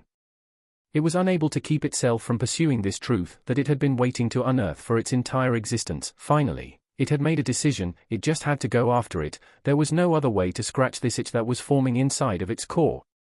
It just needed to get to the source of that magic pattern. The city would have to wait for it, but this didn't mean that the troops that it gathered here would remain stationary. It beckoned the skeletal mage over that was part of the Obsidian Ones. One last phantom skull remained from the spell that it made, and it slowly faded into the skeletal spell caster. The moment it did, their vision became combined, and it could use the creature as a proxy. It would use this skeletal magician that was the closest to it in stature as a means to order its army. Finally, everything moved. The monsters turned towards the city filled with people and the ones hidden away in the forests and below ground. While it contended with the armored being, its army would siege the city and keep everyone from interfering with the research. The many magical devices that were stored there would all be examined, and the one that made them taken apart. In the end, it would consume all of the knowledge that were in its bones. It took the bait. Roland had been surprised by a strange green ghost phasing through into his workshop. It was created by the skeletal monster and was potentially some kind of tracking spell. The moment it was here, he triggered a lesser divine spell that was able to quickly eradicate this hex. At first, he thought the plan had been a failure, but the monster seemed to act as he had expected it to. He had sent out a spider drone into the forest to be stationed at the edge of the detection range of those other undead. It was then ordered to produce a magical effect that should have been detected by the lick. Previously it had not been able to contain itself from charging toward his mana, and this time around it was the same. Even if that was a tracking spell or detection spell, it shouldn't have been able to notice anything yet. There was no reason to panic yet, he had been making preparations for an entire week. The monster had a keen mana sense which was one of its biggest fortes, but this he was going to turn into a weakness. This monster was intelligent and it possibly could learn from its mistakes. Thus if it was logical it would have probably sent its army to his workshop first before committing to an attack by itself. That was the logical and better strategy when going to an unknown location. It had many disposable minions and no morals to hold it back. Yet instead of following that thought process, it started moving in the direction of the spider drone Roland left behind. Just like in the dungeon, it gave chase, and thanks to this he could move to phase 2 of his plan. Unless the monster split itself from the main forces, he would have probably been forced to retreat. But as it stood now, his foolhardy plan had some merit to it. There is certainly something with that monster that draws it to my mana. Now I'm sure of it, but this doesn't mean that it will make the same mistake as last time. While the easiest way to take care of it would have been the large mana cannon, Roland wasn't sure about the validity of that approach working. Previously the monster didn't activate its magical defenses and took the hit intentionally. It could have easily lasted through the blast because as it stood, the creature's magical stats were above Roland's. This was quite a dangerous move and he knew it. The only reason that he was able to reason himself into this situation was that he was on his home turf. Here where his generators were along with the many turrets and other magical devices, he felt more ready than ever. It wasn't as if he had never been able to defeat a monster that outleveled him. One of his titles was Tier Breaker. It's coming here, but that small army is on the move too. On his map, he could see the mass of dots moving along with the large one representing the lick. While it had increased its speed and was going through the forest by itself, the skeletons were going through the main road. It seemed that they were going to attack the city while the master went after the spider drone that was now baiting it to the first trap. They will be fine, right? This time around he was alone in his home with only Agni keeping him company. Banir along with his wife and Elodia with the orphans was behind the city gates. The 5 Tier 3 undead that he was seeing on the map were also heading towards the city that was still waiting for the backup it was promised. While they could probably contend with the blazing skeletons, the 5 obsidian ones would potentially produce casualties. At least one of them was capable of flying. It won't have trouble getting into the city, but that guy should be able to handle it. Woo! Well Agni, this is it. Remember to keep to the plan. I won't be able to save you if something goes wrong otherwise, and just remember, if he gets too close, just run away. Woof! Agni's ears stood up at attention and his tail started wagging. For a change, he would be able to actually help out during a critical moment. Usually, he was left behind or had to hide behind his master or sent away to hide somewhere to not get in the way. Now on the other hand he could actually help thanks to one area he was superior in, his speed. Okay, let's go. Both of them sprinted out of the confines of the workshop where the larger map screen was. The distance between the dungeon and his house was around half an hour on foot. The monster had a faster traveling speed than that and it seemed impatient. Its forces were also moving towards the city which had to contend with its own problem. Would be nice if I could get that Baldai to take care of this lick for me, but no use even asking him. The whole thing was made on the assumption that the lick would abandon its army and chase after the mana pattern instead. If he tried to explain it to anyone else then it would probably fall on deaf ears. There was also the problem of too many people being at risk if the guild master left his post, and thus he was left with a small window of time to take care of this monster. I probably won't have much time before it calls for backup. I need to take care of it and get out of here if I fail. His presumption was that the lick would give chase, but this didn't mean that all of the monsters that were with him would just wait there. Just like that time the gargoyle variant saved the lick in the dungeon, he had to expect something similar to happen here. First of all, he needed to have his enemy drop his guard. After the last time with the magical cannon it was probably at least slightly weary. Okay Agni, remember what we practiced. Lead it through the root and use the trees. Woof! Roland wasn't sure about this, but he was unable to create a golem that was near the speed of his ruby wolf. What he needed to do was lure the monster towards his house, but through the zones that he had prepared a nice welcoming. As it stood now the golem that was baiting it here would be caught up to around the halfway point towards the destination. From that point forth it would be up to Agni to get it here where he was waiting and the final trap awaited. I wonder how those guys are doing. Those monsters are acting a bit strange this time around. It's as if they noticed something. Wait, isn't that the location of that tunnel? While Agni was going for his designated spot, Roland took time to look at the situation. He could see 3 of the Tier 3 undead going towards the city by following the main road. The 2 other Tier 3s on the other hand were going in different directions and it wasn't his house. One of these locations contained an entrance to the Thieves' Guild that he actually knew about, but wasn't available for merchants like him to use. Could that spell have revealed some of the hidden locations? Now, this was quite the predicament. The Thieves' Guild tunnels went under the city. Even if the wall held out, it would be meaningless if the 2 undead monsters went through the tunnels and sprung up inside the city. Roland quickly sprinted back to his house where the crystal ball was connected to Elodia's house. Shit, Lobelia better be there. I should also probably contact Arthur, maybe he can get something done. His plan involved taking the Lick on a hike through the forest, and during that time the monsters would surely attack the city. Now with the threat of them getting into the Thieves' Guild tunnels, everything got a lot more complicated. Chapter 285. Woof! A strange crystallized creature appeared before it. The Lick had seen something similar, but not quite as large down in the dungeon it stepped in. Normally seeing this creature before him wouldn't be a problem, it didn't pose any type of threat to it. One well-placed spell would incinerate most of it on the spot. However, in this case, there was something this creature had. A strange magical plate of armoring was around its body. The monster was drawn to this as it was radiating the mana pattern of the Armored One. Was it possible for there to be more beings with this unique mana pattern? The Lick didn't think so. There were 2 mana patterns mixed here, one belonged to the Ruby Wolf and the other to the magical armor it was wearing. It had seen its target use magical gadgets before, thus it had to have been made by it. This was a certainty. A few moments ago it followed the beacon of another metallic creature that looked like a spider. It was similar to the one it captured and destroyed in its original dungeon. Catching up to it wasn't that hard, but after disabling the blue spider it was introduced to this wolf creature. It gave chase due to the mana pattern, but this time around it found itself not being able to catch up. The monster's running speed was slightly above its capabilities. Only when activating several hastening spells was it able to start catching up. It didn't have much time before, but it remembered this red monster. It was at the side of the one it wanted to capture and perhaps was also part of the puzzle. While chasing it down the mass of trees it pointed out with the staff and began the silent chants. Soon a mass of translucent green chains shot out to entangle the escaping beast. Regretfully, the red creature ducked behind some trees and rocks that were entangled instead. The chains were able to tear through this blockade but lost enough momentum for it to get away, and so the chase continued. This environment was working against it, but it wasn't that worried. It was able to moderately gain some ground on the wolf creature that was shining brightly. The wooden splinters, dirt, and smaller rocks were already hitting the one that it was chasing. Only thanks to the blue mana shield around its body was the beast able to remain unscathed.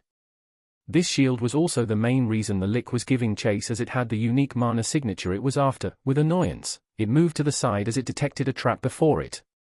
With a wave of its staff the area was instantly destroyed and the red wolf gained some ground. This was the main problem with it not being able to catch up to the lesser leveled thing. From time to time it would encounter strange traps. Sometimes it was pieces of paper attached to trees. On other occasions, some metallic objects were buried shallowly with the dirt still fresh over them. Its opponent was clearly trying to blow it up, but the Lick was confident in its capabilities of detecting everything. The mana sense it possessed allowed it to pinpoint the locations of all these magical traps and either disable them or evade them. It was pointless to put things like these in its way, as it concluded that an explosion of a magnitude like that would not harm it sufficiently enough to kill it. This cat-and-mouse game would come to an end, then the red thing would be in its grasp. The metallic armor it was wearing would be used for more research, and afterward, it would catch the thing that created it. Everything that was related to this magical energy that gave it freedom needed to be investigated. They are here, archers, get ready. Now. A salve of arrows shot up into the air that produced a nice arc. When descending, the wheezing sound was interrupted by something like glass shattering. This was soon followed by sizzling, as if someone was cooking some steak on a pan filled with oil. It's working, prepare the next one. An army of white skeletons with flaming skulls was upon the city. They charged with their bony swords and shields raised with no care for their safety. Their charge was interrupted by a mass of arrows that had small bottles attached to them. These, when shattering, emptied the blessed holy water onto the unholy monsters, causing their bones to sizzle and their flames to die out. The moment the monsters were in range, the barrage started, but regretfully, the holy water wasn't cutting it.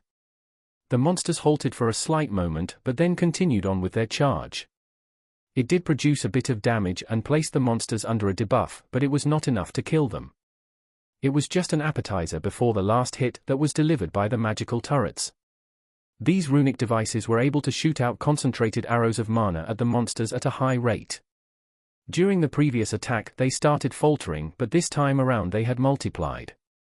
Due to the monsters' inability to strategize, they continued the assault mostly from one side. The turrets that were placed at the other gates and walls were carried over, and installed at the side where all the action happened. A rain of blue magic started raining down on the monsters when they got in range. With the drop in speed due to the holy water, they were easy targets for the automated weaponry, and the ones that made it through were picked off by archers from the Adventurer Guild. A joint defense was established with a mix of adventurers and guards. My lord, the skeletons have been successfully stalled, but... We have spotted 3 large black skeletal monsters approaching. They seem to be led by a skeletal mage. Arthur was there with everyone. In his hand he had a magical spyglass that he extended to take a look at the situation. Just as the guard captain said, he could see 3 ugly-looking large black skeletons. One of them looked like it belonged on a primate, one was smaller and was holding a staff, while the third was more beast-like and walked on 4 legs. These were the main problem that the city would be facing. Tier 3 monsters. Continue with the ranged combat. Don't let them enter the city. Arthur gave out the command and glanced towards the side. There he saw a map filled with blue and red lights. His gaze traveled elsewhere, to where a large green dot was along with a smaller red dot behind it. The pair were going in a different direction than this army, where Wayland the Runesmith had his workshop. Weren't there supposed to be 5 of them? Where did the 5th one go? Agni is managing. Luckily those agility buffs are enough to keep a safe distance from that thing. Roland was looking at the 2 dots on his helmet's inner screen. A blue one represented Agni, who was running away, and a large green one the Lick that was following behind him. After the monster caught up to the spider drone, his tamed beast arrived at the scene. Thanks to the armor that Roland made, he was giving off his mana pattern. This was enough to pique the monster's interest, and follow after the runaway wolf. To make sure that the Lick didn't use some kind of catching spell, he set up some traps. With people forced away into the city, he had no trouble with placing various mines and bombs everywhere. This did the trick, as the Licker's speed was a bit higher than he expected. Even with Agni using the buffing spells, the 2 were very close. Luckily the monster was a caster, so even with the tier 3 multiplier its speed was comparable to a tier 2 monster. However, the traps weren't only to slow down the monster, they had a different use. All of them were placed mostly out in the open, with a few being harder to spot. Roland wanted the monster to actually discover all of them before getting near them. It was part of his plan that could misfire if the monster was too guarded. The Lick needed to feel superior and be convinced that it could discover any hidden magic that could hurt it. It took a while to get here. How is the state of the city? Roland, with the help of Arthur, who allowed the placement of his mapping devices closer to the city, could now watch what was happening there. It seemed that while he distracted the Lick here, the offensive against Albrook was in full swing. This is not really something he had planned for, as his intention was to lure the Lick here and make him forget about that large army that it created. His opponent wasn't in as much of a berserk state as he had hoped for, but at least the army wasn't going after him. This wasn't quite as I'd hoped it would go. Informing Arthur about the way the Lick acted went around his mind, but he decided against asking the noble for help. First of all, he wasn't sure if there was any aid that he could get from that side. Perhaps if someone like the guild master made a move it would be different, but it seemed that Baldy didn't want to commit. That would leave him with some low tier 2 soldiers and perhaps Mary that could be useful. With all the bombs around, these people would be more of a hindrance than helpful. I also didn't expect those monsters to charge straight for the city instantly. Roland expected the Lick to go towards the mana signature in a frenzied state as before. While this happened, he also expected his army to mostly follow behind him. After the detour through the forest, the slower skeletons would naturally fall behind to give him some time to tackle their big boss. If the Lick was destroyed, the whole army would instantly cease to exist. Taking out a Lick was always the fastest way of tackling such a matter. They should be able to last out for a while, right? I don't like what those two obsidian ones are doing, but I should probably start worrying about myself. If I can lure it there, then this whole shitshow will be over. While he did keep his eyes plastered to the green dot on the screen, he didn't like where one of the red dots ended up. It ventured off the screen in a different direction than the main army.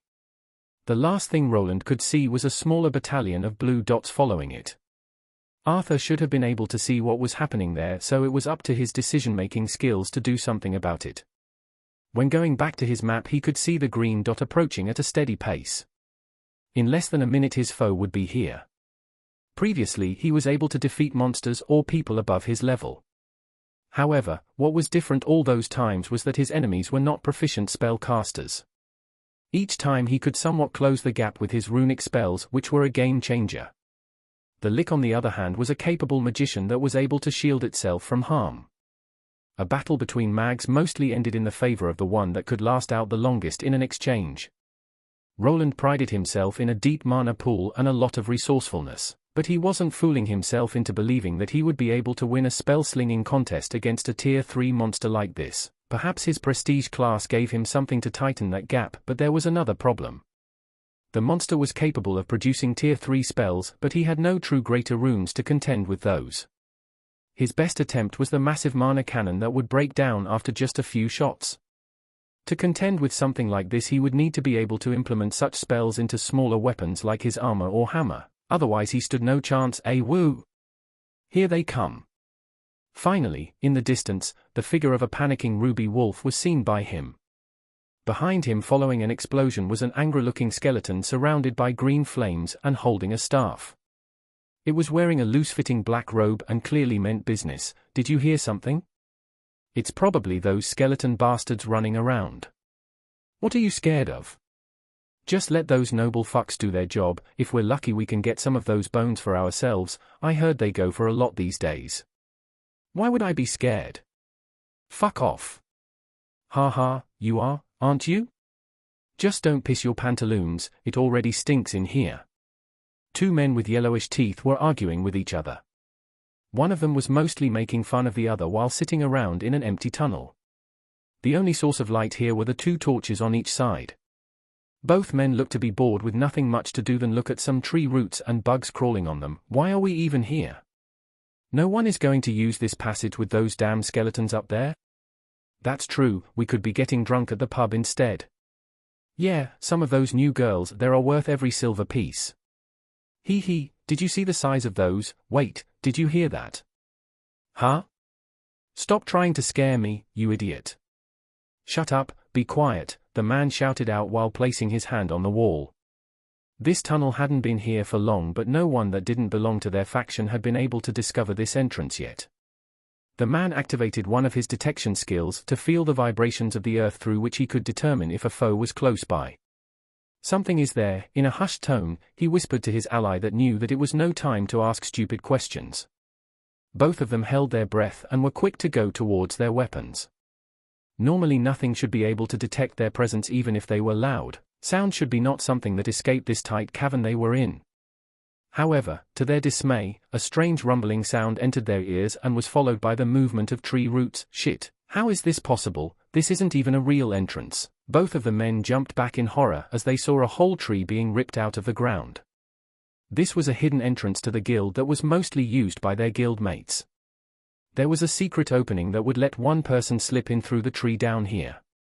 If a person didn't know how to contort their body right, they would normally get stuck there. It was mostly used for dumping letters and secret orders for the thieves instead, but now the whole entrance was becoming wider. Soon the two men felt a draft take over this place. The tree that connected to this tunnel was just pulled out by what looked to be a black skeleton. This monster's eyes were on fire, and it didn't come alone. Behind it, a large number of white skeletal creatures were making clattering sounds with their jaws. Fuck! The thieves screamed in shock while backing away. In one of the man's hands, an oval-shaped item appeared that was quickly infused with mana. On the surface, a rune started to shine in a blue color before quickly going orange. Quickly the magical item was thrown at the monster still holding onto the tree to generate a large explosion. Run. We have to inform the guild. Shit, the man that threw the bomb jumped back to save himself from the explosion. When he was about to turn towards his companion that was also bolting away, he felt a sharp pain fill his entire chest area. There he saw a large black hand filled with claws going through it. This wasn't suppose. In a last attempt of defiance, the man activated all the magical bombs that he had on himself to produce a cave-in. The explosion instantly filled the whole place with rubble and allowed the other man to quickly escape. Now it was up to him to inform the others of the skeletal infestation coming their way. Chapter 286. Whose idea was it to not place traps in the tunnels? Guild Master, you said that we should focus on making them sturdy enough first. An uncomfortable silence filled the room as a bunch of Tier 2 thieves were looking at the cloaked figure shrouded in mystery. The person they were looking at was the Thieves Guild Master that didn't really show up around this place that much. Now that there were skeletal monsters going through the underground tunnels, there was a problem. The room contained most of the Thief Guild leaders in this city and the person leading them. This woman who no one knew the true identity of was sitting at the end of the table where these ruffians gathered.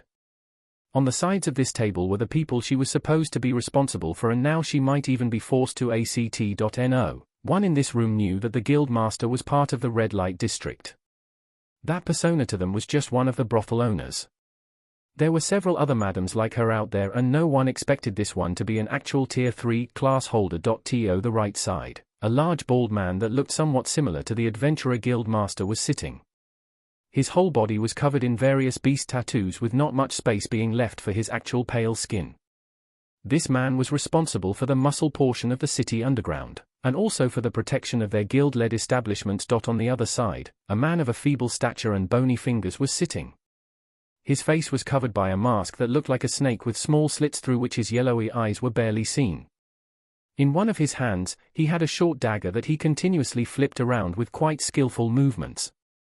His body was covered with a dark green robe under which no one was really sure what was hidden. 2 chairs to his left was a rather voluptuous lady whose face was covered up with ample amounts of makeup. Behind her stood 2 large men wearing tailor-made suits that made them look quite professional. Right opposite them was a man wearing a long coat with a large cigar in his mouth. What made him stick out was a large horizontal scar running all the way from his upper cheek to the other one while going through the middle part of his nose. Wasn't this supposed to be a meeting with the inner members only? Who let those 2 bozos in here? Mr. Ivor, I'm just a defenseless woman, I need my boys to protect me. I wasn't asking you, who. The man with the large scar leaned back while scoffing at the woman. She, in contrast to the others, possessed no real combat class worth mentioning. Without the guards behind her, it wouldn't be hard for any one of these Thief Guild members to kill her in one swift move. Before he could finish the sentence though, the lanky man with the mask flung the short blade in his direction. It embedded itself in the table right next to where Ivor was resting his hand. Show the madam some respect, it's thanks to her girls that your gambling dens even earn us any money. The 2 men on one side of the table started to get up from their chairs. However, all of them stopped in their tracks before even being able to fully stand up. Everyone felt as if there was a hungry beast looking at them. They turned towards their guild master that was just sitting there without saying anything. They didn't need to vocalize their dissatisfaction, as the group of killers here instantly knew that if they continued like this, their life could be over. A silence fell upon the room as the 4 inner guild members held their tongues. They could not risk offending the guild master that they didn't even know the face of. Information was the key to any assassination, and they lacked it. While their leader could easily reach their homes at any point in time, they would not be able to retaliate.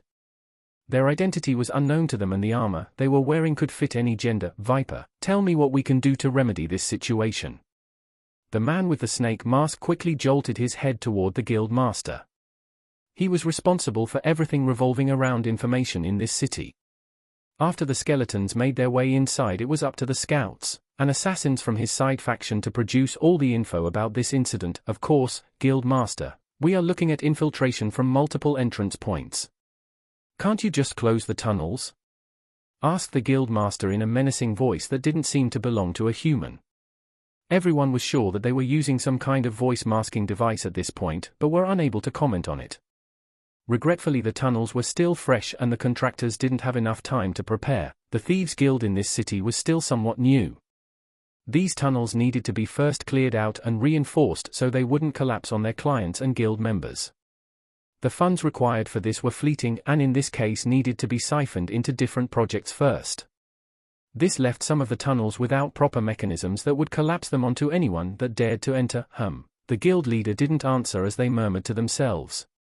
Most of the initial funds went into digging up the underground and working with the black market merchants. Then another load needed to be injected into the city officials.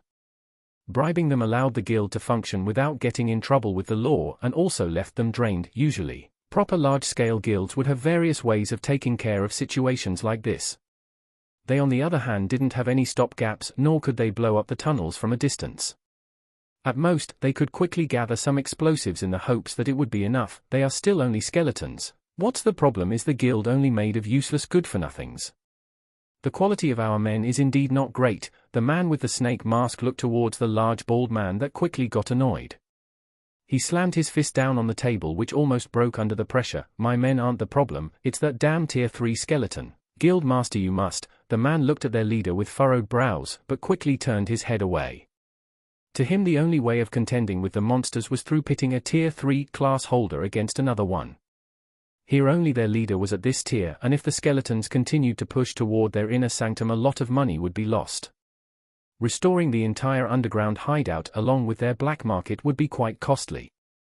Not something this guild could afford, and the guild master knew it. We can't let this affect our bottom line. Fine then, tell them to retreat if they don't want to die. You have 10 minutes. The figure cloaked in black answered briefly before standing up from their spot. Soon they faded into the shadows of the back room without making a sound. Only after half a minute had passed did the 4 thieves here decide to speak up. My, the guild master will make a move themselves? Such a shame that we won't be able to see it. The madam stood up from her chair while her guards surrounded her. Everyone here was interested in the capabilities of their guild master. The tier 3 monster that was in the tunnels was the perfect opportunity to see what their leader was capable of. In a situation like this, it would however be somewhat difficult. Then there was also the fear of them being instantly killed if their leader discovered them peeking. This hidden leader was well aware of all of this as she hid away from their notice. She had never actually left the room, but just dropped her presence with the help of one of her skills to such an extent that they couldn't tell that she was still there. There were 2 feeding factions in this city with her in the middle trying to not allow one to get ahead of the other. If she didn't act, too many people would die, which would weaken one of these sides. A sense of equilibrium needed to continue for this underground business to continue working, and for that she needed to act. Why is everyone so useless around here? After the room was cleared out, she was finally able to speak out. The persona that she built up here was meant to act as a protective shield. It was certainly working, as no one dared to go against her orders or voice their grievances concerning the way she led this guild. For this to continue, though she needed to put herself through situations like this one, would be nice to have some competent attendants. Her biggest issue with this remote region was the lack of workers. The low-ranked dungeon in this region wouldn't allow her to interest any potential employees. She needed someone to take care of situations like this for her, as each time she acted there was a chance that her secret could be revealed. Her situation was complicated, so the way she really looked needed to remain hidden, otherwise running would have been the only thing that was left to her. The 10 minutes she gave the thieves should be enough for them to clear out, if not then regretfully some of them might have to perish. This kind of risk was something that she was willing to take, as more than keeping this place afloat she had to keep her real identity hidden. For that reason she could not allow anyone to be left alive that witnessed her true form, which was a requirement to clear out the passageways. Lobelia should be safe at the orphanage, but I'm not sure about those 2 idiots. Just as Agni appeared before him, Roland recalled the message he sent to Elodia's home. He knew that the Lick had discovered the hidden tunnels, and after seeing some of the skeletons moving to one that he was familiar with, it was confirmed.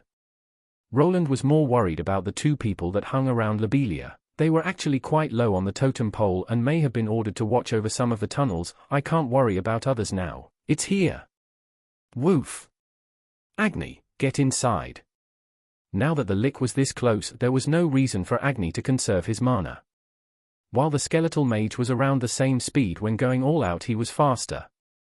The armored red figure of the wolf covered in rubies became a blur as he accelerated to reach his master at an alarming pace. Behind him a series of explosions caused the monster to not be able to continue with its chase, just as before. You did well, now get back, I'll take care of the rest. Awoo, Agni's muzzle was open wide as he continued to pant. He had really given his all during the game of tag around the forest. He wanted to do more but was also aware of his shortcomings. Remaining at the side of his master would only slow him down. The plan was not over yet, so the only thing Agni could do was replenish his stamina and wait for Roland to give him an order. Let's assume manual control first. The walls to his home were high, but this monster here knew the levitation spell. It would be useless to assume a defensive position behind them. Instead, his first attempt would be through conventional means using superior firepower. For turrets and another 4 spider drones looked toward the emerging skeletal lord. Its body was shrouded in a strange layer of energy which was a superior version of a mana shield, a tier 3 spell, probably a mystical mantle spell. Roland could tell that the Lick learned a thing or two after their first confrontation. In the dungeon when it tried to dive at him, the monster wasn't even trying to protect its body. Now it was using a superior shielding spell that allowed a lot of free movement to the caster. Other shielding spells usually formed a circular shield in front. This usually forced the magician to at least keep one of their hands toward the direction of the shielding, and didn't allow them to cast that many support spells. This version on the other hand didn't need anything like that. After the initial activation it would surround the body of the caster with a thick layer of mana. The shield would counter a lot of effects depending on the type, and this one was probably focused on mana. Roland of course expected this to happen and had worked without much sleep through the week, lock on and fire. He didn't get much practice before, but in this situation, he had no other way. Controlling the turrets along with the golems took a lot of his brain power. The upgraded parallel thinking skill was just what he needed to make all the calculations in his mind. All the turrets, and the spider drones with a large cannon attachment took aim at the charging monster. A massive aura of mana radiated from the entire Wayland compound that he created. The drones weren't just using their battery packs to pelt the Lick with low-level mana arrows. Instead, they had large cables connected to their abdomens that overloaded their systems to the absolute maximum. With his main battery fully charged and locked away in the underground workshop, coupled with the wind turbines that were constantly spinning, he had a reason to believe that taking the Lick down was possible. The salvo of blue lights flew toward the approaching target. This time, however, the Lick didn't just charge like a maddened bull when seeing red. Instead, it stopped in place right after it was out of the forest. There it reacted with haste by slamming the back end of its staff into the ground to produce strange oculus symbols on it. Soon after, right at the moment, the torrent of magical energy could hit a mass of bones that erupted from underneath the earth. Instead of hitting the skeletal mage, Roland's artillery collided with this thick layer of white bones. The immense energy wave started producing sparks and melting through this defensive layer, and soon produced an explosion that sent white chunks of bones flying everywhere. He didn't stop the barrage, as the explosion wasn't a good indicator of the enemy being down. The usual message that the disembodied voice of this world didn't resound in his head, thus it meant that the Lick was not down yet.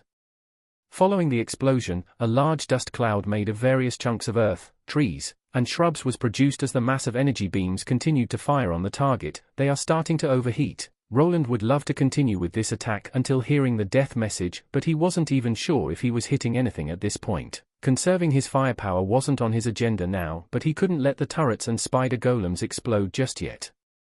Thus, after a hefty hail of mana bolts and arrows, he initiated the shutting off procedure. Both the turrets and golems remained on high alert, ready to shoot at anything that moved. This whole area was his home ground. Here he could use the various monitoring sensors to get an idea of what was happening.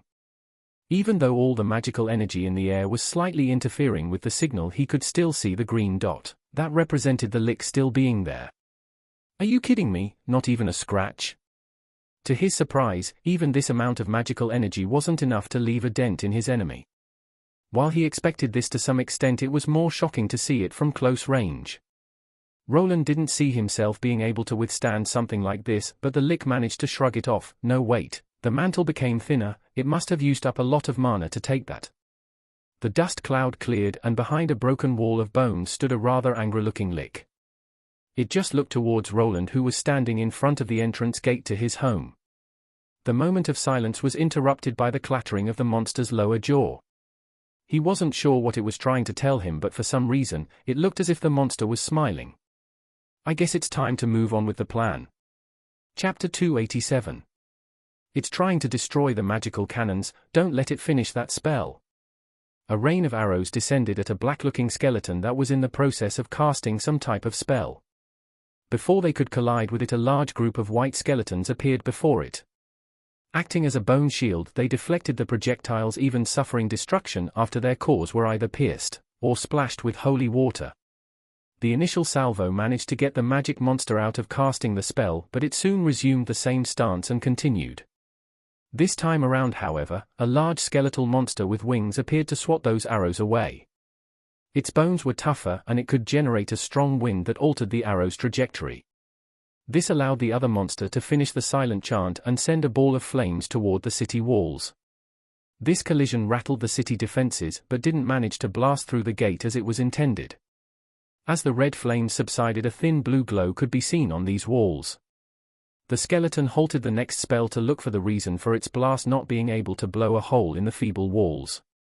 The mana sense it was equipped with made it focus on strange objects stuck in the wall that began vanishing after its spell collided with the wall. The mana wards are working, but they won't last forever. Resume the defensive and don't let those monsters through the walls. Arthur Valerian looked at Sir Gareth, one of his knights, who was giving orders to the soldiers. The guard captain was next to him but was still an inexperienced soldier that needed to learn proper ways of directing his troops.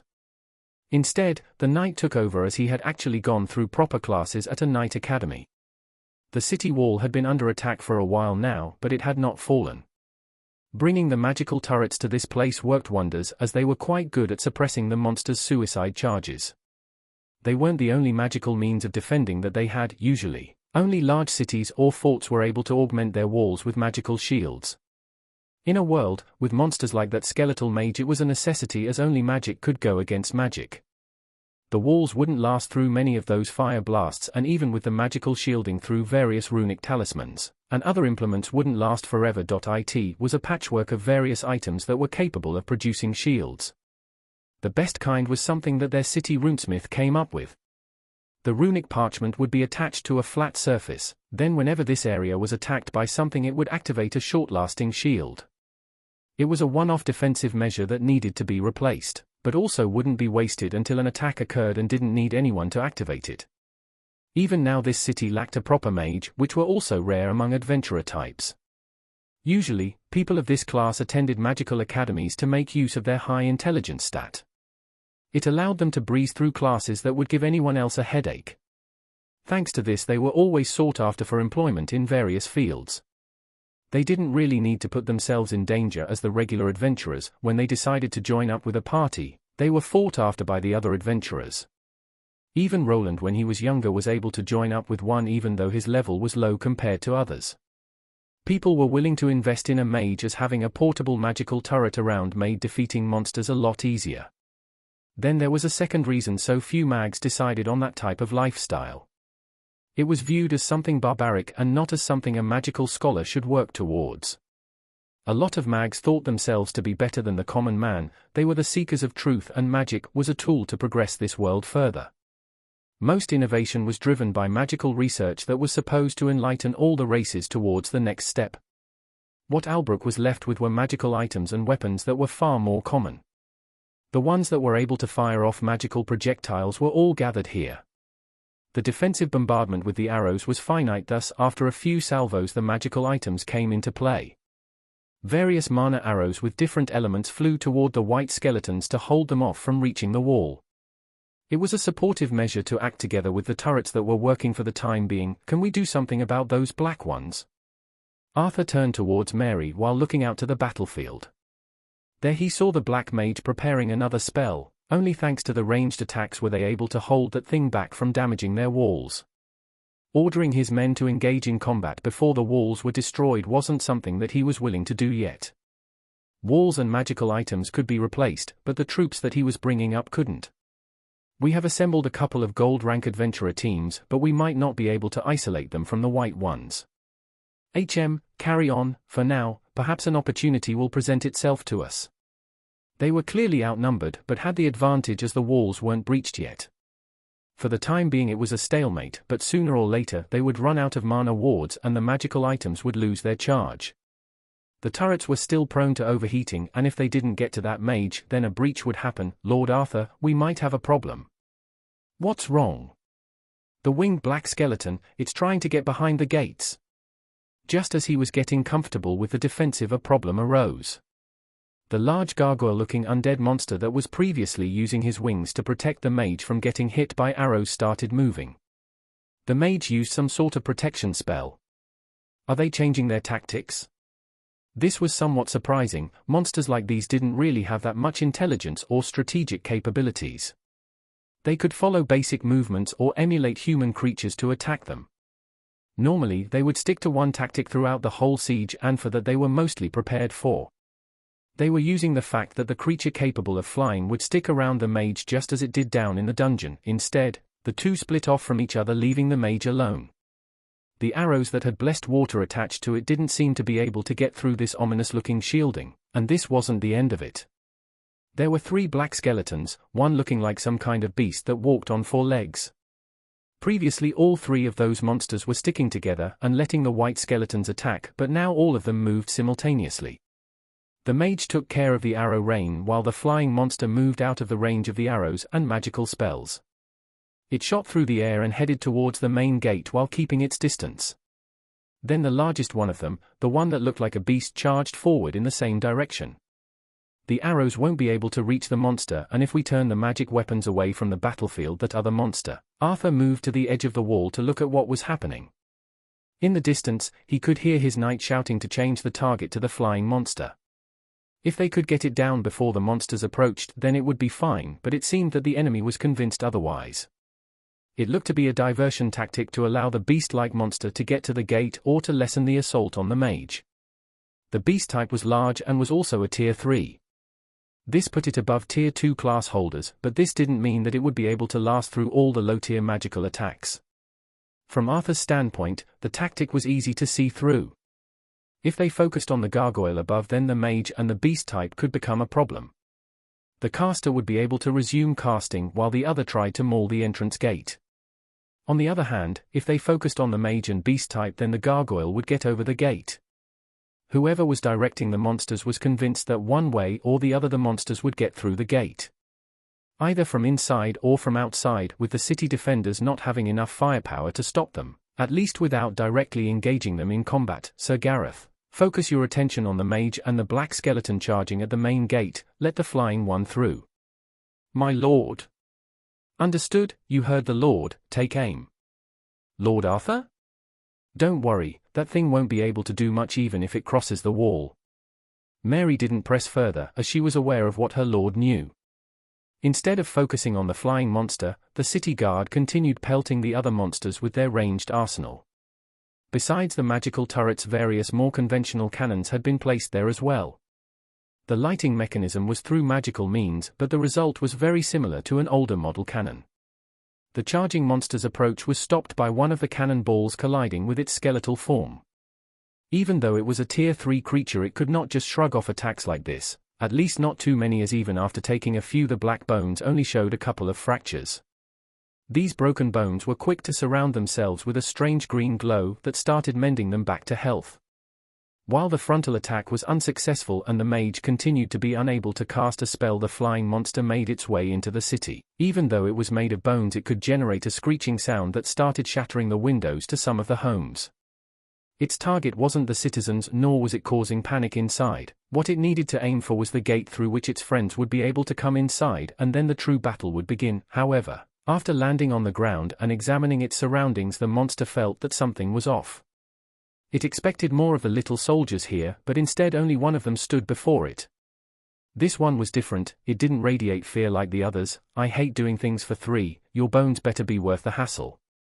A large bald man approached it. Over his shoulder he was resting a gigantic-looking axe made of dark metal. It was clear that the man was not perturbed by the large monster before, as a faint smile was forming on his face. Might as well enjoy this. Haven't been able to let loose in a while. The skeletal gargoyle spread its wings wide to intimidate its foe, but it didn't look like it resulted in any flinching. Instead, the bald man that was of similar size charged forward. Cracks appeared in the spot that he started from, and that massive axe made a clean arc toward the monster's head. If regular mana doesn't work, then perhaps. Roland's attack continued, as after the smoke had cleared, the monster still remained standing. Usually, he would pick off a monster's weak point and use it against them. In the dungeon where he lived next to this element was ice or water. There was a problem with this type of undead creature though, as its nature made it immune to any cold effects. With this element not being effective, there was no real advantage over using other elemental spells besides earth that was better at producing blunt damage. This however was a lot more mana intensive, which was why he first attempted an elemental-less approach that could potentially damage the monster's hidden core. Normally in a spellcaster battle, the one with more mana and intelligence would win. In this case, however, Roland had one advantage over the being of magic that he was facing: speed. The Lick was able to silently chant and perhaps even counterspell interruptions, but it could not produce these effects with the same speed as a person using runic weapons. At this moment the Licker's lower jaw opened wide and began clattering. It was as if the monster was smiling while moving the bony staff covered with mana stones forward. This item surprised Roland slightly. It looked like it had gathered various mana stones and other gems together to fuse it to the skull. He didn't fully understand the process, but he could tell that it was amplifying the monster's magic even more. Roland didn't wait for his enemy to perform the silent chant. Even though he couldn't hear it, thanks to his own mana sense, the tiny mana particles that were swirling around the monsters could be seen by him. This kind of process would always happen around a spellcaster. Even without being able to hear the spell, it was possible for him to tell that one was being produced too slow. While the Lick could probably produce spells faster than the average magician, he could not contend with something like runes. These marvels of magical technology could almost instantly produce similar effects. There were no interruptions unless the runic structure was damaged, and a person could activate them whenever they pleased. In the middle of a battle where mistakes could be made, something like this had a drastic advantage. The spell activation was only affected by the quickness of injecting mana into the runic system. Even with this drawback, the Lick would not be able to contend with Roland's speed. Just as the monster was raising his staff to produce some type of spell, his opponent was doing the same. Roland's left hand, which was not holding onto the large hammer, started glowing. The coloring was ambiguous and blue, lacking any unique elemental pattern. Only as the spell structure outside of the gauntlet started to condense could the Lick sense the earth elementals around the magical construct. Many small bullet-sized rocks appeared before his hand. Almost instantly as they appeared, they were already gone and traveling towards their destination. The mantle that the Lick was covered in contended with these high-speed rocks that were comparable to a machine gun. However, this was all in Roland's calculations. He knew that he wouldn't be able to go through the shield with just this, but the rocks carried a little bonus effect with them. Through his visor, he could see the mana molecules slowing down. The Licker's spell, which would normally take a few seconds to condense, began to slow down. Disrupting a mage's spells was a textbook way of disarming them. It was a tactic used by battle mags that used easier-to-cast spells to augment their fighting style. Without anyone to protect the spellcaster from being interrupted, their fighting prowess was diminished.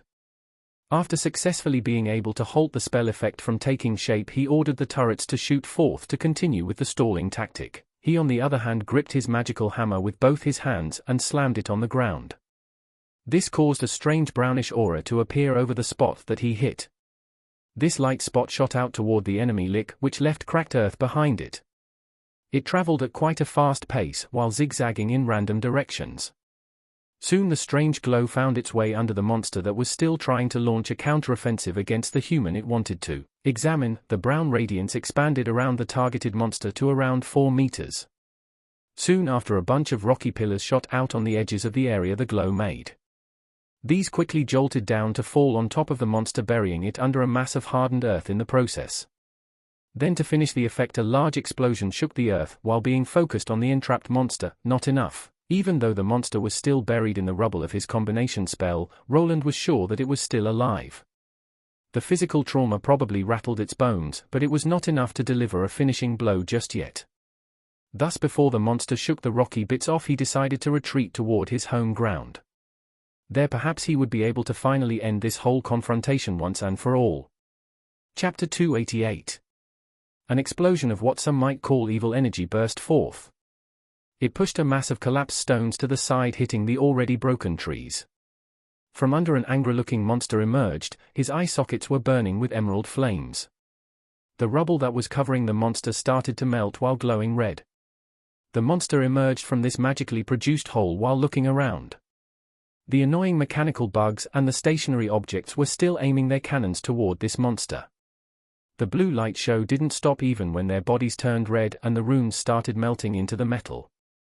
This was however not what the monster was focusing on. Instead, it looked at the gate before it that was in the process of being closed. It could feel that the target it was after had vanished behind it.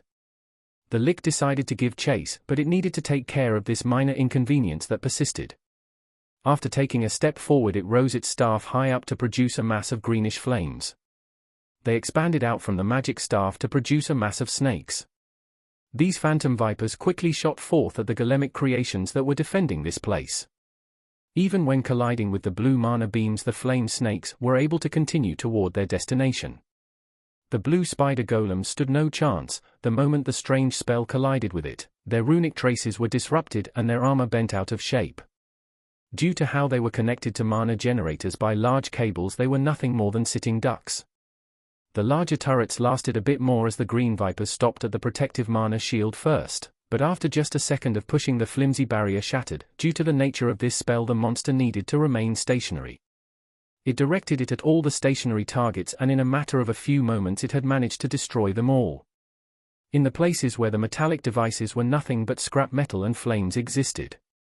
The Lick finally took a step forward. It still needed to capture the armored being, and with nothing in its way it had free rein now. It noticed something though. After taking the first step, it lost a bit of its balance. When looking down, it noticed that its big toe was missing. This was not all, only now did it realize that it had actually sustained some damage through the continued magical barrage. Its bones were cracked in a few places, and even if it could somewhat mend itself back to health, this angered it. The monster felt rage build up in it first. It was the mana cannon that almost killed it, and now this. It had been injured by the prey it was chasing, and it didn't know how to handle the feeling of anger that was building up. The Lick was a monster with high intelligence, but it had practically been born a few months ago. It didn't know how to handle something like that, and the instinct was to lash out at everything that was around it. Even though it was a being made of magic with no flesh, the feeling of hate and anger was something it was capable of emulating. Thus, without thinking much about the repercussions of blindly charging forward, it used the few phantom vipers that were still there to collide with the wall. It was far more sturdy than the mechanical turrets or the golems, but with some aid from its mana, the spells were able to melt through the protective lining and create a path for it. It sounds mad. Roland was on the other side of the wall. He scrambled behind the front gate and into the fence made from thick wires. At the end of this cage was another door made from metal that he quickly sprinted towards. Behind it, Agni waited with lowered ears, clearly afraid of the predicament that they found themselves in. This monster was a high-level undead, but contrary to everyone's belief, these monsters weren't devoid of emotions. It was actually the reverse. They magnified all of the negative ones to the extreme.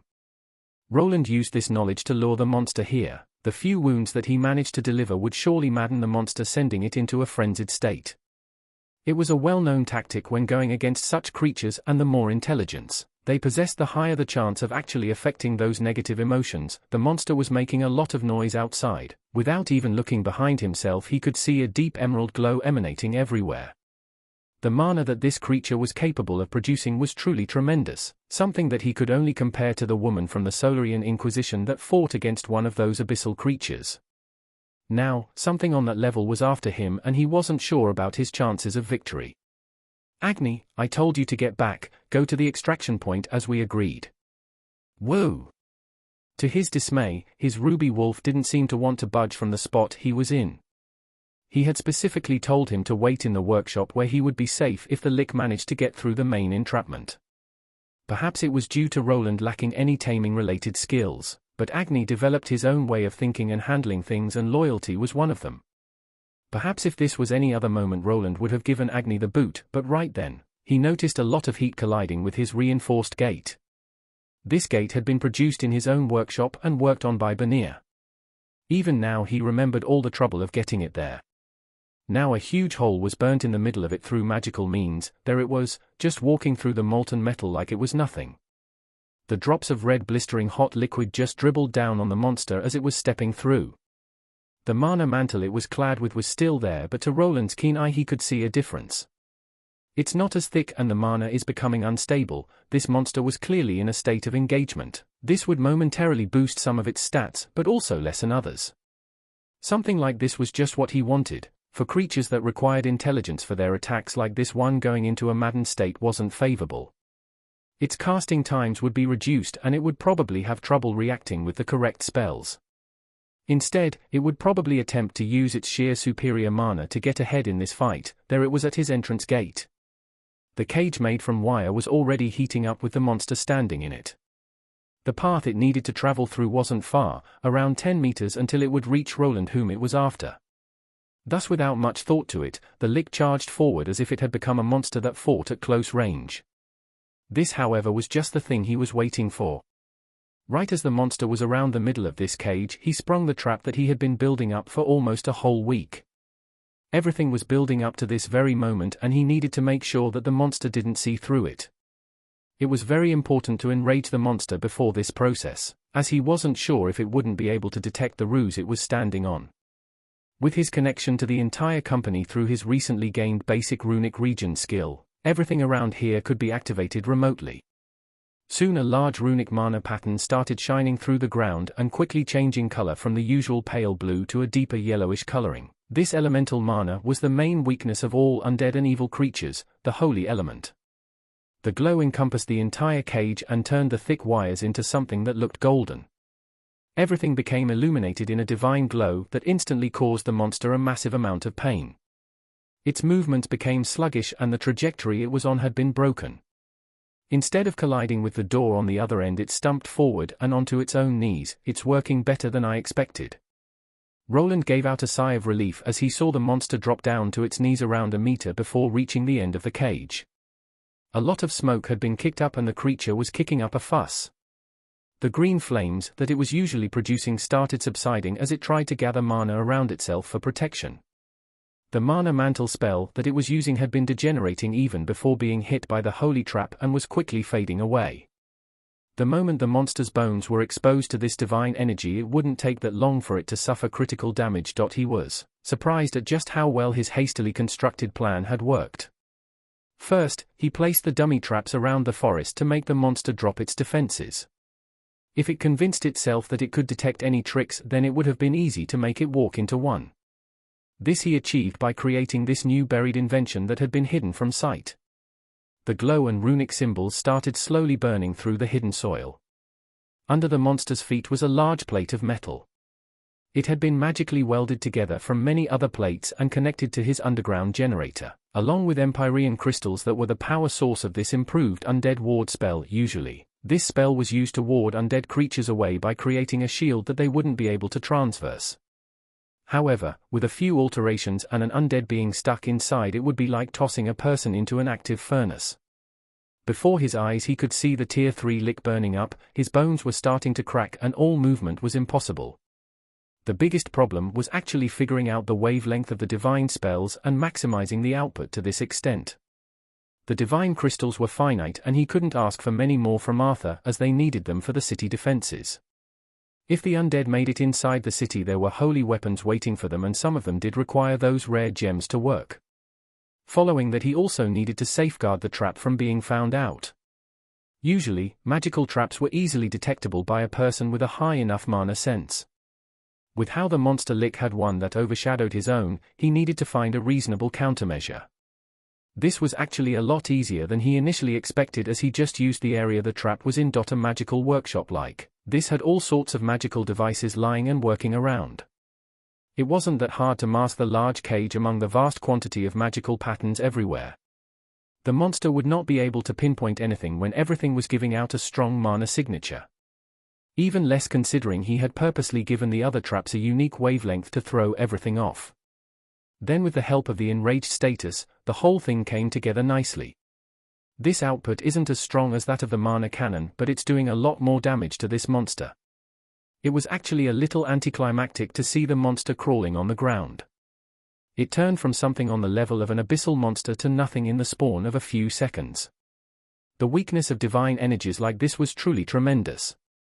A human being or most monsters would not really feel anything besides a warm glow when going inside this cage. The Lick, on the other hand, was quickly evaporating. With this revelation, Roland glanced and examined the magical device that was somewhat holding together. Even though this would probably end the monster, he needed to make sure that it didn't crumble on itself. It was still an experimental trial product that was hastily put together by someone that wasn't even a Tier 3 craftsman.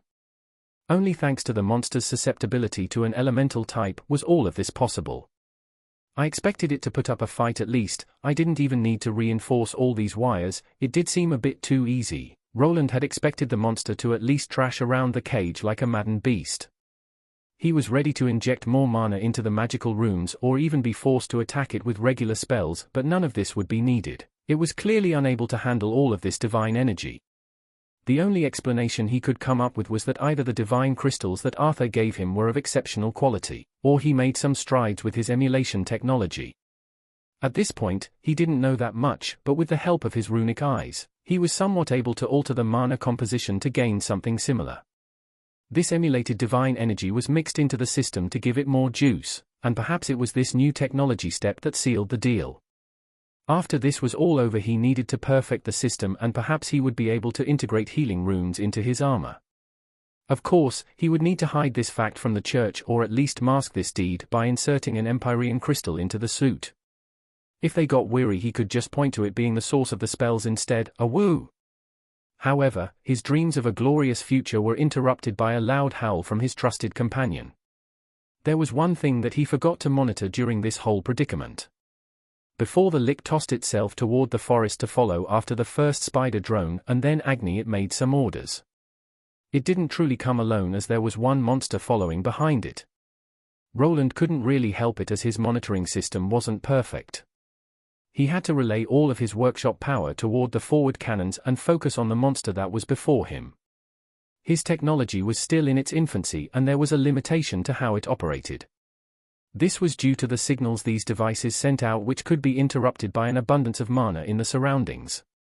Considering his workshop had become a battlefield with magical effects, it wasn't strange that his mapping device could update in time. Even now he couldn't see the red dot in the correct place, which was right in front of the gate. It emerged to save its creator, rushing through the melted gate and creating an even larger opening than before. The monster was the same type that he had blown up before down in the dungeon, that looked like a skeleton belonging to a gorilla. Its frame was a lot larger than its master's, but it still wasn't as strong as the lick. While it wouldn't last in the cage covered in holy energy, this wasn't what it was planning, or in this case what its master had ordered it to do. The monster rushed inside and its body began to instantly be affected by the enhanced holy spell.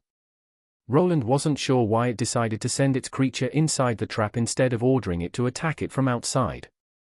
Perhaps the licker's mind was at its end, or it didn't know if that was a possibility. Instead, it went for a direct approach of yanking the lick out of the cage through the hole in the gate. Shit! Roland shouted while grasping the glowing cables with both his hands. The divine mana of the trap would affect the other monster and be also able to kill it. The problem was that it already jumped from the other side and the momentum could not be stopped. The only way he could stop this was by increasing the output of this cage, as there was not enough time to send another spell to keep the other monster away. He had been caught off guard, as he was patting himself on the back. The victory was so close, but he had perhaps squandered it all. The radiance of all the mana here had caused him to be unable to see the incoming monster. If he was just able to keep it from entering the cage for a few more seconds, the lick would be done for, and along with it all of its minions. Instead, he could see a blurry image of the black skeleton approaching the kneeling lick that had lost parts of its body. The obsidian skeleton was disintegrating right before him, but it wasn't fast enough, and overloading the cage wasn't enough. The last thing he saw before the light exploded everywhere was a large skeletal hand reaching towards the lick, grabbing it, and promptly hurling it towards the only existing exit. Chapter 289. What's that? It came from the direction of the forest. Wait, isn't Wayland's workshop in that direction? It is, my lord, but we should focus. The monsters are acting strange. Why did they all stop moving? A strange phenomenon was taking place outside of the city gates. The monsters that were moments before clamoring at the gate had stopped in their tracks. No one at first knew what could have garnered this response from them, but soon enough the mushroom cloud in the distance told a tale. Each and every one of these skeletal beings looked at that explosion and soon enough started abandoning their posts. Something must have happened to the lick. Could it have died? Close, but that's not it. Master Orden? Arthur, who moved closer to the edge of the guard tower, noticed the guild master's voice coming from behind him. The man didn't look that tired, but the large black skull that he was holding in his hand indicated a lot. If it was dead, then the magic that is holding the monsters together would dissolve, but for a lick to call its forces back like this. While Arduhan monologues about what transpired, Arthur's eyes landed on the big black skull he was holding. It was clear that the man had finished off that one obsidian skeleton and didn't look that injured. His body was covered in some faint scratch marks, but they didn't seem to have drawn out blood. The man was built like a tank and wore light armor that didn't really protect him from outside attacks. This didn't mean that his skin couldn't act like armor. Arthur knew that some classes offered passive buffs to defenses when certain conditions were met. For instance, barbarian-like classes would boost a person's natural protection if they didn't cover up their body too much or wore light armor. Nice one, isn't it? But you can't have it, it'll look good on my wall. Auden laughed while arriving next to Arthur. Both of them looked out into the distance where the skeletons started retreating to. Their forces had dwindled a bit, but the black mage and the beast-type obsidian skeleton were still out there. In the beginning, there were 5 obsidian types and one of them was killed by the guild master. Another one vanished from the map before the siege started and one went with the lick toward the runesmith's home. The map wasn't showing what was happening there, as even before the explosion the signal died down for some reason. There was a high probability that something happened to the creator of this map and Arthur wasn't sure what he should do. Isn't that where our little runesmith lives? Did that kid actually stay there? I thought he was the intelligent type. The guild master smirked while shaking his head before moving away. His work seemed to be done and he wasn't here just to show off the evil skeletal skull to the Lord. As he was going away, a group of 5 people appeared. These people were unknown to Arthur, but by a platinum emblem that their leader was wearing their identity was exposed. Well then, I did my part and these guys will take over. While walking away, the large man passed next to the group of adventurers while waving his hand without turning around. It seemed that the backup that they were waiting for had arrived, but even though the city was safe, one of its citizens wasn't. This is the extent of what this creature was capable of. A beautiful woman with beastly eyes stood in an empty corridor covered in monster remains. It was well illuminated by blue flames that were even now sticking to the obsidian bones that were still moving. These belonged to a monster skeleton that had the appearance of a large monkey with horns. What was left of it was just its upper torso with one hand, and even now it was trying to crawl away from the person that gave it the critical injury. Would it have been this easy if it didn't turn away for that moment? Were undead minions ever scared of dying? The person that defeated it was slowly fixing her black leathery clothes that covered her entire body. Within a moment the fox ears that were previously uncovered started vanishing as she activated her body transforming skill. Without anyone else being here, she could finally let loose to quickly take care of the problem inside the Thieves' Guild tunnels. However, even though she expected to easily win over the monsters here, they acted rather strangely. The black skeleton wasn't the only one that was in this narrow corridor, the white ones were also there. Thanks to the cramped spot they were in, she decided to use one of her wide-range abilities. The white skeletons were instantly incinerated by her special flames, but the obsidian one survived with only a slither of its HP left. It wouldn't have been this easy if they didn't stop. Oh well, my job is done. The guild master of the Thieves' Guild gave out a sigh while strutting forward. Her leather boot landed on the enlarged black head of the skeleton and after applying some force it was crushed. Within she could see a tiny flame that looked similar to a will-o'-the-wisp that quickly evaporated. With this, her task of defending the guild was finished. She could already feel some of the hidden assassins approaching. They were quick on the uptake and probably eager to see their guild master in action from a safe location. Regretfully, they would not be able to gain any information about her true appearance, which she could not easily reveal. The directions they were looking, wasn't it that troublemaker's home? She gave out a little smirk before slowly walking back toward her people. After giving them a piece of her mind, it would be time to relax. It seemed that the fighting outside was coming to a close and a party of capable people did arrive. It would be best to leave this up to them now that they were here, but this didn't mean that her faction would stand by idle. Those bones should be enough to reimburse me for these destroyed tunnels, not like the adventurers can carry them all. Roland was too focused on the problem before him to notice the trouble coming from the outside or the message from the world system. The cage that he prepared to kill the Lick had exploded before him as he overloaded the entire runic structure with various spells. It was all in the hopes of defeating the monster Lick inside. A tier 3 monster had been defeated, but it was not the one that he was aiming for. Just before the Licker's demise, an obsidian skeleton beast soldier made it inside the cage. It grabbed its creator and tossed him outside of this cage right before everything exploded. The minion died instead of its master that was now gathering itself. Roland had used a large chunk of his own mana to try and deliver a killing blow, but it only caused him a headache, growling. Agni started growling while standing next to Roland. Without being ordered to, the dire ruby wolf let out a tremendous howl. The gem that was starting to take the form of a horn started glowing. Red light bounced off the smoke coming from the area the trap exploded as a magic spell was formed. Just like the Lick, Agni was a similar beast that was capable of silent casting. It took him a long time to create the spell effect, but it seemed that the wolf had already been getting ready to blast away while the explosion was taking place. A small magical circle appeared around the ruby gem before a beam of heated energy shot out. It pushed the smoke away and revealed the target at the end, an injured white skeleton standing on one leg. The gem-encrusted staff was used as a crutch to stand, but the creature was very much alive. It was not a human nor a living organism of any kind. Something like losing a leg would not diminish its fighting capabilities that much, as it was still a magical casting monster. Agni's beam of fire collided with the Lick dead on, but the difference in stats and tiers was apparent. Even when the monster's mana mantle had been dispelled, the fire resistance was still there. It was an attack that would turn anyone below level 100 into a pile of ashes, but to this Lick, it was like a light slap to the face. The drop in health points was minuscule and it only made it angrier than it already was. Fuck, Roland noticed something. It wasn't a spell chant, it was something else. Some type of hidden skill was activated, and as the monster opened its bony mouth, a massive amount of green mana formed inside of it. With his mana sense, he was able to notice it before it was too late. Magical classes came in all shapes and sizes. Monsters and people that were part of the magic caster type didn't only rely on their spells, there were various skills that could augment their fighting style. One of those special skills was the Licker's Tier 3 summoning skill that it could use without the need for a body. There was one common skill that magic users usually came equipped with. One of these skills was called spell stockpiling. It allowed a magician to store a spell in a skill slot for later use.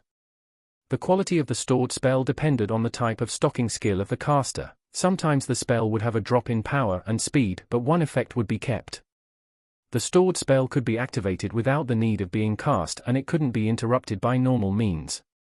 Either the Lick was using this type of skill or he had some type of racial ability. Nevertheless, it was generating a massive blast of magical energy from inside of its mouth, that was being aimed at Agni, who just fired off his own spell, and was momentarily incapable of dodging. A green energy beam flew forth in a straight line toward the ruby wolf. It was much faster than any beam spell attack that Roland had ever seen before or was able to produce. Even when he saw through it, there was just not much time to react, even though he had ordered the leftover spider drones to attack the Lick and put themselves in the line of fire. They were not capable of performing this task in time. Without much time to think, could only react by swinging his oversized hammer into the line of the beam. The runic shield that would be probably the better option was still on his back. At this moment the only thing he could do was access a few lesser runic structures that would produce a shield around his forward side. With his mind racing, he tried accessing all of his runic knowledge to somehow augment the defensive capabilities of his hammer. Everything happened in a fraction of a second in his mind, while causing a few bursts of capillaries and a nosebleed. The hammerhead was surrounded by a layer of protective mana that was good at absorbing magical attacks. With sheer willpower, he managed to connect with the green beam of light right before it collided with Agni's face. The collision of these two energy types produced a large shockwave of mixed colors. This magical hammer was not designed for taking tier 3 spells like this. The runic spells inscribed to aid in shock absorption and dispersal almost instantly became overloaded. The shock traveled up to his hands, which started cracking and only stopped at the forearm area. Yet he could not relent. If he decided to pull his weapon back, then Agni's head would be blown right off. Roland shouted out in a mix of indignation and pain while swinging forward. The green beam from Licker's mouth was pushed back and transformed into smaller rays while shooting to the sides. These thinner attacks connected with various items and structures around the whole smithing compound, causing massive amounts of damage. The wind generators went up in flames and even his house was riddled with holes. The destruction of his home was something that he wanted to avoid, but it was not time for this. He had been successful at bouncing the attack away, but this cost him dearly. Both of his hands were numb, but one was certainly broken while the other probably had multiple cracked bones. Growling. I'm fine. Agni started growling ferociously at the skeletal monster behind the destroyed gate. But before he could get in front of Roland to act as a guard dog, he stopped. His master's hammer dropped before him to halt his advance. The weapon that he worked to create had turned into a malformed blob of metal. Agni, I told you to get back. I didn't save you just for you to die. The ruby wolf curled up his tail in shame while Roland started backing off in the direction of his home. While the lick was still alive, it was momentarily indisposed. It was missing a leg which would make it slower and was also injured greatly. The command that he sent to all the remaining golems in the compound and the turrets that were still operational was still in effect. His plan of defeating the lick with the holy rune trap literally went up in flames, but this didn't mean that it was over. While Roland was on the retreat, he wasn't considering this a loss just yet. This depended on what his monstrous opponent would do. Would it follow after him into the place he was retreating, or would it withdraw? The monster was already enraged, but it was also injured. If its danger assessment capabilities were in working order, then it would have probably chosen to fight another day. For some reason, this monster really had it out for Roland, and even now with one missing leg, it decided to float toward its target who was already running. Before the monster could muster up another attack, it found itself being pelted by some mana bolts from ranged turrets and spider drones. One of these golem creatures actually jumped straight at the monster in an attempt to grapple its chest. Before it could do that and explode, it was pushed back by an invisible energy. While casting powerful Tier 3 spells would cost the monster some time, he could almost mimic runic casting speed if lower Tier 1 spells like the Mage Hand he was using now were concerned. He was using this to push the blue golem away before it could overload its runic battery and produce a large explosion. Everything here was just a distraction that couldn't really halt its advance. Roland that it was after had been a point of interest for almost all of its life, and it just couldn't comprehend how he could escape each and every time. The monster's psychological state was deteriorating due to being poisoned by the holy energies. It couldn't think straight anymore. Its mind started to regress into something primal, and it wanted to see the one that hurt it. Pay.it was missing a limb, which was a momentary setback.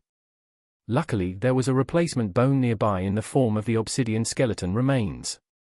While most of those bones were charred by the holy energy and explosions, there was enough bone matter to repair its limb. The monsters used the Mage Hand spell to pull in the bone chunks, and with its special self-mending skill was able to produce a replacement. Even with the strange mechanical contraptions trying to blow it up, the lick continued to move forward. The mana mantle that was around its body started to slowly recover, and it took a step toward its destination. The black leg that it produced wobbled a bit, but after a few steps, it managed to get used to the new limb. Finally, it could give chase, and it would not stop until completing its urge. Chapter 290. Me and my bright ideas should have just gone to the city and waited for those damn platinum adventurers instead. Roland was in a world of pain as he scoured down into his underground workshop. His right hand was broken in several places while his left had multiple cracked bones. When he tried to protect Agni from a certain death, he had almost been the one to kick the can. He did not expect the beam attack from an injured lick to be this devastating. If his class was not a prestige one with an advanced multiplier, he might have just lost both of his arms in the process. Normally what he would need to do now was to either have a priest heal his wounds or douse his hands with healing potions. While wearing this heavy armor, this wasn't that easy. At most he could open his visor and try taking a sip, which he was doing now. In his haste, he started splashing some of the potions he could get his hands between the joints of his armor in hopes of some of it reaching his hurting hands. Doing everything with a half-working left hand that hurt like hell was not making it easier either. This event brought one thing to light at least.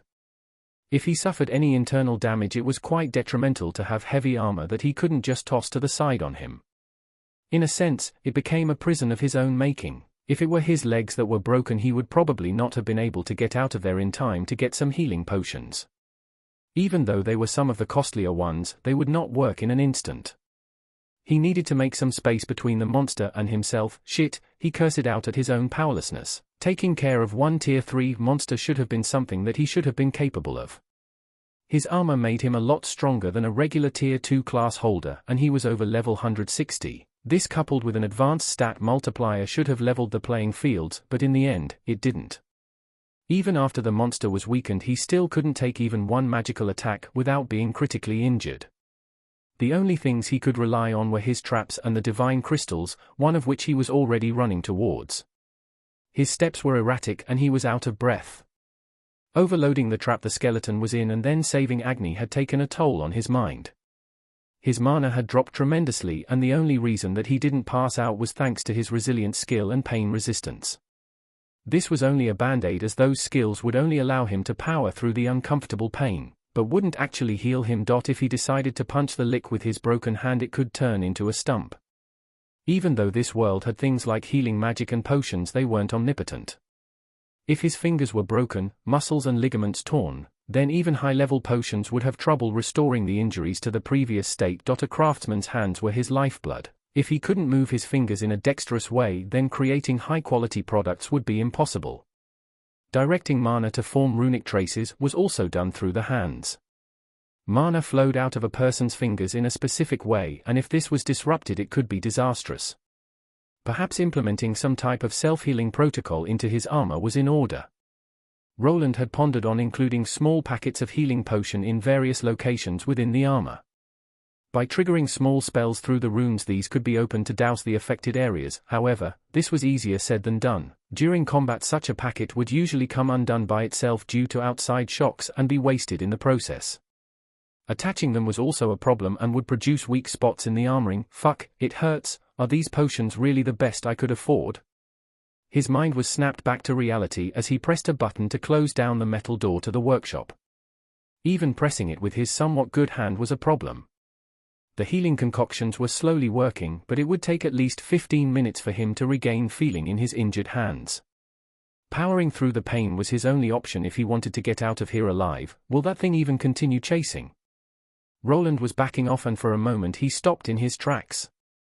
The previous explosion coupled with the lick going berserk sent his monitoring system ballistic. Whenever a lot of mana particles from spells were in the air, it produced some interference. In this case, however, he didn't need to rely on the signal magnifiers and could use himself as the radar basis. There he could see a lone monster moving towards his home without being held back by the golems all too much. I guess it's really mad now, probably moved on from an enraged state to being totally berserk, but this could be what I needed.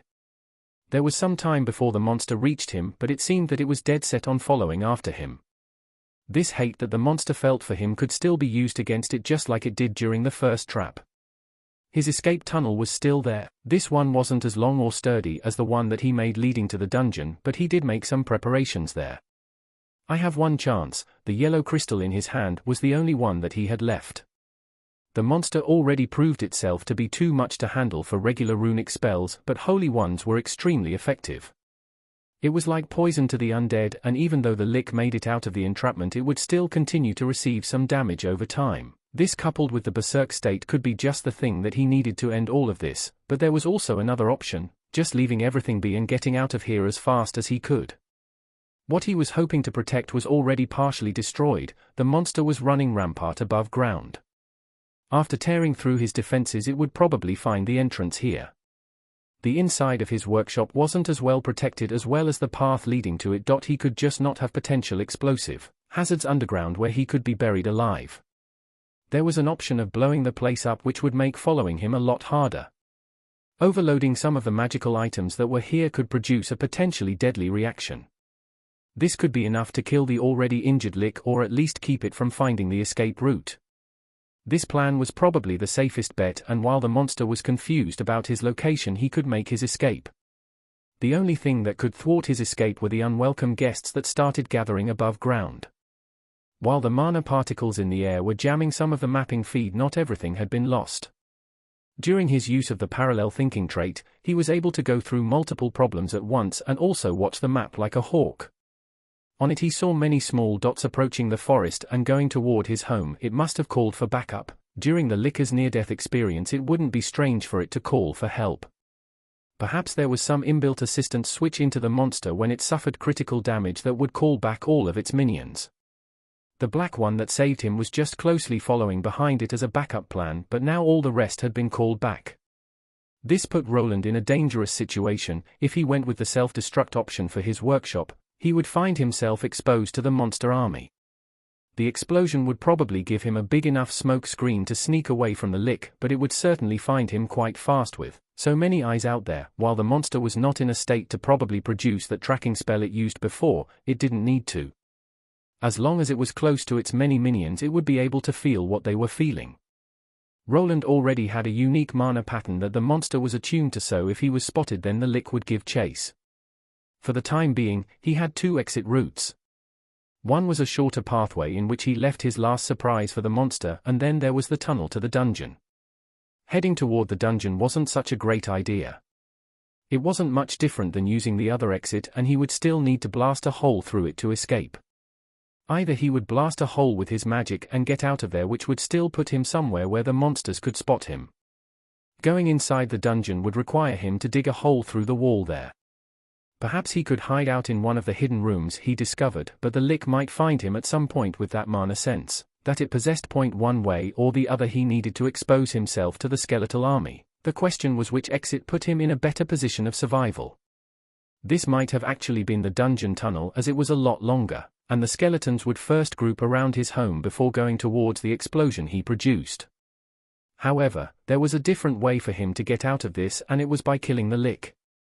The shorter tunnel had been prepared beforehand for this possibility, but for this to work he would need to put himself in danger.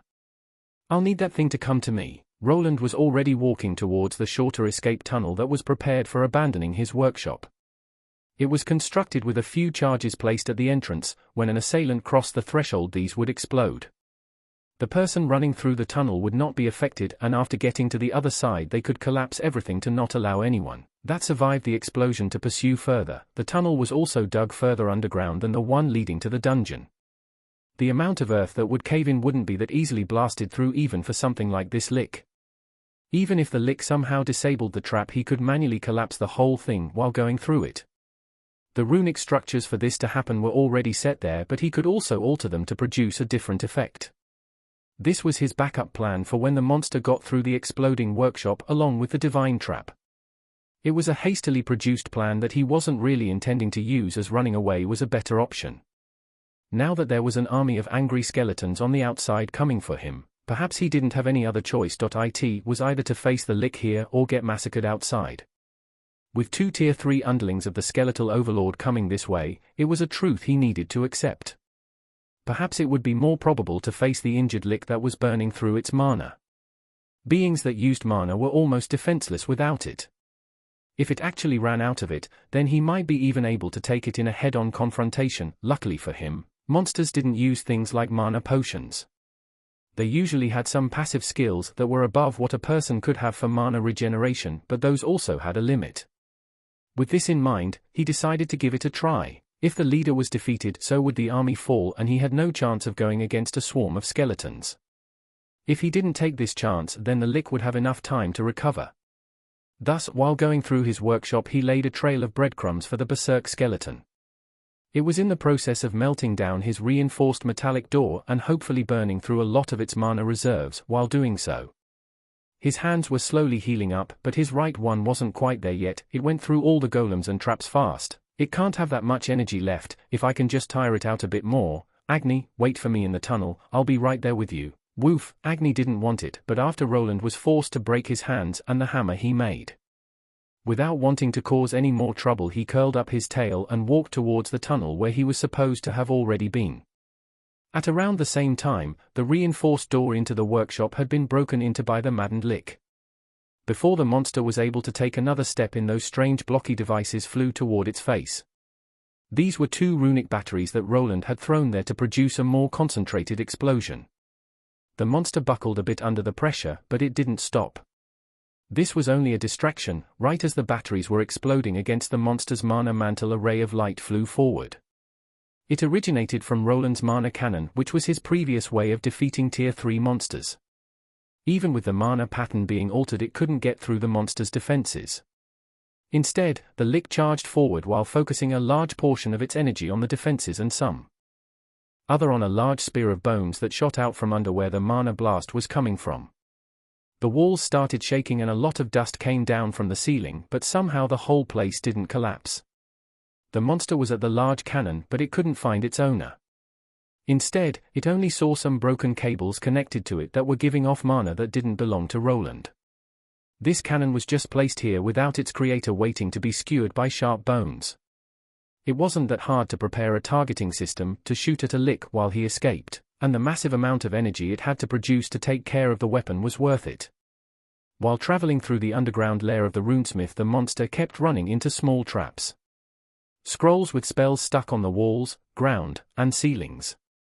Magical weapons pointed towards passages and entranceways leading it all the way towards the escape tunnel where Roland and Agni had run to. It didn't seem that the monster was convinced that it could be stopped in any way, and the continuous traps only proved its point. Soon it was blasting through the hastily closed door where it even saw a part of the armored one going through.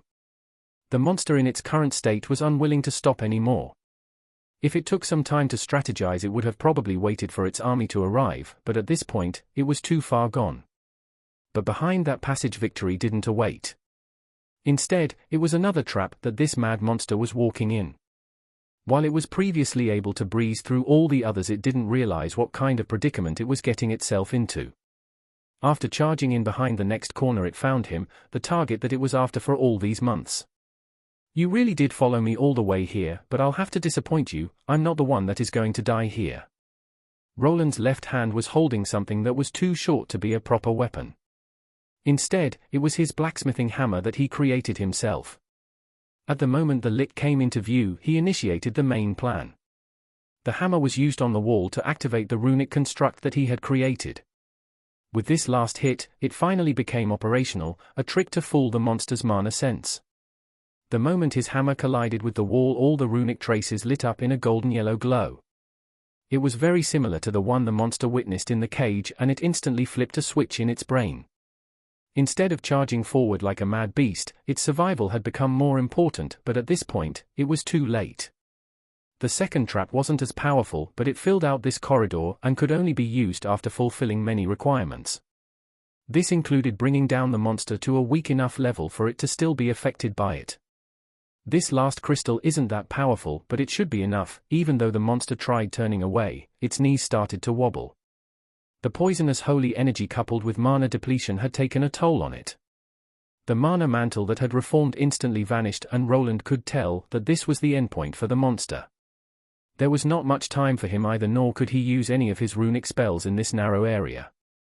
Instead, the hammer that he used to activate the trap flew forward and collided with the monster's ugly skull. Roland charged forward while trying to keep the mana around this place stable. One misstep and it would be over.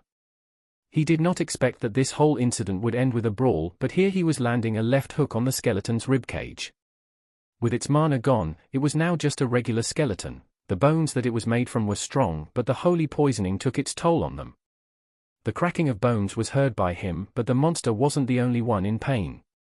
His own fists, which had not been able to fully heal up, were beginning to break. This momentary flinch that the pain produced was used by the lick to lunge forward. Its body was about the same height as Roland's, and its physical stats weren't that far behind, as it was a high-level Tier 3 enemy.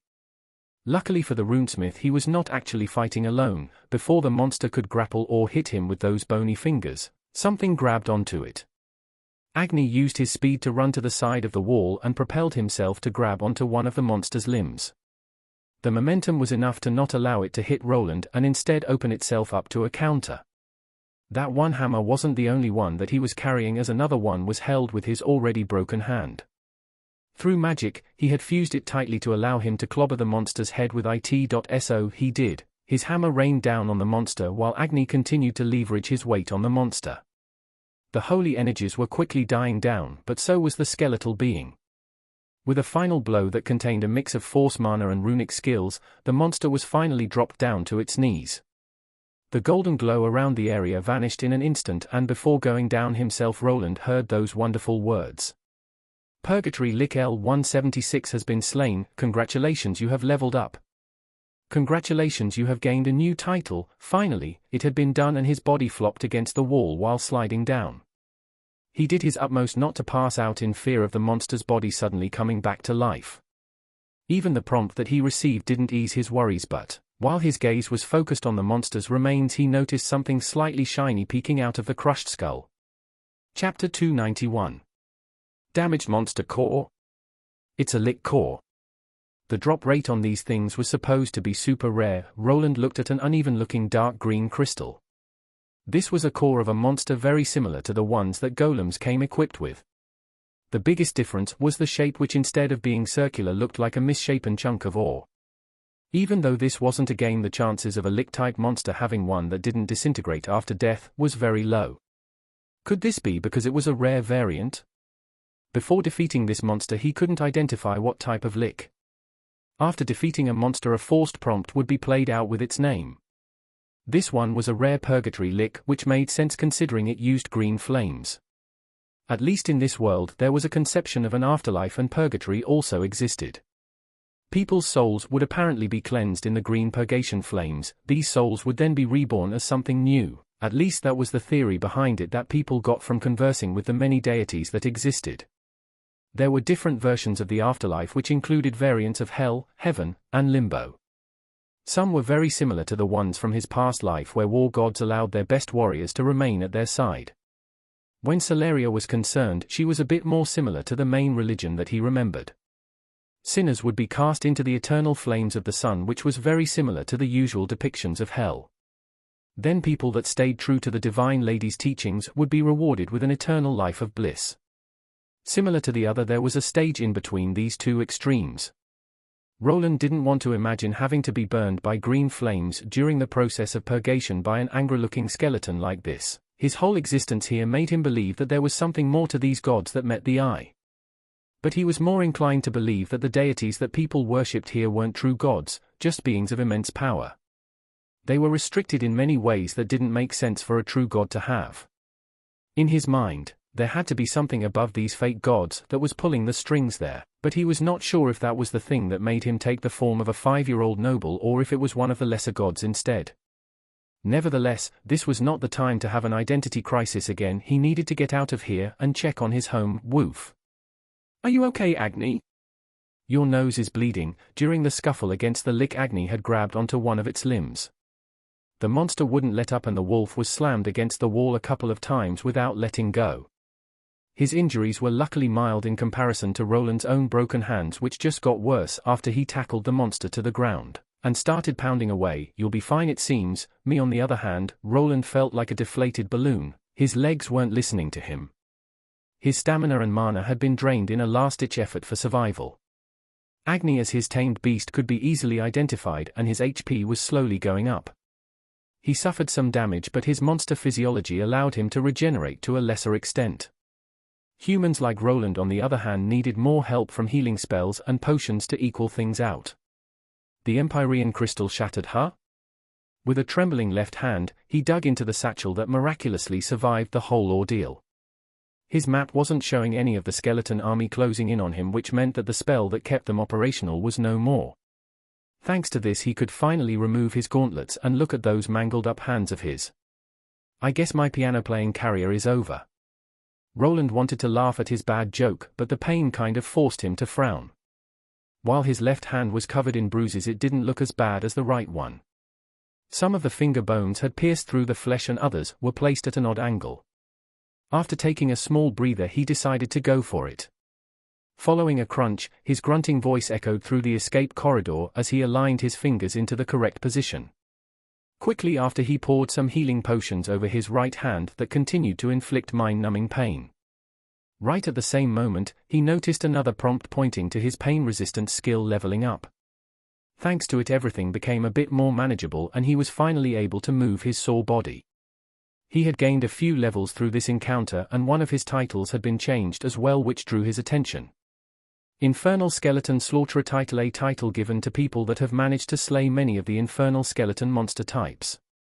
Any monster of this monster family will take 10% more damage from the title holder. Slaughterer, huh? Did it count in the reanimated creatures? The Slaughterer variant of the monster title could only be achieved after killing quite a few of the same monster types. He needed a lot more time to gain that one when it came to goblins, but he skipped a few steps with this infernal skeleton type.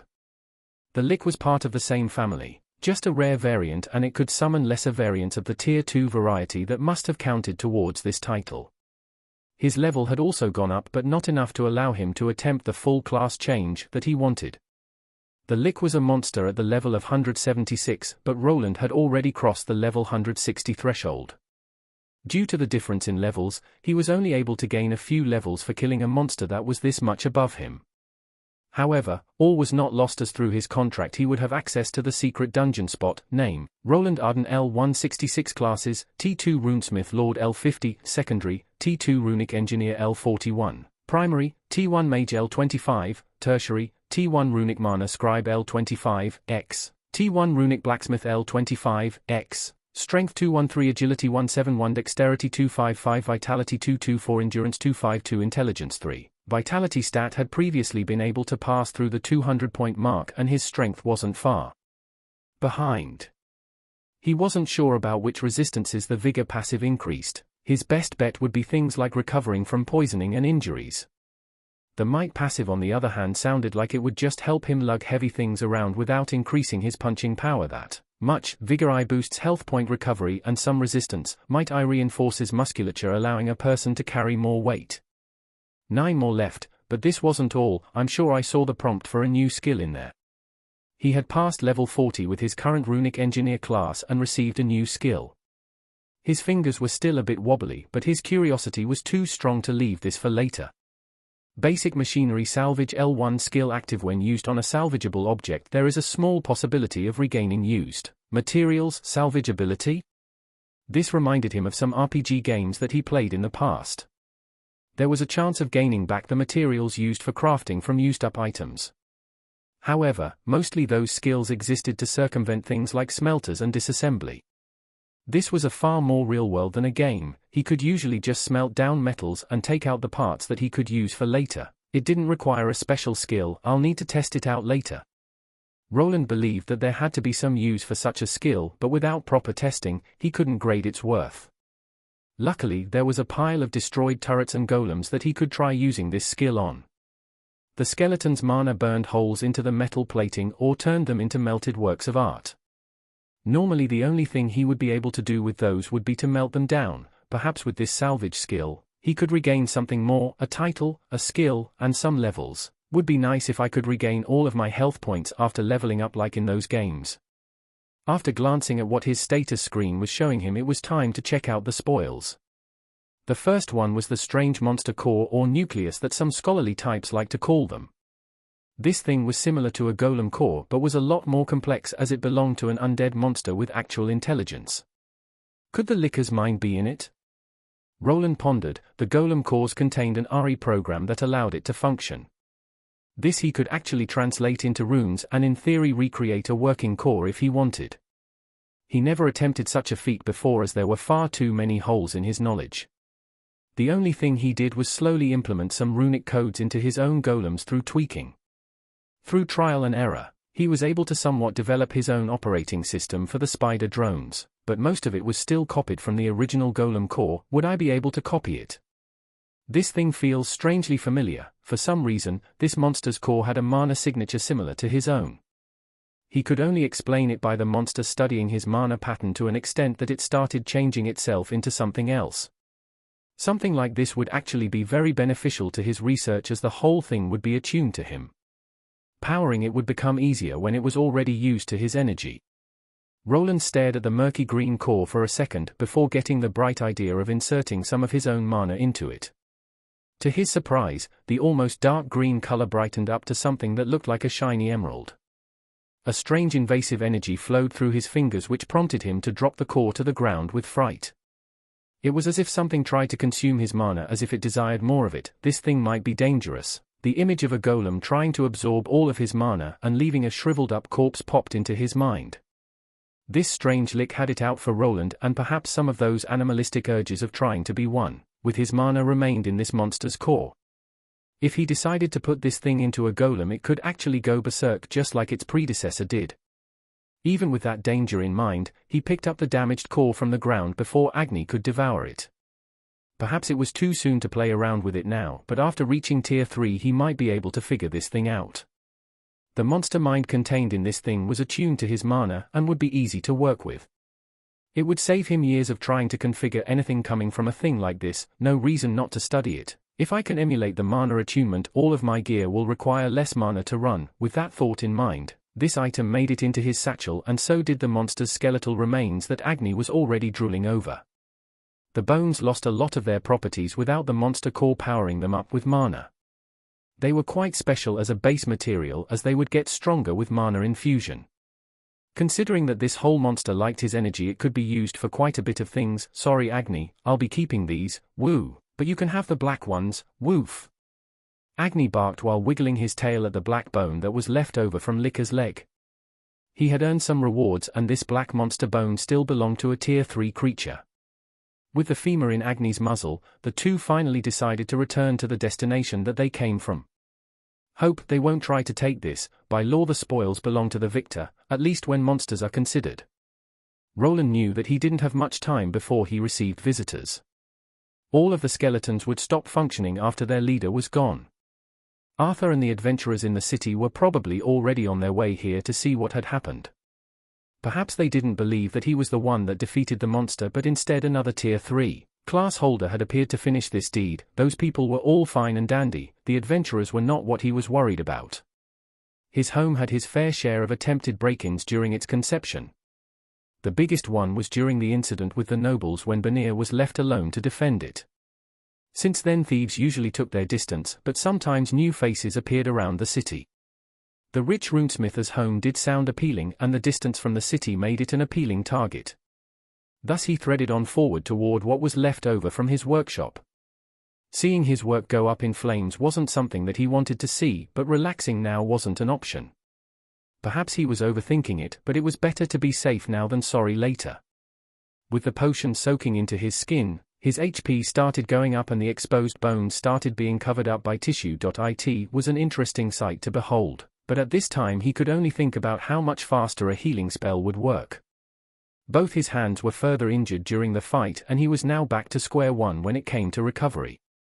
His right gauntlet needed to be replaced, as he had fused a hammer to it, as he wasn't fully able to grip it with those broken fingers. After pushing through the pain, he arrived at the partially destroyed underground workshop.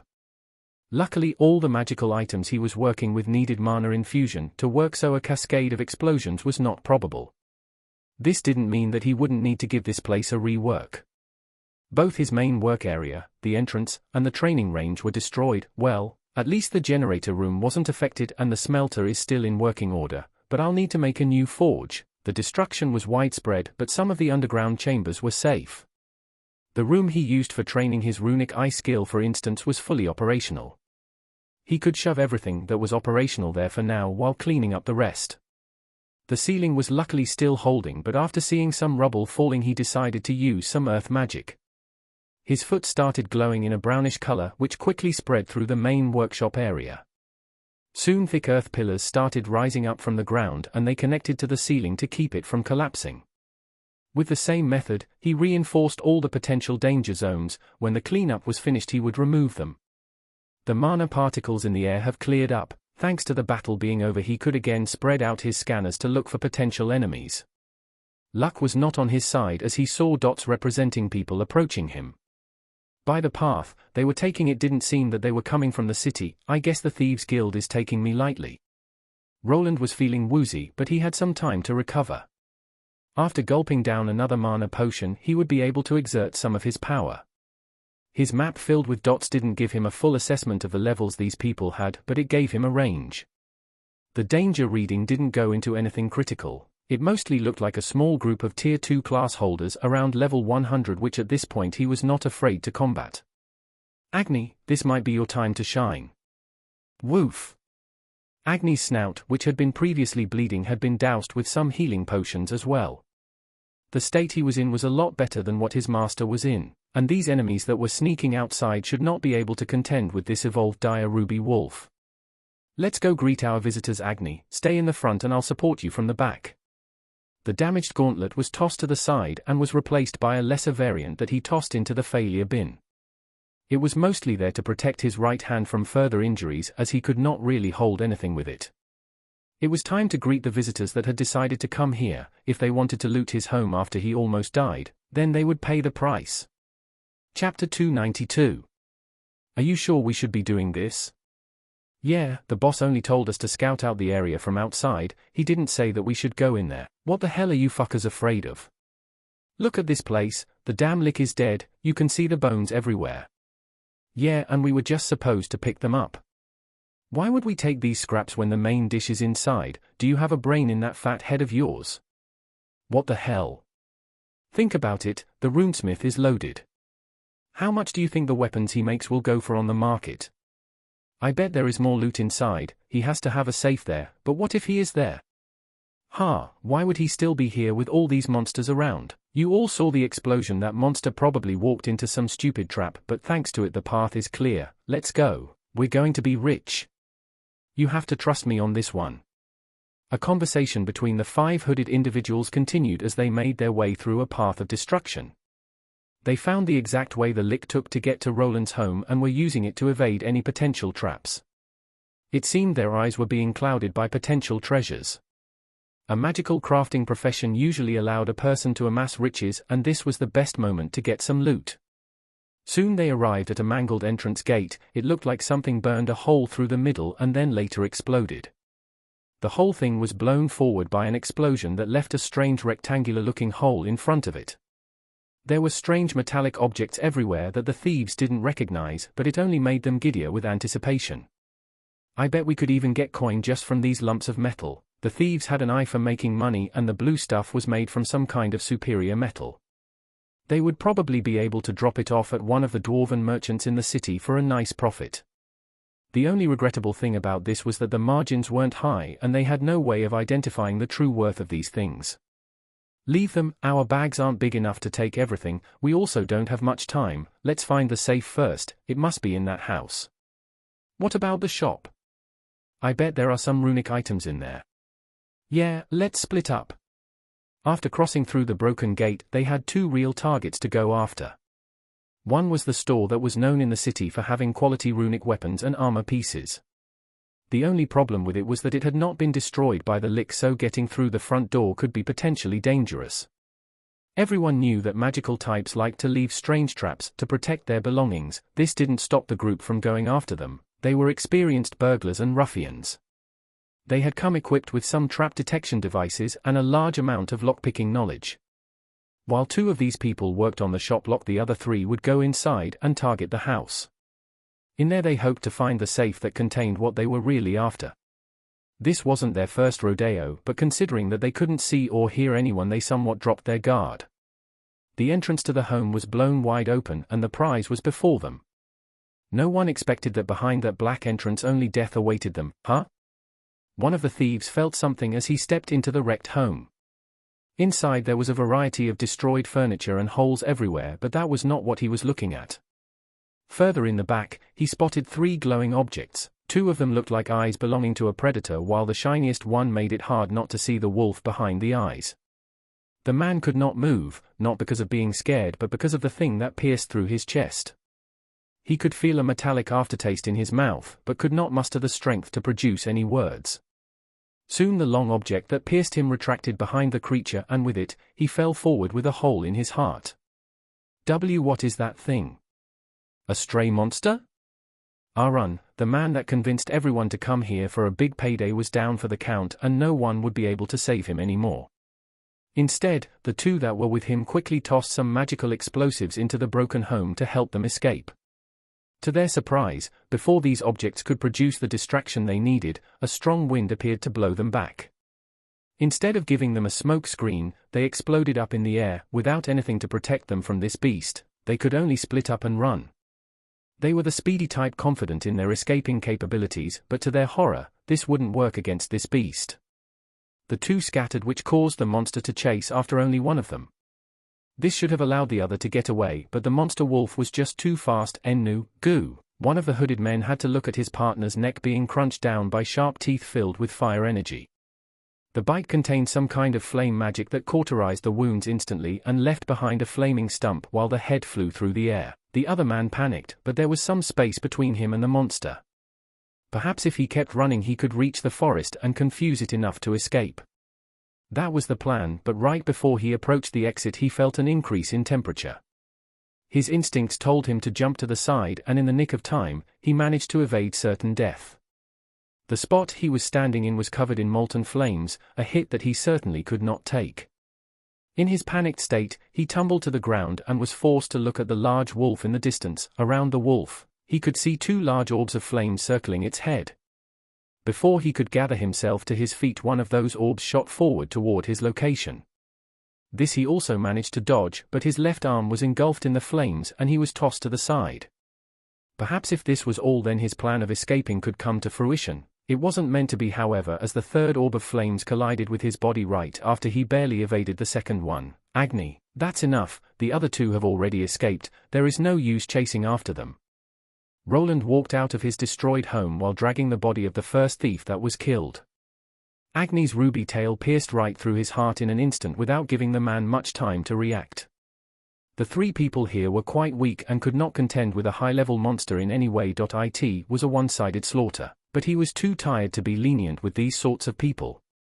Probably if they found him with a critical injury inside his house, they would slit his throat and take his belongings if they had that option. This didn't mean that he wanted everyone dead. The two people that were trying to get into the outside store quickly ran away, and there was no use in chasing them. He did not believe that they would seek vengeance for these three that were killed here. Instead, they would most likely withhold this information from the higher-ups.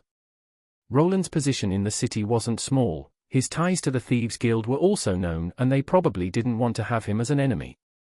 They were probably tasked to scout out the area to see what happened to the monsters and acted out on their own. The job was too sloppy to be something planned. People like this were usually just trying to capitalize on the situation. After a big chaotic event like this, there were many empty homes that could be robbed. His home was just the biggest target, as he was known as the rich Runesmith. In actuality, there wasn't that much gold in his safe, as he usually spent what he earned instantly on new materials for research, or expanding the workshop. This didn't mean that he wasn't rich. If people ransacked his whole workshop and sold everything that wasn't welded down, they could probably retire. There were enough runic weapons and magical items to last a regular person their entire life. All things considered, living in this world was not that costly, but a life of luxury was something else. It doesn't seem like he likes the taste of human flesh, at least. Roland looked at Agni that was snorting his nose at the defeated man. He had gone straight for the jugular and made quick work of the poor fellow. His neck was torn open easily and his body was just there. It looked like some kind of massacre took place here, but he did not think that he would be taken to court for it. Defending one's home was allowed in this world, and killing burglars was as normal as breathing. Shit, are there more of them coming? To his surprise, his mapping system picked up another 5 people coming. This time around there was a big problem. These people were not simple Tier 2 class holders, they were actually strong. Wait, could it be the adventurer party? After calming down a bit, he realized that this group was coming from the direction of the city. Soon after, he also noticed that some other people were following behind this small group. Instead of this being a retaliation force from the Thieves' Guild, they seemed to be the party of platinum adventurers. Even if they weren't, then there wasn't really much that he could do. There were 5 Tier 3 class holders there. Even if he prepared some traps beforehand, it would be almost impossible for him to come out on top. This didn't mean that he wouldn't make a run for it. The escape tunnel was still there, and he could also use the one going toward the dungeon. It wasn't unimaginable that the 5 Tier 3 adventurers could decide to ransack his home. After going through a lot of situations like this, he wasn't willing to just give everything up. Arthur could not be touched, but he probably was not among the people coming this way. This is what we are going to do, Agni. There wasn't really much time to prepare anything, but he still had a few tricks up his sleeve. This gave him enough time to place a few leftover runic bombs in some strategic locations. These would not require any triggering components as the mines did. Thanks to the skill he could use to activate any of his runic creations, it wasn't necessary. Being able to trigger everything remotely when he wanted to was a game changer when fighting around a place like this. Nevertheless, it would only be a distraction for him to evacuate back into his workshop. He could not take on 5 Tier 3 class holders. This he realized after trying to take on just one Tier 3 monster. Here they come, and are those horses? His preparation was misplaced, as when the people arrived they were accompanied by city soldiers, some of them he even recognized. One, in particular, was Sir Morian, one of the knights that Arthur arrived with. This was an unexpected friendly face that made him think that his new boss was watching out for him. Even if the Tier 3 adventurers were brazen, they would probably not try to silence a knight of a noble and the guards around them. Now even less as the monster Lick had already been destroyed and could not be blamed for anything, is that the Runesmith. Was he really the one that took care of the Lick? He doesn't look like much, and isn't that a wolf behind him? Put down your weapons, that's a tamed beast. What he saw was a group of adventurers in expensive-looking armor. Through his mana sense, he could tell that most of their items were enchanted in some sort of way. The composition of this party wasn't anything that unique, but they did have one actual spell caster. It was a woman that looked to be in her late 30s wearing a prominent pointy hat and the usual robe. She was holding a staff with a large orb at the end, which radiated mana. The next characteristic person was the one that identified Agni as a tamed beast. It was a very handsome-looking sun elf in green archer armor, clearly the tracker and monster detector of the group. The next two were two very similar dwarfs, one holding a shield and a mace while the other a bulky-looking two-handed halberd. Then the last person was quite large, well over 2 meters, but didn't seem to be holding any weapons.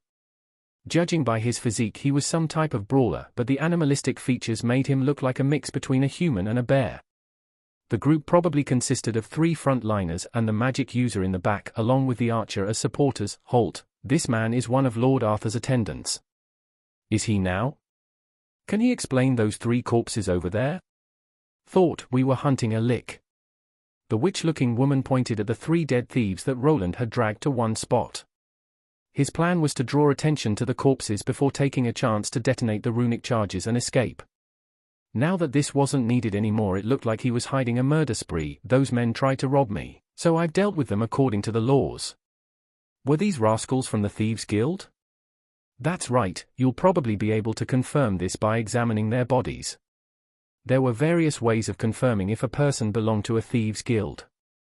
One of them was just glancing at the classes they had. If they were all banditry-related ones, then more than likely the person was sketchy. Sometimes some of the members carried items from the guild or had special tattoos pointing to their affiliation. This usually depended on the guild's guild master. Sometimes a special magical tattoo would be used that vanished after a person died, which made it hard to attach the body to anything. Considering that these people still had some pouches on them, there was probably some proof that they belonged to the underground. He would need to relinquish his rights to those, but it was better than going to jail for murder. That's a dandy bit. Where is that blasted Lick? The dwarven warrior with the shield asked while looking around. There were no bones or remains of any skeletons on his premises as the subjugation took place downstairs. Then the obsidian minion was turned into a leg with the rest of its bones disintegrating in the divine energy blast. Where is it? This time the dwarf with the larger weapon commented while moving towards the corpses of the thieves Agni killed. Without asking for permission, he crossed through the destroyed gates and was on his way to check things out. The other adventurers also started walking forward as if there was no problem, but suddenly one of the dwarfs stopped. Roland was probably the only one to notice the reason for the pause. Not far from the dead bodies was one of his runic bombs. The dwarven warrior was not the one that discovered it. Instead, he was being held back by an invisible magical hand. The woman with the witch hat had pointed out her staff and somehow instantly produced this spell to block the path of her party member. It was clear that she saw the runic bomb there, which could be problematic. Watch your step, Hermond. How many times did I tell you to watch your surroundings? What's the problem? There are many magical traps nearby. Mind explaining yourself? The woman looked towards Roland, who she probably identified as the one that placed the traps there. He did not say that there was any danger, which was probably his fault. The runic bombs would not explode without him activating them through his skill, but the other party didn't know this. Just some traps meant for robbers and monsters wandering in, but I don't remember inviting you inside. This could be considered trespassing, don't you think? He did raise his voice at the group of adventurers. The 2 dwarfs took a few steps back but also instantly grabbed their weapons. However, before any fights could break out, Sir Maurian came to Roland's rescue just like he expected. His bluff allowed him to retain some semblance of authority about this zone and was meant to deter them from snooping around too much. Calm yourselves, adventurers, he is not your enemy. Do you want to go against Lord Arthur's orders? It was good that he was wearing his helmet so that the adventurers couldn't see his smile.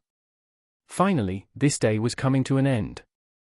The Platinum Adventurers would not hurt him, and now with Sir Morian here he could give him the story and also withhold the Lick corpse, as it was something that belonged to him. Chapter 293. Alright, can someone say something about that dog? I wonder how tis doggy tastes. It's not a dog, it's a dire ruby wolf, but usually their mana controlling instrument isn't this advanced. It must have gone through an interesting diet and you can certainly not eat it. A handsome sun elf shrugged at the two dwarfs from his party as they were looking in the direction of a ruby-encrusted monster. It belonged to the runesmith that lived here, and at the moment he had delved into the destroyed home to fetch something. Calm down, boys. That runesmith fellow will probably show up soon and then we can leave. Why don't we just go in? What if he tries to run? A woman that was wearing quite the large hat that made her look like a wizard conversed with a large burly man. The man didn't seem to be okay with the man making them wait. They came to take care of the Lick, but were apparently too late to the party. What they were waiting for was confirmation that the monster was actually dead, as they couldn't leave otherwise. Why do we even need to confirm the kill? The reanimated skeletons are all dead. Doesn't that mean that the Lick should too? You're not wrong to assume that Brawn but Liches are smart creatures. There were incidents where a Lick played dead to save their life and then massacred the adventurer party that didn't notice. The magician replied in a leisured tone while looking around the somewhat destroyed scenery.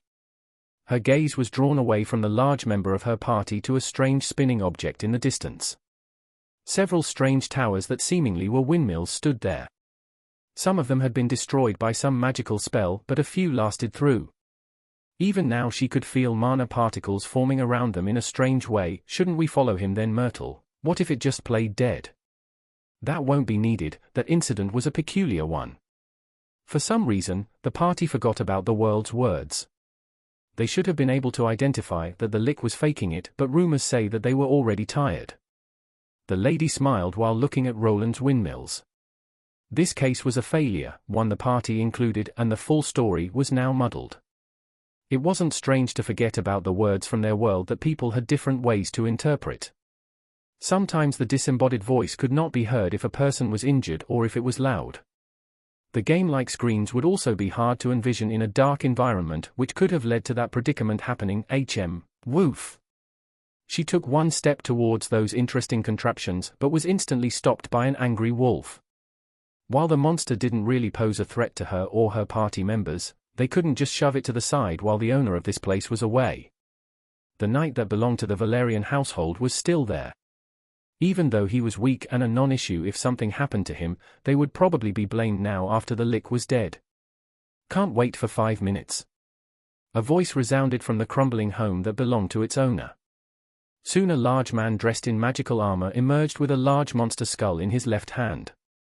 Without a doubt, it belonged to an undead magician as it had lingering tier 3 mana around it. With this, the mission of this party had kind of been ruined as they had been tasked with taking out the monster themselves. They would only be getting part of their commission due to this, which made the whole trip here a big waste of time. This should be enough to confirm the kill. I hope you don't expect me to return the monster's remains. It died in one of my traps and by law, it belongs to me. It does seem that it's the Lick, and don't worry Mr. Wayland, was it? We would not do such a thing. One of your party members wanted to eat my tamed wolf. You'll have to excuse me for being wary. The old woman laughed at Roland's comment. In reality, he would probably not be able to do anything else than trigger the explosives around the entire compound, and make a run for it if they decided to attack him. The woman looked to be in her mid-30s, but Roland had the suspicion that she was somehow altering her appearance. It wasn't strange for magicians to have access to some life-prolonging magic or elixirs. Considering that she had the highest level of the whole group here, it wouldn't be strange if she was a lot older. Then she led people to believe, Myrtle, this wasn't what we agreed on. What do you want me to do, revive the Lick so we can kill it again? I'm not that sort of mage. Roland peeked at the party of 5, and while they were arguing he decided to go through their levels and classes. Luckily the group wasn't wearing any protective trinkets to protect them from an identification attempt. To him this was strange, but not everyone had things to hide like a certain runaway noble. Name, Myrtle. L202 classes, T3 Cryomancer, L52 T2 Advanced Ice Mage, L50 T2 Ice Mage, L50 T1 Mana Scribe, L25 T1 Mage, L25. The woman had put a lot of faith into just one element of choosing. A Cryomancer class was able to produce quite the array of ice spells. It wasn't strange for someone like her to appear at a mission involving a fire dungeon, but her ice magic wouldn't be that effective against a lick. Name Auburn L175 classes: T3 Bowmaster L25 T2 Marksman L50 T2 Ranger L50 T1 Hunter L25 T1 Archer L25. The Sun Elf was clearly a one-trick pony as well. He had stuck to marksmanship-related classes and was even focusing on one weapon with the Bowmaster Tier 3 class. It was a class that was specifically good at handling bows and anything related to them. It also furthered most of the tracking skills a hunter and a ranger would have brought to the table. The two dwarfs named Hermond and Delmond had very similar class composition and weren't worthwhile to investigate. One was a shield master and the other one was a polearm master, not very prestigious classes that only focused on one particular piece of equipment. Then there was the last member of the party that had a more unique setup, name Braum L181 classes: T3 Bestial Druid L31 T2 Beast Shifter L50 T2 Barbarian L50 T1 Brute L25 T1 Warrior L25. He was a druid and the name implied that he could change into some type of beast. He was already the size of the Adventurer Guild Master, but perhaps he could even bulk up more. The man looked like a beastman from a bear tribe, but it could have actually just been part of his class skill of shifting his body. The Beast Shifter class would allow an individual to alter parts of their body. For instance, they could enhance their limbs by growing sharp talons or powerful jaws with a bunch of teeth. However, a Tier 3 variant of the Bestial Druid allowed them to change their form entirely. A person could even shift between more than one form. Instead of just turning into a large wolf, they could become something between the two, a werewolf. It was a class that allowed them to become monsters that kept their intelligence and could even use weapons or armor. That's probably why he isn't covering his chest much. The increase in size would destroy it anyway. Roland went through the classes and also the high levels and came to a conclusion. He would probably not be able to handle any of these people alone. At least not while they were so close and he was still injured from the last fight. However, he needed to continue the charade as these people could probably not see his true level. If they thought that he was capable of defeating a lick by himself, then they would think before attempting anything drastic. Myrtle was approached by the blonde Sun Elf that looked a bit maddened by the lack of monsters to kill.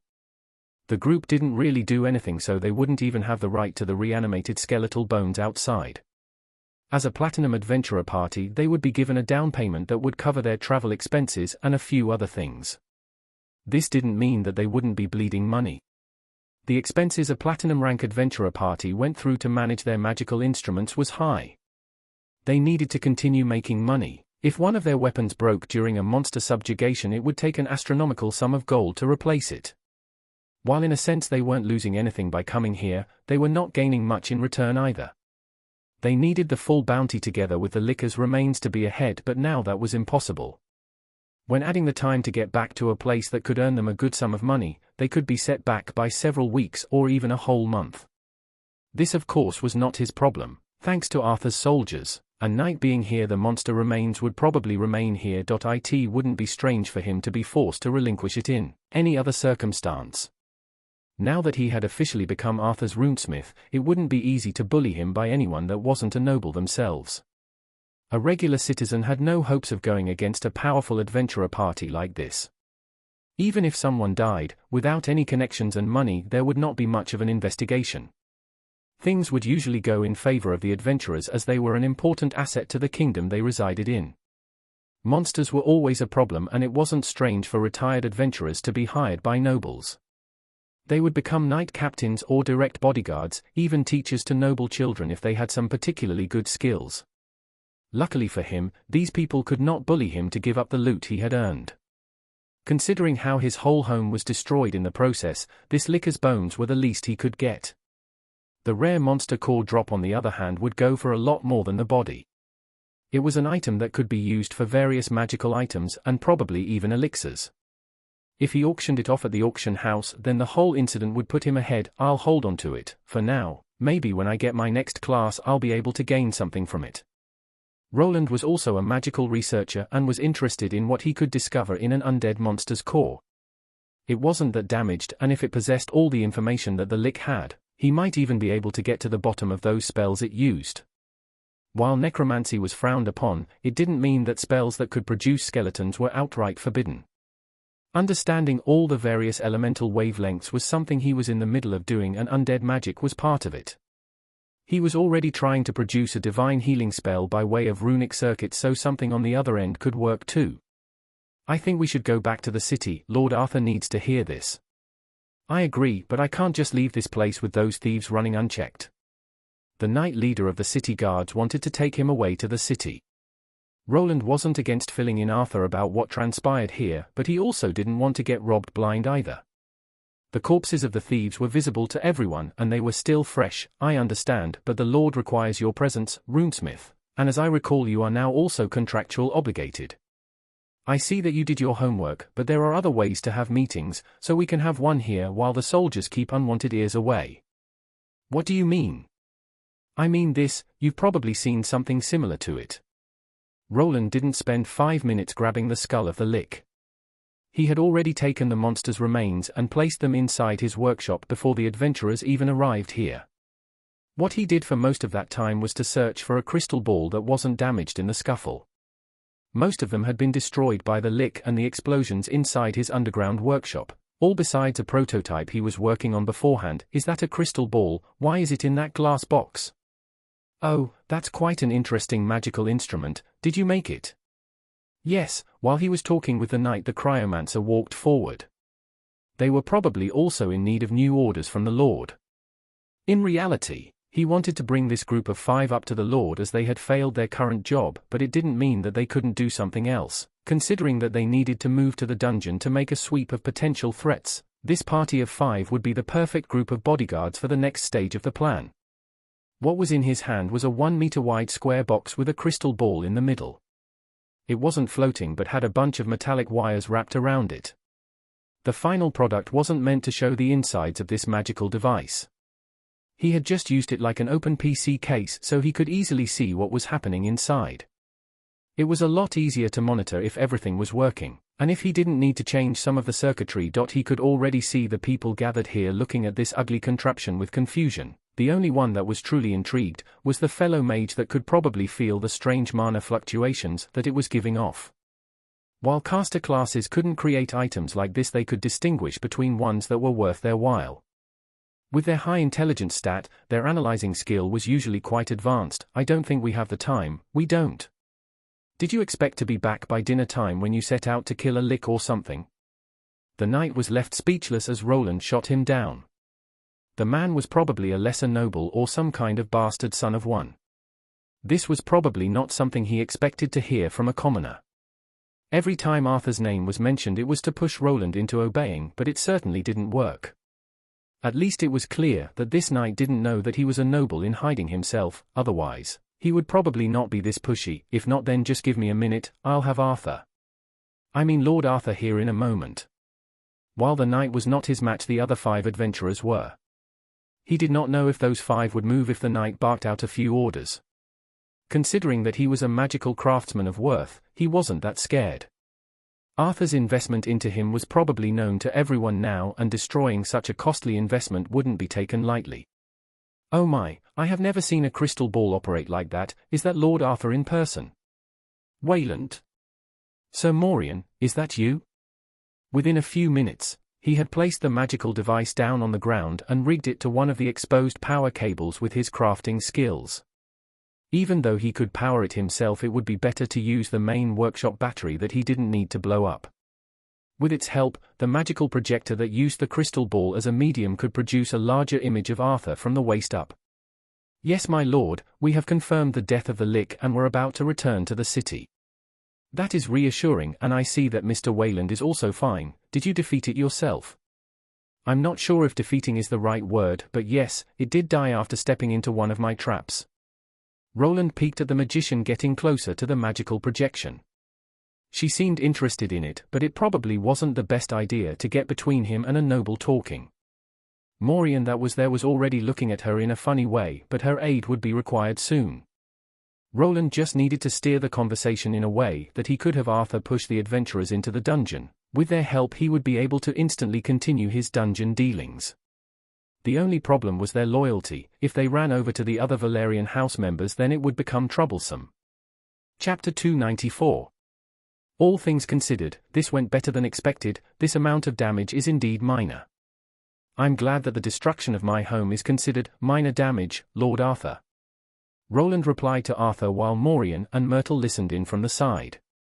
It was quite surprising for them to see someone acting in this fashion when talking to a noble.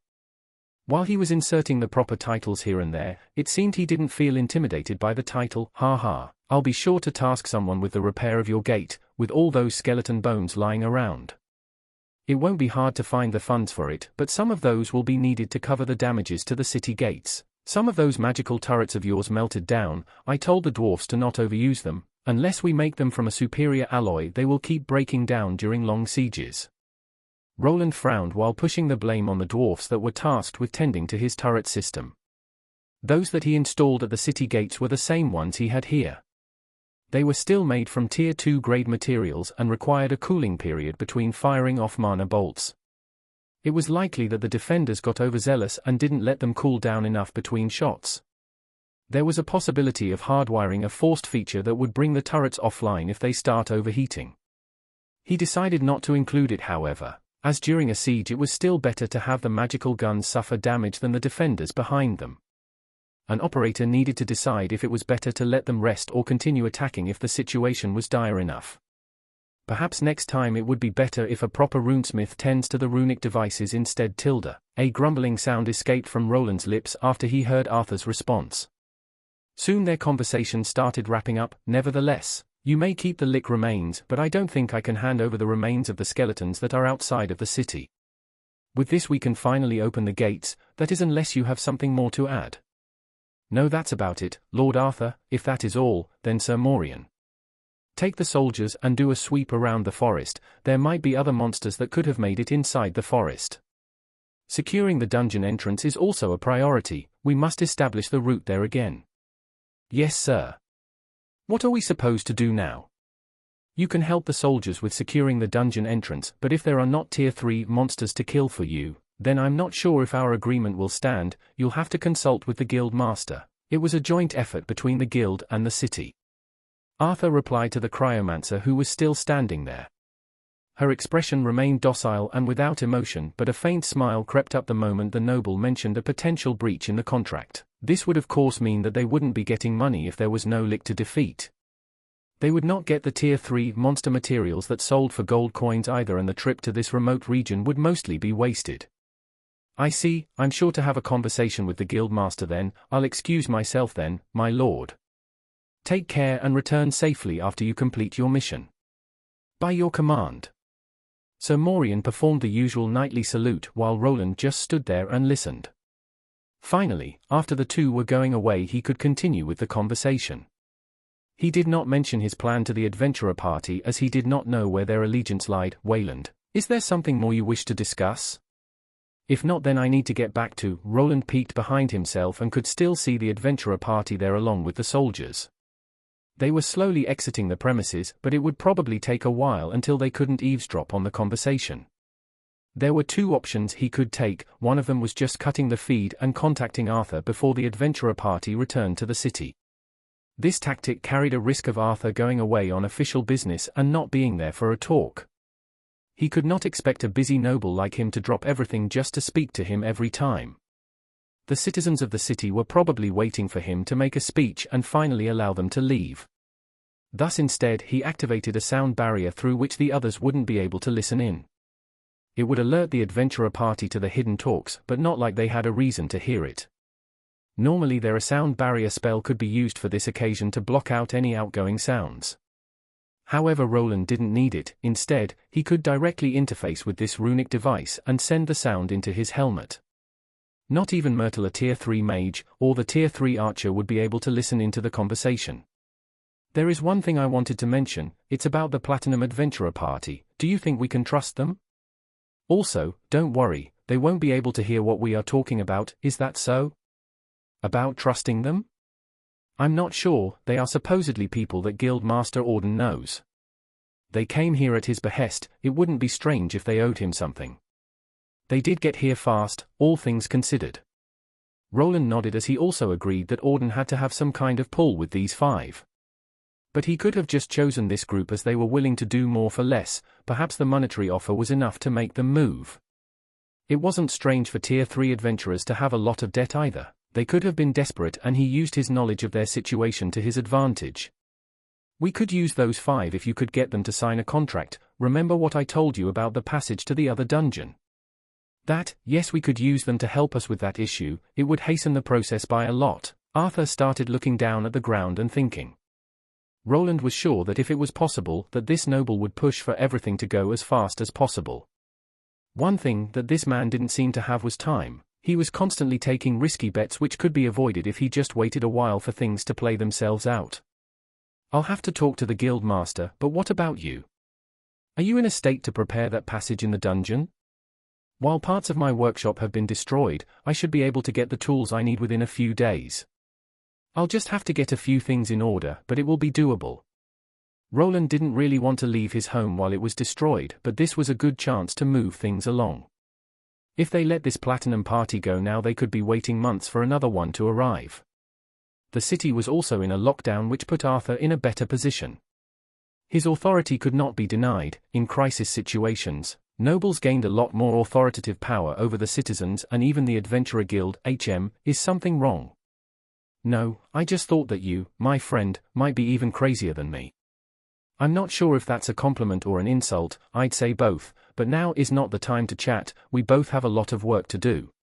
Before you go, there is one last issue. Go on.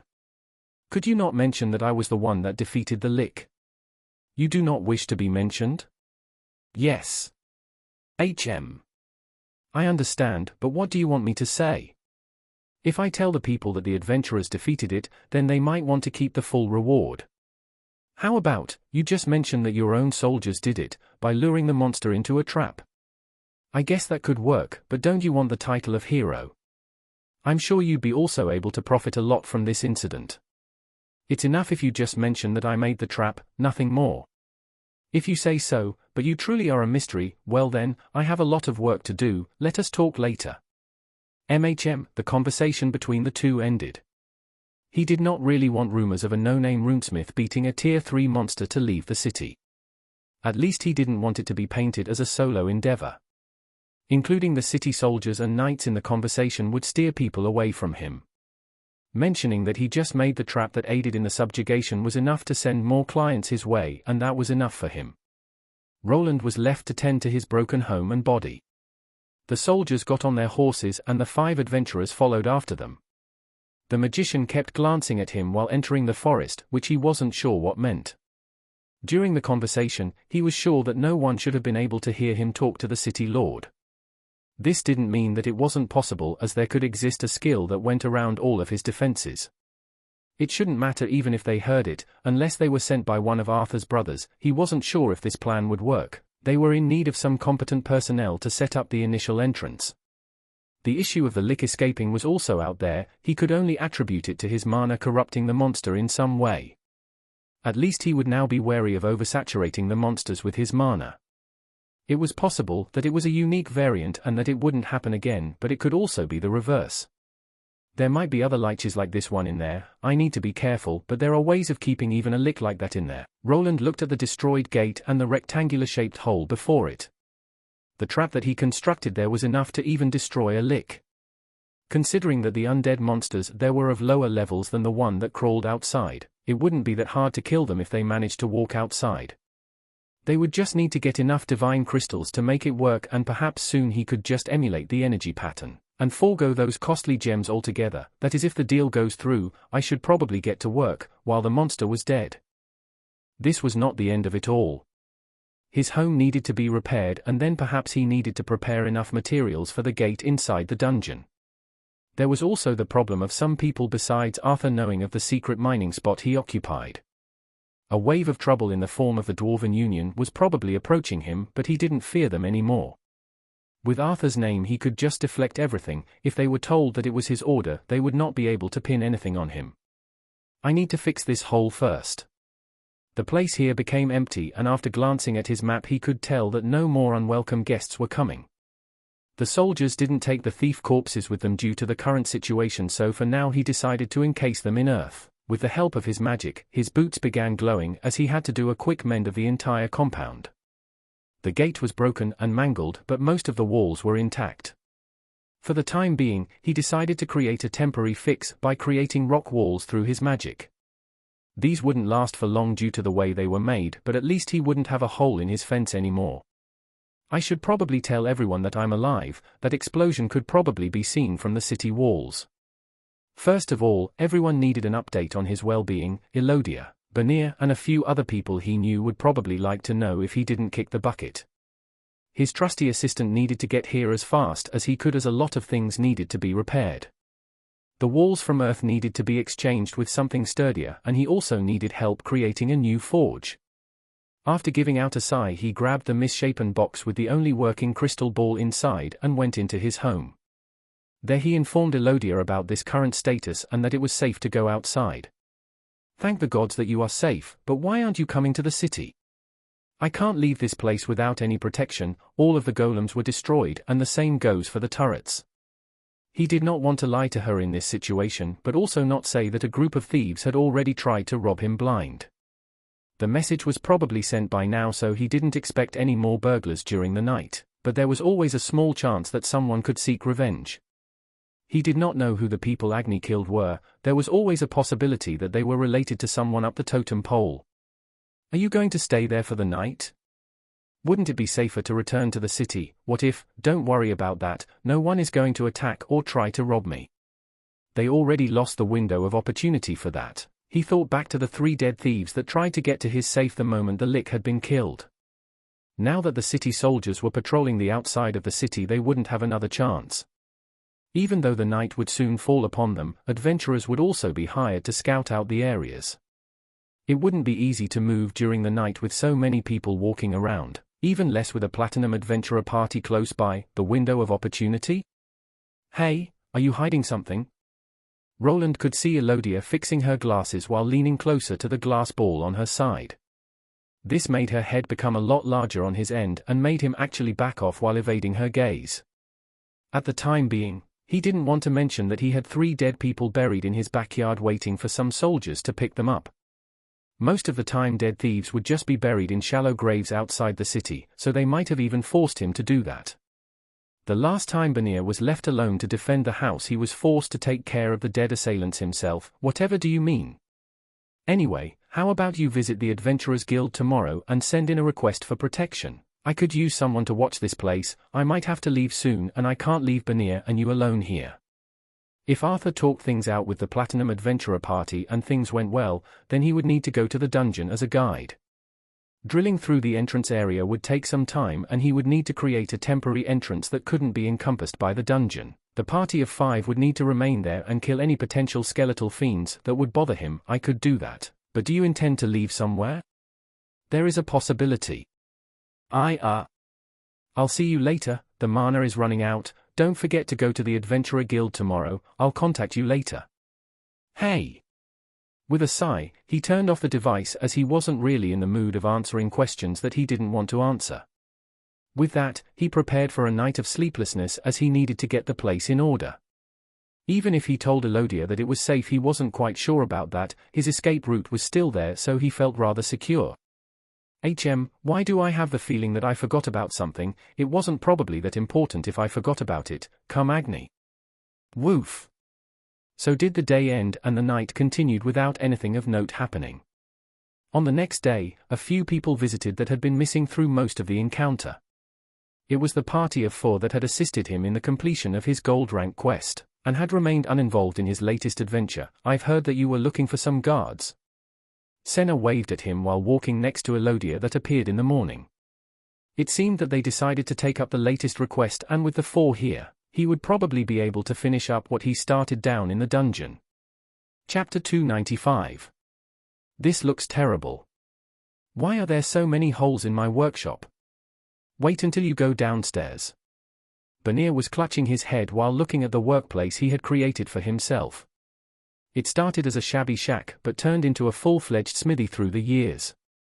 Roland had seen him constantly work on it after finishing the workload. It was like his own project and place that belonged to him.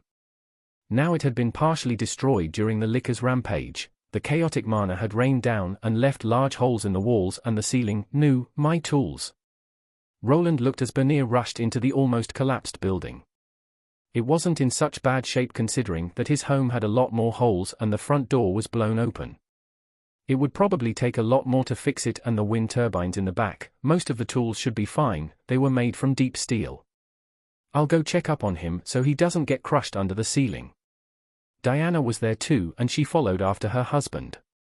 Roland nodded as he looked inside and used some of his magic to reinforce the structure.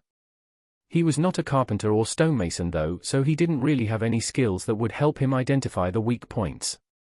Luckily Banir and his own student could use some abilities to help them out with everything.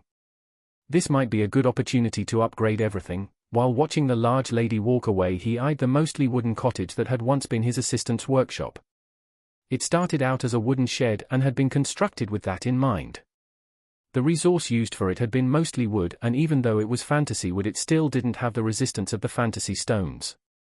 Perhaps it was time to put some more money into all of this, as his compound was certainly not able to last through a tier 3 monster invasion. Even one was enough to cause this much damage, but perhaps I should prioritize leveling up first and leave this to Banir instead?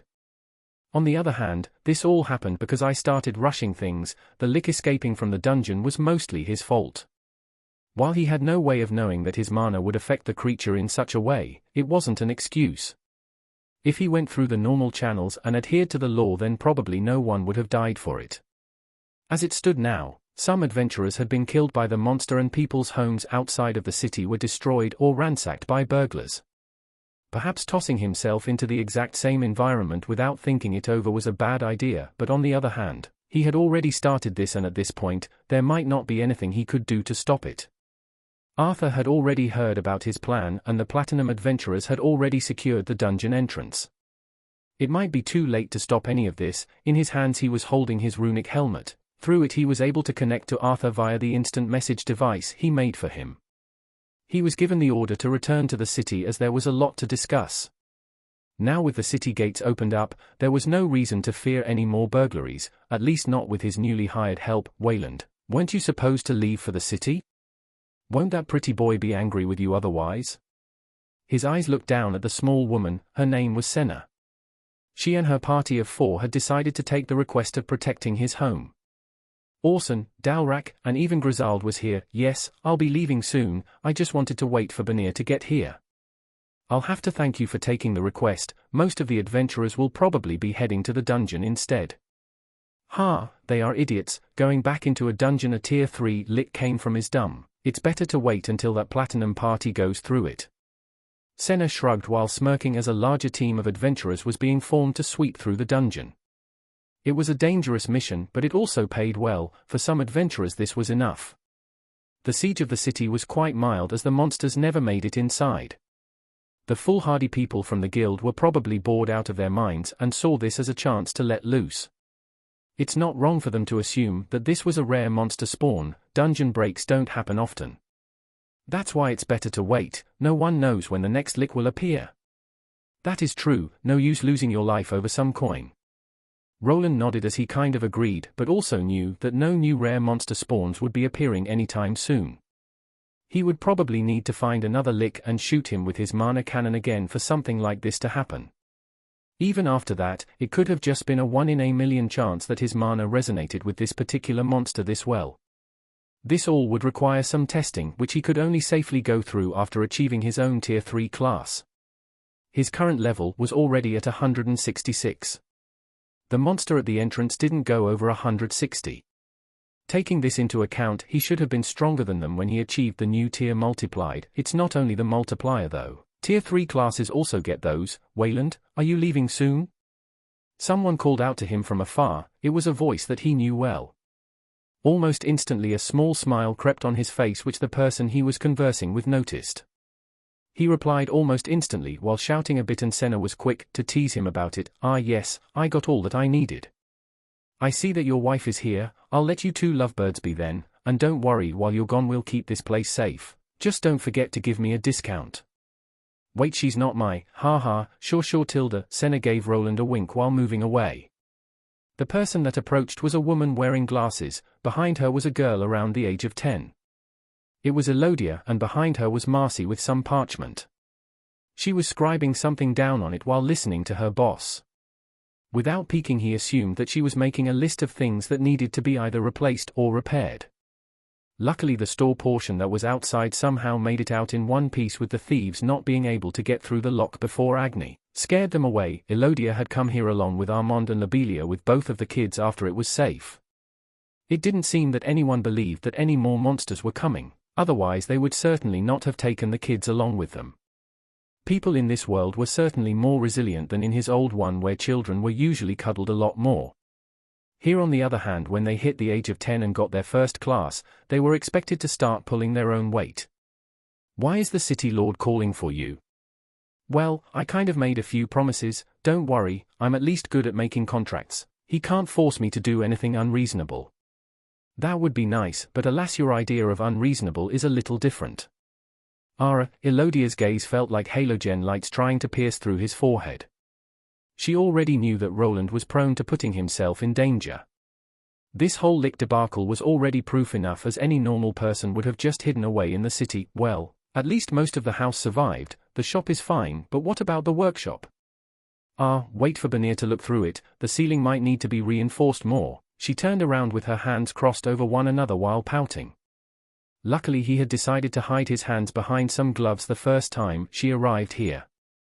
The healing potions did heal his broken bones, but they weren't good at hiding scars. These health potions he used just boosted the natural regenerative capabilities of a body. He would have to get a costly holy elixir from the church or get healed if he wanted to hide the scarred tissue. This is what he was actually intending to do when he got to the city. This amount of damage would be feasible for a tier 2 priest. "I'm sorry." "Why would you be sorry? Not like you put yourself in unreasonable danger just to save some building and magical trinkets. Come, Marcy. Wayland here has a lot of work to do. We wouldn't want to keep him from visiting the city lord." The young girl didn't know what was going on, as she just nodded and quickly hid her face behind the piece of parchment she was scribbling on. It was clear that Elodia was quite mad this time around, and he wasn't sure how to make it up to her. While walking away he did notice her almost peeking back but quickly turning around for another pouting session. "She didn't get much sleep, you know. Haven't seen Big Sis this worried since we had to leave that city." After Elodia left to tend to some things, Lobelia appeared next. "She slept near that crystal ball waiting for you to send a message. You don't need to add salt to the wound. I already feel like an idiot." Roland had forgotten that he wasn't a one-man team anymore. There were people that actually cared about him and would be sad if anything happened to him. It was an actual nice feeling for once, but it also brought some drama into the mix. At this moment he didn't know what he could do to ease Elodia's mind. Perhaps they needed to have a heartfelt talk if this whole relationship wanted to continue, as he couldn't see himself becoming less prone to injury until at least getting that tier 3 class problem sorted out. Even after that, it was only the first step beyond the wall. Not like tier 4 class holders didn't exist and could bully him around. Both sides would probably need to agree to some type of compromise, but that was something for later. First he needed to actually see if Arthur worked things out with the Platinum Adventurers. "Good, you should, but anyway, you don't need to worry about those 3 fools. They were working on their own. The guild won't come after you or anything like that, and they also didn't have any connections, so that's that. At least some good news for once. Well, have fun, but be sure to be nice to my sister, or else." Lobelia delivered a hefty smack to Roland's back that didn't really make him budge at all. She was all smiles, but her words would be taken seriously. Now that everything here was getting taken care of, it was time to move to the city. His magical half-plate armor that he used for walking in Albrook was already on him, so after one last attempt at a wave toward Elodia, and getting a side glare, he decided to leave her alone for now. "I miss using my bike." The runic bicycle that he had made previously was stashed away in his workshop. After making the tunnel to the dungeon and also having someone else to carry his wares to the city, he didn't really have a use for it. His attention turned towards more complicated magical machines like the runic golems. This didn't mean that this mode of transportation couldn't revolutionize the city. If I managed to get a few wind turbines into the city and create some charging stations, it wouldn't be impossible. This idea wasn't his own but came from his old world. Their electrical cars and bikes were just becoming more mainstream. It would take some work and help from the city, but it wouldn't be impossible to popularize magical bicycles. All he needed to do was place a runic battery onto his current design. He couldn't expect regular citizens to have enough mana to power them or use mana fluid as a fuel source. That resource was more costly than gasoline in his old world. On the other hand, his renewable runic batteries were different, they could be recharged multiple times. The only thing holding them back was the materials they were made from. With time the runic structures would deteriorate the metal and would need to be replaced or repaired. Something like this would be too much for him, as he could not replace hundreds of runic batteries just like that.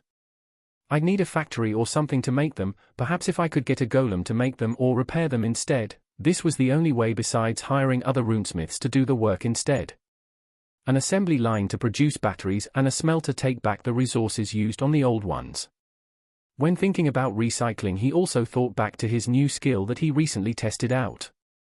It was the basic machinery salvage skill that he gained after getting past level 40 with his runic engineer class.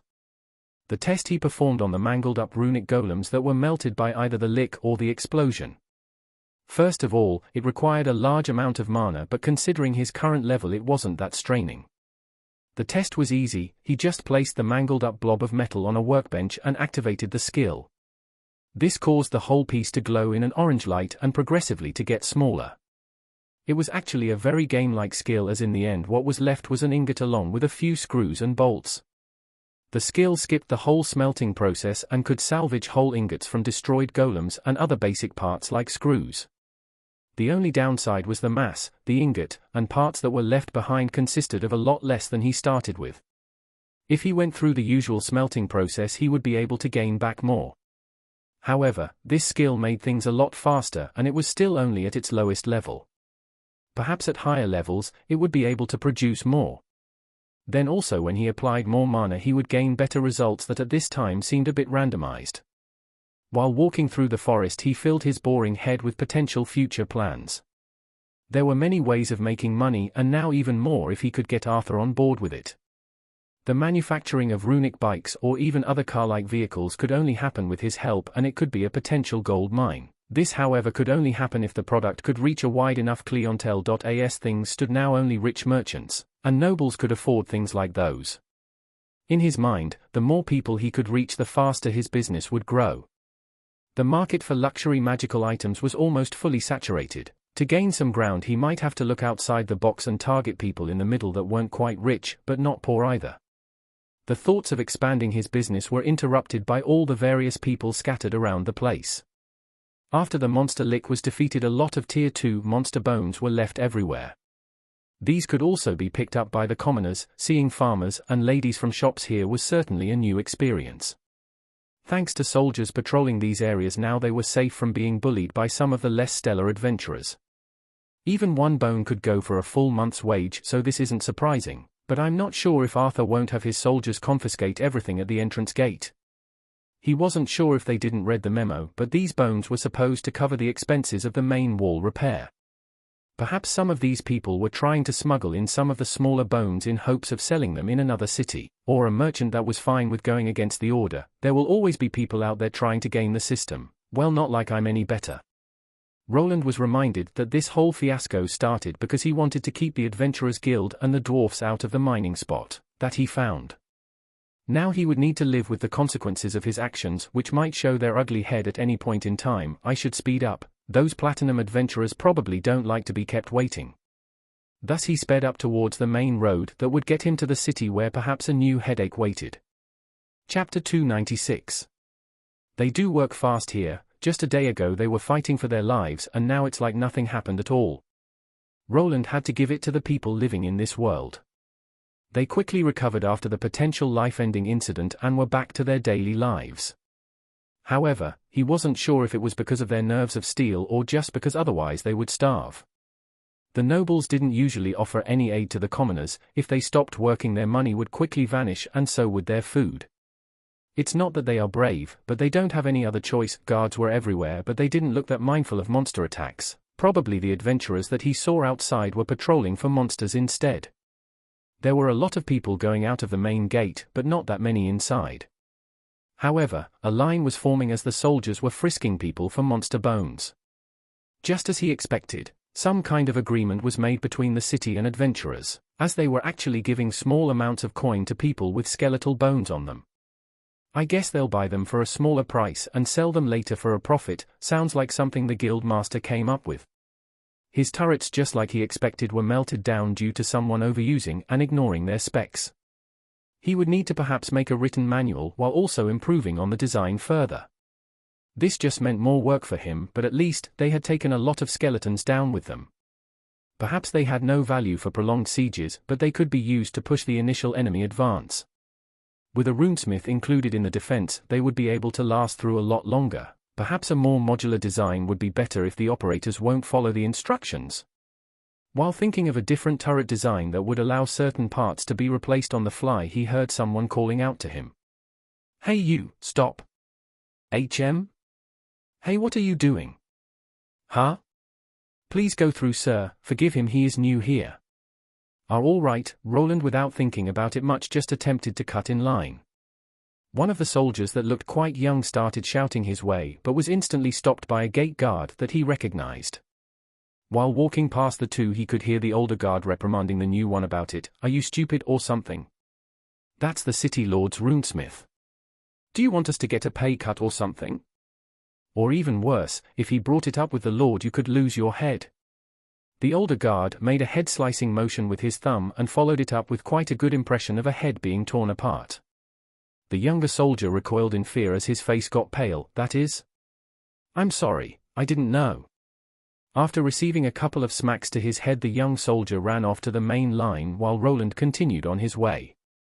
He could see that people were looking at him with more interest than usual. He had told Arthur to keep him out of the rumors, but perhaps making a trap strong enough to kill a lick was enough to earn the people's favor. Some of them whispered while others bowed in respect slightly while he passed. If this was a game, would my approval rating with the city have risen to favorable or something? He wasn't sure if he liked this. His face was somewhat exposed as he wasn't wearing his helmet but just covering it with a dark robe. When he came here a few years ago, he wanted to lay low and just live a simple life of a craftsman. Involving himself with the nobles and being sent to war to fight was something he wanted to avoid. With his current array of skills, he would probably be safe from that fate, as making good weapons was usually more important than becoming a soldier. The situation at the borders was finicky, with small skirmishes breaking out every so often. It was like a powder keg waiting to explode. Each kingdom and empire was eager to gain more lands and power. Getting involved with that world was a given if he remained in the Arden estate, and it was still a possibility if his father actually found his new residence. He hasn't found me for over 10 years now, so he probably won't ever unless Robert talks. Too much time had passed since his disappearance, and it was more than likely that everyone had come to terms that he was dead.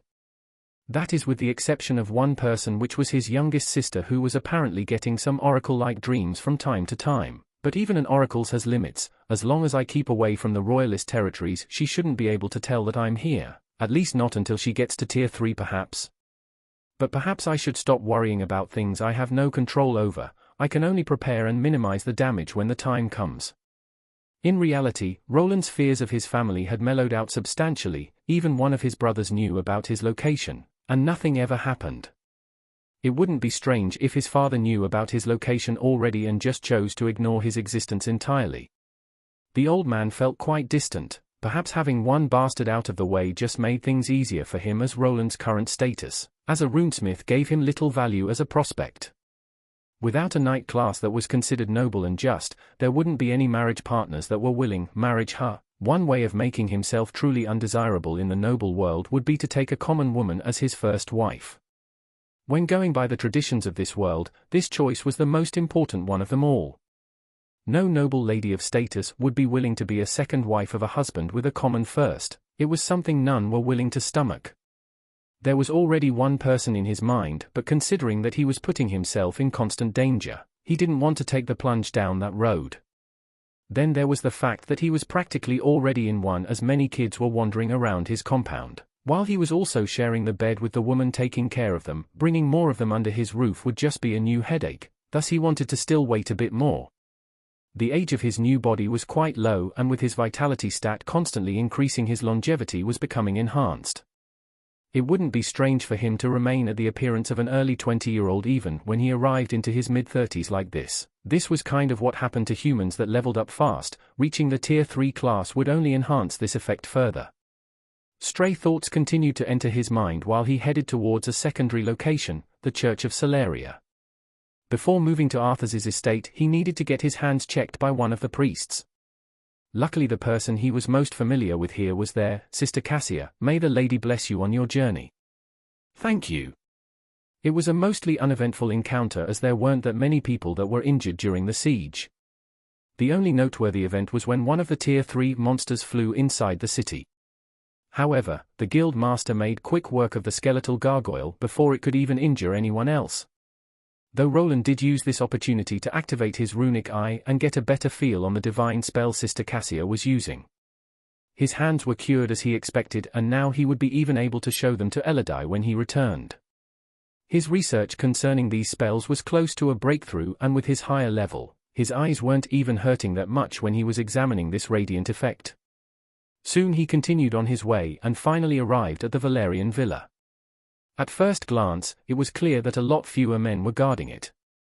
Some of them were probably patrolling the city or outside of it to see if it was really safe. This didn't stop them from letting people out. Everyone was free to go outside and had to decide for themselves if it was worth the risk. Things like shelters didn't really exist, and some people actually had to beg for temporary stay in other people's houses.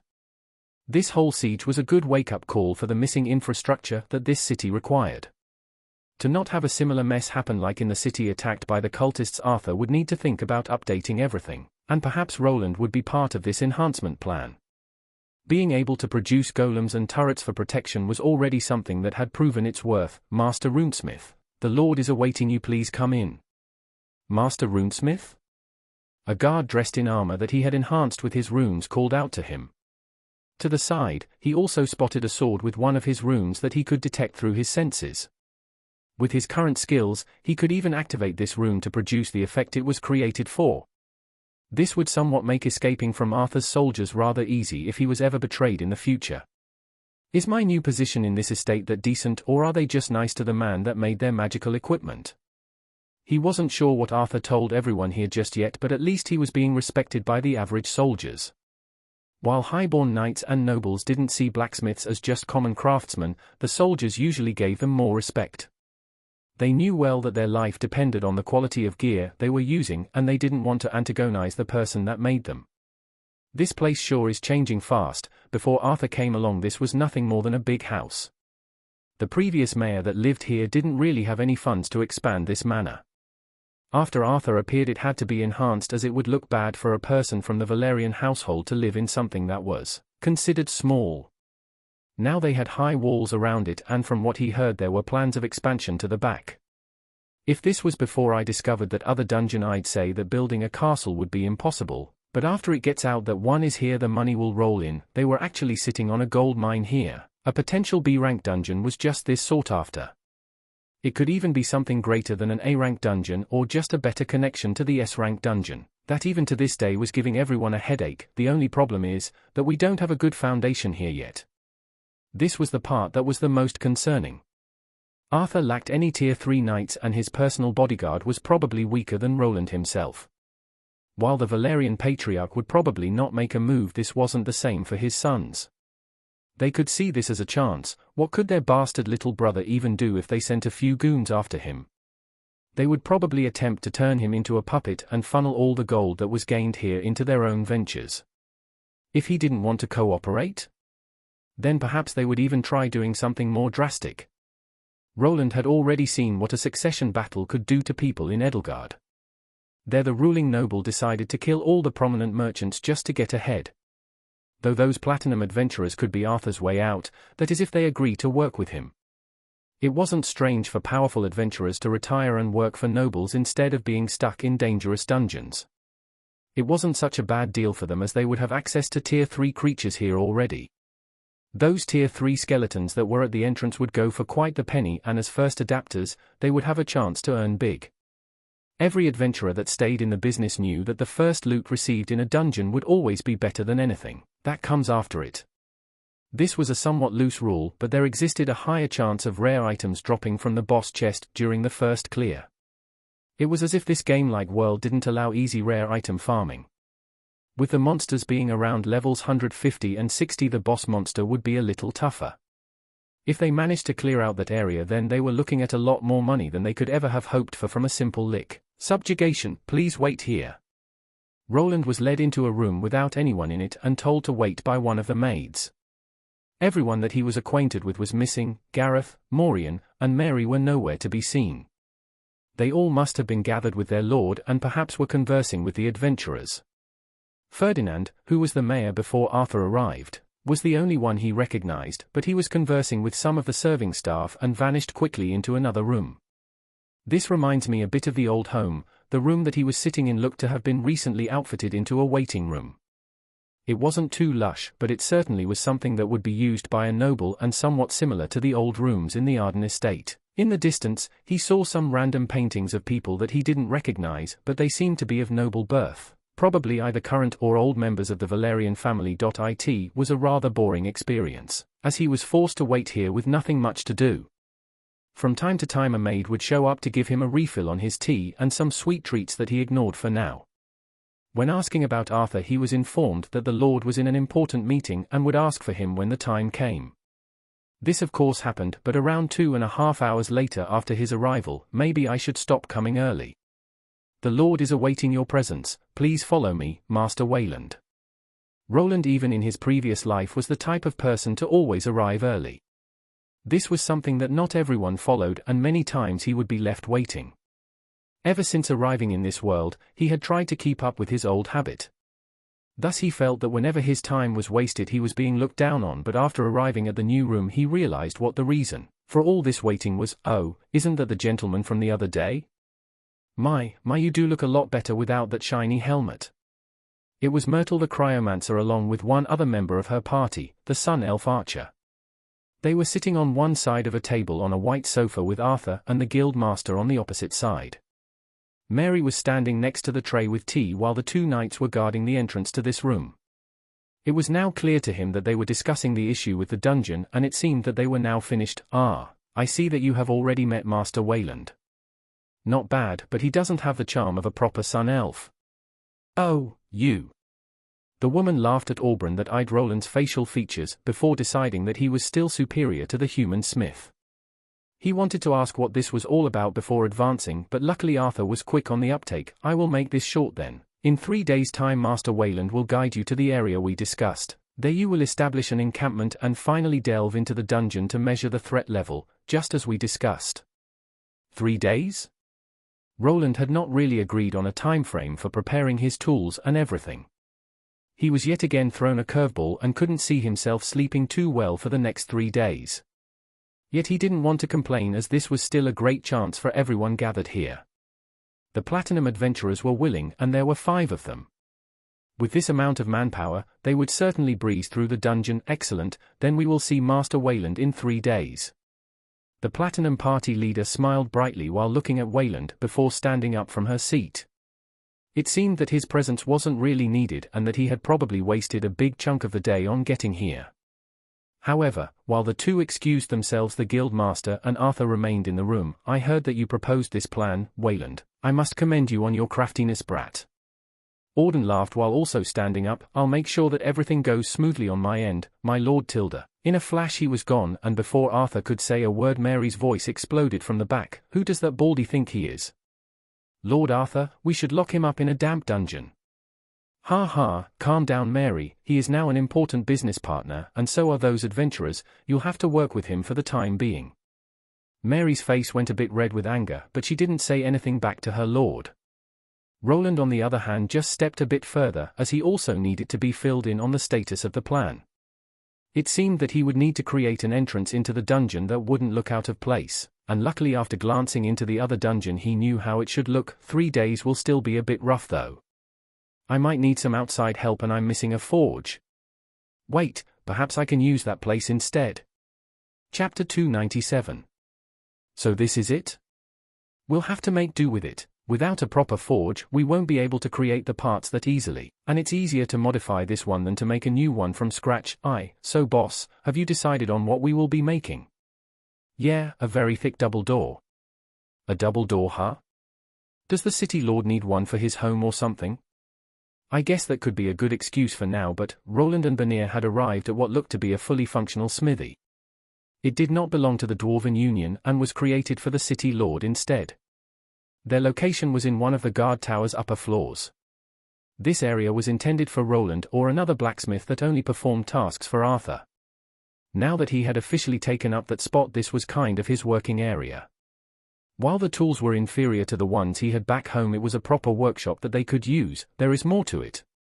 Yeah, listen up, this can't be known by anyone, we could get into trouble if the Union finds out. Banir wasn't sure what this was all about, as he only got asked to get his butt over here for some work. Working on a large gate or door wasn't anything special. After creating many working weapons and armor, this wouldn't really be much of a workout for either of them. Nevertheless, his mouth opened wide after he realized that the true reason for them making the door was to bring it into the dungeon. There is another dungeon inside the dungeon? Yes, but never speak about it to anyone, not even your wife. The fewer people know about this, the better. Sure. Even though Roland was inclined to trust Diana with things like this, there were ways of making people talk with the help of potions or magic. Even if she didn't want to, she might have not had a choice in the matter. The only reason that Banir was finding out about it was that he was needed for this short expedition. Both of them needed to discuss the thing between them, and a dwarf's insight about dungeon walls would be much appreciated. I've already prepared the blueprint. I was thinking about something like this, but first I need to tell you about the spot it has to go. It wasn't really a problem to design a door for the dungeon. He had already seen several of them inside of it and just mimicked the design to be somewhat similar. It would be a simple thick double-sided door that opened to the inside of the mine. Normally he would have liked it to be the reverse, as it was always harder to break down a door that opened outwardly. However, there was a chance of the dungeon walls pushing in from the sides and blocking the way forward. If the door was aligned in such a way, it could get easily blocked by the dungeon rocks.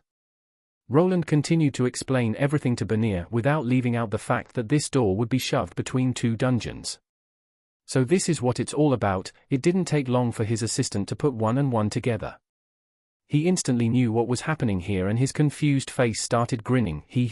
I knew about the mining area, but didn't know there was a B-rank dungeon down there. No wonder the city lord is trying to keep everything under wraps. While Banir never really asked about what Roland was doing down there in the dungeon, the increase in rare minerals and metals was obvious. Now that he knew about the secret dungeon entrance and that they would be creating a large door to go through it, he was ecstatic. Those fools.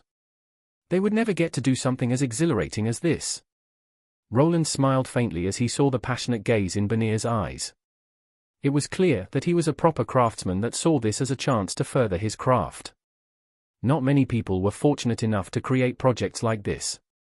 They needed to make the entrance look like something that belonged in a dungeon. Luckily for them, it wasn't strange for entrances that were made from new materials to appear in a dungeon.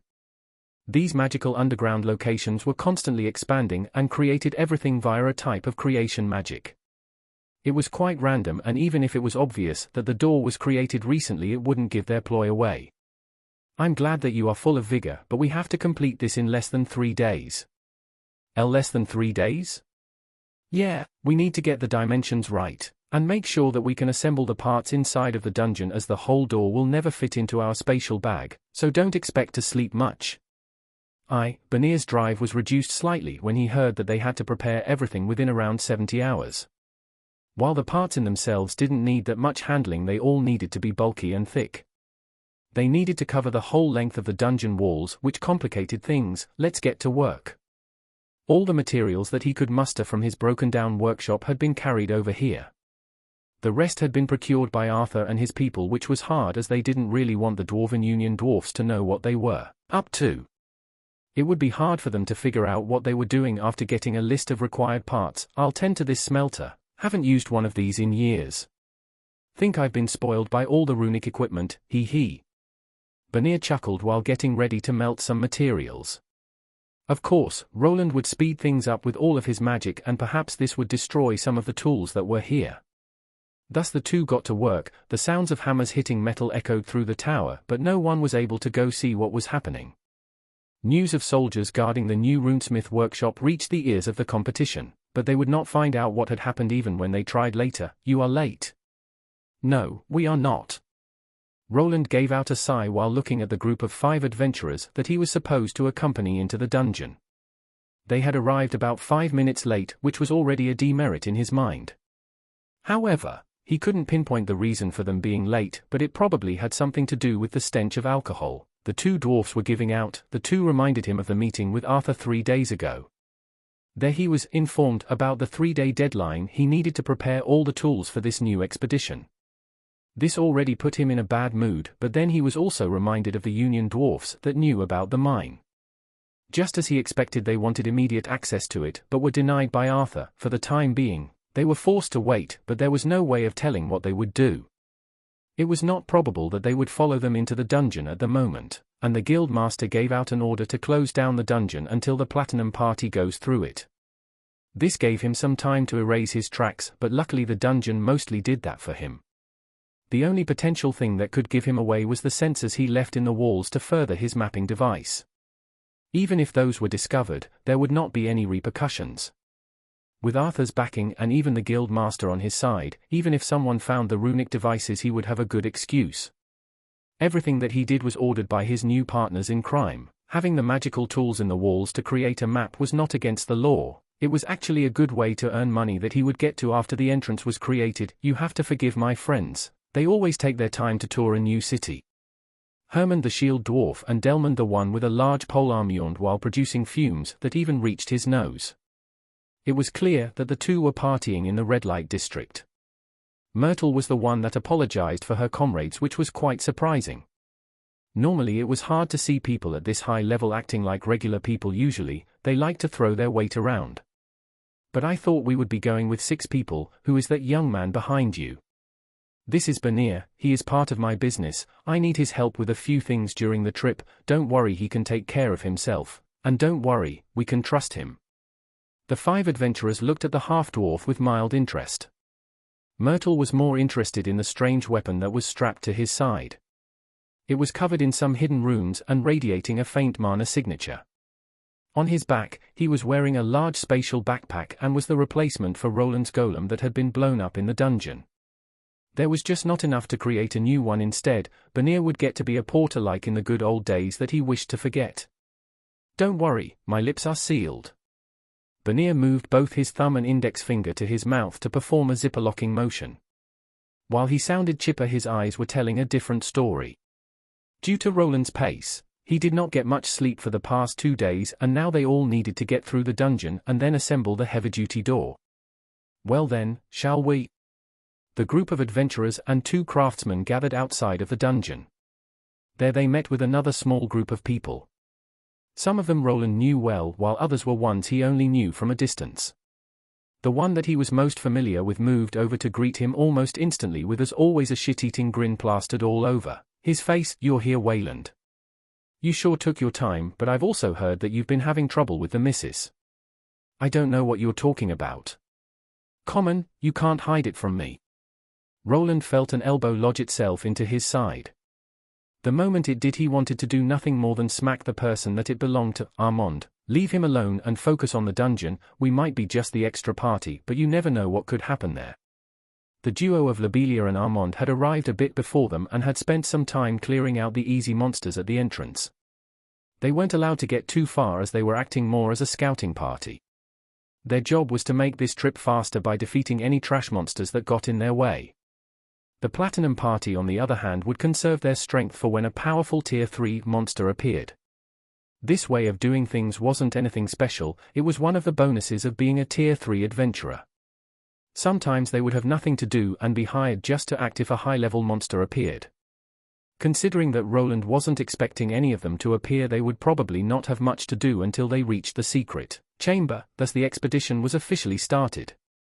On the outside, it looked to be there to make sure that the dungeon was safe, but a few people knew what it was really about. Just as Roland expected, the monsters from the first all the way to the 10th floor had managed to respawn. They didn't pose much of a problem for the group of high-level Tier 2 adventurers. While Armand and his group took care of them, the Platinum Party followed behind him at a slow pace. For them, this part was nothing more than a boring walk with nothing to do. Even the boss at the last level went down in a matter of moments. I don't see any skeletons, do you? No, I can't feel any strong monsters either. Lobelia and another tracker he wasn't that familiar with asked each other about the situation in the lower area. There was nothing of substance there. The skeletal monsters had all died when their master was defeated, and the ones that they met on the upper levels were just the flaming skeleton variant that could be defeated by a Tier 1 class holder. I guess that's it, our job is done. Wayland, have fun. Nice, I like easy jobs like this, more time to have fun, see you later Wayland. Armand smirked while walking back into the boss's chamber. This group was only there to take care of the trash mobs. They were not there to look at the secret entrance to the mine. Arthur still wanted to keep that location secret. The fewer people knew about the way to enter it, the better it was for them.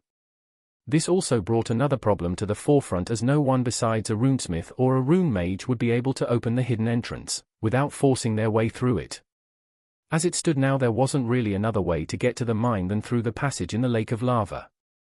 The alternative entrance would require quite the steep climb down into a gorge, and inserting steps into it wouldn't be possible with how monster worms could be triggered at any time and destroy it. So this is it. Doesn't look like anything special, the monsters are really weak. Aubryn commented while looking around the open space covered with lava. In the distance, he spotted the usual monsters like Tier 2 salamanders and volcanic golems. The man looked bored, and everyone in his party looked like they were above places like this. Considering that they were probably all around 40 years of age and had been in the business for 20 years or so, it wasn't strange. Places like this were a giant waste of time. The experience they could gain was non-existent and time was precious. Monsters were usually stronger than their human counterparts. One of the reasons was that it was a lot harder to gain a proper battle class at Tier 3. Monsters were also exempt from having to take class change trials that sometimes could set someone back months or even years. In what direction is that secret passage? We need to go in that direction, past those lava geysers in the distance. Roland answered the sun elf that was for some reason taking out his bow. There was some ground to cover, but if they continued at this pace, then they should arrive at the mining area within a day's time. What is that golden-haired elf doing, boss? I'm not sure. Banir caught up to the party as he was the slowest of the group. When he got there, he could see a very serious-looking Aubryn glancing into the distance while holding his bow. He had one silver arrow notched in which drew in both his and Roland's eyes. However, before the two craftsmen could identify what materials it was made from, the arrow flew out. At first, it was a confusing sight. The projectile made a nice arc while going for the head of a salamander monster. Why would the archer decide to shoot at one of these trash mobs instead of just walking past them? However, after the arrow connected with the creature's head, it all started. Instead of colliding with the ground after the kill, the arrow somehow bent upwards and continued to its next target. This isn't magic. Is it a skill or ability? There were magical archer classes, but the man here didn't have one of them. This made it clear that this was either due to some kind of skill or perhaps the weapon he was using. Without feeling any unique mana pattern during the release of that shot, Roland had to assume it was some kind of class ability. The arrow continued to zoom around the whole area, hitting monsters on their weak spots. When against a salamander it went for the head, but when a volcanic golem appeared it moved toward the core instead.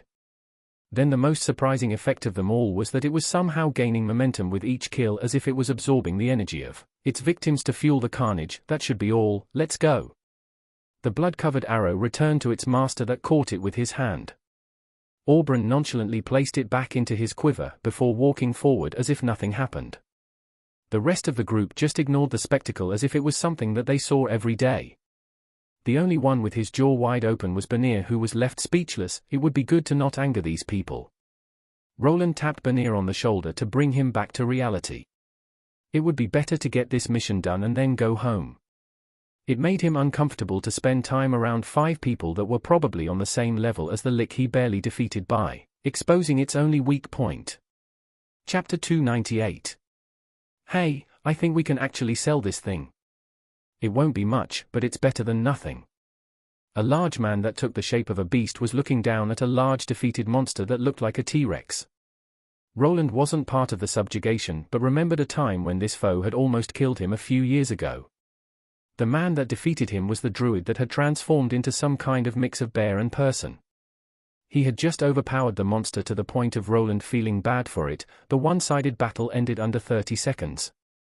The beast was now down on the ground with a ripped-out throat that was torn by Braum's clawed hands. The person Braum was talking to was Aubryn the Sun Elf.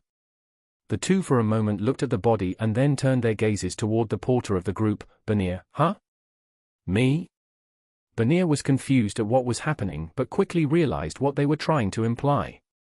Before this could get out of hand, Roland needed to put his foot down. Both of them were not here as their porters and Banir was his assistant. Excuse me, but we are not here to carry around your luggage. If you wish to take these monsters' parts with you, you'll have to dismantle it yourself. Dismantle? What a very Runesmith thing to say. Don't worry, Master Wayland, my companions were a bit rude. Hey Myrtle, wait a second. Now, Aubryn, we did not come here for these. Just take what is in the chest and let's go. If what the noble said was correct, then there will be many tier 3 monsters for us in the other dungeon. Conserve your strength. We don't know what awaits us. Fine then. The other party members looked at each other and just shrugged. There was no apology towards Banir or Roland as they just waited for him to show them the way forward. Myrtle was right considering that she did not know if a tier 3 monster could be lurking at the end. They were assured that they didn't need to worry about this part of the journey, but as the team leader, she needed to take into account that things could go wrong. Soon the group continued into the hidden chamber that opened up the corridor leading to the hidden mine. Each time he interacted with the runes to open up these passages, the woman kept her eyes and senses focused.